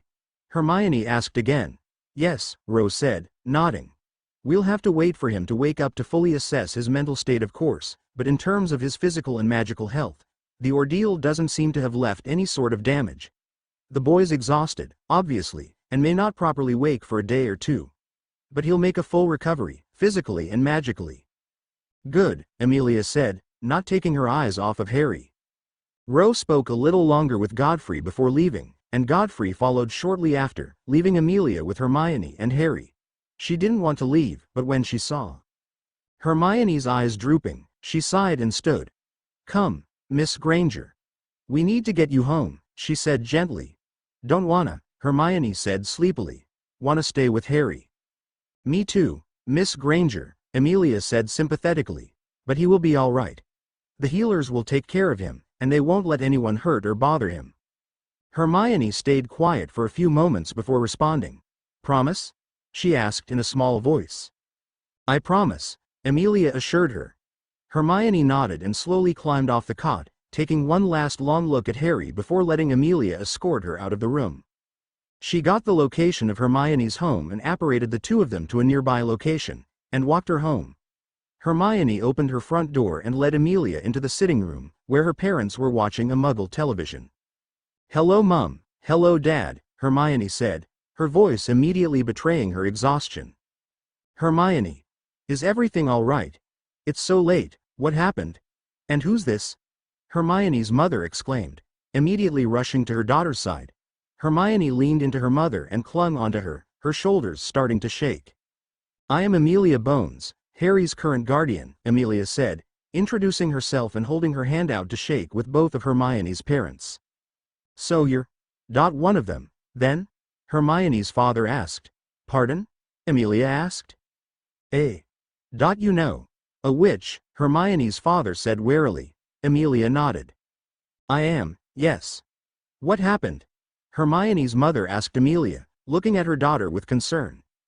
"Harry's procedure took a turn for the worse," Amelia said carefully, not wanting to give away too much sensitive information. "It was touch and go for a while. He made it, he'll make a full recovery, but it was a harrowing process." Miss Granger held his hand the whole time and was right there with him. "She's been through a lot today." Amelia was stretching the truth slightly, but she didn't think Hermione's parents needed to be made aware of the true details surrounding the day. "Oh honey," Hermione's mother said softly as she hugged her daughter, who was still crying, into her side. "Harry will be all right, and I'm sure you being there was a huge help to him. I'm very proud of you, that must have been hard." Hermione nodded into her mother's side, and Amelia sighed softly. "If Hermione would like to come visit him over the next few days while he recovers, take your Muggle transportation of choice to this address," Amelia said, pulling a notepad and quill out of her robes and scribbling down an address. "Hermione will be able to see Street Mungos and lead you inside. Once you're inside you'll be given special charmed necklaces to allow you to see through the anti-Muggle wards, so you can remain with Hermione while she visits her friend." "Thank you," Hermione's father said stiffly. "You're very welcome, Mr. Granger," Amelia said with a nod. "Peter," Mr. Granger said gruffly. "You can call me Peter. This is my wife, Cassie." "Thank you for taking care of our daughter, Amelia," Cassie Granger said gratefully. "She sometimes puts herself in situations she doesn't know how to handle, so it's comforting to know someone was watching over her." Amelia felt a bit of guilt at that, but she smiled and nodded. "Your daughter is a delight, Cassie. She also has a magical gift we discovered during this ordeal." "Oh, is that so?" Cassie said, intrigued. Amelia nodded. She wasn't too aware of the specifics, but she knew enough tangentially to explain the basics to the Grangers, and they deserved to know, so that Hermione could look into honing the skill further. She has a form of mage sight, the ability to see magic. There's several different forms of it, and Miss Granger has the ability to see someone's magical core under specific circumstances. It's an incredibly valuable skill, and should she wish to go into a healing career, will benefit her greatly. "That's amazing." "Oh. What's a magical core?" Cassie asked, smiling awkwardly. Amelia thought for a moment before spotting a bowl on one of the tables. She picked it up. "Imagine this bowl is someone's magical core," she said slowly. "Magic fills into it like water. To cast spells, we draw water from the bowl. If the bowl empties or gets too close to empty, that's called magical exhaustion, and we cannot cast and become very physically fatigued. It takes several days to weeks to recover from magical exhaustion, depending on the size of the person's core and the severity of the exhaustion. Each person can have a differently sized bowl, and their bowl can never fill past the brim, which determines how much magic they can cast or how powerful they are." Peter nodded along slowly. "I see. So my daughter can see this bowl that people have? In essence, yes, Amelia said. It's a very simplistic explanation, but that's the gist of it. A gift like that is invaluable for treating damaged cores. Is that what Harry had? A damaged core? Cassie asked, looking concerned. Amelia sighed and nodded. Yes, unfortunately. The procedure he underwent was one to repair it. Again she was stretching the truth, but it was close enough to it. Poor boy, Cassie murmured. Indeed, Amelia concurred. Now, it is late and your daughter is exhausted. Please get her something to eat and make sure she sleeps well tonight. She needs it. Of course, of course. Thank you again for taking care of her today and bringing her home, Cassie said. You are, again, very welcome, Cassie, Amelia said quietly. She then took her leave. Her first instinct was to immediately return to St. Mungo's, but she had to take care of herself if she was going to take care of Harry. So, after she walked a decent distance away from the Granger residence, she turned on her heel and apparated home. She would visit Harry tomorrow morning, as soon as she could. On a pale horse Harry Potter was dead. Or, at least, that's what he thought he must be as he drifted endlessly in a sea of murky white clouds. He didn't seem to feel too upset about it, which, on some level, he thought must be wrong. If he was dead, that should certainly be a bad thing. But, he shrugged, and continued to let himself float along in the sea of nothingness that surrounded him. Nothing. That's all there was, really. All he could touch, see, feel, smell, perceive. Nothing.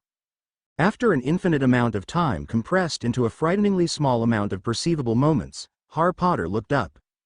And he heard a voice. Are you lost, little one? Harry shook his head. He didn't know where he was, but he also didn't know where he was supposed to be.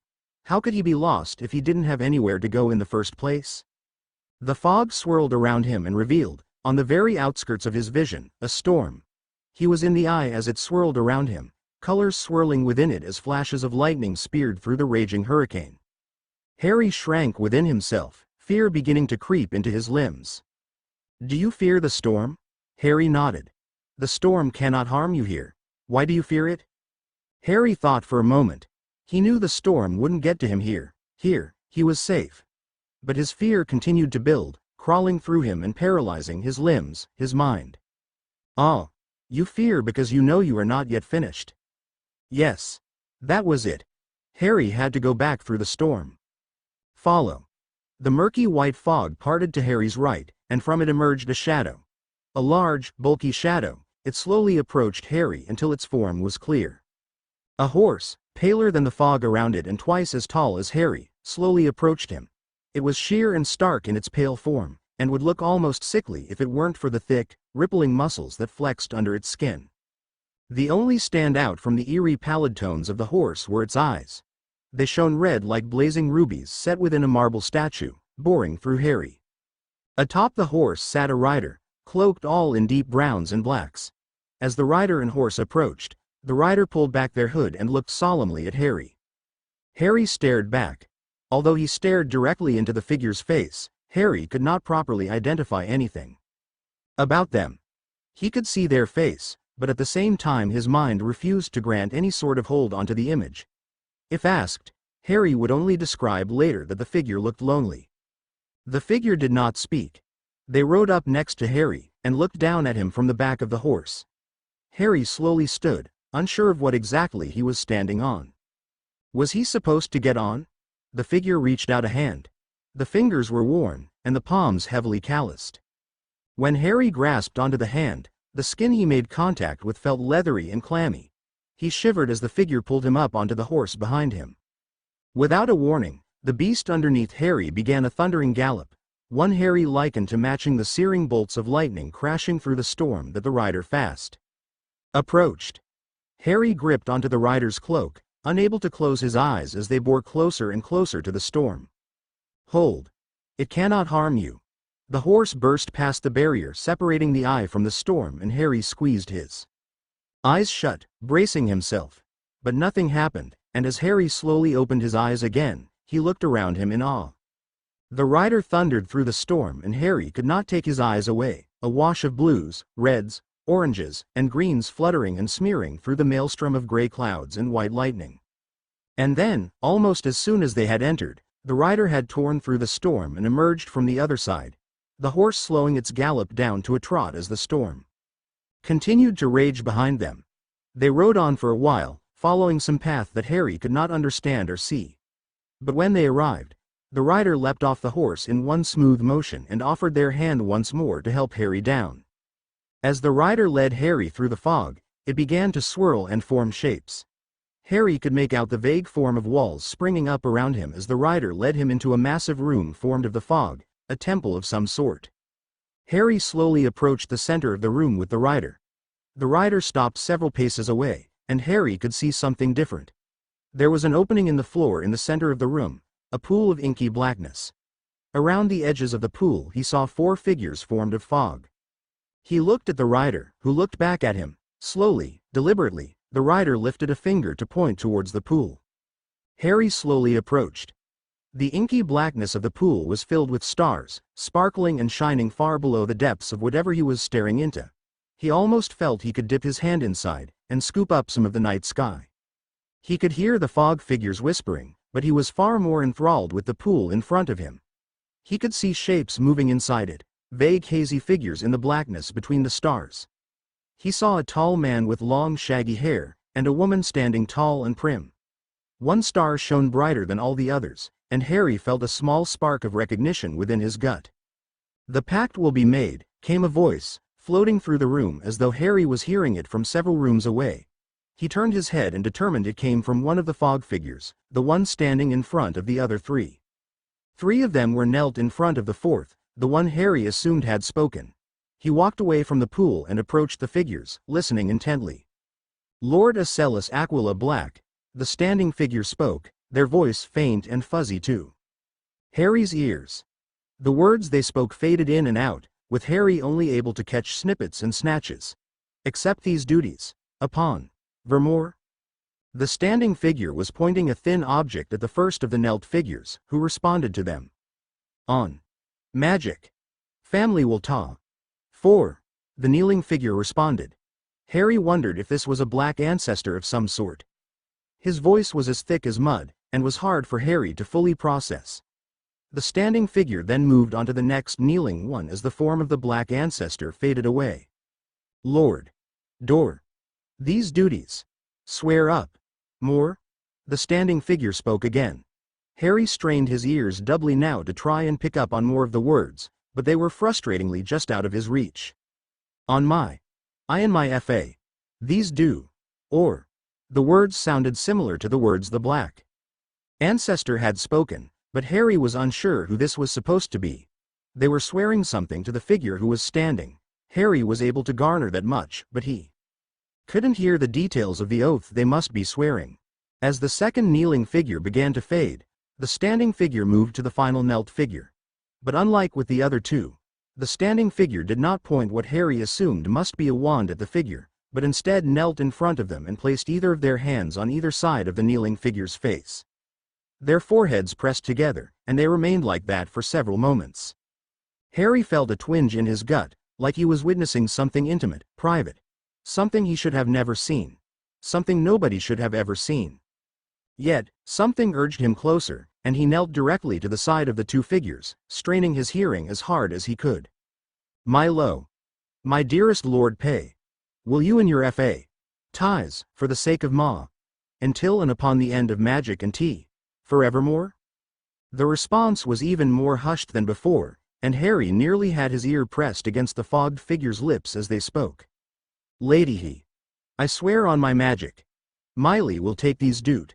Answer the call. Until and upon the end of magic. Forevermore." Both figures swirled away into the fog, and as Harry looked around, the form of the room he had been in was gone as well. All that was left was the starry pool in the center, which Harry approached again. The cloaked figure walked up next to him and placed a hand on his shoulder as they stared together into the pool. "What was that?" Harry asked, feeling his mind slowly return to him. "Who were those people? Why did you show me that? What's going on? Where am I? Am I dead? Please don't tell me I'm dead. I need to go back, I need to wake up or..." Harry started rambling, his voice catching in his throat as he began to hyperventilate. The cloaked figure knelt on one knee in front of Harry and stared directly into his eyes, placing their hands on Harry's shoulders. Even this close, Harry was still unable to discern anything about their face, unable to commit a single detail to his memory. As they stared at each other, Harry's breathing sped up, faster and faster. He remembered. He remembered the ritual, his core feeling as if it would burst from his chest. He remembered the ugly, foreign presence in his mind, his magic, his body. He remembered Amelia. Amelia. Did he hurt Amelia? Harry would never forgive himself. Oh Merlin. He remembered Hermione. Hermione, touching his core with her own magic. Hermione, delicately, carefully finishing the ritual on her own. Hermione, clinging onto him as his magic lashed viciously outwards. He had to find out if she was okay. The call will come, Harry Potter. The voice returned. It didn't come from the rider, but Harry had no idea who was speaking. He whirled around, looking for the source of the voice. You must answer the call, Harry Potter, son of stars, son of the peak. What are you talking about? Harry whispered, panic in his voice. Answer what call? What the bloody hell are you talking about? What do you want from me? Harry blurted out, pulling his arms tight around himself as he continued whirling around, searching for the voice. He fell to his knees, barely able to finish heaving the words out between panicked breaths. The fog began to swirl around him, encasing him in it and shrouding the cloaked figure. They were rapidly fading from view, still knelt on one knee and staring forlornly at Harry. Find the black, Harry Potter. Answer the call. Find where the storm goes home to roost, find winter's crown. All will be answered in time. Harry grit his teeth and curled up into a ball, closing his eyes as the fog picked up speed. He suppressed a shout as he felt an intense pressure building up in his stomach. It built and built as the fog streamed in cyclones around him, and he felt the crackle of electricity in the air. The storm had come. He was no longer safe, and the storm raged around him, dulling his hearing with a clap of thunder. A reckoning is not to be indefinitely postponed. The voice faded away after its final words, and Harry felt the full wrath of the storm bear down upon him. The icy cold wind whipped at Harry's skin, lashing him with frost and sharp winds, stinging and burning him with spears of air. The lightning crackled and struck above and around him, causing heavy thunderclaps to ricochet off the very walls of reality around him and drown out his screams. This time there was no eye. No peace. No solace. Harry was alone in the middle of the great and powerful storm, and nobody was coming to help him now. Harry felt a rage build within his heart. He did not deserve this. He did not deserve this life he was so unjustly thrust into, these consequences and circumstances he never asked for nor wanted. This storm was wrong, and Harry felt the veins in his temples about to pop as his anger swelled over the edge and he let out a final, massive scream. His eyes and mouth flew open and out of them poured a blinding white light that pierced through the storming fog, an answer to the spears of air and bolts of lightning cracking around him, to the heavy booms and rumbles of the thunder, and then, once more, there was nothing. August 29th, St. Mungo's Hospital 2 days after the ritual. Harry. Hermione yelped as Harry bolted up in the hospital cot, sweat pouring down his forehead as he flailed around the bed in a panic. She quickly rushed over to him, wrapping her arms around him and holding him in place, preventing him from hurting himself. Accidentally as he slowly calmed down. Hermione's parents stood as well, hurrying to the edge of the bed. They didn't touch the boy, but they watched in concern as Hermione held him firmly in place as his panic abided, his arms going around Hermione as he clung to their daughter. Shush. You're all right now, Harry, it's okay, Hermione murmured softly as she slowly separated from him. He nodded, taking a slow, deep breath before noticing Hermione's parents. He stared blankly at them for several moments in surprise. Hello, he muttered to them, his voice rasping and weak. You must be Hermione's parents. My name is Cassie, Cassie Granger said softly as she held out a hesitant hand. Hermione's mum. And this is Peter, her father. It's nice to meet you, Harry said slowly, shaking both of their hands. They both stared at him with a heavy mix of apprehension and concern, and he turned back to Hermione. Aren't we in St. Mungo's? How are your parents here? They're allowed, since they're my parents, Hermione said, sitting down on the edge of the bed. They've got special enchanted necklaces that let them see through the anti-muggle wards. Huh. Neat, Harry said quietly. He remained quiet for a few moments before taking an awkward breath and reaching out, patting Hermione awkwardly on the leg. I'm really glad you're okay." Hermione rolled her eyes. "You prat, why are you worried about me? I'm the one who was worried about you." "We're going to go to the cafeteria," Cassie said abruptly, sensing that Harry was both a little overwhelmed by the amount of people and that he wanted to speak to Hermione in private. Peter looked at her in confusion, but she just grabbed his sleeve and tugged him out of the room. "Oh, okay, I'll come find you later?" Hermione asked. "Sure. If I run into one of Harry's doctors I'll let them know he's woken up," Cassie said with a smile as she left. There were a few more moments of silence before Harry started speaking again. "I remember all of it," he said quietly, fiddling with his hospital gown. "The ritual. What do you remember?" Hermione asked softly. "Godfrey opening up my core," Harry started, memories trickling through his mind. "The feeling of my core surging. Like something inside me was going to burst. I felt like Superman," Harry said with a chuckle, knowing Hermione was one of the few magical people he could say that to and have them understand. "The amount of magic pouring through my body, coming from me. It was terrifying," Hermione said with a nod. "When it hit the shield they set up, I thought the whole thing was going to fall apart. But senior healer Alberic held the outer line, barely I think. It was an incredible amount of magic." Harry shivered slightly. "Then it left and all I could feel was pain. It was awful. It felt like my core was fighting back against Godfrey, and I couldn't do anything to stop it. As each piece of the binding fell away, it just got worse and worse." Hermione frowned and rested a hand on Harry's thigh. "It gets fuzzier after that," Harry murmured. "I remember you, though. I remember just feeling like no matter what, I had to make sure nothing happened to you. I didn't care if it meant something bad for me, I just had to make sure you would be okay." "Harry," Hermione murmured softly. "I've been a bit of a shit friend sometimes," Harry blurted out. Hermione blinked in surprise and was about to open her mouth to protest when Harry pushed forwards, not letting her interrupt. "No, I have been. I shunted off my studying onto you constantly and made you nag me into doing it. I let Ron and other kids say hurtful things to you and make fun of you for being smart and studious without doing a thing about it, and I just didn't appreciate half the things you did for me." He didn't know how else to phrase the thoughts inside his head, and he wasn't doing a great job, but he powered on. "You make things easier," he said slowly, trying to nail down his own thoughts as well as put them into words. "I feel like my feet are firmly on the ground when I've got you around. Not just in the way you help me with homework and my studies, which I've never properly appreciated either, but in a more general sense." Hermione was blinking back tears, but she let Harry continue as she took a deep breath and straightened her back a little bit, determined to not cry. "You and Ron have both had my back through some awful shit," Harry continued, heaving a deep sigh. "I would have probably been killed multiple times over through first and second year without the both of you. And you're both my best friends. But Ron doesn't keep my head on straight, like you do. And it's harder to talk to him about some things. He's not very good at emotions," Harry muttered. "So, thank you," Harry said quietly, clearing his throat a little and looking away, feeling awkward now that he was finishing up. "I want you to know I appreciate your friendship. Hermione. Everything you do. I wouldn't be here without you, in more ways than one. And I'm going to make sure I do a better job of showing that going forward.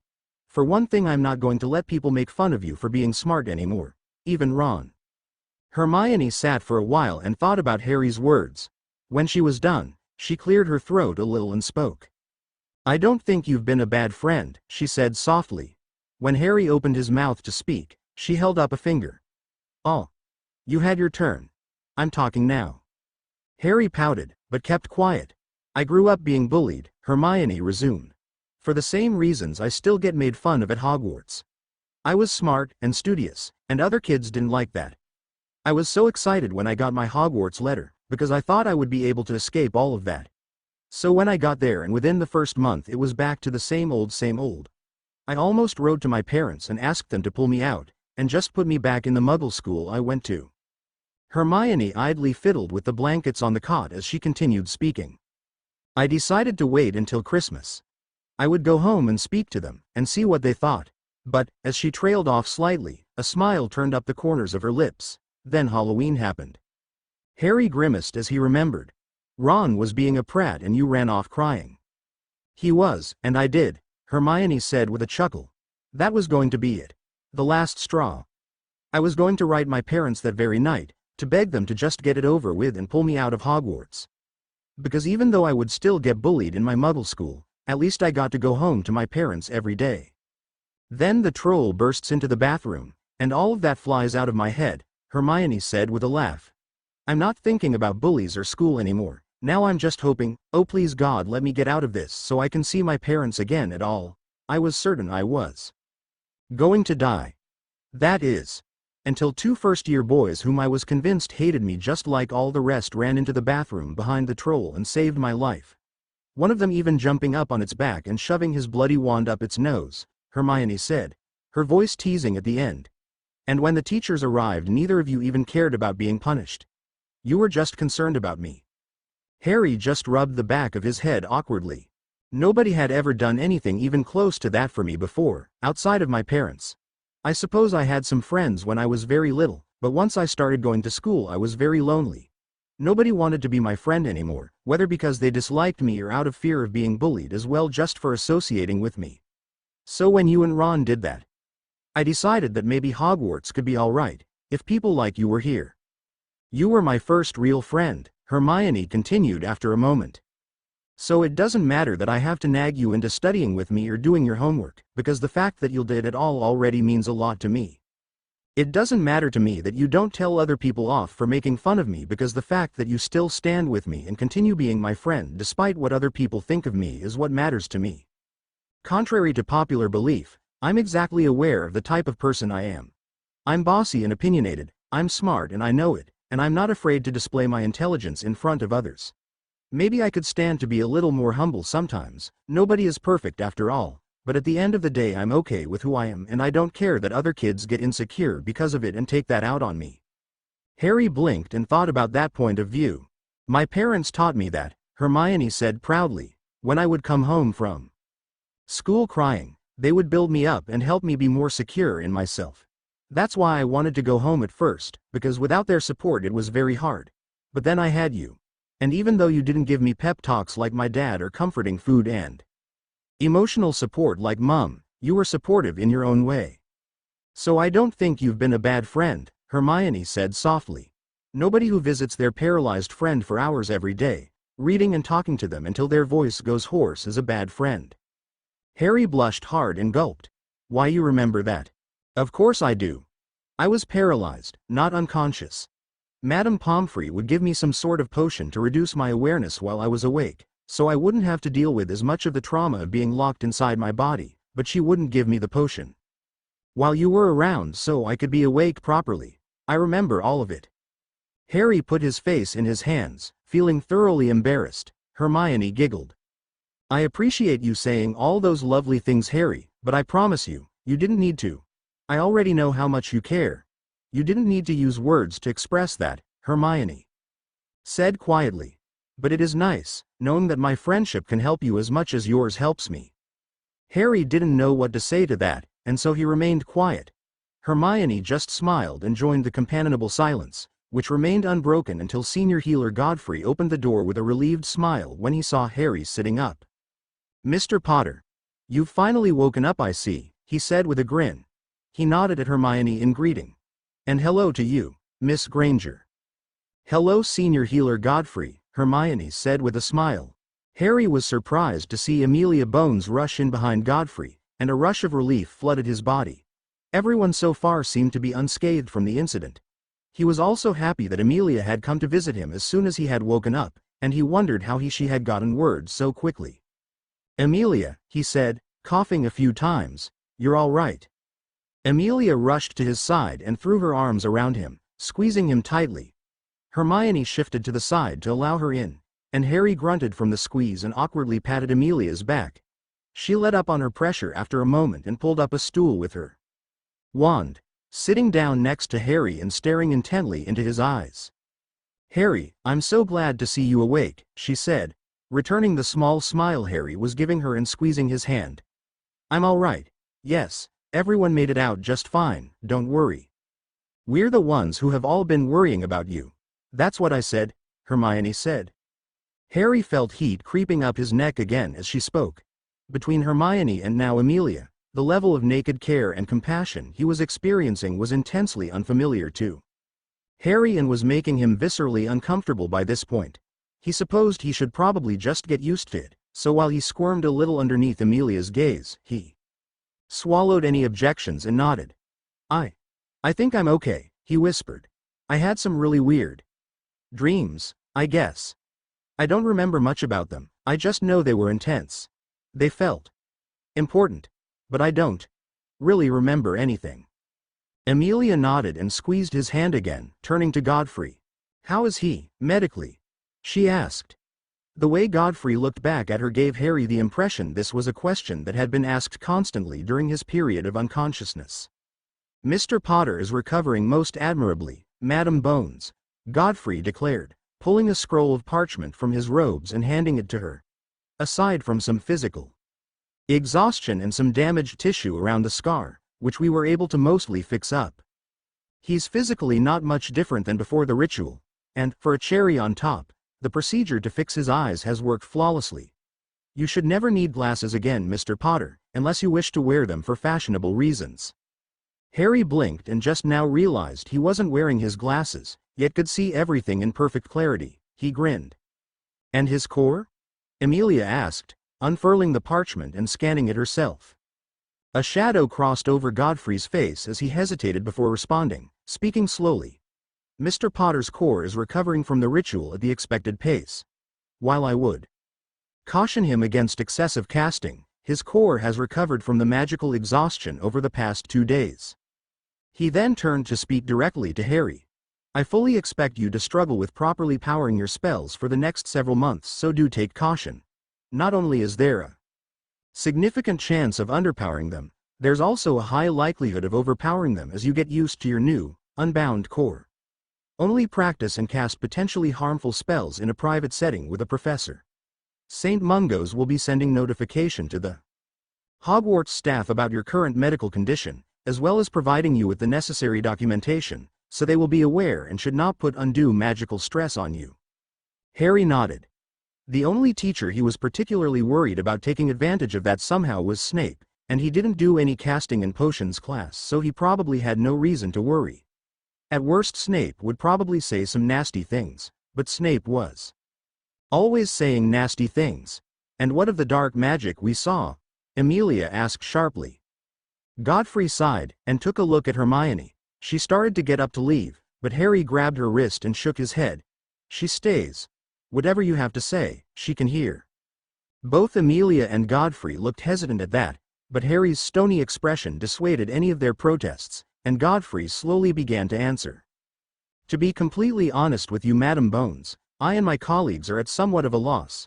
We know now that the dark magic infesting Harry's scar has spread to his core in a somewhat minor way, and whatever it was lashed out during the ritual in what we're guessing was some form of self-defense. But you still have no idea what it is or if it's going to endanger Harry. We don't know what it is, no, but based on our extensive scans done over the past 2 days, it doesn't seem to have any active threat unless directly interacted with.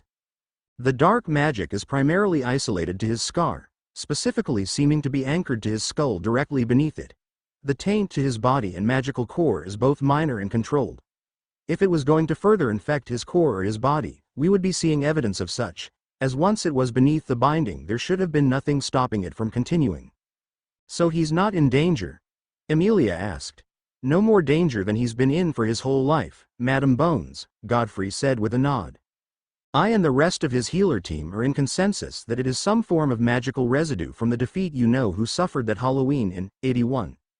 If it was a degenerative curse or actively harmful in some way, we all agree it would have done so far before today, as the primary reservoir of the magic is on the scar, and was not behind the binding. Nothing would have been inhibiting the dark magic from harming the boy in the past decade if that was its purpose. Do you have any theories about what it is? Hermione asked curiously, watching as Harry absently rubbed the scar. It makes sense that it's from Voldemort, Harry muttered. It always hurts when he's around. Godfrey looked surprised at the statement, but wisely chose not to address it as Amelia shot him a hard look. A few, but all of them are vague. The strongest theory is that it's an after effect of the killing curse. As it's an extremely dark curse and the magic powering it would certainly be capable of leaving this kind of residue. And it would also explain why we're unable to recognize or identify it, seeing as Mr. Potter here is the only known survivor of that particular curse and thus is the first person who would experience any after effects the curse would have on a living being. Is it treatable? Amelia asked. That we cannot yet answer, Madam Bones. The incident in the ritual room shows us that the magic is not simply a lingering residue we can cleanse with simple charm work. Whatever it is, it appears to be autonomous and capable of defending itself. Theoretically, I would say it could be cleansed with far more complex healing magic, but I would strongly recommend a healthy battery of tests and research before any such attempts are made. Hermione's face hardened at the word research and nodded resolutely to herself. Amelia nodded and sighed, running a hand through her hair. There is one other note about Mr. Potter's health that bears mention, Godfrey said, taking out a second scroll. It's not something to be concerned about, but it's a bit of a medical marvel, and has had the members of his team oohing and awing non-stop. What's that then? Amelia asked, curious. He appears to have a most unique concoction in his blood of phoenix tears and basilisk venom, Godfrey said. A note of curiosity he was unable to conceal slipping into his voice. Basilisk venom, as you may know, is the most toxic and deadly substance we know of on the planet. It is also by far the most resilient. Even the toxins of other incredibly deadly and rare creatures such as the noondew or Niclavi can be destroyed, if acted upon quickly. Enough with the proper charms or antidote. Basilisk venom, however, is nigh indestructible. It was even thought that there was no possible cure to it. However, Godfrey continued, tapping Harry's arm where his scar was. Harry pulled his arm back a little. Mr. Potter here currently has a not insignificant amount of basilisk venom flowing through his veins at this very moment. It seems to be cycling infinitely through his body, being pumped into and out of his heart as his blood is. When we first identified its presence, we thought we must have done something wrong. The boy should have been dead if that were the case. It was only when we looked closer when we realized the simultaneous presence of phoenix tears, the only substance to rival basilisk venom, yet in the opposing direction. The venom that cannot be cured or destroyed in constant conflict with the tears that heal everything they touch and cannot be corrupted or tainted. Harry felt a shiver go down his spine at Godfrey's wording. His memory flashed in his mind, and Ollivander's words in the wandcrafting studio echoed in his ears. There's no danger present, obviously, Godfrey continued, oblivious to Harry's reaction to his words. Even the tiniest drop of basilisk venom would kill an adult man. But the phoenix tears in Harry's blood, while I would hesitate to say they've neutralized the venom per se, they have rendered it completely unable to harm the boy. It's quite the marvel, and we would love to keep a few small samples of Harry's blood to further examine, if that would be all right with him. Harry just nodded. I suppose. Consider it thanks for unbinding my core, Harry said quietly. He registered Godfrey's response being something along the lines of gratitude and saying. Harry didn't need to thank him at all for that, but he stopped paying attention at that point. Godfrey and Amelia started to talk, and Harry said goodbye to Hermione when her parents came to retrieve her for the day. Something was said about Harry being released after today, and that Hermione would see him on the train. Harry sank back into his mind after that. He wanted to recall the strange dream he had before waking up in a panic, but try as he might, Harry couldn't recall any specific details. He remembered swirling colors in a horrible storm, and a deathly cold. He felt in his bones that the dream was important, significant. Like he needed to remember it. Eventually he realized Amelia was trying to speak to him. He snapped his gaze towards her, blinking in surprise. Sorry, I was kind of out of it. What were you saying? He mumbled, embarrassment flooding through him. Amelia simply smiled at him. I'm afraid I need to return to the office. You'll be kept here until evening and then I can check you out and bring you home, but for now I need to head back. As you know, I'm looking into the matter of Sirius Black, which on top of all my other work has given me quite the busy schedule. Black. Sirius Black. That was important. Harry wasn't sure why, but he felt a push towards that name, more so than he had felt before. Ted told me you were trying to learn what happened to him, looking at old records and investigating, and you opened an internal investigation. Indeed.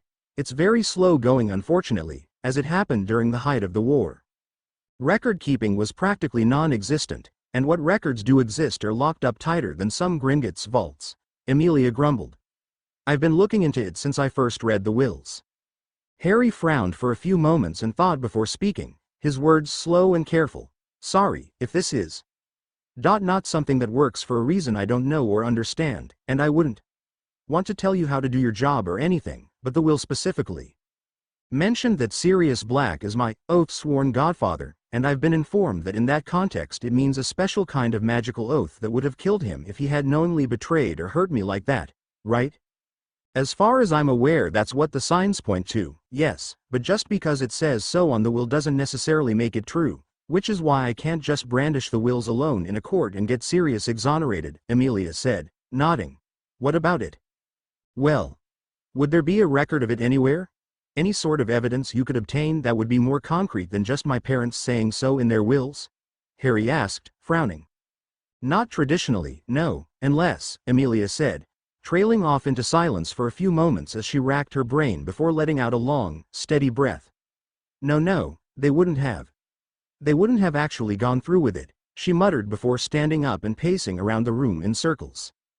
Harry watched her reaction and was confused, but decided to just wait patiently as Amelia sorted through whatever bugbear was in front of her mind. Your scans, do they track familial relations at all? Amelia asked, turning to Godfrey. Godfrey blinked and slowly shook his head. No, Madam Bones, our general scans don't include that sort of magic. But if you need a specialized blood test for Mr. Potter, we can certainly perform one. It's simple enough. A blood test? Like the one I had done at Gringotts? Harry piped up. Amelia turned to him and strode quickly to his bedside, sitting back down next to him and staring intently. You had a blood test done at Gringotts. Yes, I remember, to prove your identity. I saw the records. Did you, by any chance, actually see the document? Harry shook his head. We can quite easily perform one now anyway, Godfrey said idly, crossing the room and opening one of the cabinets to pull out a small dagger and a stone bowl, similar to what he won the goblins used to blood test Harry before. It's a routine procedure, really. Do so, Amelia said with a nod. Harry looked at her and was about to start talking when she held up a finger. I have a theory, Harry. Let me do the test and we'll see if I'm right before I get your hopes up. That satisfied Harry enough to comply, and he dutifully pricked his thumb with the dagger and let several drops of blood fall into the stone bowl at Godfrey's request.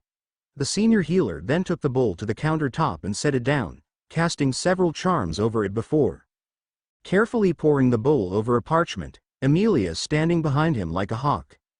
Just like what happened at Gringotts, Harry saw his blood swirl out across the parchment like ink, forming names and lines of his ancestors, and as soon as the blood sunk in, Amelia snatched up the parchment and watched the names form. It only went back a couple generations, and didn't seem to have any relations other than direct parent to child however, as he could only see his parents' names and what he assumed were his grandparents and great-grandparents on his father's side. But then, a jagged line began to slowly form out of his name, veering off to the side in a hesitant, irregular pattern. A single name formed connected to it, and 2 generations past it with the same shaky, uncertain lines and writing. As soon as the names formed, Amelia sat back down next to Harry, her hands shaking lightly. You absolute insane idiots. You insane, stupid, wonderful blockheads, she whispered as she stared at the parchment. Harry didn't have to ask. She immediately showed him the parchment, and pointed at the strange name. Harry's name was at the bottom, as he expected it to be. Straight lines connected him to Lily and James Potter, and above James were the names Charles and Doria, his grandparents. Above each of their names were names he didn't recognize except the surname, Potter on Charles's side and Black on Doria's. Each parent-child relationship was indicated with straight, uniform lines like on any family tree he'd seen before. Yet, connected to Harry's name with a jagged, irregular line, was the name, Sirius Orion Black. What does that mean? Harry asked. It was clear that this meant he was somehow related to his godfather, and in a way that was different from his grandmother simply being a Black. This was special, and from Amelia's reaction, somewhat unconventional. The idiots had you blood adopted, Amelia said with a wet chuckle. Those two knuckleheads were always completely unconcerned with their own safety, but this goes far beyond that. Godfrey whistled and leaned against the counter, crossing his arms over his chest. Bona fide blood adoption? Not just something legal? Take a look for yourself, Amelia said as she passed the parchment back over to Godfrey. He examined it closely and his eyes widened slightly, clearly impressed at whatever he was seeing. Well, Merlin be damned, he murmured. That's even more impressive. It's no real surprise Black had the resources to be able to do a blood adoption, but this. What's a blood adoption? Harry asked warily. And why didn't the goblins mention this when I got blood tested the first time? Not part of their job description, Amelia said, shaking her head and scoffing. But a blood adoption is a form of magical adoption that supersedes all forms of court, law, anything of the sort. It's a highly dangerous way of taking a magical child and making them, quite literally, the blood of a new family. Harry frowned harder and furrowed his brow, scratching the back of his head. So, does that mean I'm a Black? Not a Potter? I don't get it. How'd I have the Potter heir ring then? Amelia laughed bitterly and shook her head, dabbing at her eyes with a handkerchief she had quickly conjured up. In a typical blood adoption you'd be correct. Normally, a blood adoption overrides the familial alignment you had at birth with the new family. This, however, is far different, and definitely has Lily's hands all over it. Harry got a warm feeling in his stomach when Amelia praised his mum. Her voice was tinged with heavy admiration and respect for whatever his mum had done, and it made his chest swell a little. And I say that because Sirius and James might have been clever, very clever, but in absolutely no uncertain terms were they smart enough in terms of actual magical theory to pull this off. The idea might have been theirs to start with, but Lily would have done all the legwork, Amelia said with a chuckle. It's incredible, Godfrey concurred. What they've done here, somehow, is modified or even perhaps created a blood adoption ritual that, rather than overriding your Potter blood, simply added on Sirius Black as an additional parent and all that comes with it. You have both Black and Potter blood flowing through you, simultaneously the heir Potter and the Black heir presumptive. Harry leaned back in his bed and stared off into space, his mind spinning so much he thought he might throw up. So I have a mum and two dads, he asked, his voice feeling floaty and strangled. As soon as the words left his mouth he started giggling, which fully turned into a gut-busting laugh. When his laughter died down he saw that Amelia and Godfrey both looked quite concerned, so he quickly finished suppressing his laughter to explain himself. Oh Merlin, this is just something that could only happen to me, he said, hiccuping out laughs as he tried to force his sentence out. Amelia just smiled and nodded, patting his shoulder lightly. You do seem to have the strangest batch of luck anyone's ever encountered, Amelia said wryly. After Harry got his laughter fully under control he cleared his throat and coughed a few times, shaking his head before asking the first of several serious questions that were now on his mind. So how does this all work with what was in the wills? If Sirius Black is like, my second dad, why put me with the Longbottoms first? And how does this affect us? Harry asked, forcing out the last part of the question. He was rapidly becoming quite fond of Amelia, and while being around Susan was difficult, and the idea of having a real, blood parent out there somewhere excited him to the point of lightheadedness. It felt unfair to Amelia for him to just run off so soon. My guess is they wanted to keep it a secret, Amelia said slowly. Which, Senior Healer Godfrey, I hope I don't need to mention is what it will remain between us. Godfrey placed a finger over his lips and winked at Amelia before answering properly. As far as I'm concerned, everything happening in this room right now falls under doctor-patient confidentiality and, more importantly, the binding oath I made when I became a meta-wizard. Unless the information is directly necessary to reveal due to Harry's life being at risk or he gives me explicit permission, Veritaserum itself couldn't pull the information out of me. Amelia nodded approvingly before turning back to Harry. Blood adoptions are technically legal but they're highly contentious and controversial. St. Mungos won't assist in performing them except in extreme circumstances, and botching one, particularly in an unsanctioned environment, would come with heavy consequences. I believe the last one the hospital directly assisted with was 200 years ago or so, and the most recent one sanctioned was around a century ago. I see. So people might have treated me and Sirius poorly if the information was public knowledge? Harry asked, stewing in his own mind as he processed everything. It's distinctly possible. The nature of the modified ritual in particular is bound to cause a multitude of problems, as it makes you the first in line for two extremely powerful magical families. I can't even remember the last time something like that happened. So I have to keep it a secret, Harry sighed. Unfortunately, yes, Amelia said quietly. Referring to him as your oath-sworn godfather carries enough weight that people wouldn't question his right to a fatherly relationship with you, especially considering his notorious friendship with your father. It wouldn't be enough to leave an infant with a single man would go unquestioned over at least attempting to first leave you with a proper family, however. Then this doesn't help at all, Harry grumbled. If he's not my oath-sworn godfather after all, and I have to keep this a secret, that doesn't bring you any closer to declaring him innocent. Amelia chuckled at his expression. To the letter, yes. But, in some ways, this might be even better. Even if Sirius was considered a rather disgraced Black at the time, he was still, ultimately, a Black. Harry looked at Amelia and waited patiently to see where she was going with this. You see, Harry, in the magical world, particularly among the noble classes, the killing of a direct family member is one of the highest forms of taboo. Even if you were completely justified in doing so, a direct sibling, parent, child, or member of your house dying at your hand outside of a sanctioned duel would see you ostracized by almost the entirety of the magical world. You would be labeled as a werloga. What's that mean? Harry asked. It's an old English word, the closest translation is traitor, or perhaps oathbreaker, but a more accurate way of translating it based on how it's actually used in our culture would be along the lines of kinslayer. Amelia explained. It's considered the absolute height of dishonor, to the degree where even in our most recent war the taboo was still honored.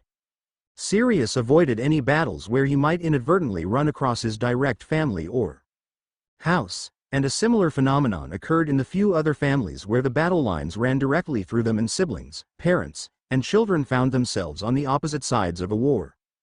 A particular Death Eater, Bellatrix Lestrange, became particularly notorious for her lack of respect towards the taboo, and the only reason she was even tolerated within the Death Eaters was her position within you-know-who's most valued inner circle, and her penchant for murdering people who irritated her. So that means that by setting me up to get killed, that would have made Sirius a or whatever, Harry said slowly, his eyes glinting as the information clicked together in his head. Exactly. It might not have been directly by his hand, but with the use of the Fidelius, if he was the secret keeper he would have been the only thing standing between you and you. Know who? Willingly betraying the secret and causing your death because of it would have been enough for even the Death Eaters to cast him out, even if they would be secretly pleased with his actions. Even Bellatrix Lestrange would have found it difficult to remain in their good graces had she ever actually succeeded at violating the taboo. But, how is that enough? To prove he's innocent? And you said that the information should remain a secret. Harry was confused. That's where things do get a bit tricky, Amelia said with a wry smile. I am going to make the safe assumption, I think, that you are wholly unfamiliar with how our government works. Harry waggled his hand from side to side and grimaced. I've picked up on some bits and pieces and I know my family is supposed to be a part of it with the other noble families, and I know some random pieces of information about some of the more important families like the Greengrasses, but you should definitely assume I know nothing and go from there, he said. Apologetically. Amelia nodded and began her explanation. There are two parts of the government that operate specifically here in Britain. Most other countries in Western Europe operate similarly, and the bones of a similar structure can be found in most of the world, but the further you go from Europe the more things will differ. So for now we'll just focus on Britain, but for your future knowledge, know that the general structure of what I'm about to outline applies to the majority of modern magical societies on some level. Harry nodded, sitting up a bit straighter to pay better attention. Firstly, there's the Ministry of Magic, the part you're most aware of. Most modern magical societies will have a ministry or something comparable, and they are a form of public government. Most, if not all, important positions are elected by either the public or by publicly appointed representatives within the ministry itself. Any magical citizen of Britain can become a part of the Ministry of Magic and theoretically can hold any position within it. Harry nodded his understanding and Amelia continued. Then there's the Wizengamot, the part of the government your house and mine are a part of. It was originally comprised of the most powerful families in magical Britain in the early years of the world, with other powerful and notable families being added as history went on. These days, the Wizengamot acts as a sort of council of law. They control the courts and the legislation of our society, primarily. However, there are plenty of other duties they've gathered up over the millennia. The Wizengamot was originally hereditary only, with the only way for new additions being for the sitting Wizengamot to agree to add a new house lineage to their ranks. However, this has changed in recent centuries. As of present day, there are technically 55 seats on the Wizengamot, however only 35 of them are filled with active members. 50 of these seats are hereditary and belong to magical nobility, 18 of them belonging to families that are de facto extinct, and 2 of them, the Potters included, having underage heirs who are the last of their house. The other 5 seats are held by ministry officials, 1 for the Minister of Magic, 1 for his undersecretary, and 1 each for the 3 major ministry departments. The Department of Magical Law Enforcement, the Department of International Magical Cooperation, and the Department of Mysteries. Harry piped up at that, curiosity on his tongue. What does that mean? If the families are gone, wouldn't their seats disappear as well? And who is the other family besides the Potters? Harry asked. If there was another magical heir out there who was also the last of their family, he sort of wanted to meet them. Hopefully they were at Hogwarts. The seats continue to exist because a house gaining noble status is a really, really big deal. It's only granted by the Wizengamot when the family in question has done a great service to the country. Removing the seats of the noble houses that simply died off rather than being officially dissolved or removed would be considered massively disrespectful. Even the most disgraced of noble houses that have died off have kept their seats, out of respect for the original members of the house that attained the seat in the first place. The phrase, de facto extinct, means that either the family has no known heirs, the last of the house is unable to adequately serve due to imprisonment, ailment, or both with no known heirs, or that all living members of the house who could take the seat have denied it. Harry was finding this all exceedingly interesting, and couldn't break his attention even if he wanted to as Amelia continued talking. As for your other question, the house in question would be the noble house of Caro. Amicus Caro is the head of house, but is currently a wanted fugitive for serving under you know who during the war. Most of the Caro family was slain during the war, leaving only Amicus, his sister Electo, who is similarly wanted, and his nieces, twin girls named Flora and Hestia I believe, who are currently wards of. Let me see, Amelia murmured, thinking for a moment as she tried to remember. I believe the ancient and noble house of Avery is currently caring for the girls. They're a year or 2 above yourself, Slytherin. Harry noted down the names. He wasn't sure he had heard of them before, especially since they were Slytherins, but he hoped it wouldn't hurt to test the waters, especially if they were in similar familial situations. The important part is that it's the Wizengamot who would be enforcing our laws and judging Sirius in trial. Since it's made up of all nobility, all of them would come to the same conclusion I had about Sirius's innocence if his relation to you was to be revealed. Even if they had distaste for the blood adoption part of it, you would be acknowledged by every house as a Black by blood, as if Sirius had sired you himself. So how do we reveal the connection while also keeping it a secret? It seems like a really bad riddle, Harry grumbled. That's the tricky part, Amelia nodded. Let me work on it. I am a member of the Wizengamot, remember. Even if only as a regent, I am the sitting member of one of the last remaining most ancient and noble houses, and on top of that I hold a seat as the department head of the DMLE. I don't throw my weight around often, but it does exist. I'll be able to find the right people to help us, and once I have more backing, I can uncover more evidence that exonerates Sirius while avoiding putting you in the crossfire. Harry smiled at Amelia and nodded.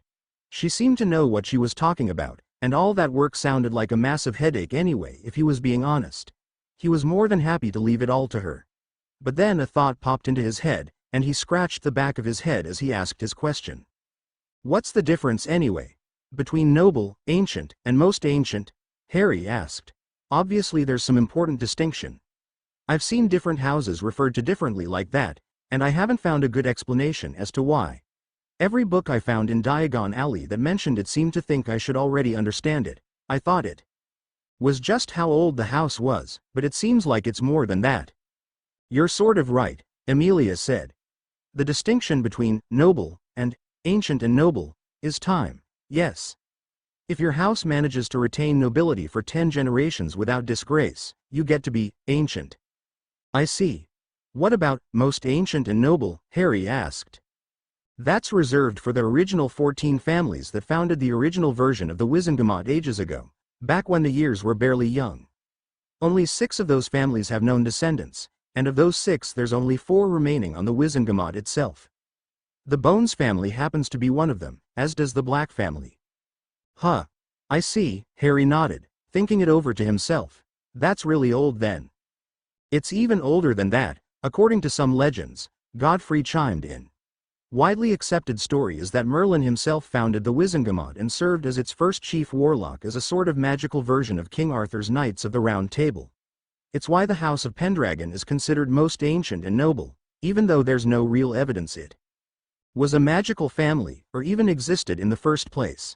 Other legends say the original Wizengamot was formed as a way for the ancient Fae societies to parley using human representatives, that its existence far predates Merlin.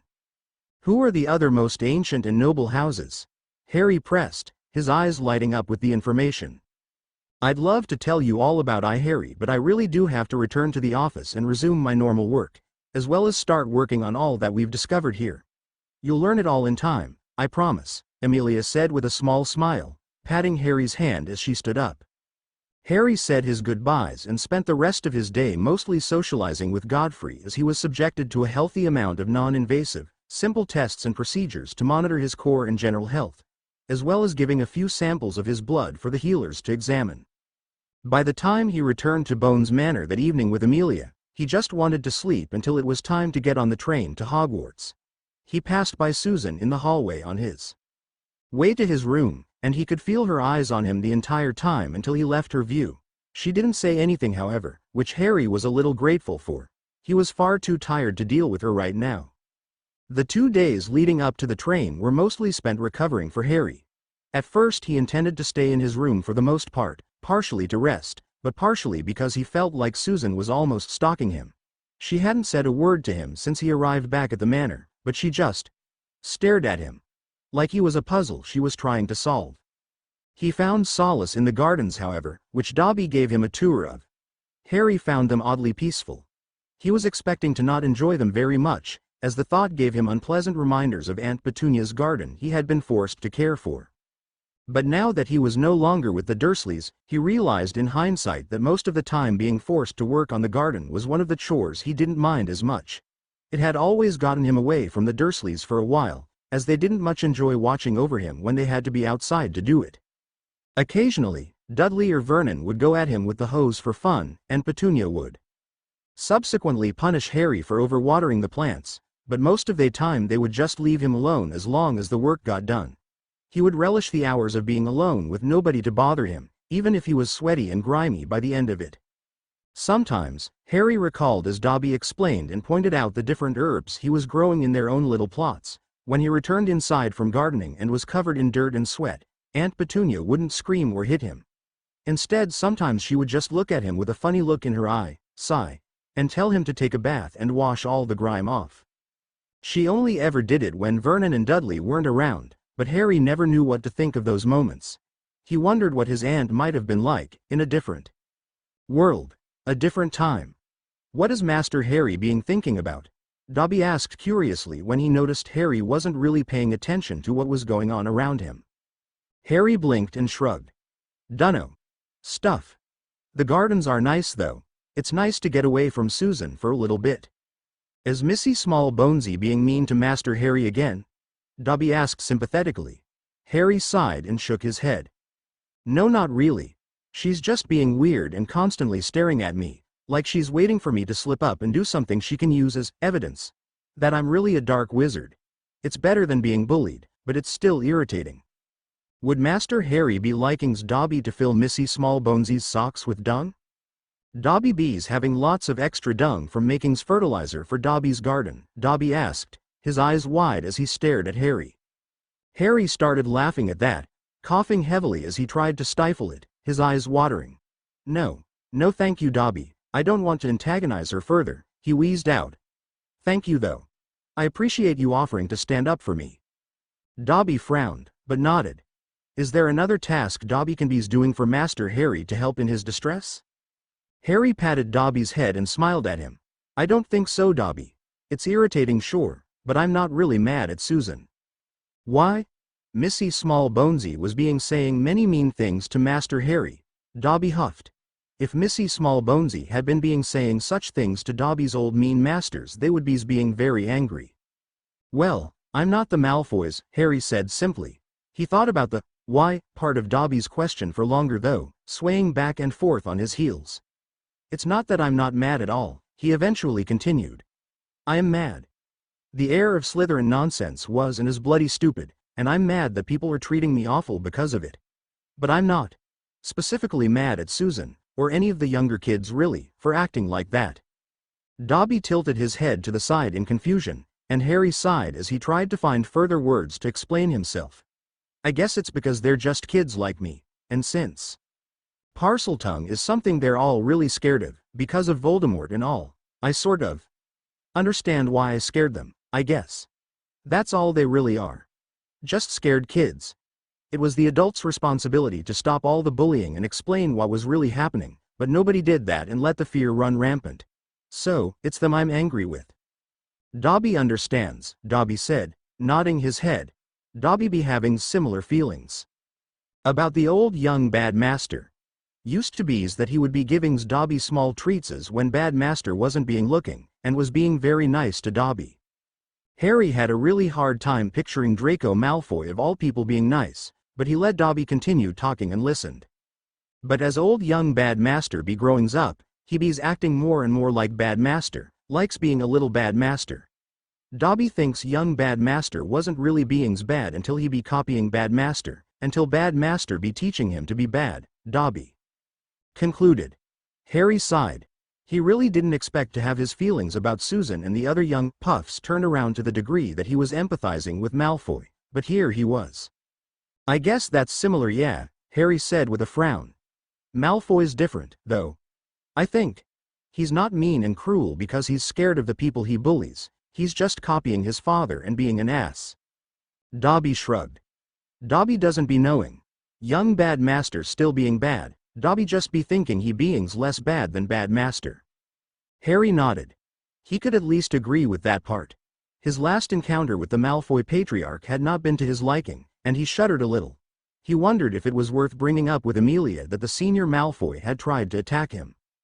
Dobby's words struck a chord with the thoughts he had been having about his Aunt Petunia, though.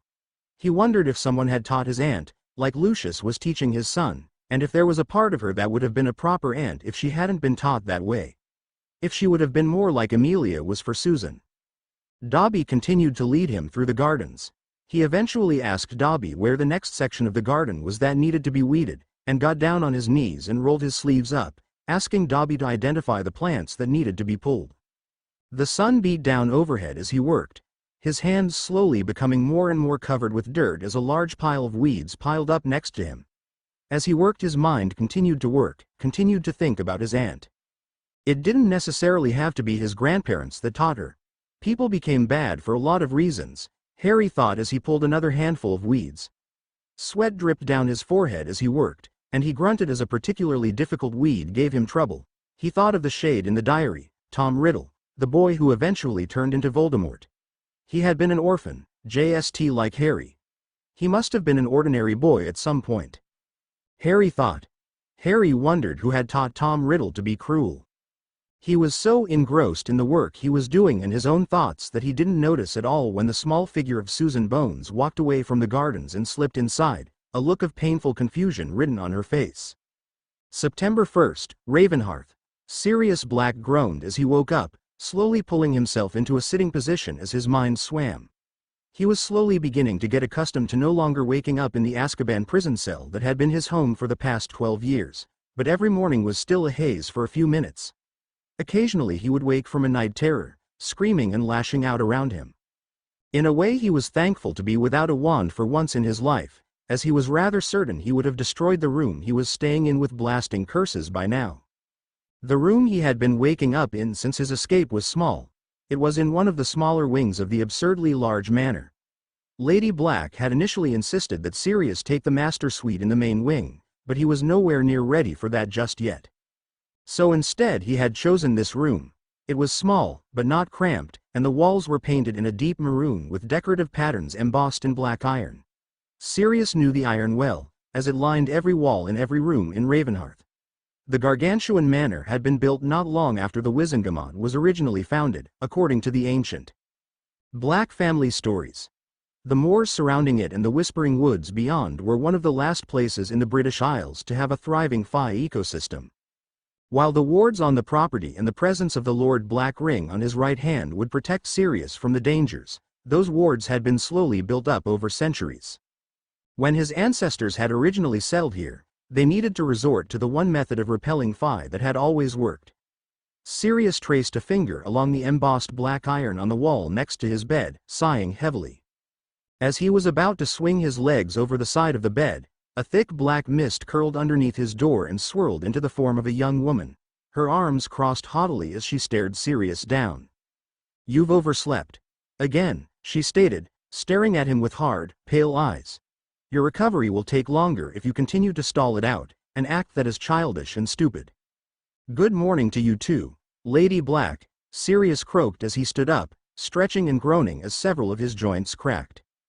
Cohabitation with the long-dead spirit of his ancestor was frustrating to Sirius. She was snippy and entitled, full of all the black arrogance and superiority Sirius had ran away from when he was a child, and continued to run away from until he had finally graduated in. Could permanently escape it all. It was an unpleasant reminder of his upbringing, and he slowly began to dress as she glared at him. "It's well past noon, Lord Black. Please make your way to the dining room at your earliest convenience, and eat something. The elves have procured a supply of nutrient potions, which you will begin taking today." Sirius could hear the venom in her voice as she spoke. Her tone was perfectly pristine, melodic, and polite, as a lady of the Black family was expected to be, but Sirius knew better. He chose not to respond, and Lady Black disappeared from the room with a light huff. Sirius finished dressing and slowly began trudging through the halls of Ravenhearth.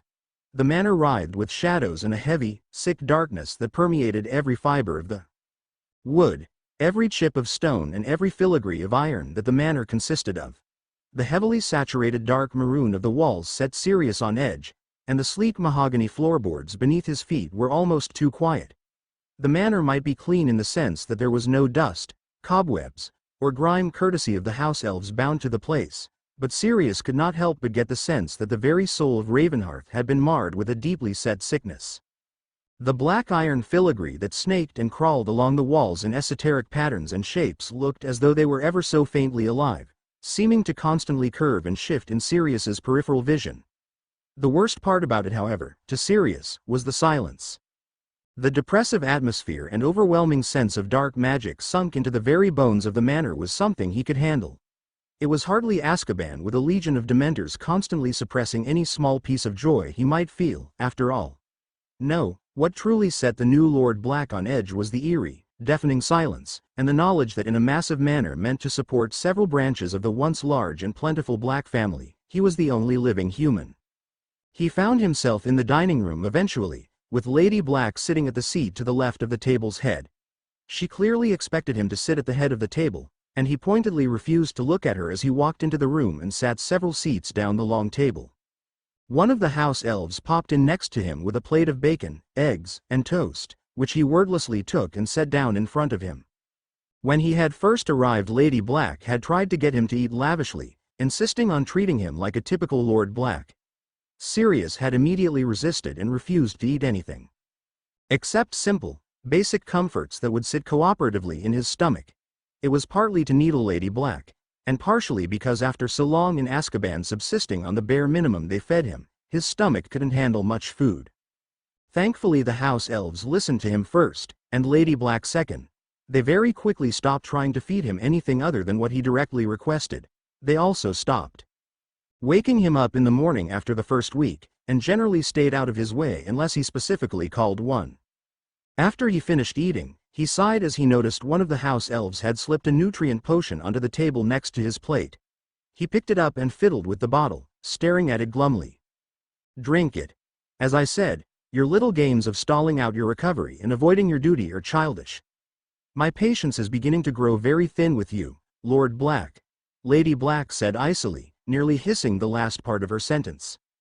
There were few more effective ways to make Sirius not want to do something than ordering him to do it, but he took a deep breath and resisted the urge to smash the potion bottle on the floor. He uncorked it and threw it back into his throat, suppressing his gag at the thick, earthy liquid. "Thank you," Lady Black said primly. "You know," Sirius croaked out, setting the empty bottle down and spinning it on the table. "I was cast out from the Black family when I was a teen. I had been running away since I was 9. My mother finally had enough of me, and burned me off the tapestry when I was 17. But even so, my father drilled the words into me as a child, and told me the Blacks were the stewards of a higher calling. Told me one day, Merlin forbid, I might have to perform the Black family duty. Said it would be a great honor, and that I better not bollocks it up if it happened to me. But he never really bothered actually explaining what it all was." "You were never cast out of the family," Lady Black sniffed haughtily. "Only the sitting Lord Black has that power. And evidently, whomever your sitting Lord Black was when you were a child did not see the need to officially excommunicate you. The Black family magic calls to you, quite strongly." "Grandfather," Sirius murmured idly. "Lord Arcturus Perseus Black, the third. He would have been the last sitting Lord Black." "Not your own father?" Lady Black asked. "I have noticed Ravenhearth is emptier than I remember." Her voice was tinged with pain as she looked around the massive dining room, the dozens of chairs surrounding the long table. "The Blacks haven't lived in Ravenhearth since grandmother died," Sirius muttered, leaning back in his chair and staring off into space. "Lady Melania. She passed when I was very young, too young to really remember. Orion said grandfather was never the same after that. Said he couldn't stay in the manor after she was gone. There were too many memories of her attached to the place. I grew up in Grimmauld Place."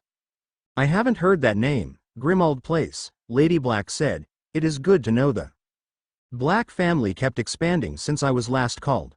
But why was your own father not Lord?" "Expanding?" Sirius barked out with a bitter laugh. "The Black family has torn itself apart, I'm not sorry to say. Grandfather was the last man in the family with any true ounce of what the Blacks used to be." Lady Black narrowed her eyes. "Explain. What has happened to my family?" Sirius remained silent for a few moments before beginning to tell his story. He talked about growing up under the thumb of Walburga Black and how she ran roughshod over Orion, his father. He spoke of his maternal grandfather Pollux, but simply referred to him as uncle. And how he enabled all the worst behaviors of his daughter Walburga. He spoke of Pollux's son, Cygnus, and how he bore 3 daughters, marrying them off into various other dark families. He then briefly began to describe the Civil War, and the schism that broke the Black family into pieces. "Grandfather was old when I was born, and the house already dwindling," Sirius said quietly. "Grindelwald's war took much from every family, dark and light alike, and the Blacks were no different. Grandfather was part of the generation that took part in the war. I never learned much about it, but the circumstances of his birth were contentious, supposedly. His father knocked up a pureblood girl who was far, far too young to bear a child, and the girl wasn't considered fit to be a Black. But getting rid of a pure-blooded Black child would have been unthinkable, so she was brought into the family. Died giving birth to grandfather. Supposedly, and his father hated him for it. Great-uncle Pollux was born when grandfather was already a man, to a much more acceptable wife. Pollux was always the family favorite, and resented grandfather for being ahead of him in succession." Lady Black scoffed. "'Tis a sad excuse for a Black then. The circumstances of your grandfather's birth may not have been ideal, but he was still the eldest Black in the male line. No? Jealousy would have been unwarranted, pointless." Sirius shrugged and kept talking. It had been a long time since he had spoken of his blood family with anyone, and it was oddly cathartic. Even if he was speaking to a shrill, arrogant shade. "Regardless, grandfather was old when I was born, and was older still when the new war started. You know whose Civil War? Grandfather wanted no part in the war on either side, with the Black family already having been reduced to a shadow of what it once was during Grindelwald's war. He refused to bend the knee to the Dark Lord. But several members of the family disagreed. Vehemently. Sirius snapped his fingers and summoned an elf for some water, and took a long drink. I think that's why he held onto the headship for so long, refusing to abdicate even in his ancient years. Walburga was dead set on joining the Dark Lord's forces, and Orion would have let her. Grandfather refused to let his son run the family into the ground even further, and held the headship. But in his old age, he wasn't as spry or as clever as he was in his prime. He couldn't prevent the family from inevitably splitting down the middle. Half the family refusing to bend the knee alongside grandfather, and the other half frothing at the mouth to serve. A truly regrettable circumstance. I pity your grandfather, serving his family dutifully and upholding the pride of the most ancient and noble house of Black, only to be betrayed by that very family. Lady Black spat venomously. So the traitors broke away from the family. Then, what happened to those who stayed, those who remained proper Blacks? Sirius shrugged again. I don't think there are any proper Blacks left, to be honest. Grandfather died while I was in Azkaban. The others who stood with him were ostracized and excommunicated. Several were cast out for being too friendly with Muggleborns. Great. Uncle Pollux and his entire family split away to join the Dark Lord and either died in the war, were imprisoned, or were integrated into another family. Aunt Lucretia and Aunt Calidora married into light families, a Pruitt and a Longbottom. Any others? I've no clue. They've either died or disappeared. A Pruitt and a Longbottom? Too light for my personal tastes, but still good, strong families as I recall. Were they no longer pure? Had they become weak? Lady Black inquired. Sirius responded with another shrug, partly because he could see it visibly irritated her. Irrelevant now. The Pruitts died in the war, and the Longbottoms were tortured into insanity by one of my cousins, Sirius said, regret lacing his voice as he remembered the Pruitt boys, Fabian and Gideon. A shudder passed through him as he remembered the insane cackling of Bellatrix, screeching about her various crimes, including the torture of Alice and Frank Longbottom. All that remains of the Black family, in some shape or form, is myself. Possibly the aunts who married into light families, my cousin Andromeda who married a Muggleborn, my cousin Narcissa who married into the Malfoy family, and Dot and my godson. Sirius whispered softly, willing his eyes to stay dry as he thought of Harry. Grandfather's little sister Doria married into the Potter family. They were the family who took me in when Walburga cast me out. I was best friends with their son, James, and his son Harry was. Dot was my godson, Sirius continued. Lady Black remained quiet for a while before speaking, her voice softer than Sirius was used to. I suppose it could be worse. The Black family, like any other, has gone through many periods of both struggle and prosperity. My generation of Blacks was also cut down by tragedy. Oh? Sirius asked. He had heard stories of Lady Vulpecula Auriga Black, the Black who defied destiny and was bound to Ravenhearth as punishment, but Orion mostly told him those stories to scare him into compliance. He had never heard the real story behind it. You say you do not know the true purpose of the Black's ancient duty? You do not know, truly, of the Black Wind? Lady Black asked. When Sirius shook his head, she sighed and stood, motioning for him to follow. Truly a tragedy. Come with me, Lord Black. Let us talk. Sirius slowly stood and followed as Lady Black drifted through the halls of Ravenhearth, eventually leading him into the northernmost wing of the manor. Sirius had avoided this wing so far, the Lord's wing. Although Lady Black insisted on calling him Lord Black at every opportunity, he still considered the real Lord Black to be his grandfather, and it was a role he was not quite ready to mentally grapple with. She eventually led him to a door which led down several flights of steps in a spiraling pattern. Sirius trailed cautiously behind her, the sound of his feet on the stone steps echoing softly off of the walls which, unlike the rest of the manor above him, were made of the same stone as the stairs. The two reached a small chamber at the bottom of the steps, filled with bookshelves. A single desk and chair sat against a wall, with an old oil lamp hanging on rusty iron above it. Lady Black bade Sirius to sit, and he did, looking at the books around him. This chamber, unlike the rest of the manor, was coated in a thick layer of dust. Even the house elves didn't venture down here, it seemed. When I was a little girl, my father was Lord Damian Marcellus Black IV, Master of Ravenhearth Manor, Lord of the Whispering Woods. A good man. His wife, Lady Octavia Cassiopeia Black, formerly a member of the most ancient and noble house of Greengrass.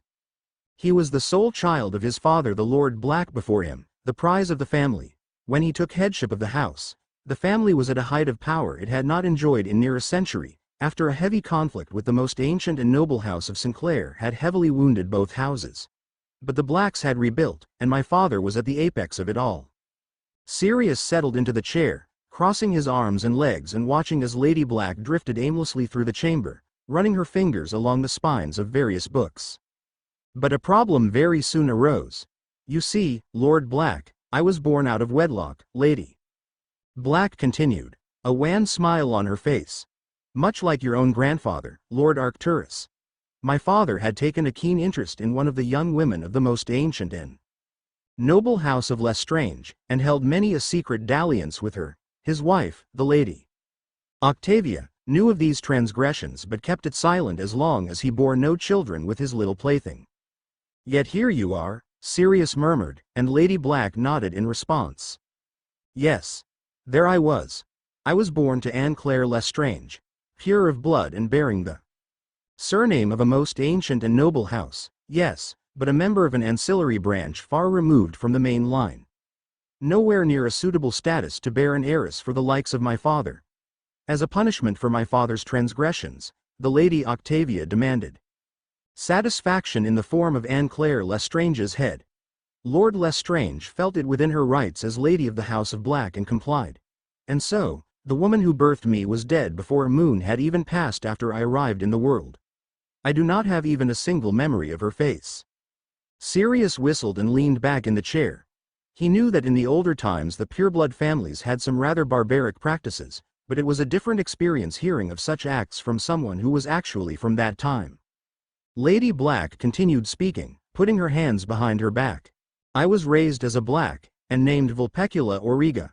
Vulpecula after my father's grandmother, Auriga after my father's sister. To all outward appearances, my father and Lady Octavia were raising me as if the Lady Black had birthed me herself, priming me to be the heiress to the House of Black. The firstborn after all is paramount to family, regardless of gender or circumstance. It was generally expected that my father would bear more children with the Lady Octavia, one of whom would eventually be a son to continue the male line and inherit the lordship proper. But I would have still held an immense amount of power within the House of Black. I gather, however, that your father's adultery was the least of the family's problems to come, Sirius said, shifting in his chair. You would gather correctly, Lord Black. Anne Claire Lestrange had laid a blood curse on the Lady Octavia, triggered by her beheading. The Lestrange family was always known for their work with blood magic, and it was foolish of the Lady Octavia to think she could demand the head of a Lestrange and escape unscathed. The Lady Octavia was rendered barren, leaving me the sole heiress to the House of Black. Damn, Sirius said softly. Indeed, Lady Black said, a sad smile on her face. The Lady Octavia had never been truly kind to me, but for the first few years of my life she was simply indifferent, apathetic to my existence. After the blood curse was revealed, and the House of Lestrange refused to grant her the counter curse, saying she had been the one to demand the head of a Lestrange, she should have known what would come with it. She became different, cruel, and cold. She could never bring herself to truly hurt or, Merlin forbid, kill me. After all, I was the heiress Black. But she would take every chance she could to harm and damage me on levels other than physical. She would sabotage my friendships, both with my peers, and would be mentors, advisors, teachers. She would verbally needle and abuse me at every turn, and would take great delight at spreading nasty rumors about me. I'm sorry, Sirius said, shaking his head slowly. That's an awful thing to go through. Lady Black merely shrugged. I have had untold centuries to come to terms with the actions of the Lady Octavia. Your sympathy is unnecessary, but noted, Lord Black. What happened going forward? Sirius asked. My father began to fight with the Lady Octavia. In public they would present as a united front, the perfect family. But behind closed doors, arguments would constantly fly through the halls of Ravenhearth. My father had little time to personally attend to me, as the work of the House of Black never truly ends. He would plead, threaten, fight with the Lady Octavia for her to treat me properly, and she would refuse, at every turn. It wasn't long before they were sleeping in separate bedrooms. My father began speaking with other members of the family, trusted advisors. He began seeking a path to a new wife, a new Lady Black. The reason given to prying ears was that the Lord Black must bear a son, and the Lady Octavia Could not provide. She would not be expelled from the family, or even lose more than a token amount of power, but there were plans in the works for her to no longer be the Lady Black. Lady Black stopped suddenly and took a slow breath, and then my father died. Sirius let out a sharp exhale. What happened? Illness was the excuse given. But the circumstances were far too suspicious. Rumors abounded at the nature and cause of his death. Assassination became the accepted truth. Beneath the lie of illness, at the hands of one of the light families the House of Black was feuding with, most likely. But the rumor that did the most damage was the one accusing the Lady Octavia of killing him herself. She didn't, of course. She may have been born with the name Greengrass, but she was a Black, through and through. Family was everything to her. She knew she had brought the loss of her position on herself, through her own pride, and would have accepted those consequences. Did she mourn my father? Perhaps not. But cause his death? Never. But the rumors happened anyway, Sirius murmured. And even in modern times that sort of accusation, with even a shred of credibility, can ruin a pureblood's reputation if they don't take adequate measures against it. Direct family is off limits for murder or be branded W. Erloga, even today.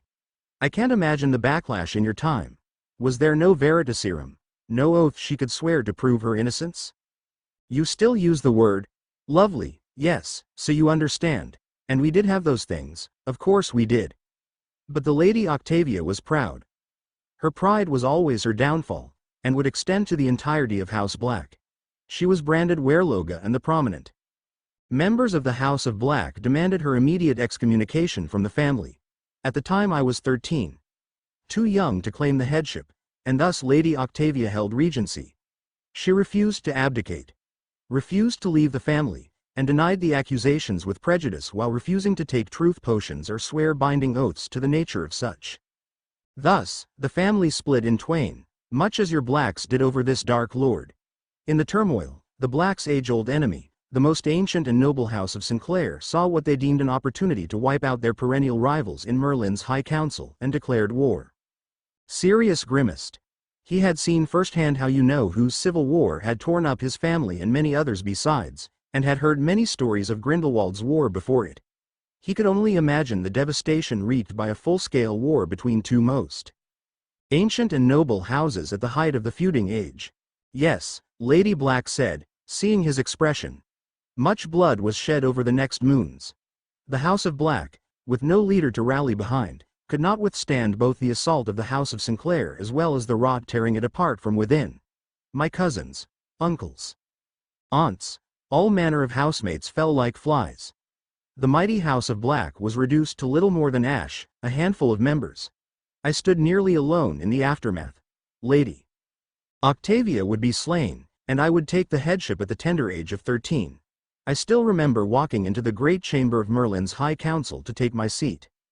Announcing my headship. And asking, nay, begging the House of Sinclair to broker a peace. With the House of Black in cinders I begged Lord Sinclair to see reason, to end the feud for good, as he had all but annihilated the black lines that had initiated the feud that had gone on for nigh 3 centuries by that point.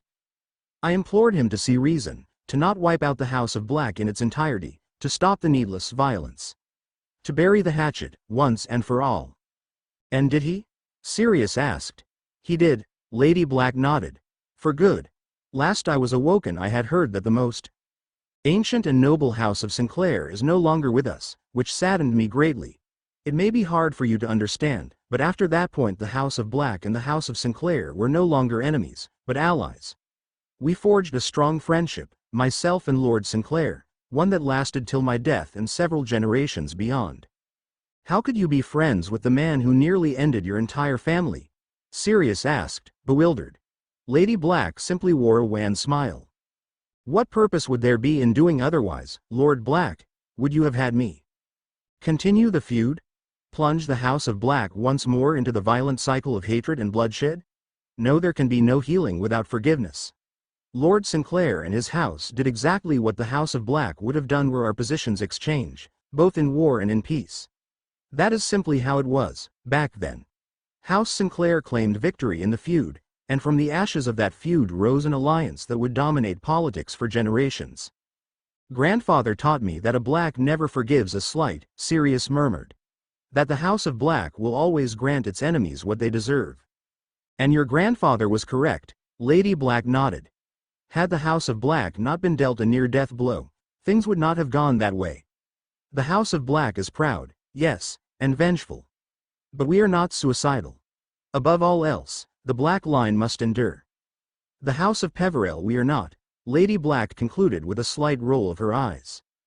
Peverell? Sirius asked. From the story of the Hallows? Is that old legend still being passed around? Lady Black asked with bemusement in her voice. The most ancient and noble House of Peverell was simply a powerful family like our own. Master artificers, yes, but the legend of their defeat of death itself is no more true than the stories that the Blacks descend from vampires. No, I refer to them because if any house were to drive themselves to extinction over their pride and vengeance, it would be theirs. To face the reckoning of a Peverell was to face true fear. I see, Sirius murmured. By allowing the House of Sinclair to claim victory in the feud, perhaps my ancestors that began it were rolling in their graves. But the Black line continued on, to greater and greater heights, and endured well into the future, a feat that would not have been had I insisted on. Suicidal vengeance, Lady Black said, seemingly pleased that Sirius was listening to her. The only true value the House of Black holds, above all else, is family, Lord Black. Some of us forget that. Some from my time, and some from yours. But the true Blacks, the Blacks. Who will endure, we are the ones who will remember that value above all else. Lady Black reached out her wand and levitated a book over to Sirius. The title was nearly illegible, and Sirius opened the book to the first page. It was handwritten, in some form of ancient English that was unreadable to Sirius. I can't read this, he said apologetically. What is it? A pity, Lady Black said softly. It is an account written by my son, a journal. He details many of his works with the House of Sinclair, of the empire they built together. If you can find someone who can read it, please, find a way to put it back out into the world in some form. I was not able to make this request the last time I was summoned, and the most ancient and noble House of Sinclair deserves to be remembered for more than being warmongers. Sirius nodded and closed the book, setting it down on his desk. He wondered if Remus could read it. He wondered if Remus would ever even speak to him again. He wondered if Remus was still alive. Once the feud was settled, I was left with the ashes of a house. No proper advisors, no family. A distant uncle who had gone on pilgrimage through Asia, and a few branches of other houses that Black daughters had married into. But they could be no help to me, as they were no longer truly Blacks. Lord Sinclair took pity on me and instructed me, helped me begin the process of rebuilding the House of Black. He even introduced me to his great-nephew, Alexander. We would marry some few years later, and he became a Black. I retained headship of the house of course, as he was not a Black by blood and could not touch the family magic. I was making progress. I was building the house back again from the pitiful pile of embers I was left with after the war, and 3 years after marrying Alexander the first bore a son. Lady Black sighed and turned away from Sirius, staring off into space. His name was Keys Damian Black. You look a lot like him, she said gently. If you squint, she added after a moment, the corners of her lips twitching slightly. It was shortly after his birth that the black wind blew for me, and I simply broke.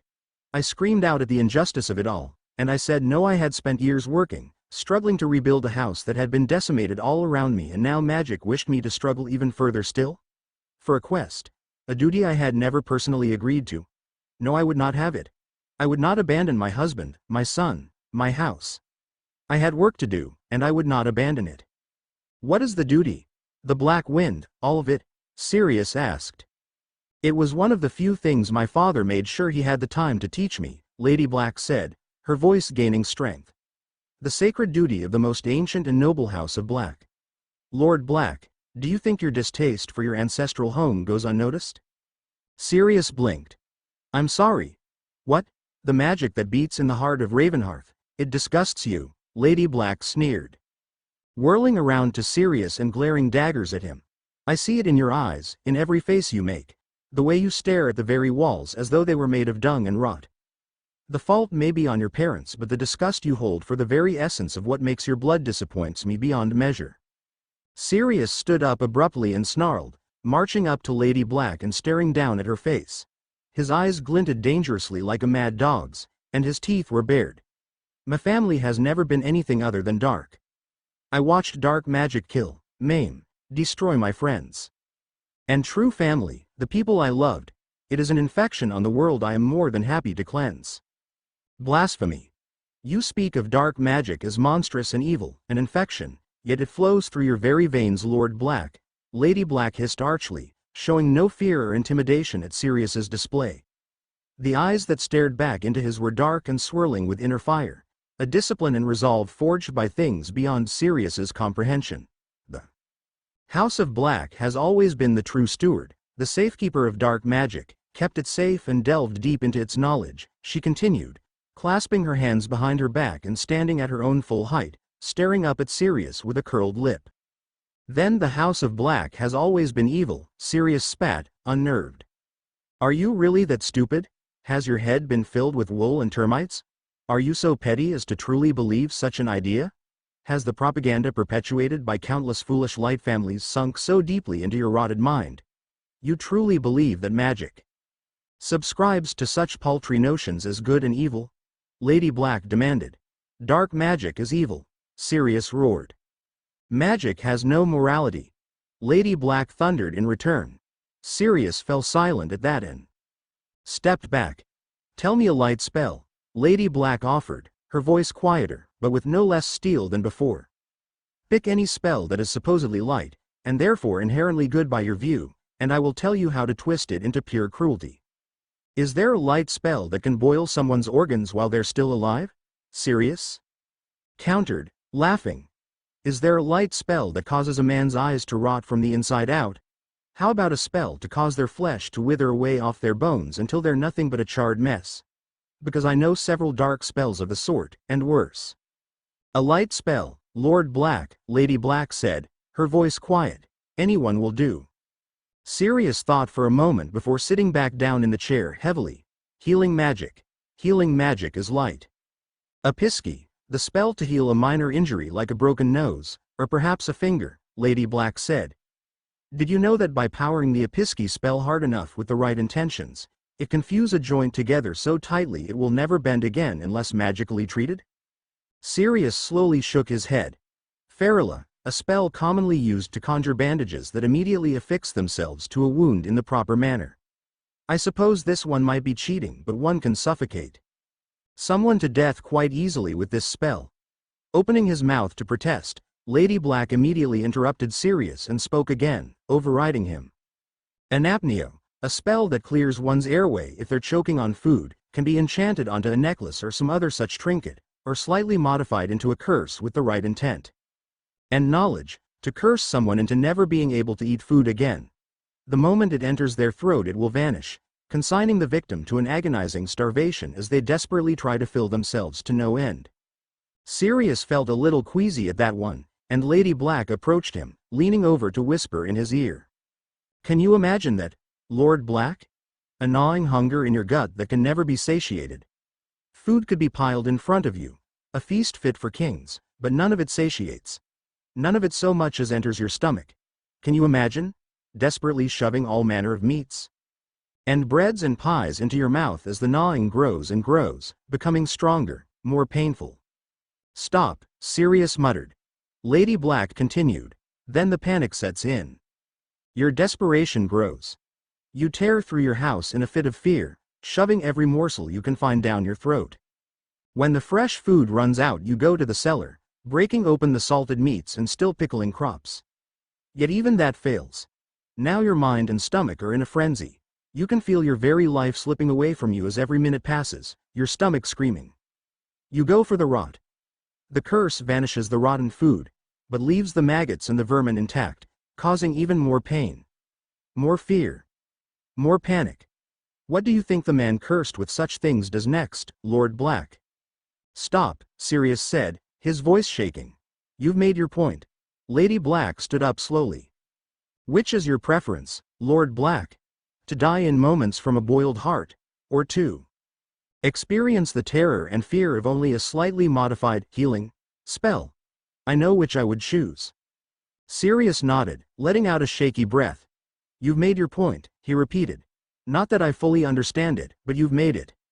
My point is that morality is a human invention that cannot be applied to magic as some inherent quality, Lady Black said patiently, conjuring a chair and sitting gingerly down.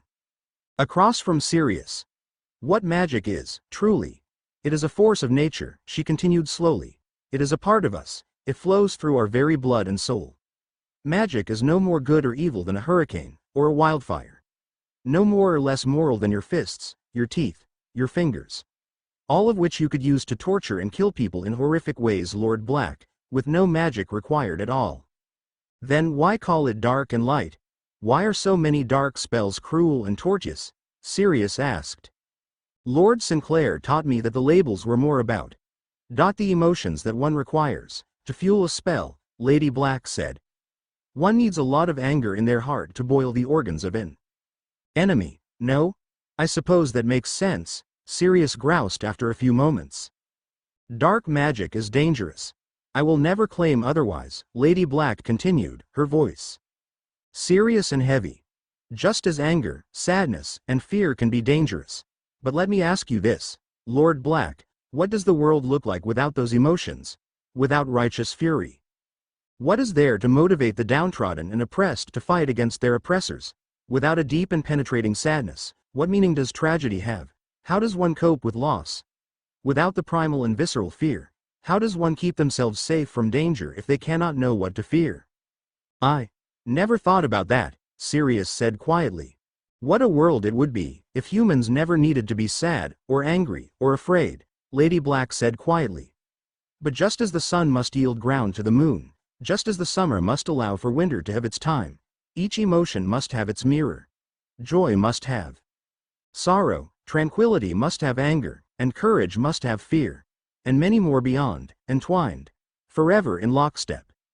After all, Lord Black, there is no dawn without the darkness. Lady Black sighed and stood again. The House of Black knew all that, once. Sirius was quiet for a long time before speaking again. What is the Black Wind? You are not ready for that, Lady Black said quietly. I apologize, my Lord Black. I have rushed you in your recovery because I assumed you were properly taught and understood the duty that lies before you, but that is clearly not the case. You cannot even begin to fathom, to understand the Black Wind, let alone perform the duty, until you truly learn to embrace the darkness at Ravenheart's heart. Until you can embrace the essence of the House of Black. Although you acknowledge my words, your heart does not join you. Her words struck Sirius dumb, and after a few moments, she left, murmuring a few soft words before disappearing in a swirling, black mist. I will teach you, my lord, if you are truly willing to listen, to learn. I will not disturb you further until you ask for me. You will not see or hear me, I give you my word. I will not force my presence upon you until you are ready. When the door closed, Sirius was left sitting in the dark. He closed his eyes, lay his head on the desk, and promptly went to sleep. In the halls of Hogwarts, Harry groaned as he sat up in bed, rubbing his head as he slowly pulled himself into a sitting position. His head spun wildly, and he felt a cold sickness deep in his stomach. He shivered and convulsed slightly as he forced down the urge to vomit, and he squeezed his eyes shut. Slowly, he felt the nausea slip away and he was able to open his eyes and look around, getting his bearings. Ah! Mr. Potter, finally awake I see, came the warm and familiar voice of Madame Pomfrey. Harry looked around in confusion as the Hogwarts hospital wing slowly came into view around him, and he heaved a heavy sigh. How? What happened? Harry rasped as Madame Pomfrey approached him. Do you remember anything, Mr. Potter? Madame Pomfrey asked as she started to examine him. She set a steaming mug of cocoa down on the bedside table next to Harry's cot, and Harry took a long breath. The train, Harry said carefully. I remember getting on the train. Platform 9 3/4 was crowded. Amelia had taken Harry and Susan through the flow, instead of having them enter from the outside as Harry was used to. They arrived right as several other families did, students and parents alike swarming the platform and loading luggage. Socializing, saying goodbyes. You both have everything you need? Amelia's voice had come from behind Harry, who was trying to get his bearings. He saw dozens of faces he recognized, and the whispering had already started. Yes, Auntie, Susan said quietly. She hadn't spoken to Harry all morning. Harry? Yeah. Books, new supplies. Refitted uniform. Refreshed my potions kit. Think that's everything, Harry muttered to Amelia. Do you have chocolate? Chocolate? I don't think so, I was just going to buy some snacks on the train, Harry said. Susan mirrored his puzzled look at the question, staring at her aunt. Why would I need chocolate? Amelia looked as if she had bitten into a lemon as she spoke. Because Fudge has refused to let up on the idea of a contingent of Dementors at Hogwarts. Won't hear a damn idea to the contrary. Once again, he has to be seen doing something, she concluded sourly. Harry matched Amelia's facial expression as he shuffled in place. I've heard that before, he muttered bitterly. But I still don't know what the chocolate is for. Ted told me some stuff about Dementors though, that they're like evil ghosts that suck the happiness out of everything. Amelia pulled 2 bars of chocolate out of her bag and handed one to Harry, and one to Susan. Indeed. They're nasty pieces of work, and if they didn't do such an effective job suppressing the dangerous dark witches and wizards at Azkaban, I'd be petitioning to do away with their use altogether. Vile creatures. There should be a small aura contingent at the school to keep them in line, making sure they don't actively assault any of the students, but you might still inadvertently end up close to one. Chocolate helps with that. Why? Susan asked curiously. Dementors have an aura of depression, Amelia began to explain. It's the nature of their very existence. They don't truly suck happiness away, as many people put it. It's more that their natural aura is a suppressant for positive emotions. They actually feed off of negative emotions, things like anger and hate, but they're most fond of fear and sadness specifically. Their aura suppresses positive emotions and thus enhances negative ones, making it easier for them to passively feed off of the people around them. Harry grimaced. So I'm basically an all-you-can-eat buffet for them, he grumbled. Susan shot him a look of confusion, but he ignored it. Amelia knelt down and looked at Harry. I wish I could stop it, but Fudge has overridden my authority. I'm sorry, Harry, Amelia said softly. Harry sighed and shrugged. It's okay. You still haven't explained what the chocolate is for though. It doesn't help for a magical reason, Amelia said with a shrug. It just does. One of the Muggleborns I work with said it has something to do with a Muggle concept called biology. According to them, the chocolate causes an innate effect on your mind that helps counteract the effects of the Dementors. It won't help you in the moment if you encounter one, but it will help you feel a lot better afterwards. Hermione would probably know, Harry murmured quietly, thanks Amelia. Not too soon after he spoke her name, Harry felt the telltale collision into his side as Hermione somehow managed to speed like a cheetah through the crowd to hug him. He stumbled several steps to the side, nearly hitting Susan, letting out a loud oomph as Hermione squeezed him. Harry. You're earlier than normal, Hermione said as she released him, turning to Amelia and nodding in greeting. Hello, Madam Bones. It's good to see you again. She turned to Susan and paused for a moment, clearly trying to gauge how she was supposed to react to her presence. Susan stared back at her, and they remained locked for a few moments before Hermione cleared her throat. Bones, she said politely. Granger, Susan muttered back. She then turned to her aunt and gave her a quick hug. I'm gonna go find Hannah. See you at Christmas. Amelia sighed as Susan rushed off without letting her get a word in. Harry said his final goodbyes as well, and walked with Hermione up to the train. He held Hedwig's cage in one hand, and the other rested on the carrying case of his trunk which was currently slung over his shoulder. Where's your trunk? Hermione asked curiously as Harry helped her load hers onto the train. Right here, Harry said with a grin, patting the carrying case. I got a special expanding one. It's wicked. Hermione gaped with poorly concealed jealousy and started to pepper Harry with questions as they boarded the train. He led her through the walkway, his eyes going from compartment to compartment. Harry? We've passed by at least 3 empty compartments so far. Are you looking for someone? Ron isn't here yet? Looking for Neville actually, Harry responded. Do you know if he's here yet? I think so. His gran brought him, and you can spot her hat from a mile away.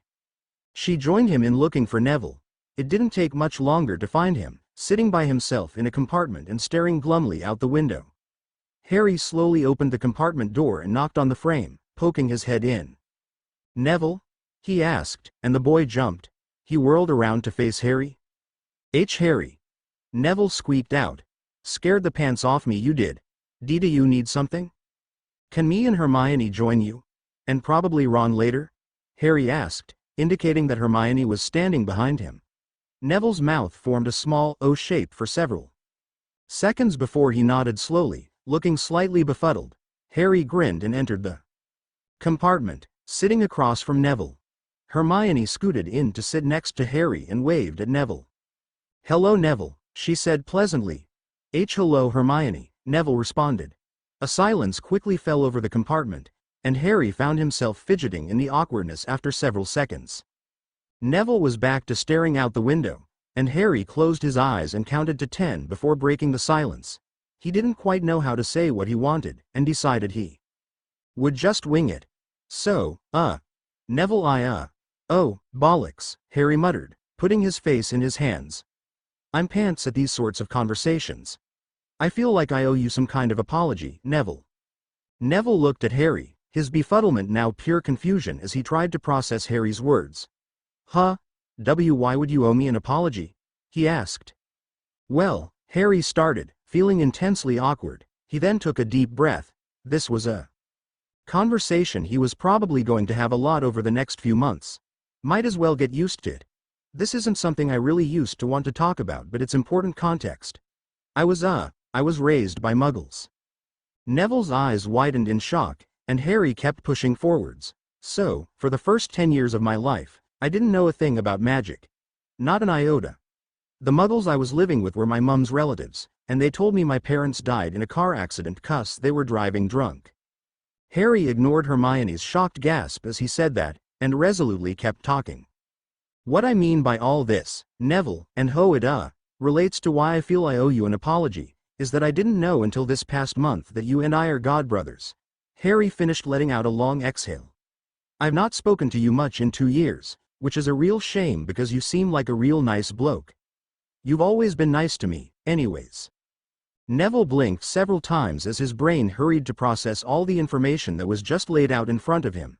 After a few moments he slowly began speaking. "You were raised by muggles." Harry grimaced and nodded. "Yeah, unfortunately. That's wow. That's mad. Were they at least alright?" Neville asked hesitantly. Harry's voice caught in his throat a little. I mean," Harry started, then stopped. He should probably tell Neville. As he tried to find the words though, all he could manage was a strangled, muffled noise in his throat as he waggled his hand in a non-committal manner. Neville seemed to understand though, and his eyes were soft with pity. I'm sorry, Harry. That sounds rough. But you don't need to, apologize. To me, anyway. It's not your fault, if no one told you. I should have brought it up myself anyway, but I was .2ch chicken, Neville finished, looking away. After all, you're the boy who lived, and I'm just me. Harry winced and shook his head. "No, that's not. I'm not fond of that title, and I don't like that people recognize me for it, that I'm famous for it. Believe me, I don't want it. I'm sort of coming to terms with it, I suppose, but I don't want you to think I've got a big head or something about it. I really didn't know we were godbrothers, and honestly, even if we weren't, you're a pretty swell bloke and I think you'd be a good friend to have anyway." Neville's eyes went wide with shock, and he pointed to himself. "Why, you want to be friends? With me?" "Well, yeah," Harry said, smiling. "Is that all right with you?" Neville slowly nodded, and Harry grinned. "Wicked. So tell me, what was it like growing up in Longbottom Manor?" "I've been trying to learn more about, well, everything I guess, about the magical world." "What happened next, Mr. Potter?" Madame Pomfrey prompted as Harry drifted off, thinking. "I think Ron got on the train next," Harry murmured. "No, Hermione went to go look for him. It only took a few minutes though. Then him and 2 of his brothers came into the compartment." "Harry. No way, that's you. What happened to the glasses?" came a familiar voice as a gaggle of redheads burst into the compartment, interrupting Harry and Neville's conversation. "Blimey, he's still alive," came the second voice. Harry rolled his eyes and grinned. "I thought for sure the Black would have gotten him by now," came a third voice as 3 redheads and Hermione crammed themselves into the compartment. The 2 taller redheads squished themselves in next to Harry, leaving Ron and Hermione to sit next to Neville. Hey Fred, hey George, Harry said with a laugh. How was Egypt? And I went to St. Mungo's, got the eyes fixed, Harry said, addressing the last part of his statement to Ron, who had made the comment on his glasses. Smashing, Fred said, tousling at Harry's hair and grinning. It had been far too long since I heard a classic Bill lecture. It really was nostalgic, George said wistfully, clasping his hands together and looking dreamily off into space. When Bill screamed at me that he was going to rip my arms off and shove them up my ass, I felt all warm and fuzzy inside. Yes, Bill's lectures and rants are so distinct from Mum's, aren't they? Fred concurred. That one is most certainly a classic. Especially since we had just laced his tent with itching powder and he was quite literally hopping mad while saying it. Oh, of course, wouldn't be the same without the hopping. Quite right, brother mine, quite right. How has your summer gone, little Harrikins? We heard you pulled a runner. Yes, yes. Do tell, how'd you do it, Harry? Break any laws? Did you get arrested? Mum would pitch a fit. So might I actually if you managed to get yourself arrested before me and Fred. Harry laughed and shook his head. It was really good to see the twins again. Promise not to tell? He asked conspiratorially as he leaned his head in close. The twins nodded eagerly and leaned in to hear, with Ron and Neville also paying close attention, lowering his voice. Harry whispered under his breath, I inflated a Muggle relative of mine and sent her floating off into the sky. The twins immediately busted out into roaring laughter, slapping their legs and throwing their heads back. Ron had a dopey grin plastered on his face as he gave Harry a thumbs up, and Neville was snickering. Hermione had already heard the story, and was attempting to give Harry a disapproving glare, but it was difficult to conceal the shine of amusement in her eyes. Oh now that's a real treat, that is. Haven't even started the school year yet and we already have quite the prank to one-up, George. Fred cackled, aggressively giving Harry a noogie. Arg. Jarif me you oaf. Harry yelped in protest, attempting to shove Fred off of him. How big did you get her, Harry? Please tell me she turned perfectly round. I need that image in my mind to cheer me up during detention this year, George wheezed. Fred released Harry, who was grinning wide. I didn't get a good look, to be honest. She got pretty high up in the sky. But last time I saw her, she looked like an enormous quaffle with how round and red her face was. That sent the twins into another round of roaring laughter, with Ron guffawing along with them. Neville chuckled awkwardly, unsure whether or not he was allowed to participate, and Hermione just sighed with a wry smile on her face. Eventually the twins took their leave, congratulating Harry once again on his excellent prank. Hermione quickly returned to her seat next to Harry. Hey Ron, Harry said with a grin. Hi Harry, Ron replied with a chuckle. Some summer, huh? You look weird without the glasses. Not weird bad, just different. You seem different in general, actually. What makes you say that? Harry asked curiously. Dunno, Ron said with a perplexed frown. Just something about you. Like you're almost a new person in a way, but with the same Harry outside from last year. Except for the fact that you're taller. Maybe that's what's throwing me off, Ron said with a shrug and a chuckle. Well, I suppose I kind of am, in a way, Harry mused quietly. Ron blinked. Something happen? He asked, immediately picking up on the fact that Harry wasn't saying everything. Yeah, Harry said with a nod. Should I leave? Neville asked awkwardly. No, Harry said, shaking his head. We're godbrothers, aren't we? I don't want to keep stuff secret from you if we're gonna do that properly. Ron whistled and looked between Harry and Neville. Whoa, godbrothers. Wicked. How come you haven't hung out with us more then, Nev? 'Cause I only just found out in August, Harry said. Ron's eyes widened. How do you only find out something like that recently? Ron asked incredulously. Godbrothers is like a big deal. You two should have been like, raised together. His eyes narrowed then, and he got a sour look on his face. Don't tell me it was those bloody muggles keeping things from you? Harry grimaced. Not exactly. Let me tell you what's been going on. Harry launched into a trimmed-down version of the events he had told Hermione, not quite wanting to reveal as many details to the two boys, particularly about his inheritance. He could tell by the look on Hermione's face that she knew he was holding things back, and that she'd be talking to him about it later, but thankfully didn't say anything. Ron and Neville's faces went on a journey of expressions from shock to anger, indignity, and more as Harry told his tale. Bloody Dumbledore. Just 'cause he's the leader of the light doesn't mean he gets to do whatever he wants and meddle with your life like that. Ron exploded when Harry revealed that Dumbledore had witnessed his family's wills, slamming his fist on the table. So Sirius Black is innocent? Neville asked, shocked. Harry nodded. I think so, and so does Amelia Bones. Bones. That's a girl in Hufflepuff, right? That's her aunt, I think. Ron asked, his brow furrowed. She works in the ministry, Dad talks about her sometimes. What does she have to do with anything? She's one of the people listed on the will, Ron, Hermione said. She's also who Harry is staying with right now. Oh. How do you know that? She's also the department head of the DMLE, Harry said. Whoa. So if she believes Sirius is innocent, why's all the media still saying he's gotta be arrested and put back in Azkaban? Ron asked. Fudge, Harry said sourly. Ron matched his facial expression and nodded his understanding. I remember when he had Hagrid arrested. Dad complains about him a lot too, says he's kind of a slimeball. Harry nodded and continued his story, answering Ron's question about how Hermione knew about Amelia already. He talked about discovering the infant binding on his core and somewhat attempted to conceal the scope of his medical problems, which clearly didn't work as Hermione gasped and grabbed onto his arms. Harry. You didn't tell me that about your prior guardians. That's so.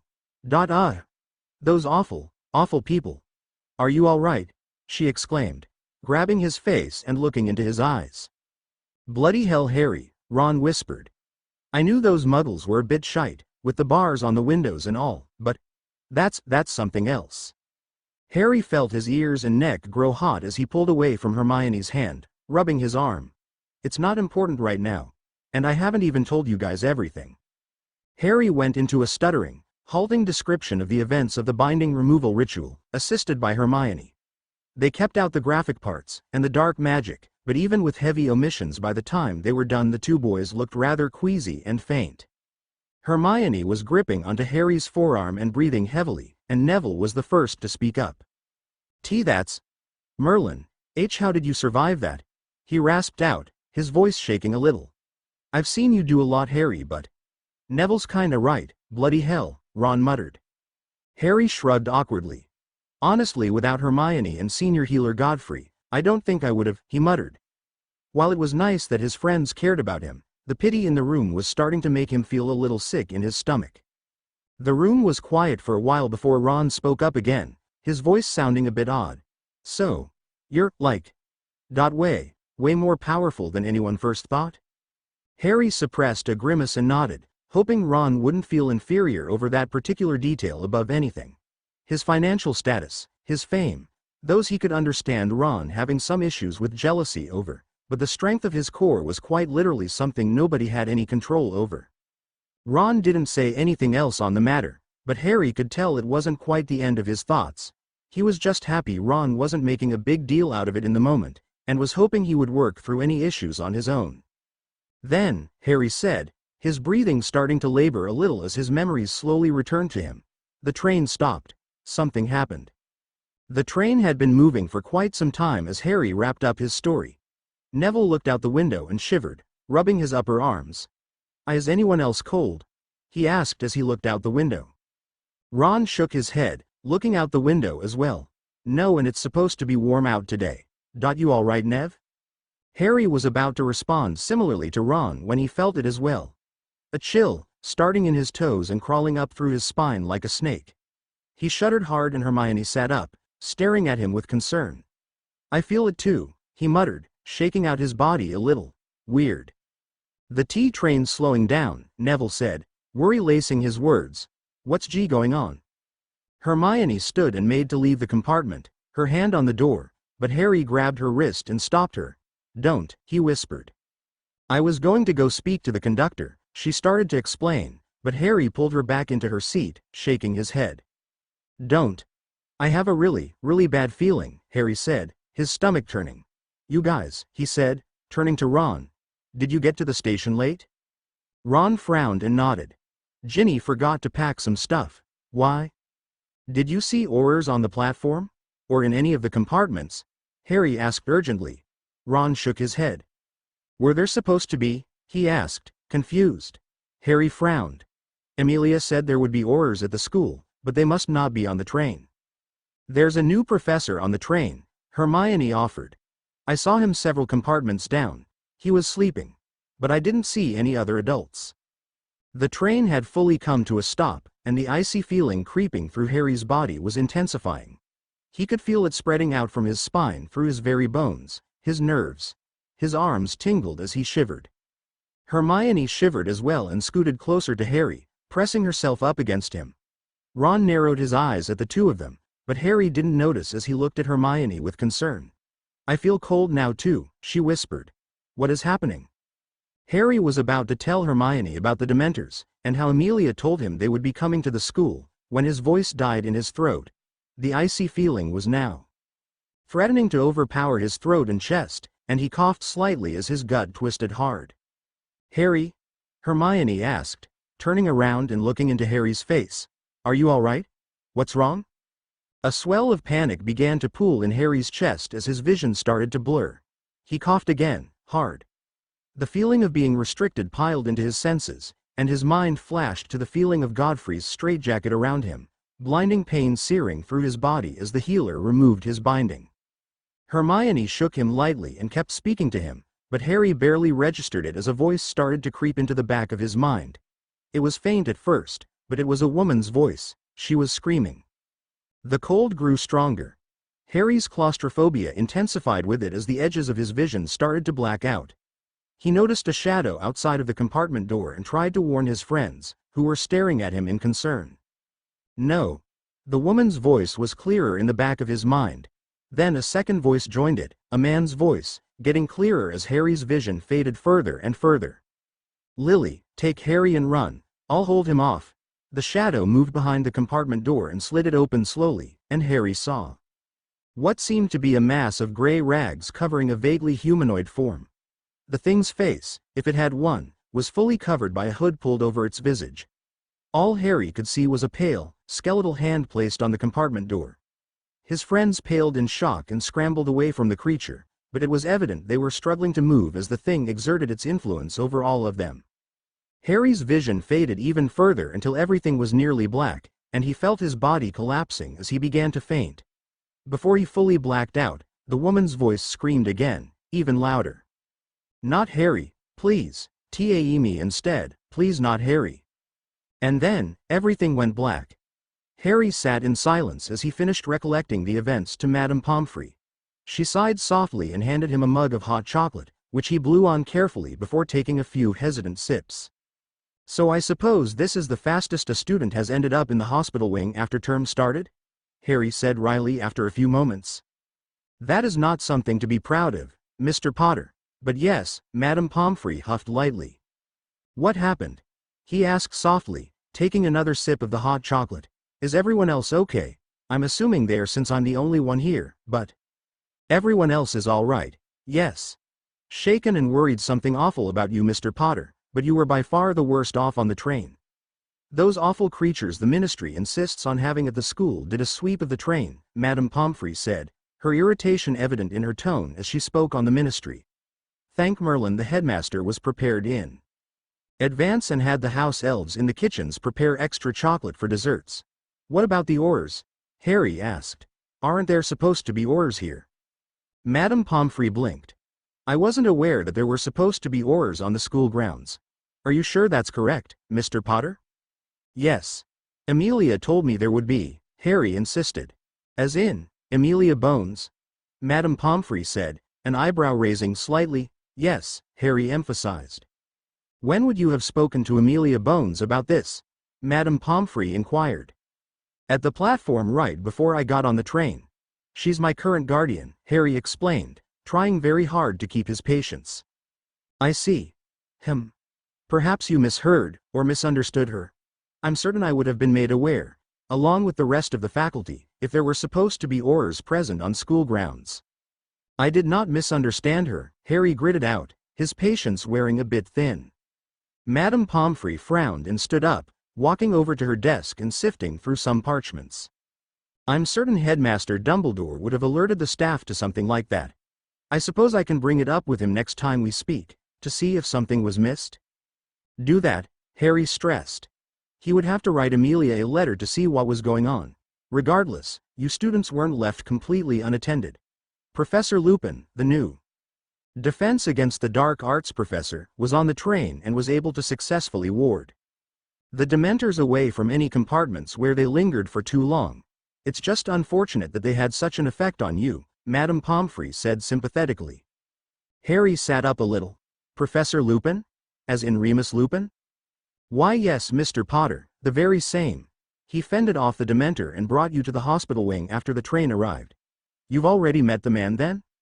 Once. It was at the will reading last month, Harry said quietly. Lupin had left no small impression on Harry, and while he had been rather busy since the will reading and the thoughts of his uncle had been pushed to the back of his mind, he was rather eager to see the man again. Lupin was the closest connection Harry had at the moment to his parents, and he would have been lying if he said he wasn't itching to go find the man right this very moment and ask for as many stories as he could think of about his mom and dad. Madame Pomfrey nodded solemnly, a sad expression on her face as she sighed. I heard about that. I'm deeply sorry it took so long for your parents' final wishes to be put into action. Your father and his friends were in this wing more often than you were, and although I'm not supposed to have favorites, I'm not ashamed to admit I was always rather fond of them. Harry shrugged. I appreciate that. Now, Madame Pomfrey said as she stood up, a businesslike expression returning to her.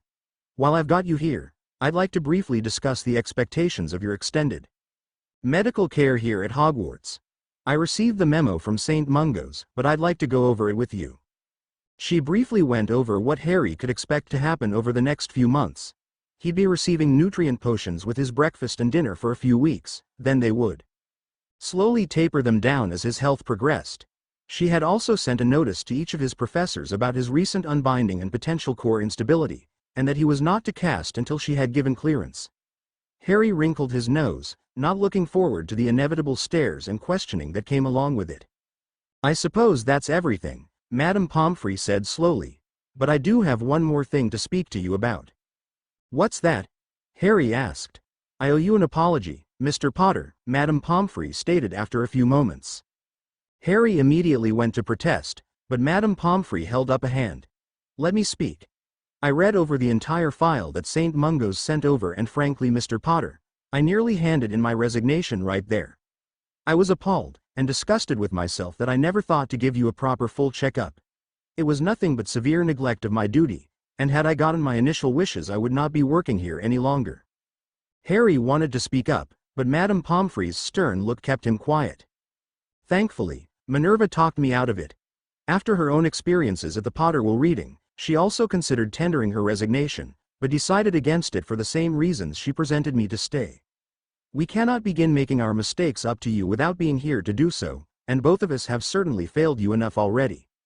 You haven't, Harry muttered, unable to keep his silence.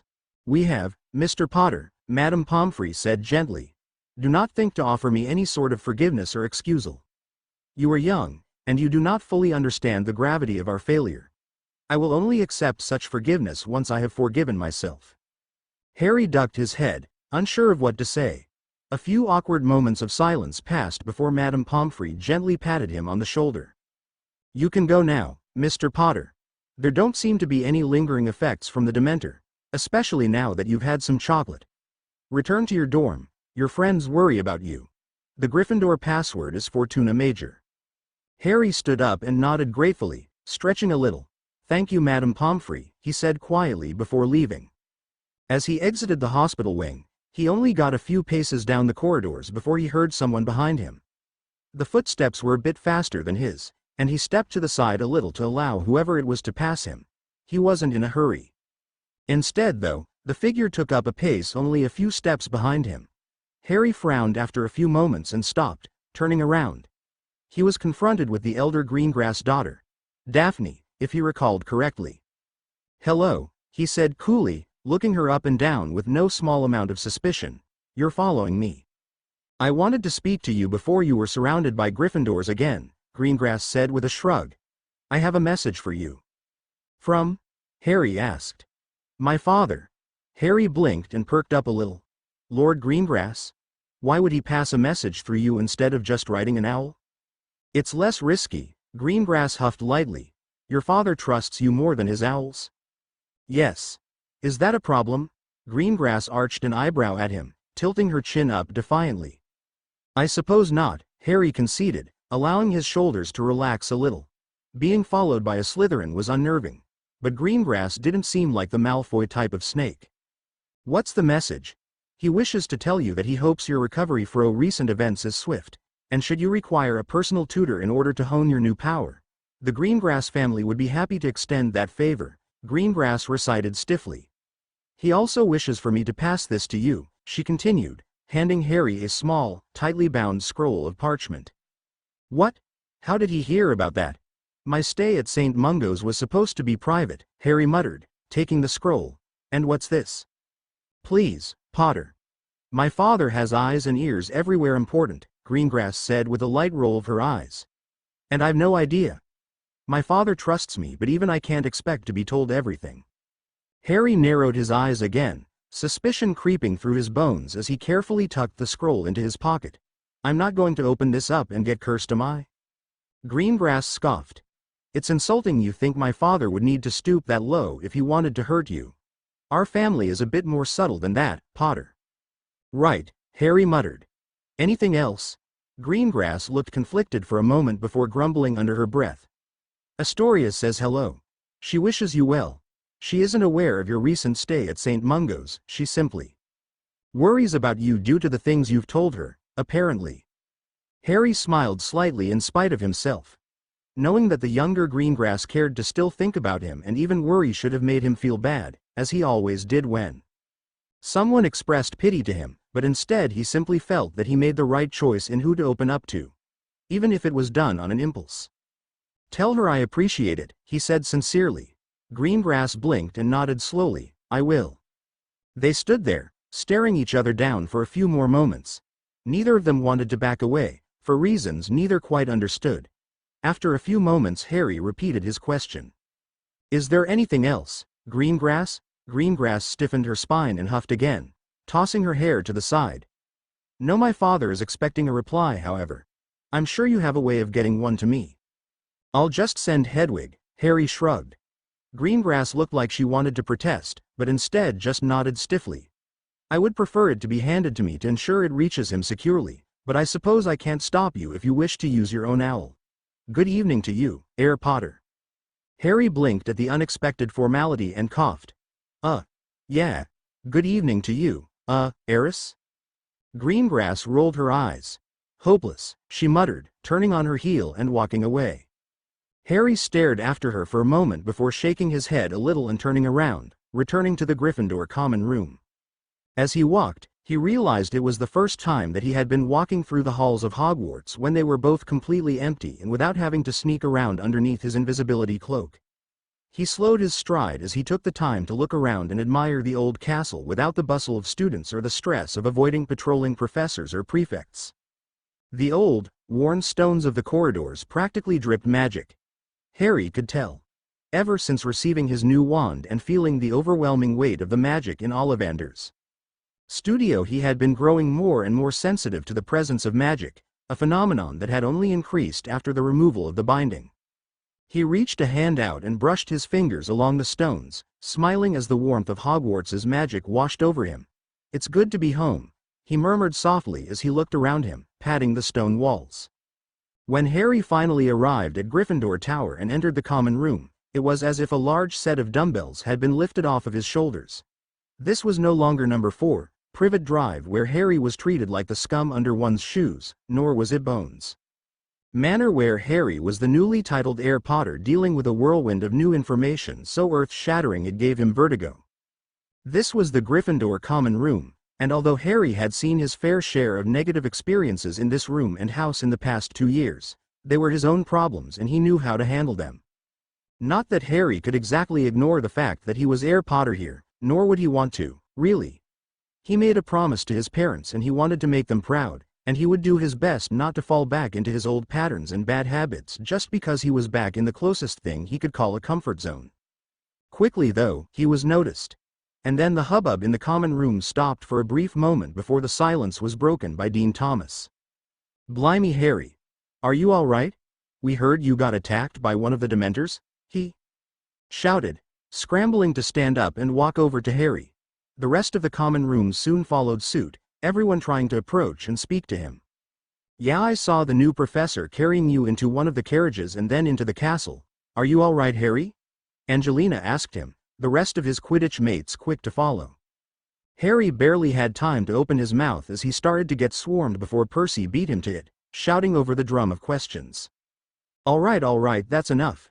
I'm sure Mr. Potter has had an interesting enough evening without you lot pestering him, so trot off to bed, all of you. He's clearly fine as you can see, so don't crowd the boy and make a din at this time of night."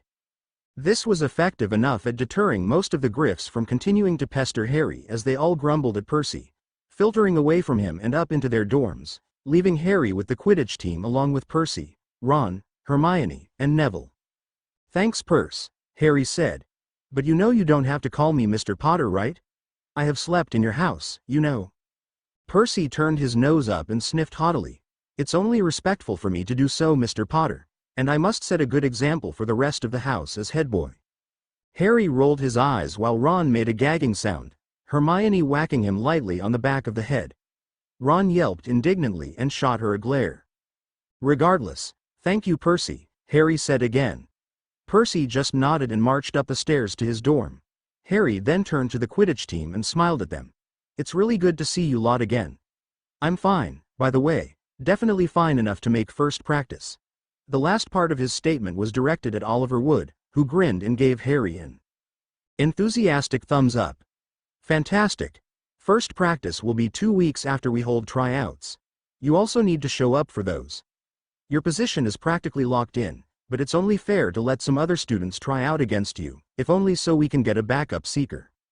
"I'm glad you're all right, Harry," Katie Bell said after rolling her eyes at Wood.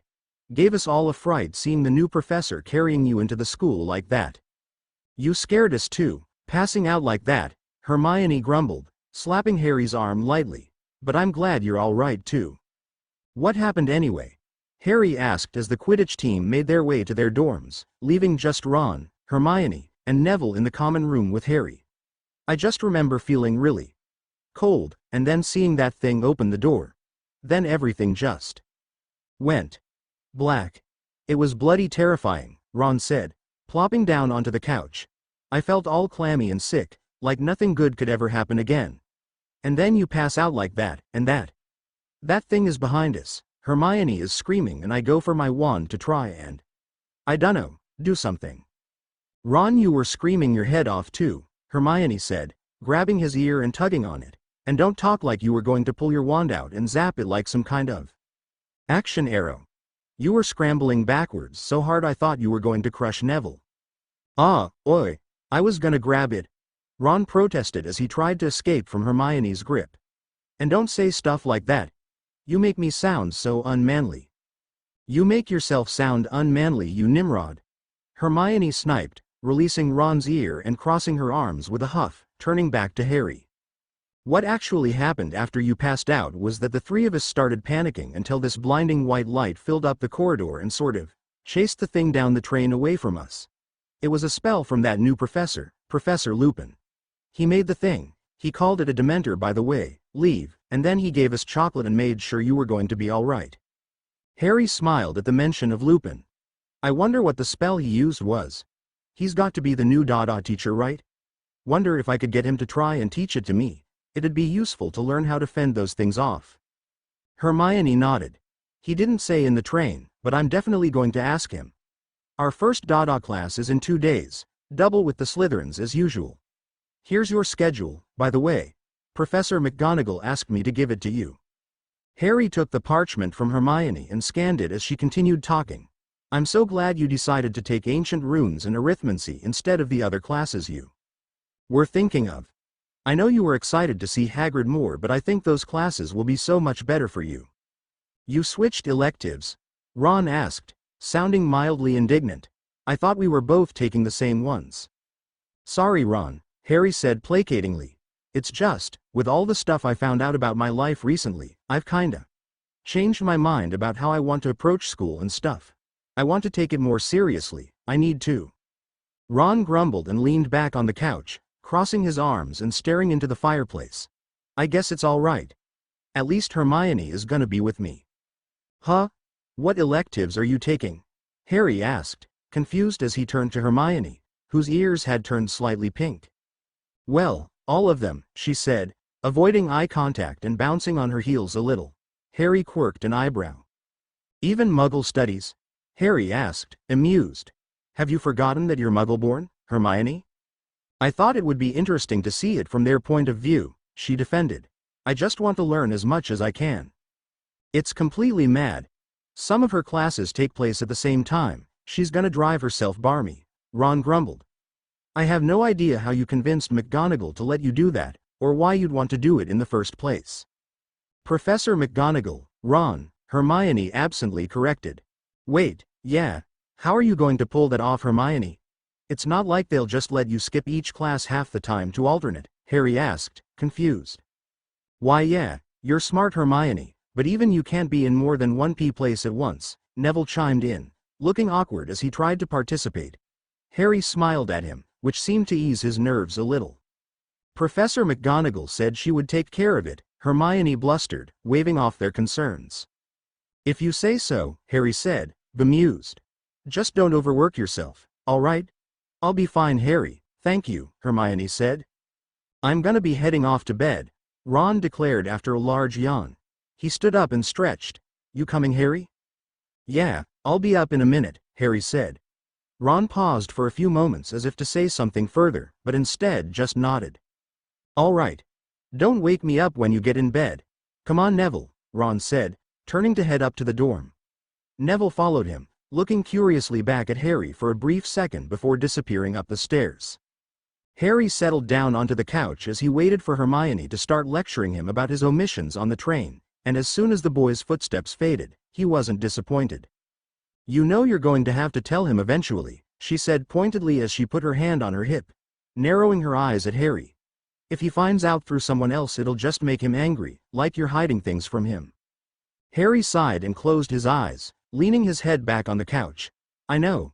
If you tell him yourself, he'll get over any jealousy a lot faster, she pointed out. I know. Then why not tell him? Hermione asked with a sigh. Harry shrugged.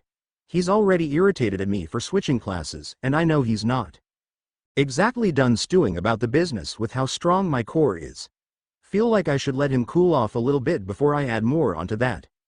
Hermione sat down next to him and rested her hand on his knee. I'm not telling you what to do either way, Harry, I'm not your mother. I'm just telling you the truth, which is that the longer you wait to tell him, the sooner he's going to find out your status from someone else. You're the heir to a very important noble family with a lot more money and status than any of us were aware of, and both your official claim to that status and your resolution to embrace that part of you are going to mean he finds out soon whether you like it or not. I would be quite shocked if he manages to go a week without finding out. Twisting his ear ring around on his finger, Harry exhaled long and deep from his nose. He wished he could go back to being 11 years old when Ron was the one that knew everything Harry didn't. You're right. Again. I know you're right, but you're not the one who has to share a sleeping space with him if he gets cross. It's Ron, Harry. He'll get cross, run his mouth a little, and then feel bad about it later. He's done it to me constantly, Hermione said. If I were you, I'd just rip the band-aid off now. Let him get his feelings about the whole thing over with now so you can start moving on with it. You're going to need him as you start to learn more about yourself and your place in the world. You'll need that sense of normalcy. I dunno, Hermione, Harry murmured, staring into the flickering flames. I know you're probably right, but I'm not going to do it tonight. We're all tired, I've already been in the hospital wing, and I don't trust myself to say the right words. All right, Harry, Hermione said softly, standing up and rubbing his shoulder a little. Good night. I'll see you tomorrow morning. Good night, Hermione, Harry said quietly, still staring into the fire. Hermione stood there for a few more moments, and then he heard her footsteps retreat up the stairs. Harry let out a long, heavy sigh before sticking his hands in his pockets and feeling the shape of the scroll. Greengrass handed him earlier. He pulled it out and unfurled it. Heir Potter. I trust my daughter has gotten over her internal prejudices against boorish Gryffindors, enough in order to pass this message along to you. If you recall during our conversation at the will reading, I asked you to name your suspect for who was responsible for the meddling in your life, and you named a certain headmaster. When I asked if you would swear to such a statement under oath, you affirmed such to me. I feel it may be of interest for you to know that the current headmaster of Hogwarts has blocked a ministry order to station a regularly rotating squad of Aurors at the school, yet has allowed the Dementors to roam free on the grounds. He claims it is perfectly with the capabilities of the Hogwarts staff to maintain control of the creatures. Curious, is it not? I also feel it would be pertinent to inform you that my people have began looking into the issue of Sirius Black. As I said to you before, what happened to you is a threat and attack to all noble houses of the Wizengamot, and it seems that Sirius Black is yet another victim in the web. My people have failed to uncover a single sliver of evidence that the man was ever given so much as a reading of rights, let alone a trial. The ministry's public face is all in on reapprehending him, so it will be near impossible to get them to backtrack. That being said, I'd like to offer you a deal. A trade, so to speak. I am more than happy to grant access to my findings and continued search to one Amelia Bones, a person who can make much better use of this information than yourself or I, in exchange for a small favor. It's nothing particularly serious, although you're free to consult with your solicitor before agreeing to it. I simply request that you allow me to further write to you, directly if necessary by owl. I have taken a, shall we say, keen interest in your academic progress, Heir Potter, and would much enjoy keeping in touch. Regards, Lord Cyrus Greengrass of the most ancient and noble house of Greengrass. Harry pondered for a few moments after he finished. So Lord Greengrass had been doing his own investigating, and from what he remembered Amelia telling him, his results seemed to match hers. Whether or not his findings were more or less concrete, Harry couldn't be sure, but he figured Amelia would really appreciate having access to Lord Greengrass's resources. It's probably not that bad letting him write to me, Harry murmured. It's not like he couldn't do that anyway, obviously. He's just asking to be able to do it in a more official, above-board capacity, I suppose. He also found the revelation that it was Dumbledore blocking the Aurors from being at the school frustrating, and somehow unsurprising. What was his game? Harry cautiously walked up to his dorm and dug around silently through his things for a parchment and quill. Bringing it back to the common room so he could write by the fire, he carefully penned out a response to Lord Greengrass and sealed it up. Lord Greengrass, your daughter passed your message along admirably. I do remember that conversation, and I appreciate the information about the Aurors. As to the matter of Sirius Black, what your people have found corroborates what I've been told by my guardian and solicitor. I appreciate your offer to share the information with Madame Bones, and I find your terms agreeable. You may wish to know, however, that I have a mail redirect placed on my person by an unknown party, although I believe you may be able to glean my suspect rather easily. My solicitor is also looking into this, but until then you will not be able to directly contact me by owl. I will be sure to inform you when the redirect is dealt with, Lord Greengrass, so that you may have the ability to reach out to me directly. I hope you and your wife are doing well. Please pass on my greetings to Lady Greengrass. Sincerely, Heir Harry Potter of the ancient and noble house of Potter. Harry hoped the letter was all right. He wasn't sure how formal he was supposed to be, so he just mimicked Lord Greengrass's own level of formality and hoped it was enough. He also added well wishes to Lady Greengrass, hoping that was a good idea. I'll get up early tomorrow to take this to Hedwig, Harry murmured. Then he stopped. Did the mail redirect go both ways? What if the letter was intercepted? If Dumbledore was the one who put the redirect on him, as he suspected, he definitely didn't want this letter getting in his hands. Bloody. All right. Guess I'm handing this to Greengrass then. Somehow, Harry muttered. With that, he quietly returned to the dorm. The other boys were already asleep in bed, Ron's snores echoing through the room. Harry pulled on a pair of pajamas and tucked himself into bed, pulling the curtains around his bed closed and the covers over himself. Sleep came quickly, as the droning of Ron's snoring echoed in the background of Harry's mind. Harry's first proper day at Hogwarts started shockingly normal, all things considered. With how the past couple weeks had gone, Harry was half expecting to once again wake up in a different place or have some sky-falling revelation before he could even eat breakfast. But he woke up in his bed, in the dorm at Hogwarts. He brushed his teeth and took a brief shower, pulled on his Hogwarts robes and slowly headed down to the common room. The other boys were groaning and grumbling, just beginning to wake up as Harry passed them by. He tucked his wand into his pocket, wishing he had a more suitable place to keep it. It didn't feel right just stuffing it in a pocket or a waistband anymore. It felt almost disrespectful, both to Ollivander and the wand itself. Harry waited in the common room for his friends, twirling his wand in his fingers. When he heard the steps on the stairs, he pocketed it again, feeling the letter he needed to send to Lord Greengrass alongside it. "Sleep all right?" Harry asked as Ron came down the stairs, rubbing his eyes. "Suppose. M'hungry though," Ron mumbled. Harry chuckled in response and thumped Ron's shoulder. "Well, let's go get some breakfast then," Harry said, and Ron nodded. "Best plan you've ever had, Harry," he said drowsily. Hermione came down soon after, and the three of them were about to leave when Harry realized he was forgetting someone, holding up a finger and turning around. "Neville?" he asked. Neville had trailed into the common room behind Seamus and Dean, and perked up at the sound of his name. "Why, yeah, Harry? Wanna come eat breakfast with us?" Harry asked, indicating towards the trio. A look of surprise slowly morphed into a small smile as Neville nodded and approached. Harry and his friends, and the foursome made their way down the castle to one of Ron's most favorite times of the day. Neville made a surprisingly natural addition to the trio. Ron and Hermione primarily dominated the conversations at the breakfast table as per usual, although Harry was fairly certain a good fifth of their conversation was Ron talking with his mouth full and Hermione scolding him. While Harry was normally content to just watch them bicker and chat unless they directly addressed him, Neville added a different dynamic to the group. Harry wanted to make sure the shy boy felt included, so he found himself contributing more than normal to the small talk as he tried to make space for Neville to speak, asking him questions that doubled both as ways to include Neville and learn more about him, and by extension the magical world as a whole. "I just don't think Puddlemere has it this year. I think they get knocked out by the Harpies," Ron said emphatically. "Gwenod Jones is a menace and they're way more put together right now." "I think you're barmy," Neville said, his normal stutter having slowly vanished throughout the conversation as it turned more towards Quidditch. "Puddlemere has the history behind them, 20 rings from the British League and 2 from the European League, and it's not like most of those are ancient history. They're clear favorites." "Boys," Hermione sighed as she shook her head. "Come on then, we've got double transfiguration with the claws today."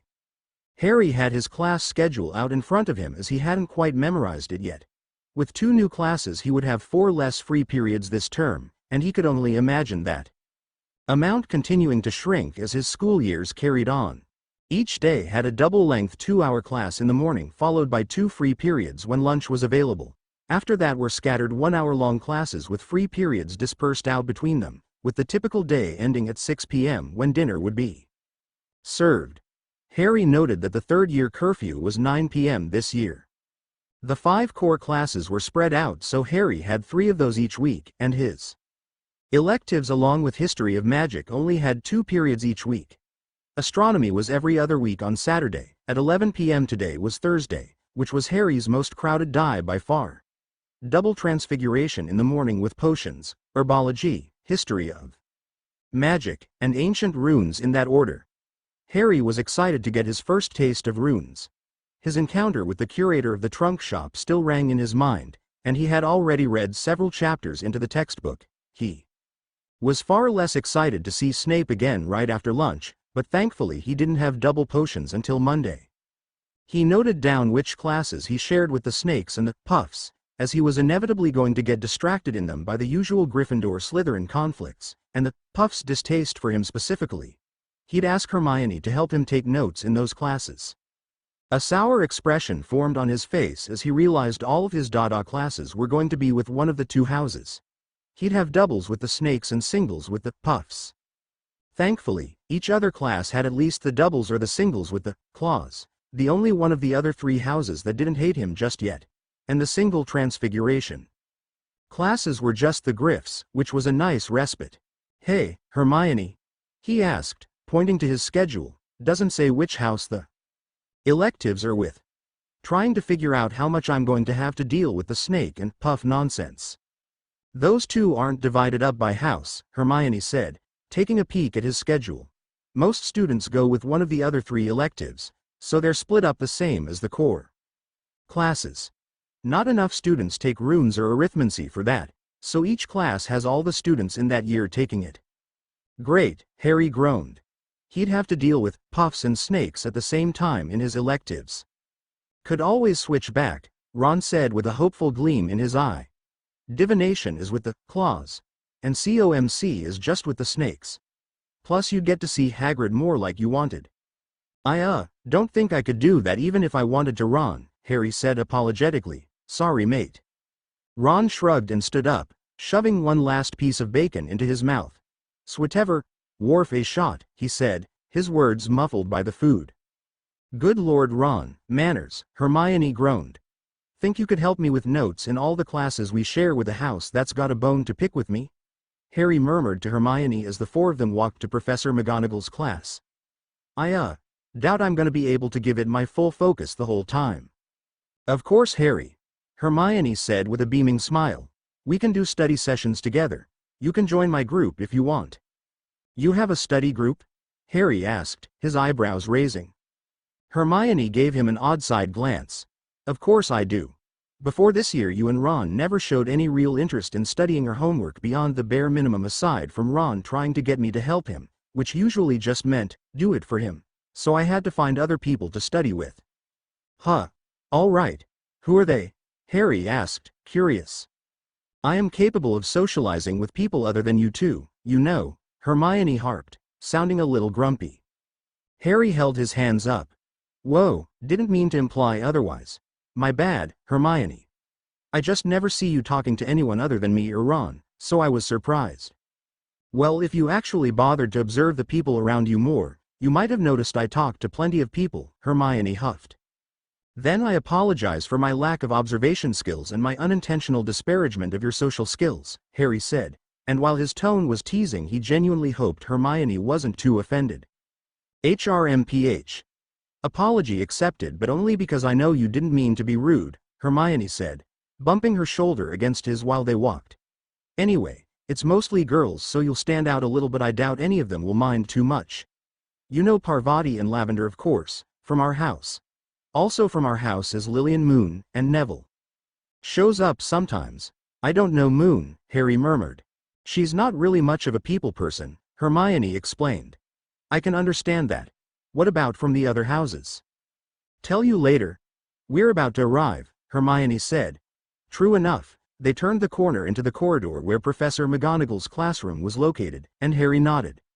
Ron and Neville had continued their Quidditch discussion several paces behind them, and Hermione had to grab Ron's tie and direct him into the classroom when he walked straight past the door, still heavily invested in the Quidditch debate.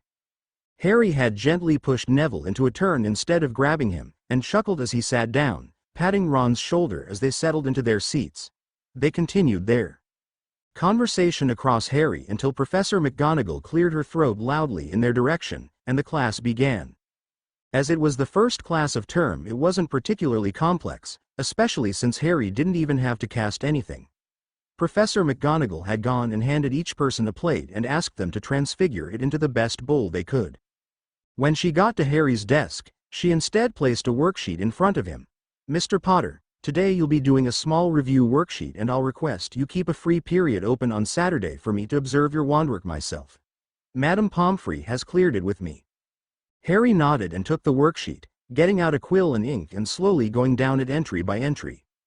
I'm not sure if I'd rather be doing what you're doing or not, Ron grumbled after 20 minutes of attempting to turn his plate into a bowl. He had managed to make the edges of the plate curl up and inwards, but other than that he had less of a bowl and more of a mangled pile of porcelain on his desk. Hey, at least you're getting to use your wand, Harry chuckled. I'm basically just doing extra homework right now. Fair point. I'm okay with this then, Ron snickered before jabbing his wand at the plate bowl again. Is that cuss of the stuff with your core recently? Neville murmured to Harry. His own plate had barely budged, the edges of it barely curled inwards. Yeah, Harry nodded. Healers say I need to watch my casting pretty carefully for the next month or two at least, and Madame Pomfrey's gonna be keeping an eye on me. What happened with your core, Potter? Came a voice from behind Harry. He turned around slightly and identified the speaker as a Ravenclaw boy with dark hair. Not sure I know your name, Harry asked awkwardly. The boy shrugged. Michael Corner. What happened to your core? Why can't you cast? He asked curiously. Sounds pretty intense. I guess you could say that, Harry said quietly. He wasn't sure he wanted the information to just spread around the school willy-nilly, but then he remembered that all the Hogwarts staff knew, including Snape, who was most certainly going to find any excuse to bandy the information about while simultaneously twisting it however he could to make Harry look bad. He thought of the conversation about rumors and reputations he had with Tom in the leaky cauldron. Maybe now was the time to put the thoughts Tom had given him back then into action. Take control of his own story, get ahead of the curve of the rumors about his own life for once. Had to see the healers for something pretty serious over the summer, Harry started, his voice a little awkward and nervous. Corner's eyes widened and he leaned in a little. Yeah? Were you sick or something? Harry shook his head. Not really. Turns out my folks, before they died, put an infant binding on my core. It never got removed. Corner leaned back in his seat, shock flooding his face as his eyes somehow widened even further. He whistled softly. No bloody way. I almost don't believe you. You had an infant binding still on your core? That's for wizards with nutty power levels. Yeah. Getting it removed was wild, and my core is apparently still unstable, so that's why I'm not supposed to cast too much right now, Harry explained. The awe in Corner's eyes was making him extremely uncomfortable, but he resolutely ignored it and pushed forward. He was just stating facts, and couldn't control how others reacted to the information. Bloody hell. Wait, you're telling me you had an infant binding still on your core throughout your first 2 years at Hogwarts and nobody noticed? Corner said, his jaw dropping a little as his voice went hushed. Harry nodded. Yeah. I could still cast all right for my first 2 years I guess, and nothing felt particularly bad about it. They only found out because I saw a magical healer for the first time this summer. Bloody hell, Corner said again, shaking his head. Your life is beyond nuts, Potter. I'd almost think you were lying to me if it wasn't McGonagall letting you get away with just doing a worksheet in the first class of term. She might favor you lions, but not that much. Why do you only see a magical healer for the first time this summer anyway? Weren't you brought up with magical folks? Can't imagine a single magical family in Britain turning away raising the boy who lived 5 points from Ravenclaw and Gryffindor. Mr. Corner and Potter. Stop the chatter. Professor McGonagall snapped. Harry quickly turned his head back to his worksheet, and Corner resumed working on his plate. Harry, after a few moments, made a snap decision. He sneakily tore a small piece of parchment from the worksheet and wrote, "Raised by Muggles. Mad right? Got that fixed last summer too. That's why." On the parchment before folding it and slipping it behind him too. Corner. His heart was pounding heavily in his chest as he did so, but he knew that if he didn't do this now he wasn't going to at all.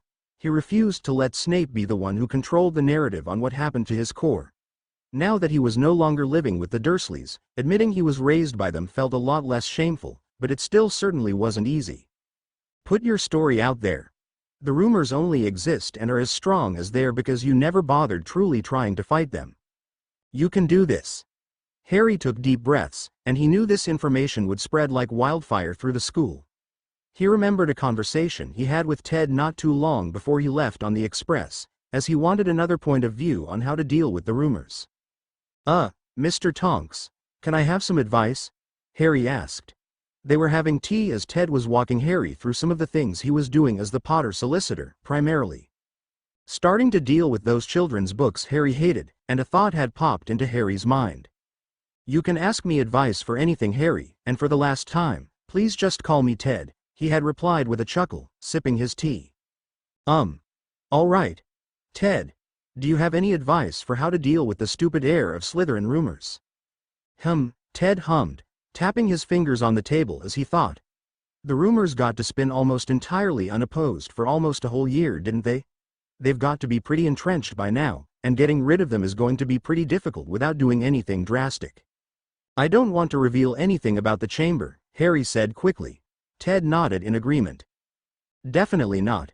It's too insane. People would accuse you of going mad. No, what you've got to do is reveal something about yourself that seems totally unrelated to it, but shines the entire concept in a new light." "Like what?" Harry asked. "People already know I'm best friends with a Muggleborn, but that didn't seem to deter them." People have this abstract idea in their heads that you hate muggles, and they can probably rationalize that Miss Granger is somehow an exception to this rule, Ted explained as he poured himself another cup of tea. Because the first idea is abstract, it's easy for them to imagine whatever they'd like, so the rationalization makes sense. What you have to do is take that abstract idea and give it a more concrete form, so when it's contrasted to your friendship and kindness towards Muggleborns, it seems even more absurd and it's harder to rationalize. So, I have to give people a reason to think I hate Muggles? Harry asked. This was making his brain hurt. When you put it like that, it sounds bad, Ted said with a chuckle. But, yes. For example, if you were to admit you were raised by some particularly nasty Muggles, but also reveal that you don't want to hurt them and you don't blame all Muggles and Muggleborns for their actions, that grounds the idea. Someone raised by people as nasty as the Dursleys would have a perfectly understandable reason to hate Muggles. That gives that part of the heir of Slytherin idea a more concrete image. You hate all Muggles because of the Dursleys and want to wipe them out. But I don't hate all Muggles. Why would I want to give people more reasons to think I do? Harry asked, getting frustrated. This was nothing like his discussion with Tom. How did this do something to disprove the rumors? Not done yet. Right now, people have no idea what your actual reason for hating Muggles is. It's easy to rationalize why people like Miss Granger could be an exception to your hypothetical hatred if they can't fully comprehend the reason behind why she'd need to be an exception in the first place.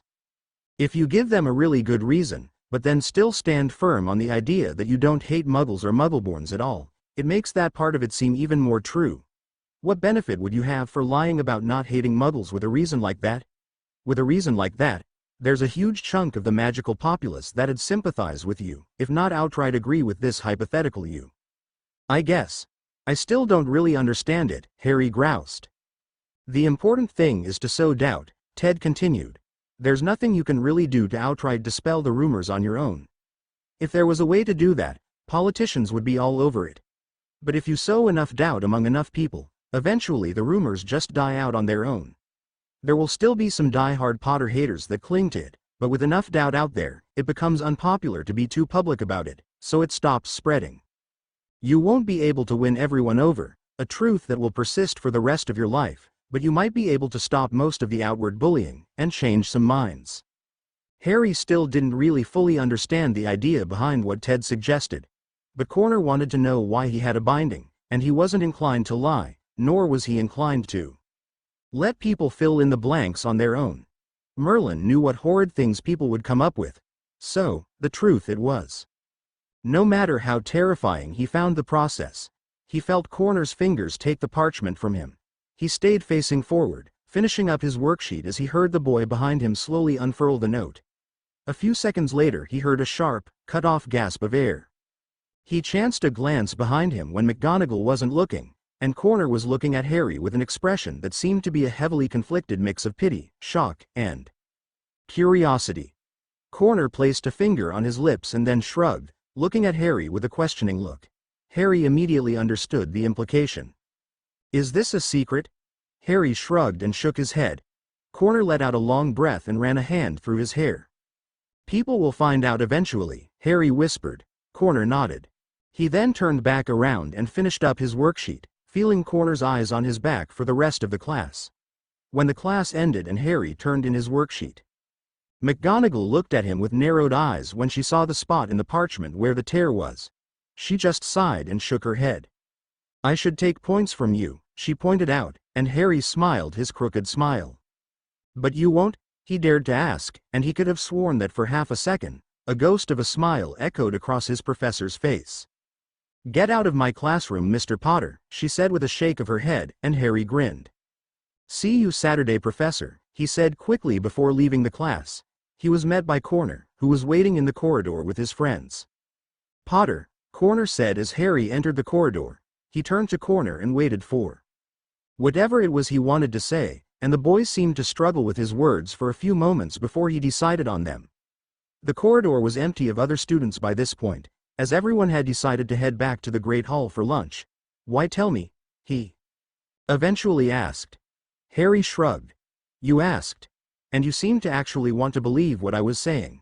Corner furrowed his brow. That's it. Another shrug. That's it. Could have been anyone. You were just the first to ask. What were they like? Corner asked. Harry took a long, long breath. He put his hands in his pockets and looked up at the ceiling for a moment, rocking back and forth on his heels. You want the honest answer or the more palatable one? Corner blinked. You pick. Terrible, Harry murmured. Terrible, horrible, awful human beings. If I wasn't magic, I might have died several times over. Shit, Corner gasped. After a few moments of observing Harry, he continued. Merlin, you're not joking. Not even a little bit, Harry said gravely, shaking his head. His friends were watching on the sideline, quietly observing the interaction. How? Last year, you were constantly saying you don't hate muggles, or muggleborns. How? Harry shrugged. Why would I? They didn't nearly kill me. Individual people did that, not a collective will of muggles or muggleborns. Corner let out a breath, shaking his head slowly. Merlin. I owe you an apology, Potter. I think a lot of us claws do. I didn't believe the air of Slytherin rumors last year, I want you to know, but I didn't do anything to stop the people in my house who did believe them from spreading them around and talking smack about you.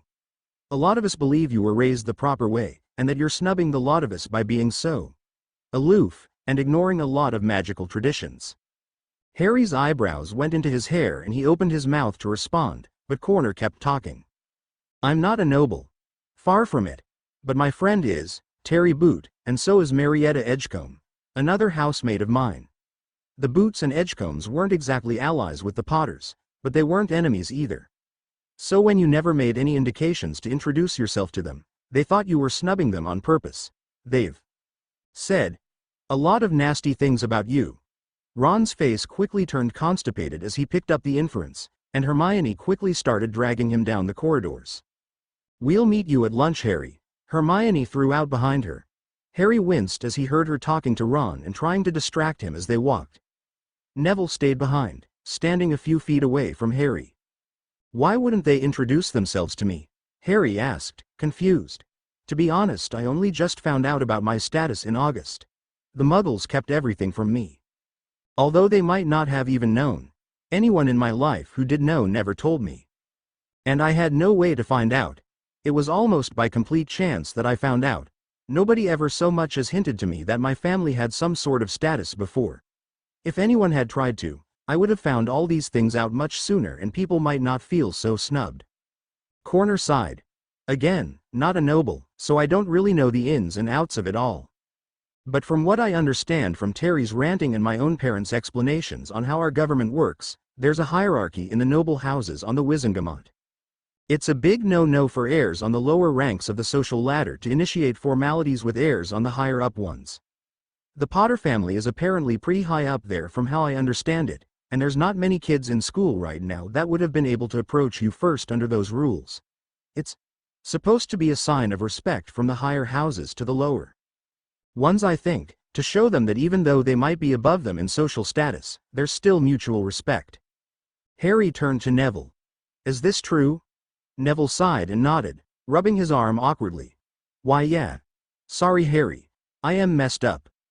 I'm one of the only heirs in school that could have done it, and I screwed it up. I'm sorry. Harry groaned and smacked his forehead. So I've been kept in the dark for 2 years because of stupid formality rules, he grumbled. Neville winced and Harry sighed. Sorry, Nev. I'm not mad at you. You're just a kid like me, it's not your fault I don't know this stuff.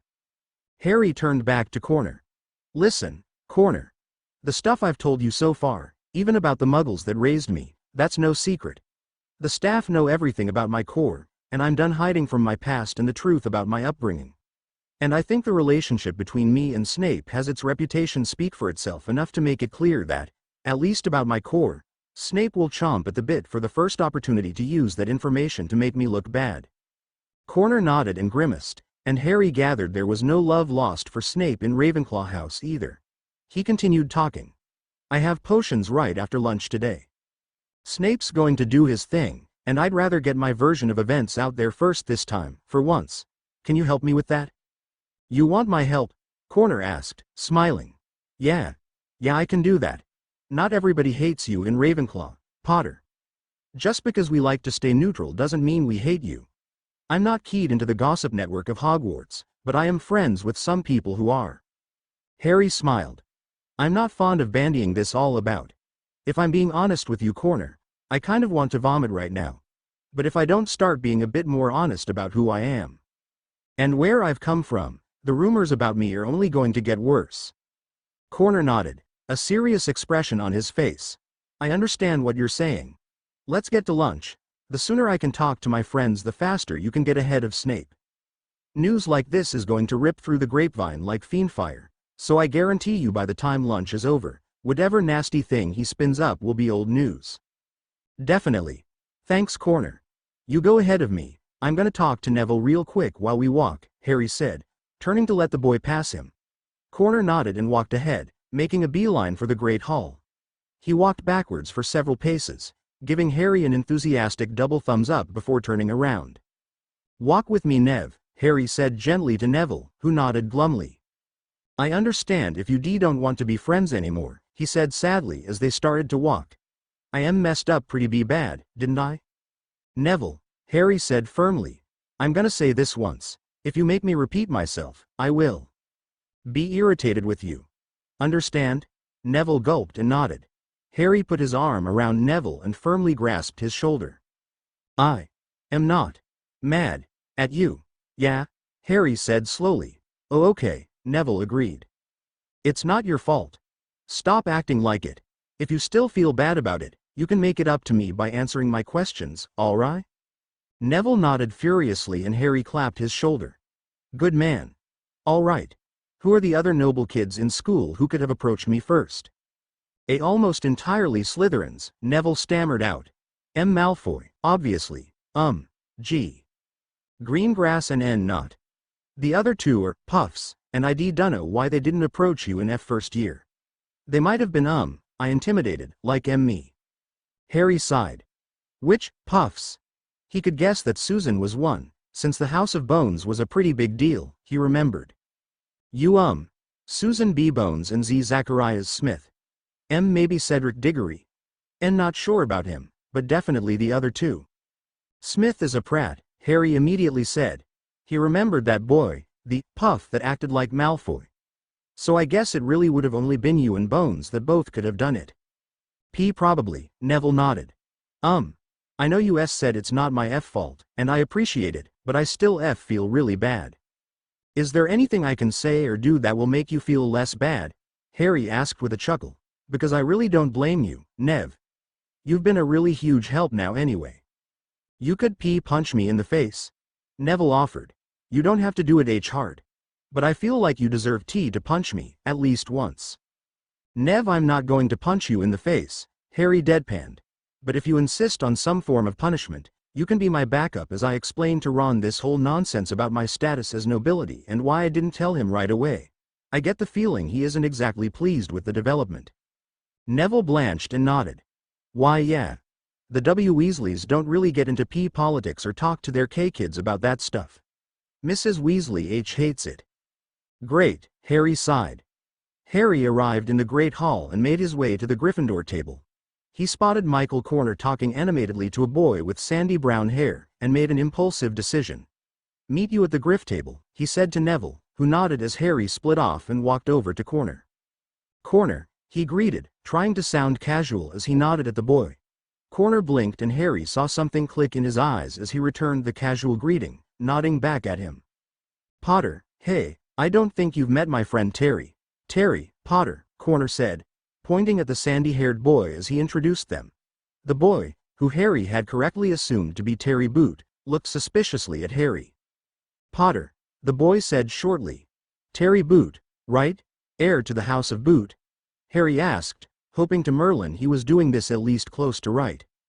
Presumptive, but yes, Boot said, the suspicion evident in his voice. The section of the table around them had fallen silent, but the hall was still loud with conversation. Harry took a deep breath. Here goes. Heir Potter time. I can do this. My father would want me to do this. I can do this. I owe you an apology, I believe, Harry started. It's come to my attention only very recently that a lot of misconceptions about my upbringing have been around the school for a while now, and that's led to some misconceptions about my person.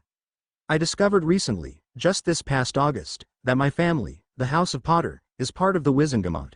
That I'm nobility.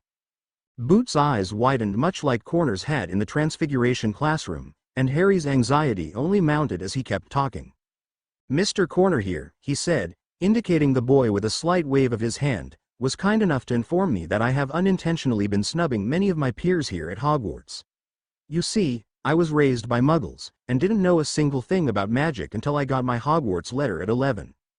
Harry's heart was in his throat. But, as an expression of understanding started to bloom on Boot's face, he forced himself forward. This was working. This was an important step he needed to take, and it was working. Can you please do me a favor, and inform me how this would have gone? Ideally, I do not wish to further snub my peers such as yourself, Harry asked, trying to sound as polite as he could. Boot nodded and slowly stood up, offering his hand to Harry. A formal introduction starts with offering your hand to shake to a male, and holding it out like this for a female, Boot said, showing Harry. Then you introduce yourself as the heir presumptive to the House of Potter, unless you've already claimed your heirship. Which you're eligible for, in case you didn't know, since you're the last one. Normally you have to wait till you're 14, so most of us in your year are just heir presumptive, he continued explaining slowly, the suspicion gradually draining from his face and voice as he saw that Harry was genuinely listening. May I? Harry asked. Boot nodded, and pulled back his hand.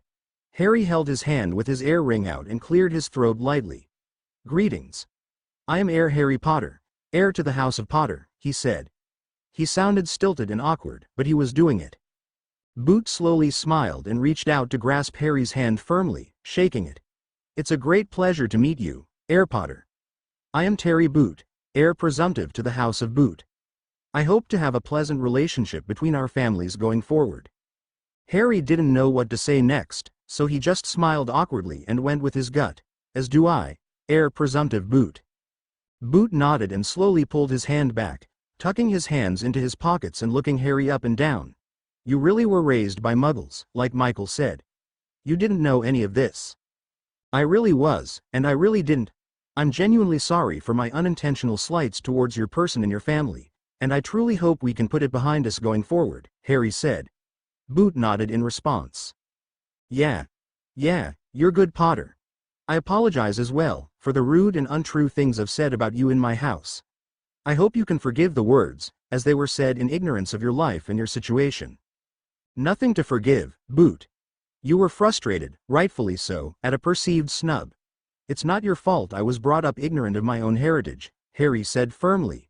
His brain was starting to get a little tired of the careful word choices and formality, but he pushed on. Now, would you be so kind as to point out the other noble children in Ravenclaw that I've inadvertently snubbed? I'd like to begin fixing my mistake as I have here, sooner rather than later. Boot nodded and pointed behind him at two girls, who had been observing the interaction with great interest. Heiresses presumptive Edgecombe and Folly. Those are the only two besides myself in Ravenclaw House. The two girls stood as Harry held his hand out to them in the way Boot had shown him, and the boy stood next to Harry and murmured to him. When they place their hand in yours, gently brush your lips on their knuckles very briefly, then release their hand. Same script as our introduction otherwise. Harry introduced himself to the Folly girl first, who giggled and did a curtsy. It's lovely to meet you properly, Heir Potter. I hope to have a pleasant relationship between our families. As do I, Harry said with a smile before repeating the process with the Edgecombe girl. She was much stiffer and more formal, and quickly sat back down. I have to return to the Gryffindor table now, he said to his new Ravenclaw acquaintances. But I hope to make a further acquaintance of all of you later, if you're amenable. There's a lot I'd like to learn about our world, and Neville can only tell me so much. Corner grinned at Harry and gave him a double thumbs up, and Boot nodded. Definitely, and, Potter, before you go. Yes? Harry asked. Boot hesitated for a moment before continuing. Is it true? What Michael said about the Muggles that raised you? Harry blinked. What did Corner say about them? That they nearly killed you, Boot muttered, his eyes narrowing darkly, multiple times. Harry was silent for several moments. Yes. It's true, he said, a lump in his throat. Moot point now. I've gotten away from them, for good I hope.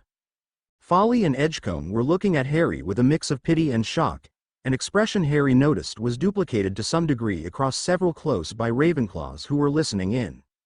Boot exhaled sharply. "You're something else, Potter." Harry shrugged. "So I've been told." "You don't hate them? The Muggles that raised me?" Harry asked. He thought about that for a moment. Did he hate the Dursleys? "I don't know," he said quietly. "I hate what they did to me, but in all honesty, I'd rather just move on with my life than spend it hating them." Boot nodded slowly. Harry angled his head towards the Gryffindor table. "I should go," he said. "All right. Later, Potter," Boot said quietly. Harry turned around and walked over to Hermione, plopping down into a seat next to her with a heavy thud and immediately putting his face in his hands. "That was the most nerve-wracking thing I've ever done in my life, and I've faced Voldemort twice," he moaned as Hermione rubbed his back sympathetically. The table around him winced as he said the name, but Harry ignored it. "I'm very proud of you, Harry," Hermione said as she patted his back a few times. "Neville explained what it is you were doing. It's good that you're finally starting to be a bit more proactive with the narrative around your life." Ron said nothing and stabbed his fork into his potatoes with great gusto, staring at them intently. "Ron?" Harry asked meekly. "You good, mate?" "Yeah. Whatever," Ron grumbled. "Mum says you noble folks have your noses shoved too far up your own assholes for your own good, so it's weird seeing you do their little rituals with them." Harry sighed. "Ron, I'm still me, and I promise you my nose isn't any further up my own ass than it was last year." Ron sighed and nodded after a few moments, pushing his potatoes around some more. Yeah, I know that, I guess. I just didn't know you were. One of that lot, like Malfoy and all. Mum never bothered telling us about most of the families on the Wizengamot." "Well, I'm certainly not going to start prancing about acting like Malfoy," Harry said emphatically, which got a small chuckle out of Ron. "Good. Otherwise I might have to sock you in the mouth," Ron said. "Ron, if I ever start acting like Malfoy, I want you to sock me in the mouth and knock some sense into me. Just because I have to do their little rituals and play their little games for people to not think I'm being an ass myself doesn't mean I'm gonna get a big head about it." Ron nodded. "Yeah. Okay. I guess I'm mostly just upset you didn't tell me," he said, frowning. "Doesn't feel right." Harry sighed and nodded. "I'm sorry. I should have told you. I was just worried about how you'd react. I didn't want to upset you." After a few moments, Ron punched Harry lightly in the upper arm. "All right. We're good, mate. It'll take some getting used to, but as long as you don't start acting like Malfoy and his lot, we'll be good." Harry sighed with relief and started filling up a plate for himself. All that fancy socializing had drained his brain and given him a healthy craving for meat, and he wasn't about to start denying himself that now, especially with potions on the horizon. "Once more into the breach, I suppose," Harry muttered with a sigh. They had all finished their food and the great hall was beginning to empty. Hermione was already on her feet, ready to head to the dungeons. "You act like you're about to head off to a war, Harry," Hermione said in an exasperated tone. "If I had to pick between war and Snape, that's a decision I'd actually have to think about." Ron said. "And I think war might have a pretty distinct advantage." "Oh really, Ronald? What would that be then?" Hermione asked, her voice heavily laced with sarcasm as the foursome made their way to the dungeons. Neville snickered. "War wouldn't have Snape in it," Ron pointed out. "You think he's the type to fight on the front lines?" That got hefty laughs from the other two boys, and a large eye roll from Hermione. "Honestly, just stop responding to his taunts and I'm sure he'd get bored of picking on you," Hermione huffed. "You getting all upset when he needles you is exactly the type of reaction he wants. He's a classic bully. It just makes him want to do it more." He just scares me honestly," Neville chimed in. Hermione sighed and patted Neville on his cheek, which made him go bright red. "I wasn't talking to you, honey. I know you can't help it," she said, not noticing Neville's face resembling a tomato as she turned back to the other two boys. "I was talking to these two dunces who keep letting Professor Snape antagonize them into acting like pillocks." Harry and Ron both started protesting at that, and maybe Harry protested a little extra loudly to keep Hermione's attention off of Neville, who currently looked like he'd quite enjoy becoming one with his Hogwarts uniform. Thankfully for Harry and Ron's ears, Hermione's build-up into a full-blown lecture was cut off by their arrival to the dungeons. She instead settled for an annoyed glare, which didn't quite have the desired affect on its targets, who simply gave her two doofy grins in response. "You two are absolutely insufferable sometimes," Hermione groused as they filtered into the potions classroom. "You know that? Absolutely insufferable." "Thanks, Hermione, I appreciate you too," Harry said with a snicker. Hermione just huffed loudly and began setting up her potions kit, very deliberately not looking at Harry, who instead was looking curiously around the classroom. The potion's single blocks were with the claws, and he noticed that the Folly Girl was alone at her desk. "Mind if I sit with a claw?" he asked his friends. Ron opened his mouth to say something with a bit of a sour look on his face, but Hermione pinched his side and shook her head. "We wouldn't mind at all, Harry. Ron can sit with me and Neville." Harry nodded.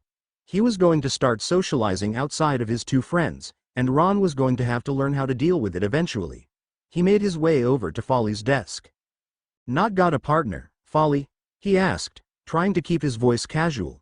It was one thing to participate in a social encounter that was essentially scripted, it was another thing entirely to have to come up with his own conversation words of his own volition. It was a lot harder to make the words than Harry expected.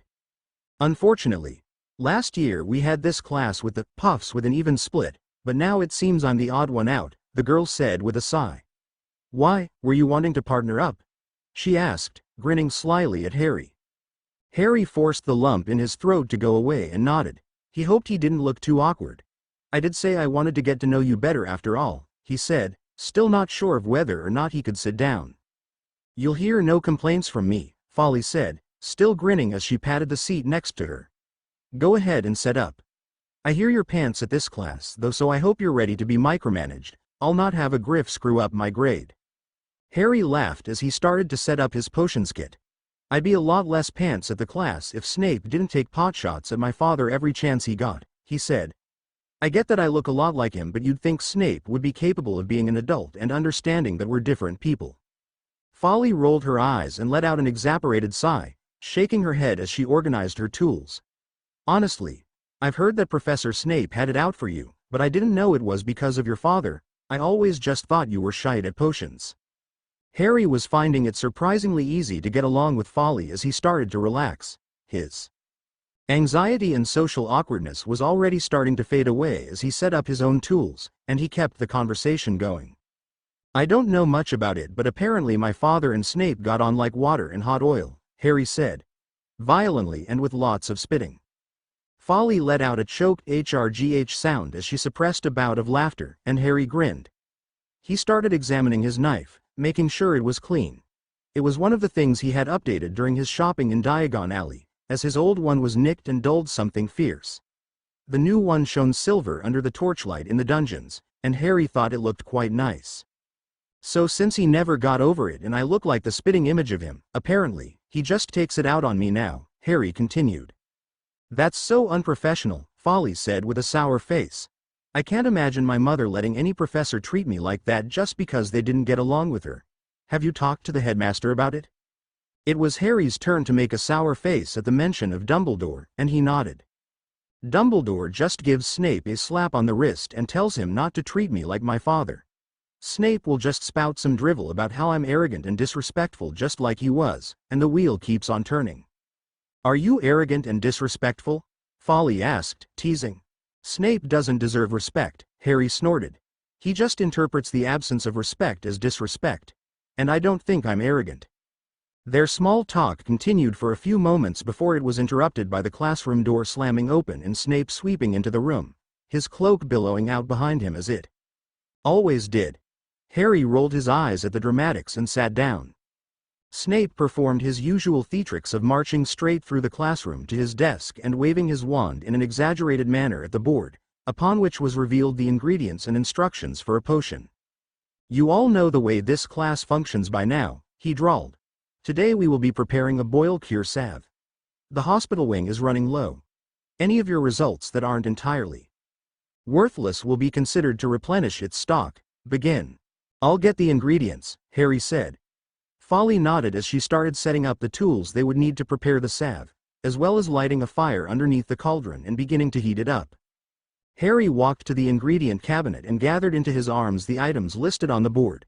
The boil cure salve was one of the recipes he'd memorized from his potions textbook, one of the books he'd paid extra attention to. Merlin knew Snape was never going to actually teach him anything if he could help it, and potions seemed fairly integral to the function of the magical world. So, Harry had resolved back when he was still staying at the Leaky Cauldron to just start teaching himself the subject instead. He set out the ingredients in their own little piles on his and Folly's workstation and began mashing blackberries with a mortar and pestle. Folly had grabbed at the eucalyptus leaves and began chopping them up into fine pieces. Harry set the mortar with the blackberries aside and picked up the bottle of diluted bubo-tuber pus, looking back up at the board to check how much needed to be added to the blackberries. "Mr. Potter, what exactly do you think you're doing?"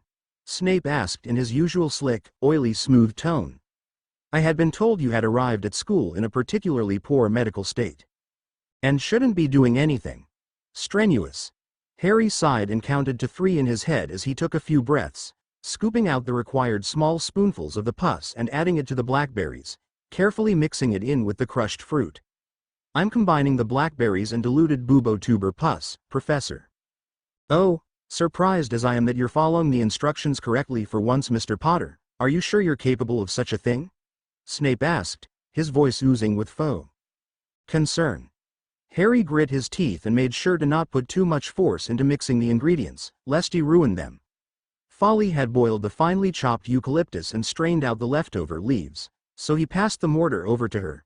She took a look at it and nodded before carefully scraping the contents into the cauldron and stirring it 4 times clockwise, twice counter clockwise, and once more clockwise.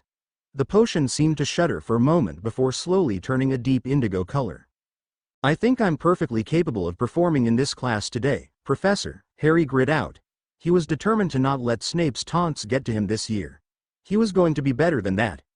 He took another breath before taking out the flax seeds next, measuring out 4 tablespoons of it into 8 parts of water, creating the thickening solution for the potion.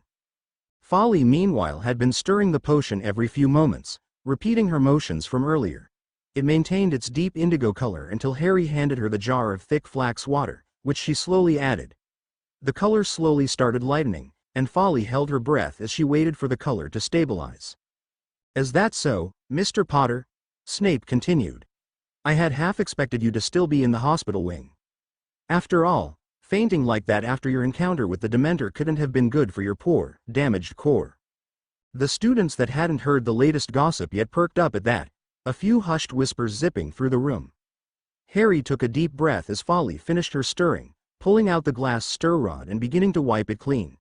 Harry joined her in cleaning up the station. "I'm doing perfectly all right, sir. Thank you for your concern," Harry ground out, feeling nasty inside for saying "thank you," and "sir," to Snape of all people. But he could see it was getting to the man, whose eye was twitching lightly. Without the Slytherins in the class to back up on Snape's taunts, he could only go so far, and Harry thought he'd gotten away with it entirely at first. His and Folly's potion finished thickening up to a light cream, and the color was a very pale yellow. They compared it to the description of the color in their textbook and came to the conclusion that while it wasn't perfect, it was more than serviceable. They snuffed the fire under the cauldron and took it away from the heat. They waited until the cream had cooled enough before scooping a sample into a container and bringing it up to Snape's desk. Snape examined the salve and ran his finger through it, rubbing it into the pads of his fingers and curling his lip. He stood still for a few moments before suddenly brandishing his wand and vanishing the lot of it, marching over to the cauldron and vanishing the remnants of it there as well. "It's unfortunate that you had to sabotage Miss Folly's hard work with your clearly unstable core affecting your work, Mr. Potter," Snape drawled slowly, his wand still gripped tightly in his hand. "What could have been a lovely boiled cure salve was clearly unusable due to your contamination." Harry felt anger bubbling up in his stomach at that.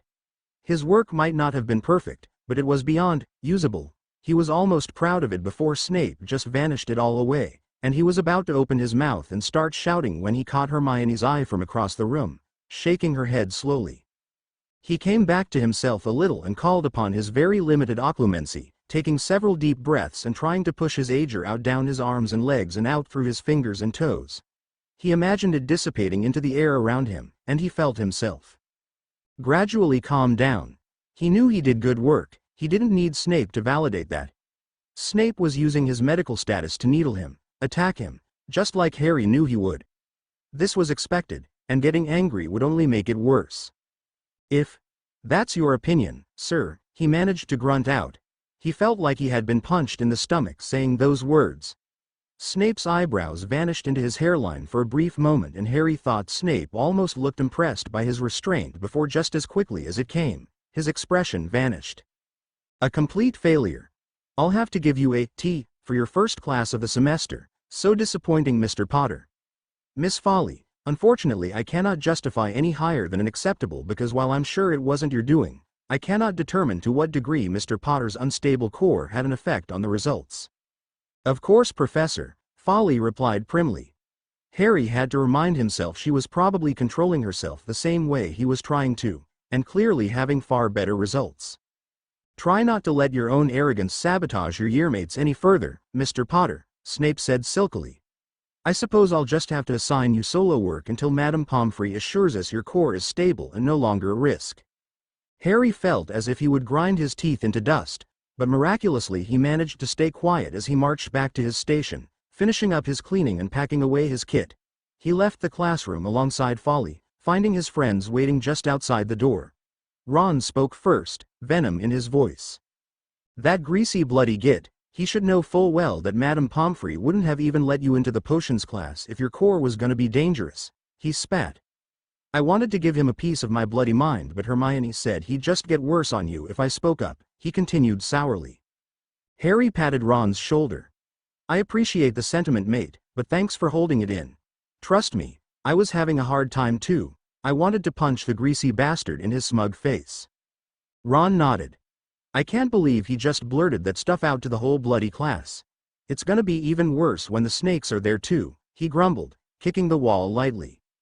It's complete bollocks, Folly agreed, tossing her hair over her shoulder. Ron, who had only just now registered her presence, smiled as the heiress swore. Completely, he agreed. He looked at Harry and nodded. This one's all right. I was gonna be mad at her for not standing up for you, but Hermione talked me out of it, again, he said, sounding somewhat sheepish. Hermione sighed. If she had tried anything, Snape would have just punished her too. Ron. The best protocol with Snape is just to not engage with him and hope he gets bored, I'm telling you.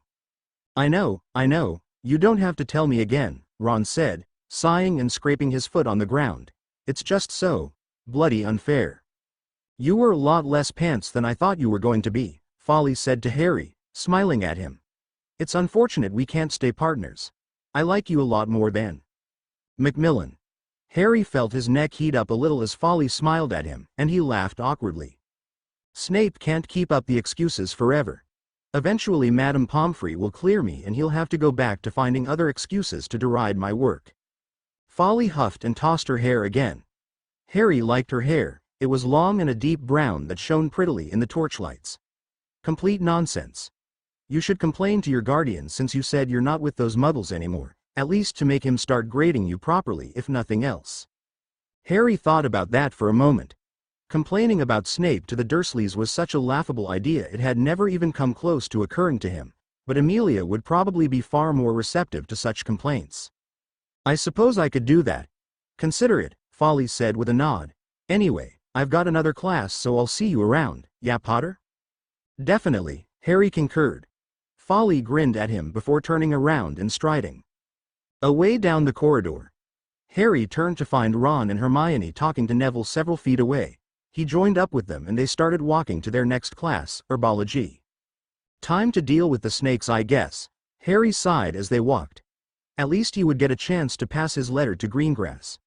Professor Sprout wasn't too strict about note passing as long as the work got done. He would just have to make sure no other students saw it. I'm sure it won't be so bad, Hermione said. Silver lining of the Dementor episode was that Malfoy didn't get to make his third obnoxious train visit in a row, but I suppose we could only put it off for so long. You know he's gonna say something about me fainting, right? Harry complained, jamming his hands in his pockets and huffing. Yes, Hermione said, and you shouldn't engage with him either, just like with Snape. But Hermione, Harry whined, bumping his shoulder against hers. Malfoy's such a prat. And when I talk back to him he can't take points away from me like Snape can. Hermione just rolled her eyes. Sorry mate, Ron said sympathetically, patting Harry's shoulder. I'm on your side though. Hermione's been through all our adventures and yet she still doesn't like me being mean to Malfoy. Such a shame. Harry sighed in mock disappointment. Tragic, Ron concurred. Especially with how he hurls slurs around like he's being paid for it. Little Pratt deserves more than some mean words. Violence begets violence, Hermione sniffed primly, holding her nose up in the air. I don't know what that means, Ron deadpanned. Harry stifled a laugh. It means that if you respond to things with violence, you're only inviting more violence on yourself, Hermione explained with a huff. Ron thought for a moment and shook his head. Now I don't know what it means because it sounds stupid. Some people just need to get punched, Ron declared. Hermione, weren't you the one who petrified me in the common room in the first year? Neville chimed in. That's different. Hermione squawked, balling up her fists at her side and glaring at Neville. That was for a really good reason. I have a really good reason to punch Malfoy, Ron stated, grinning. My reason is that he's a bigoted prat. That's not a good reason, Hermione stated, somehow managing to stamp her foot impetuously while keeping her stride even. I agree with Ron, Harry said, nodding thoughtfully as he thought of Dudley and his friends. Some people just really need to be punched. Boys, Hermione said, throwing her hands up in the air and marching several paces ahead of the three boys, who all immediately started laughing. Little dragons and runes of power, oi, Potter. Harry sighed as he walked with Ron, Hermione, and Neville across the grounds of Hogwarts. They had just left the castle proper and were heading towards the herbology greenhouses. When an unfortunately recognizable voice called out to Harry. He had been hoping against all odds that he would at least be able to reach the greenhouses before having to confront the inevitable onslaught of Slytherin taunting, but no such luck was to be had however. Are you sure you should be walking outside the castle, Potter? Not worried you're going to faint again? The voice belonged, of course, to none other than Harry's schoolboy rival and definite shoe-in for his list of top 5 most disliked people at Hogwarts, Draco Malfoy. He was currently surrounded by a small gaggle of Slytherins as he threw taunts at Harry, pressing the back of his hand to his forehead and doing a mock feint. Just ignore him, Harry, Hermione urged as she placed a hand gently on the small of Harry's back, giving him a soft push towards the greenhouses. Just like Snape, all right? Harry's nostrils flared as his irritation bubbled to the surface. He knew Hermione was right, that responding to Malfoy's taunts would only result in angry words being traded at best, with jinxes, loss of points, and potential detentions at worst. There was no particular outcome. Where Harry really got to one-up the smarmy git, but after an entire class of Snape's nonsense and having won the first potions he was ever close to even being proud of just vanished with a pathetic excuse and an undeserved T for a grade. Harry's nerves were frayed and very close to the surface. His rudimentary occlumency could only do so much as he tried to breathe evenly, but his attempt was shattered by another yell from Malfoy. Hey, Scarface! I'm talking to you! He shouted. His Slytherin groupies had slowed down and were walking towards the greenhouses at the same pace as Harry and his friends. Malfoy was glaring at Harry, seemingly determined to get a visible rise out of him. Really? I didn't expect your voice to still be so shrill and banshee like Malfoy, Harry yelled back, his irritation breaking through with a hasty retort before he could muster up the last dregs of his self-control to stop himself. I could have sworn that was Parkinson talking to me. Harry felt a little good about himself though when he saw Malfoy's face tint pink with rage as he broke free of his Slytherin groupies, marching up to Harry. He was flanked, as ever, by his bodyguards, in Crabbe and Goyle, who Harry was certain had gotten even meatier and troll-like over the summer. You've got a lot of nerve talking to me like that after fainting on the train like a bloody girl. Potter, Malfoy sneered. Crabbe and Goyle yucked on his flanks, with Pansy Parkinson standing behind Malfoy and sending glares over his shoulder. Oh, just bugger off, Malfoy, Ron snapped, stepping forward and slightly in front of Harry. I don't see you being eager to get up close and personal with a Dementor. It might remind you of how close your dad got to spending the rest of his life with them. Malfoy curled his lip at Ron and turned his eyes back to Harry, only just that moment. Seeming to notice Neville. The boy had stood behind Hermione and tried not to focus too much on the inevitable confrontation, keeping his eyes averted and pointed at the ground. Really, Potter? Malfoy asked, flabbergasted. You finally add onto your little group of sycophants and you choose Longbottom? Leave Neville alone, Harry said, his voice low as he glared at Malfoy. He was fine simply trading barbs with Malfoy if he wanted to taunt him, and Ron was going to pick his own fights whether Harry wanted him to or not, but Neville hadn't done anything to earn Malfoy's ire. A blood traitor, a mudblood, and a squib. You certainly know how to pick him, don't you, Potter? Malfoy sneered with a haughty laugh coating his words. I suppose after the whole school turned against you last year and your little display of weakness on the train you can't get anyone better. Truly depressing, Potter. I expected at least a little bit more from you. Malfoy continued, faux concern and pity dripping from his lips before turning and walking back to his housemates, seemingly satisfied with the extent of his needling for the day. Harry clenched his fists and instinctively went for his wand, but Hermione grabbed his wrist and pulled his hand back, shaking her head. He's not worth it even when you're in casting shape, Harry. Just let him act superior if he wants to. You're worth 100 Malfoys any day of the week, don't stoop to his level. Ron on the other hand was fuming and already had his wand in his hand. Just say the word, Harry, and we can both hit him at once. He'll never see it coming, he muttered lowly, his fingers working anxiously around his wand handle, twisting and turning it around in his hands. Poncy git. Harry took a deep breath and shook his head, focusing on the feeling of Hermione's grip on his arm. He slowly unclenched and reached out to pat Ron's shoulder.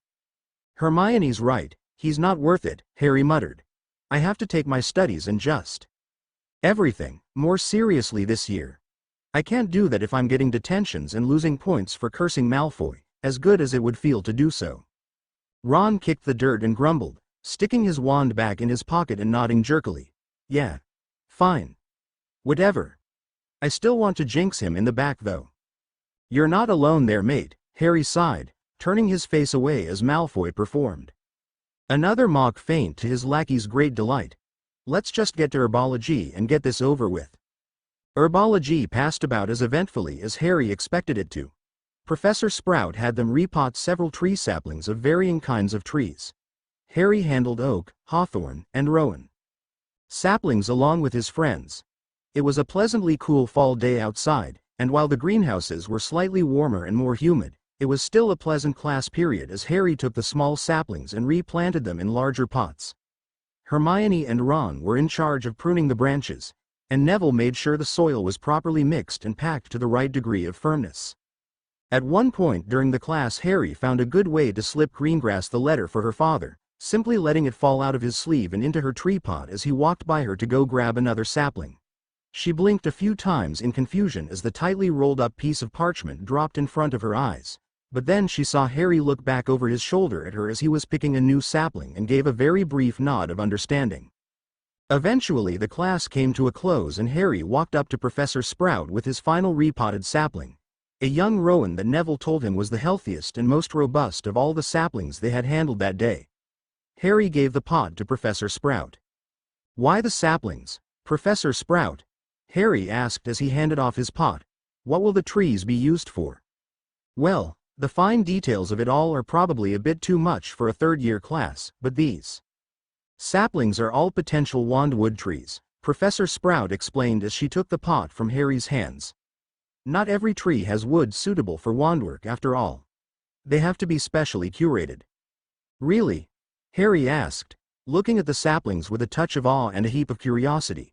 How can you tell which trees are good for wands and which aren't? Professor Sprout chuckled as she set the pot down alongside the other saplings. Interested in becoming a wandcrafter, Mr. Potter? Not particularly, Harry said with a shrug and a slight grimace as the memory of Ollivander's workshop flashed once more in his mind. He was in absolutely no hurry to return to any environment with that much old, ambient magic hanging in the air around him, let alone ever have to work in a place like that. I was mostly just curious. I'm trying to learn more this year, about everything, Harry confessed. I did hear all the news coming out about you being muggle-raised, Professor Sprout mused. She sighed and shook her head. Minerva has already ranted plenty about it. I wished to tell you, Mr. Potter, that the headmaster did not deign to share with any of us the details of your upbringing or circumstances, and we are all exceedingly disappointed both in him for taking such actions and ourselves for not seeing the signs earlier. If you ever require any tutoring outside of class, my office door is always open for you, Mr. Potter, and I dare say you'll get similar welcomes from the rest of the staff. I suppose I shouldn't be too surprised that it's already made its way through the staff, Harry said, rubbing the back of his head.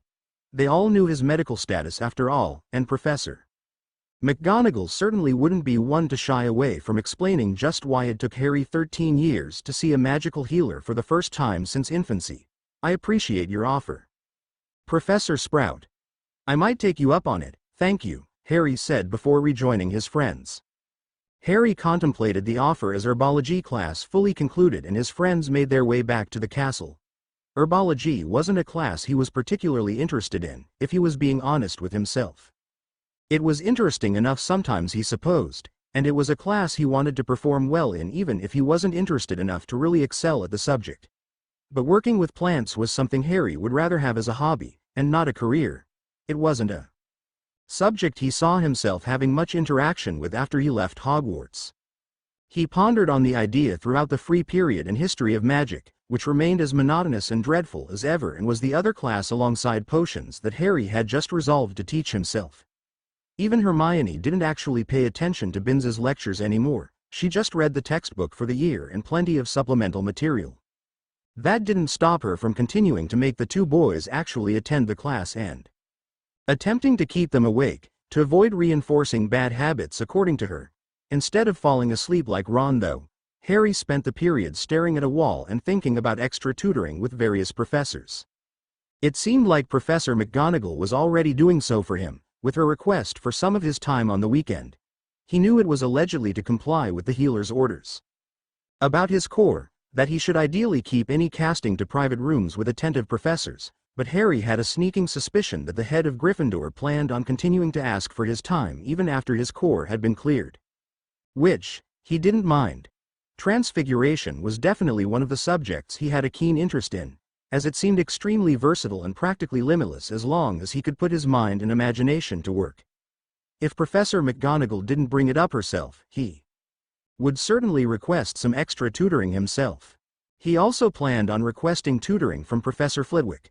Charms, while not a particular favorite subject for Harry or something he felt particularly drawn to, was in a similar boat to Transfiguration in that the practical usage and application of the subject was extremely vast.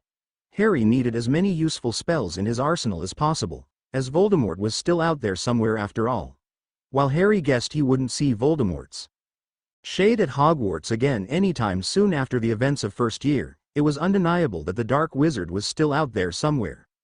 It was something Harry would have to face eventually, whether he wanted it to be or not. It seemed as if Voldemort's path was inevitably interwoven with his, and if nothing else, Harry doubted Voldemort would simply let him walk away even if he wanted to.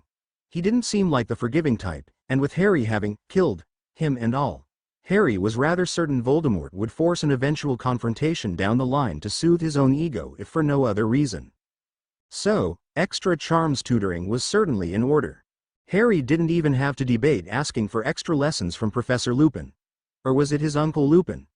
The way his parents' wills talked about the morose werewolf and how the man introduced himself to Harry certainly made it seem like he was a close family friend that Harry would have grown up calling uncle.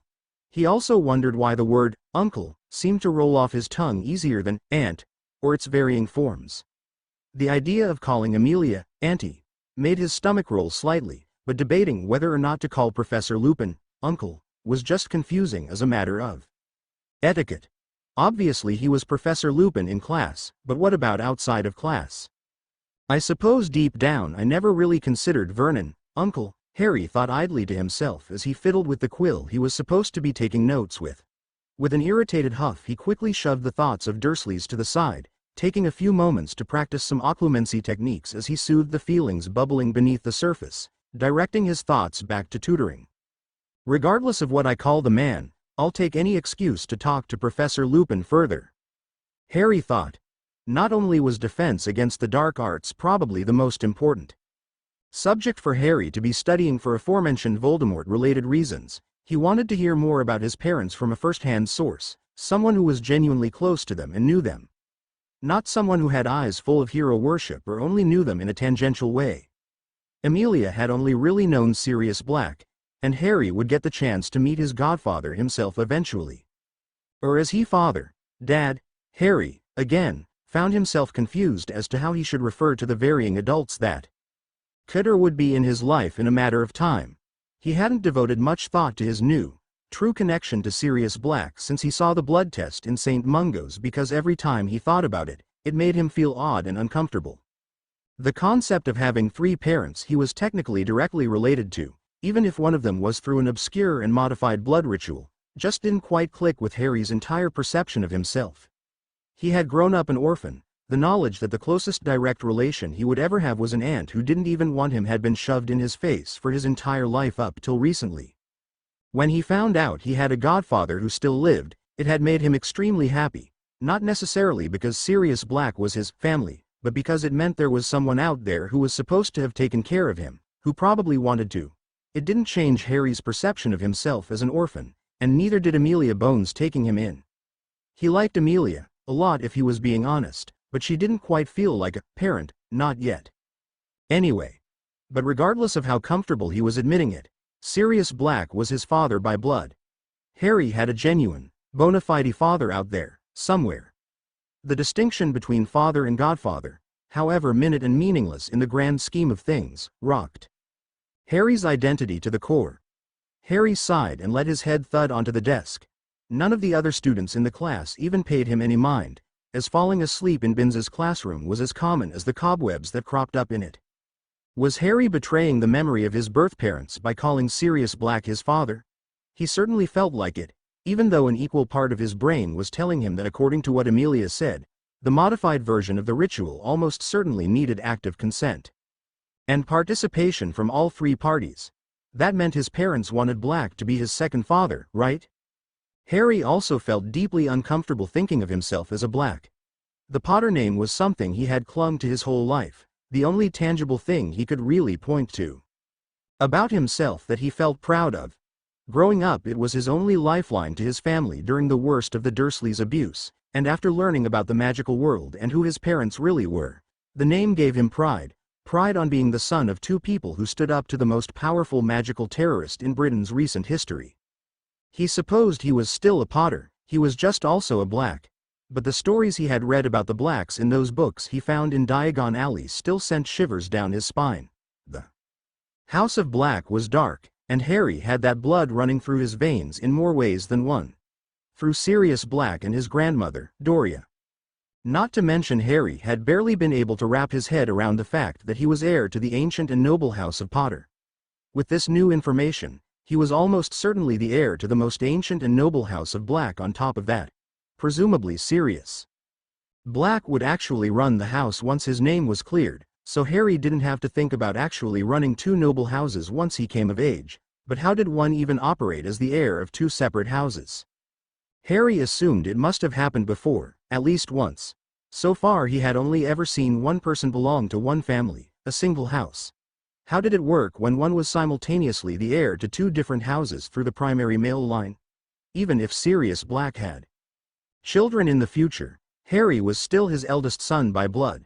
Not that Harry would even blink about giving up the title of Lord Black to any of Sirius's hypothetical future children, but would Sirius Black even want that? Could he even still have children after years of exposure to the concentrated dark magic of the Dementors and the undoubtedly terrible physical conditions of the prison they guarded? Groaning and running his hands through his hair, Harry turned his head to the side so his cheek was resting on the desk as he stared ruefully at the wall next to him. Why did his life have to be so bloody complicated? Not for the first time he felt a deep-seated envy at the students surrounding him. Why him? Why was it Harry James Potter who had to grow up an orphan with awful relatives, who had to go through the magical equivalent of extremely invasive surgery without anesthesia because of a neglectful old man, and has to struggle through Herculean challenges that plenty of adults would find impossible, let alone an 11 and then 12-year-old child? His pity party was interrupted by the class ending and Hermione tapping on his shoulder. He picked his head up and looked blearily at her, his mind still somewhat fogged from his zoning out and deep thinking. "Ancient runes next, Harry," Hermione said with a grin. "Excited?" Harry grinned back at her and nodded, shaking himself out of his stupor as he slung his book bag over his shoulder and stood up. "Definitely. Where is the runes classroom?" "Anyway, just follow me," Hermione said before turning to Ron. "We're heading to runes. Catch you at dinner? Ron huffed and nodded, shaking his head. Mental, the both of you. Have fun drawing your weird little letters, nerds, he said with a chuckle. Harry and Hermione walked to the runes classroom, which was a ways away from the history of magic room. They managed to arrive just in the nick of time, with Hermione slightly out of breath from taking the halls with a light jog at the last stretch. Harry cast his eyes around the classroom and noted that Hermione was right. He could spot insignias from each house on the various third-year student robes present in the classroom. He didn't recognize too many of the other students in the classroom, which he supposed could be a positive thing. The less people who knew him personally, the less people likely to harass him. Harry was about to sit at a desk in the back corner of the room when he spotted two familiar faces and tugged at Hermione's arm. Two open seats there, near the front, he mumbled.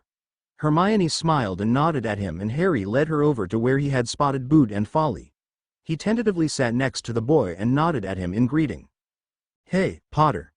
Didn't peg you as someone who would take ancient runes, Boot said with a small amount of surprise as Harry sat down. Maybe he's actually got a brain underneath all that Gryffindor muscle and bravado after all. Folly teased as Hermione sat down next to her. And hello to you too, Granger. Folly, Boot, Hermione said cordially, pulling out her textbook and her note-taking materials. Harry followed her example, barely managing to conceal a laugh as Hermione made a sour face at all the dog ears he had in his textbook. As happy as I am that you're reading ahead, Harry, is that really necessary? She grumped. Yes, Harry said cheekily. Folly giggled, and Boot rolled his eyes, and to answer you. Boot, I originally wasn't going to take the class, but that was before I learned, everything. After that I decided I should probably take my studies a bit more seriously. Boot nodded. Understandable, I suppose. Speaking of, myself, Folly, and Corner have been talking amongst our housemates about that. Harry froze up for a couple seconds before continuing to go about his business, digging through his bag for a quill that wasn't bent for longer than necessary as Boot continued talking, giving his hands something to do. Oh? Most of the house seems to believe it, Boot said with a shrug. It certainly makes a lot more sense than the alternatives, all things considered.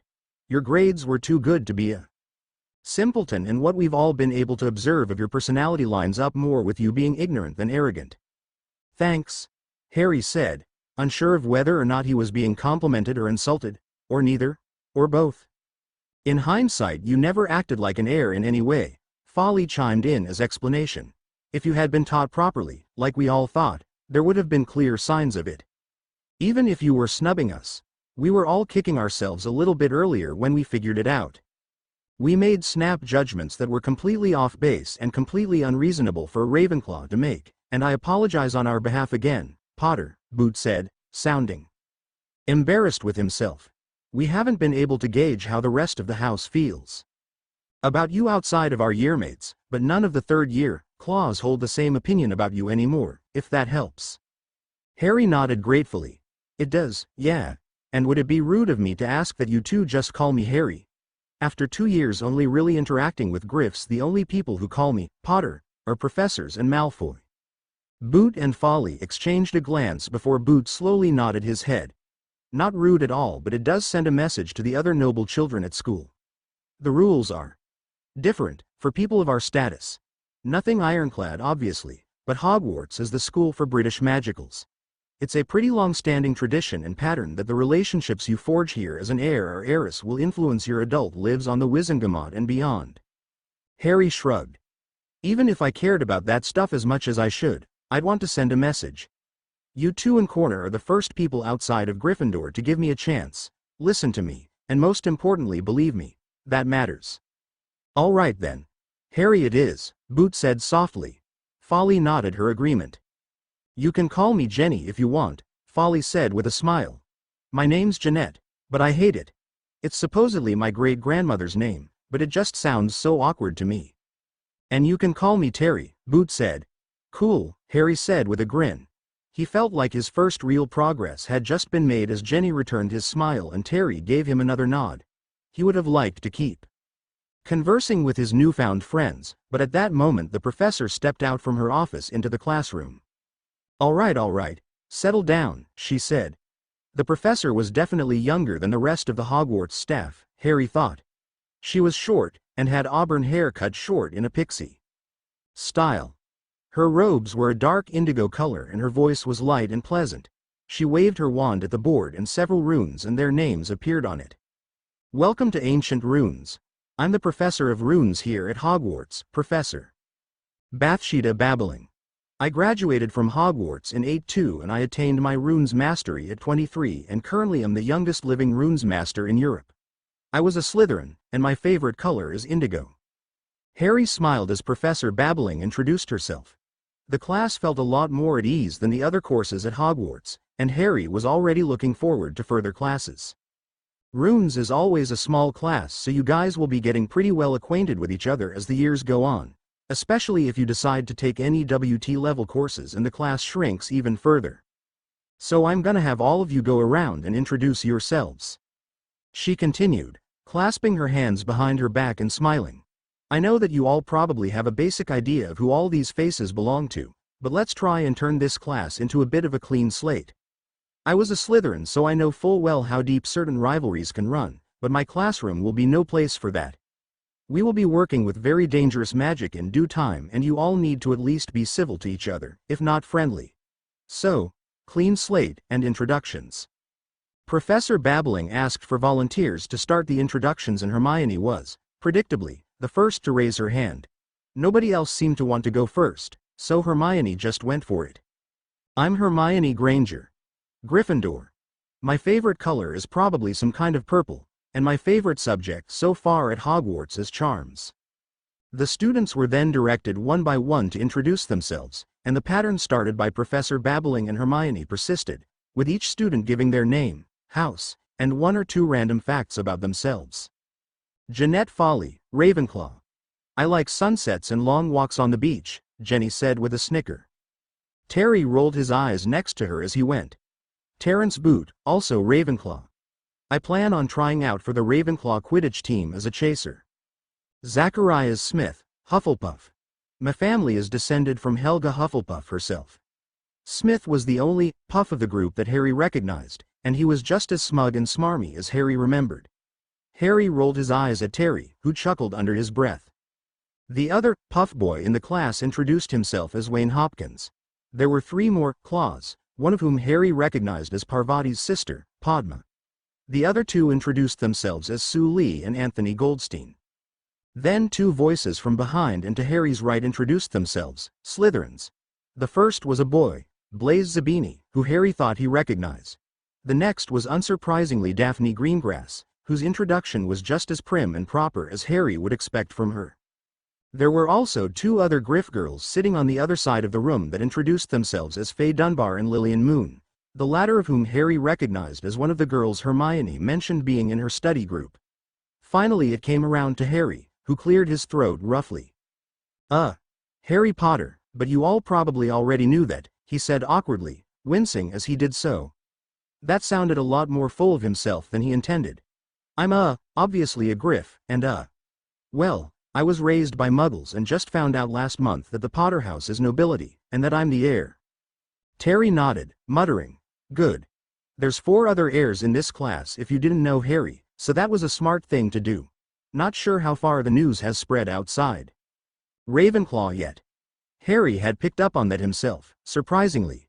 Greengrass obviously already knew this information and didn't react at all, but the two Griff girls and Smith had a much different reaction to that news than the other students. The students not from noble families had expressions of pity and curiosity, while the 3 students Harry figured must be the other noble children had brief expressions of pure shock, followed immediately by regret on the 2 Griff girls and disgust from Smith. Smith was openly glaring with suspicion at Harry, as if he were trying to discern whether or not he was lying. Dunbar and Moon, however, were looking at each other with regret, and then they buried their faces into their textbooks. Terry, Jenny, do you think you could do me a favor at some point? Harry muttered as Professor Babbling settled the room down. Can you give me a crash course on the active Wizengamot families and who I need to smooth things over with like I did with you two in Edgecombe? Definitely, Jenny whispered. Terry nodded his agreement as Professor Babbling began her lecture. Well, now that we've gotten all those introductions out of the way, let me properly introduce you to the class. Ancient Runes is a class that will teach you to harness the power of runic magic, an extremely old and powerful form of channeling magic that will allow you to create wards, enchantments, and many other kinds of permanent and semi-permanent magical effects, as well as a basic understanding of ritual theory. Harry perked up instantly when Professor Babbling mentioned ritual magic. He was already extremely interested in the class from what he was able to read and understand from his textbook, but now he was really extremely interested. During your third year, you will not be powering, activating, or otherwise truly using any runes, Professor Babbling said sternly, her gaze sweeping across the whole class. You will instead be learning the 2 core runic scripts of Elder and Younger Futhark, as well as a couple of relevant and popular runic alphabets. You will also be learning a heavy amount of theory as to the purpose of the individual runes, as well as various types of runic arrangements, arrays, and structures. Harry nodded along. This much he knew. The third-year textbook didn't even tell you how to activate runes, individually or as part of an array or cluster. Professor Babbling pointed her wand at the board. These are the important and core runes of the Elder Futhark script, which is the oldest runic language we still use today. These core runes will be the foundation upon which all your other knowledge builds, and you will most likely never stop using them. On the board was a collection of 7 runes, and Harry once again noted the ever-present 7 in magic. It really did seem to be an extremely significant and powerful number when it came to magic, and now that Harry was looking for it, it was starting to pop up everywhere. The instructions for the class were simple. They were to copy down each rune and its core meaning, and then practice drawing each rune over and over again until they could draw it perfectly each time. You will not end this class having the perfect ability to write these runes, and in fact you may not even be able to fully write them without tool assistance by the end of the year. This is the bulk of what learning runes is, because even the smallest imperfection in the proportions or form of the runes can have drastic effects on your array when activated, Professor Babbling said, her voice stern and rock solid. Begin your work. Harry began to copy down the 7 runes in a row on the top of a piece of parchment. In order they were Ansus, Aljas, Dagaz, Awas, Hagalas, Jera, and Sowillo.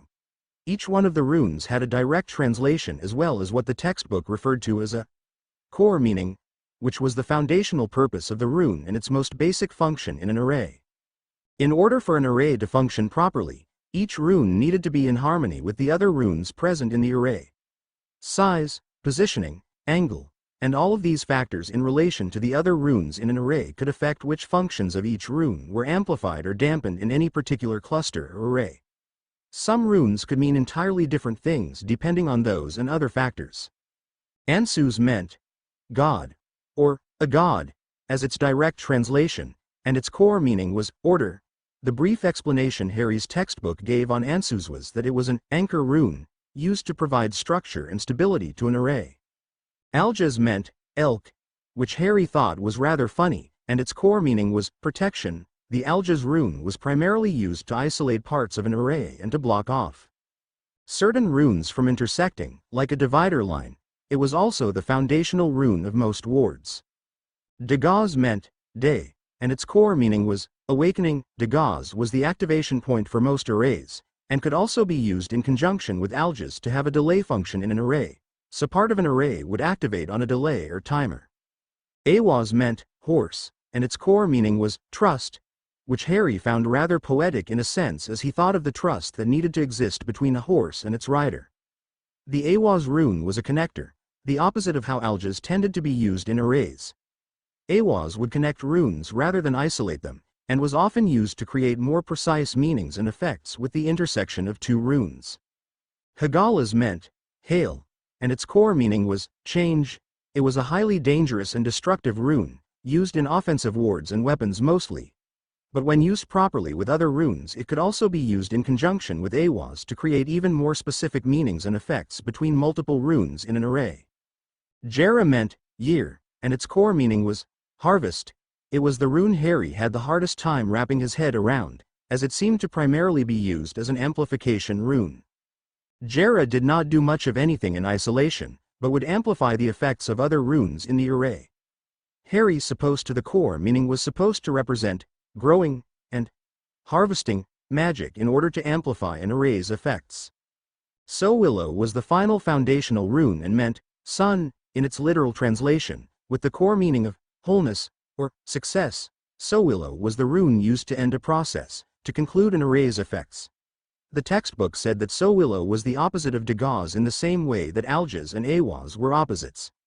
Dagaz would be the starting point of an array, and Sowillo the end.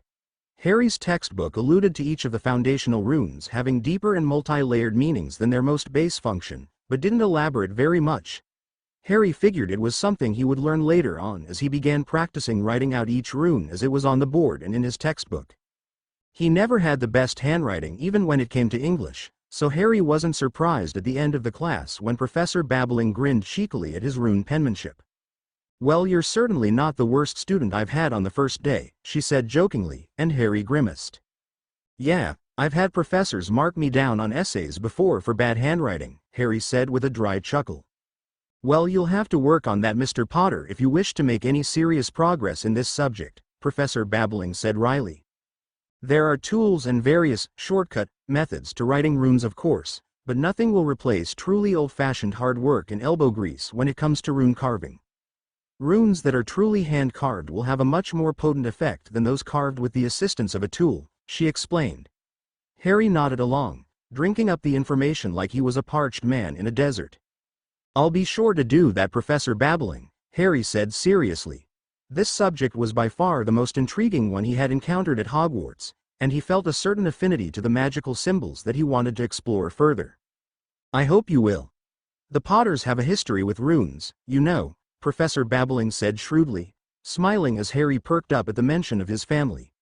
"Not that it's really been the family focus for the past few generations, but I wrote a whole dissertation about one of your great-great-great-grandfathers for my mastery.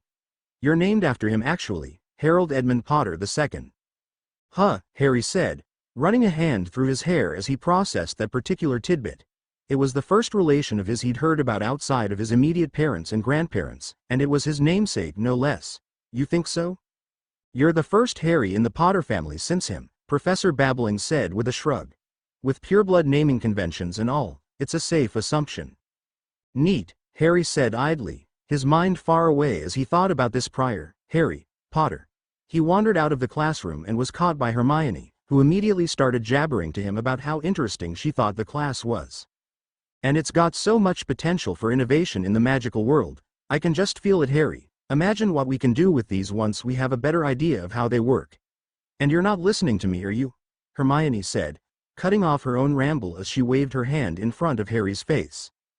Harry realized they were halfway to the Great Hall when they stopped, and he shook his head, snapping himself out of his daze. "Wha? Oh, geez, sorry Hermione, I was pretty caught up in my own head there." "I could tell," Hermione said with a giggle. "What's on your mind?" "Just something Professor Babbling told me," Harry said with a shrug. "Apparently she wrote a big paper once on one of my ancestors, a Harold Potter. According to her, the Potter family's actually a pretty big deal in the runes world. They have a history with it, I guess." Hermione smiled softly at him and patted his shoulder. "That's wonderful, Harry. Would you like some help researching him? I'm sure I can find something about him in the library. Especially if Professor Babbling was able to write a whole paper about him."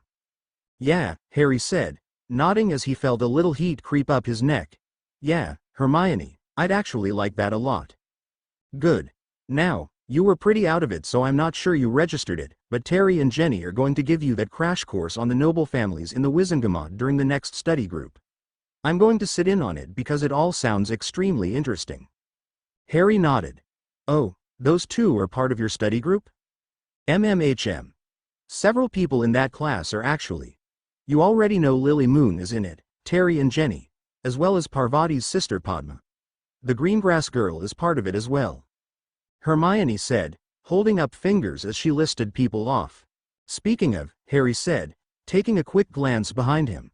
"The Moon Girl and the other one, Dunbar, are they following us, or do we happen to all be taking the same route to the Great Hall?" Hermione shrugged. "I think they want to talk to you, if you want my opinion. We've been walking pretty slowly since you were all spaced out. If they were just heading to the Great Hall, they would have passed us minutes ago."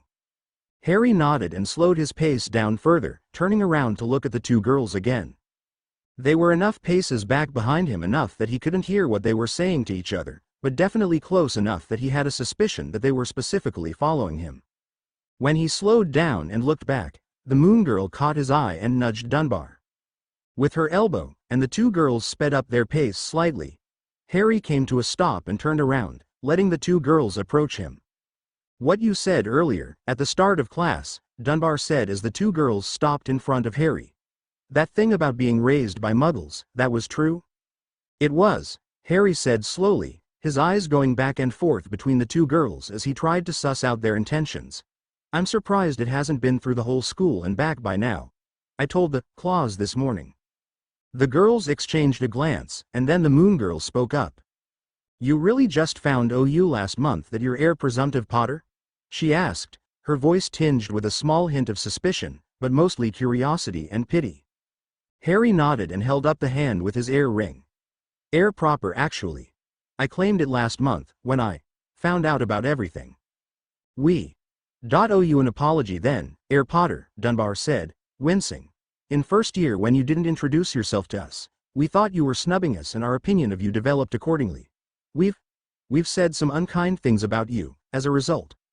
Her face was tight with anxiety and her voice was laced with genuine regret as she spoke, and Harry felt a spike of pity in his chest.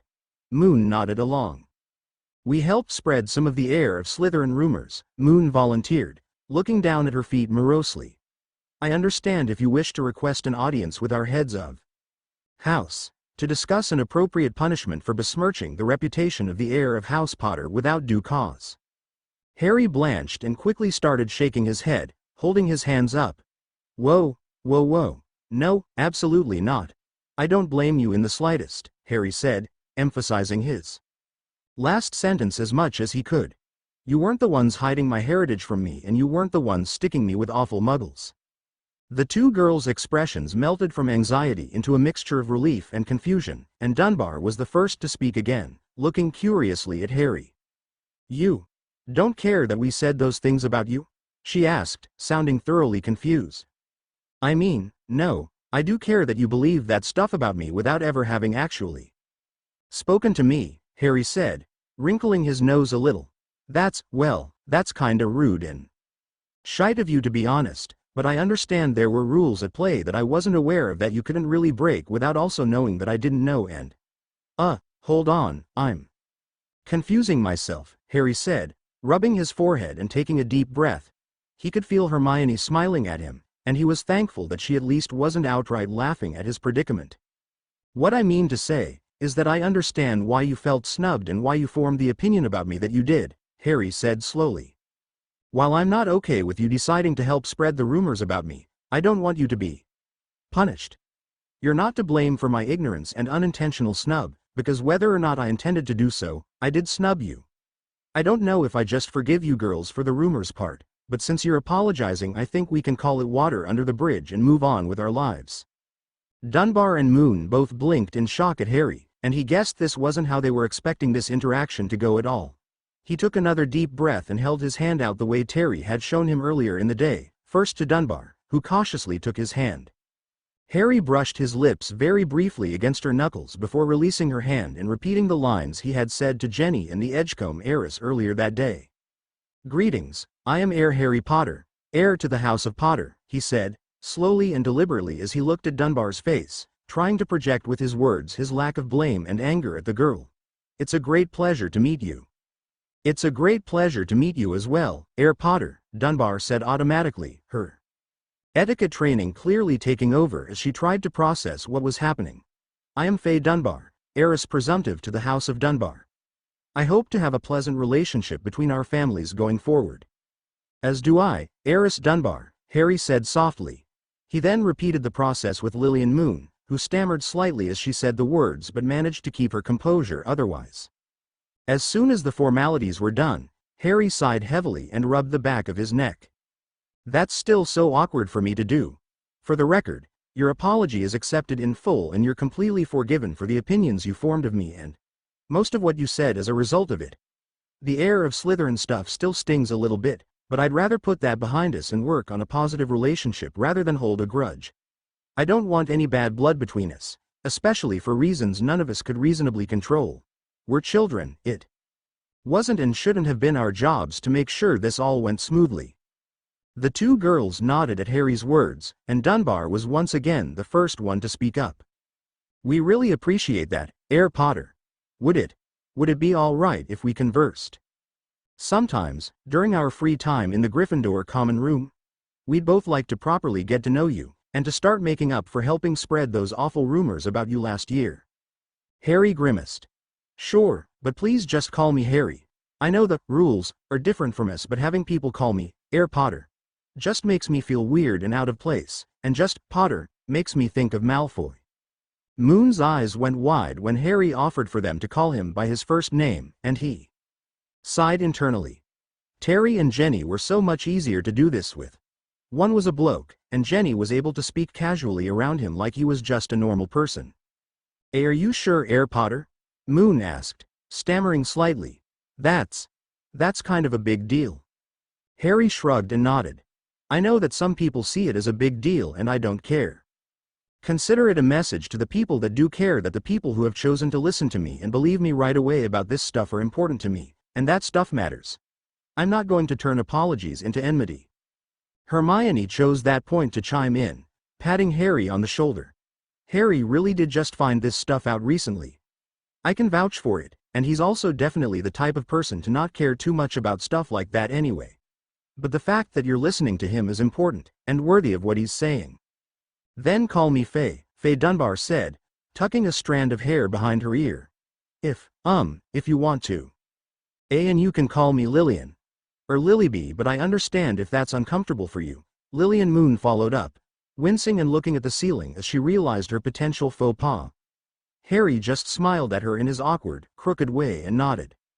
"Faye and Lillian it is. Would you girls like to accompany me and Hermione to the Great Hall? I'm pretty sure our other friends, Neville and Ron, are waiting for us, and I feel like Hermione would appreciate having a few more girls around to balance the scales," Harry offered, chuckling. He internally winced as both girls blushed. He really didn't need more fangirls, but hopefully they would get over it soon enough, and if making connections among his noble peers was important, it was doubly important to make those connections in his own house. "We'd love that," Faye blustered quickly, grabbing Lillian's wrist and practically dragging her along as the group started walking again towards the Great Hall. Hermione chuckled and rolled her eyes, playfully bumping her shoulder into Harry's. "Whatever am I going to do with you?" "What? I didn't ask them to get all moony over me," Harry grumbled under his breath, jamming his hands into his pockets and walking a few paces behind the two girls, who currently had their heads pressed together as they walked, having a furious discussion under their breath. "Of course you didn't, Harry," Hermione said teasingly, patting the top of Harry's head in a distinctly patronizing manner. "What's that supposed to mean?" Harry asked. Hermione just smiled and shook her head, increasing her pace to catch up with the other two girls. Hermione, what do you mean by that? Please drop by the archive and comment to let the creator know if you enjoyed their work."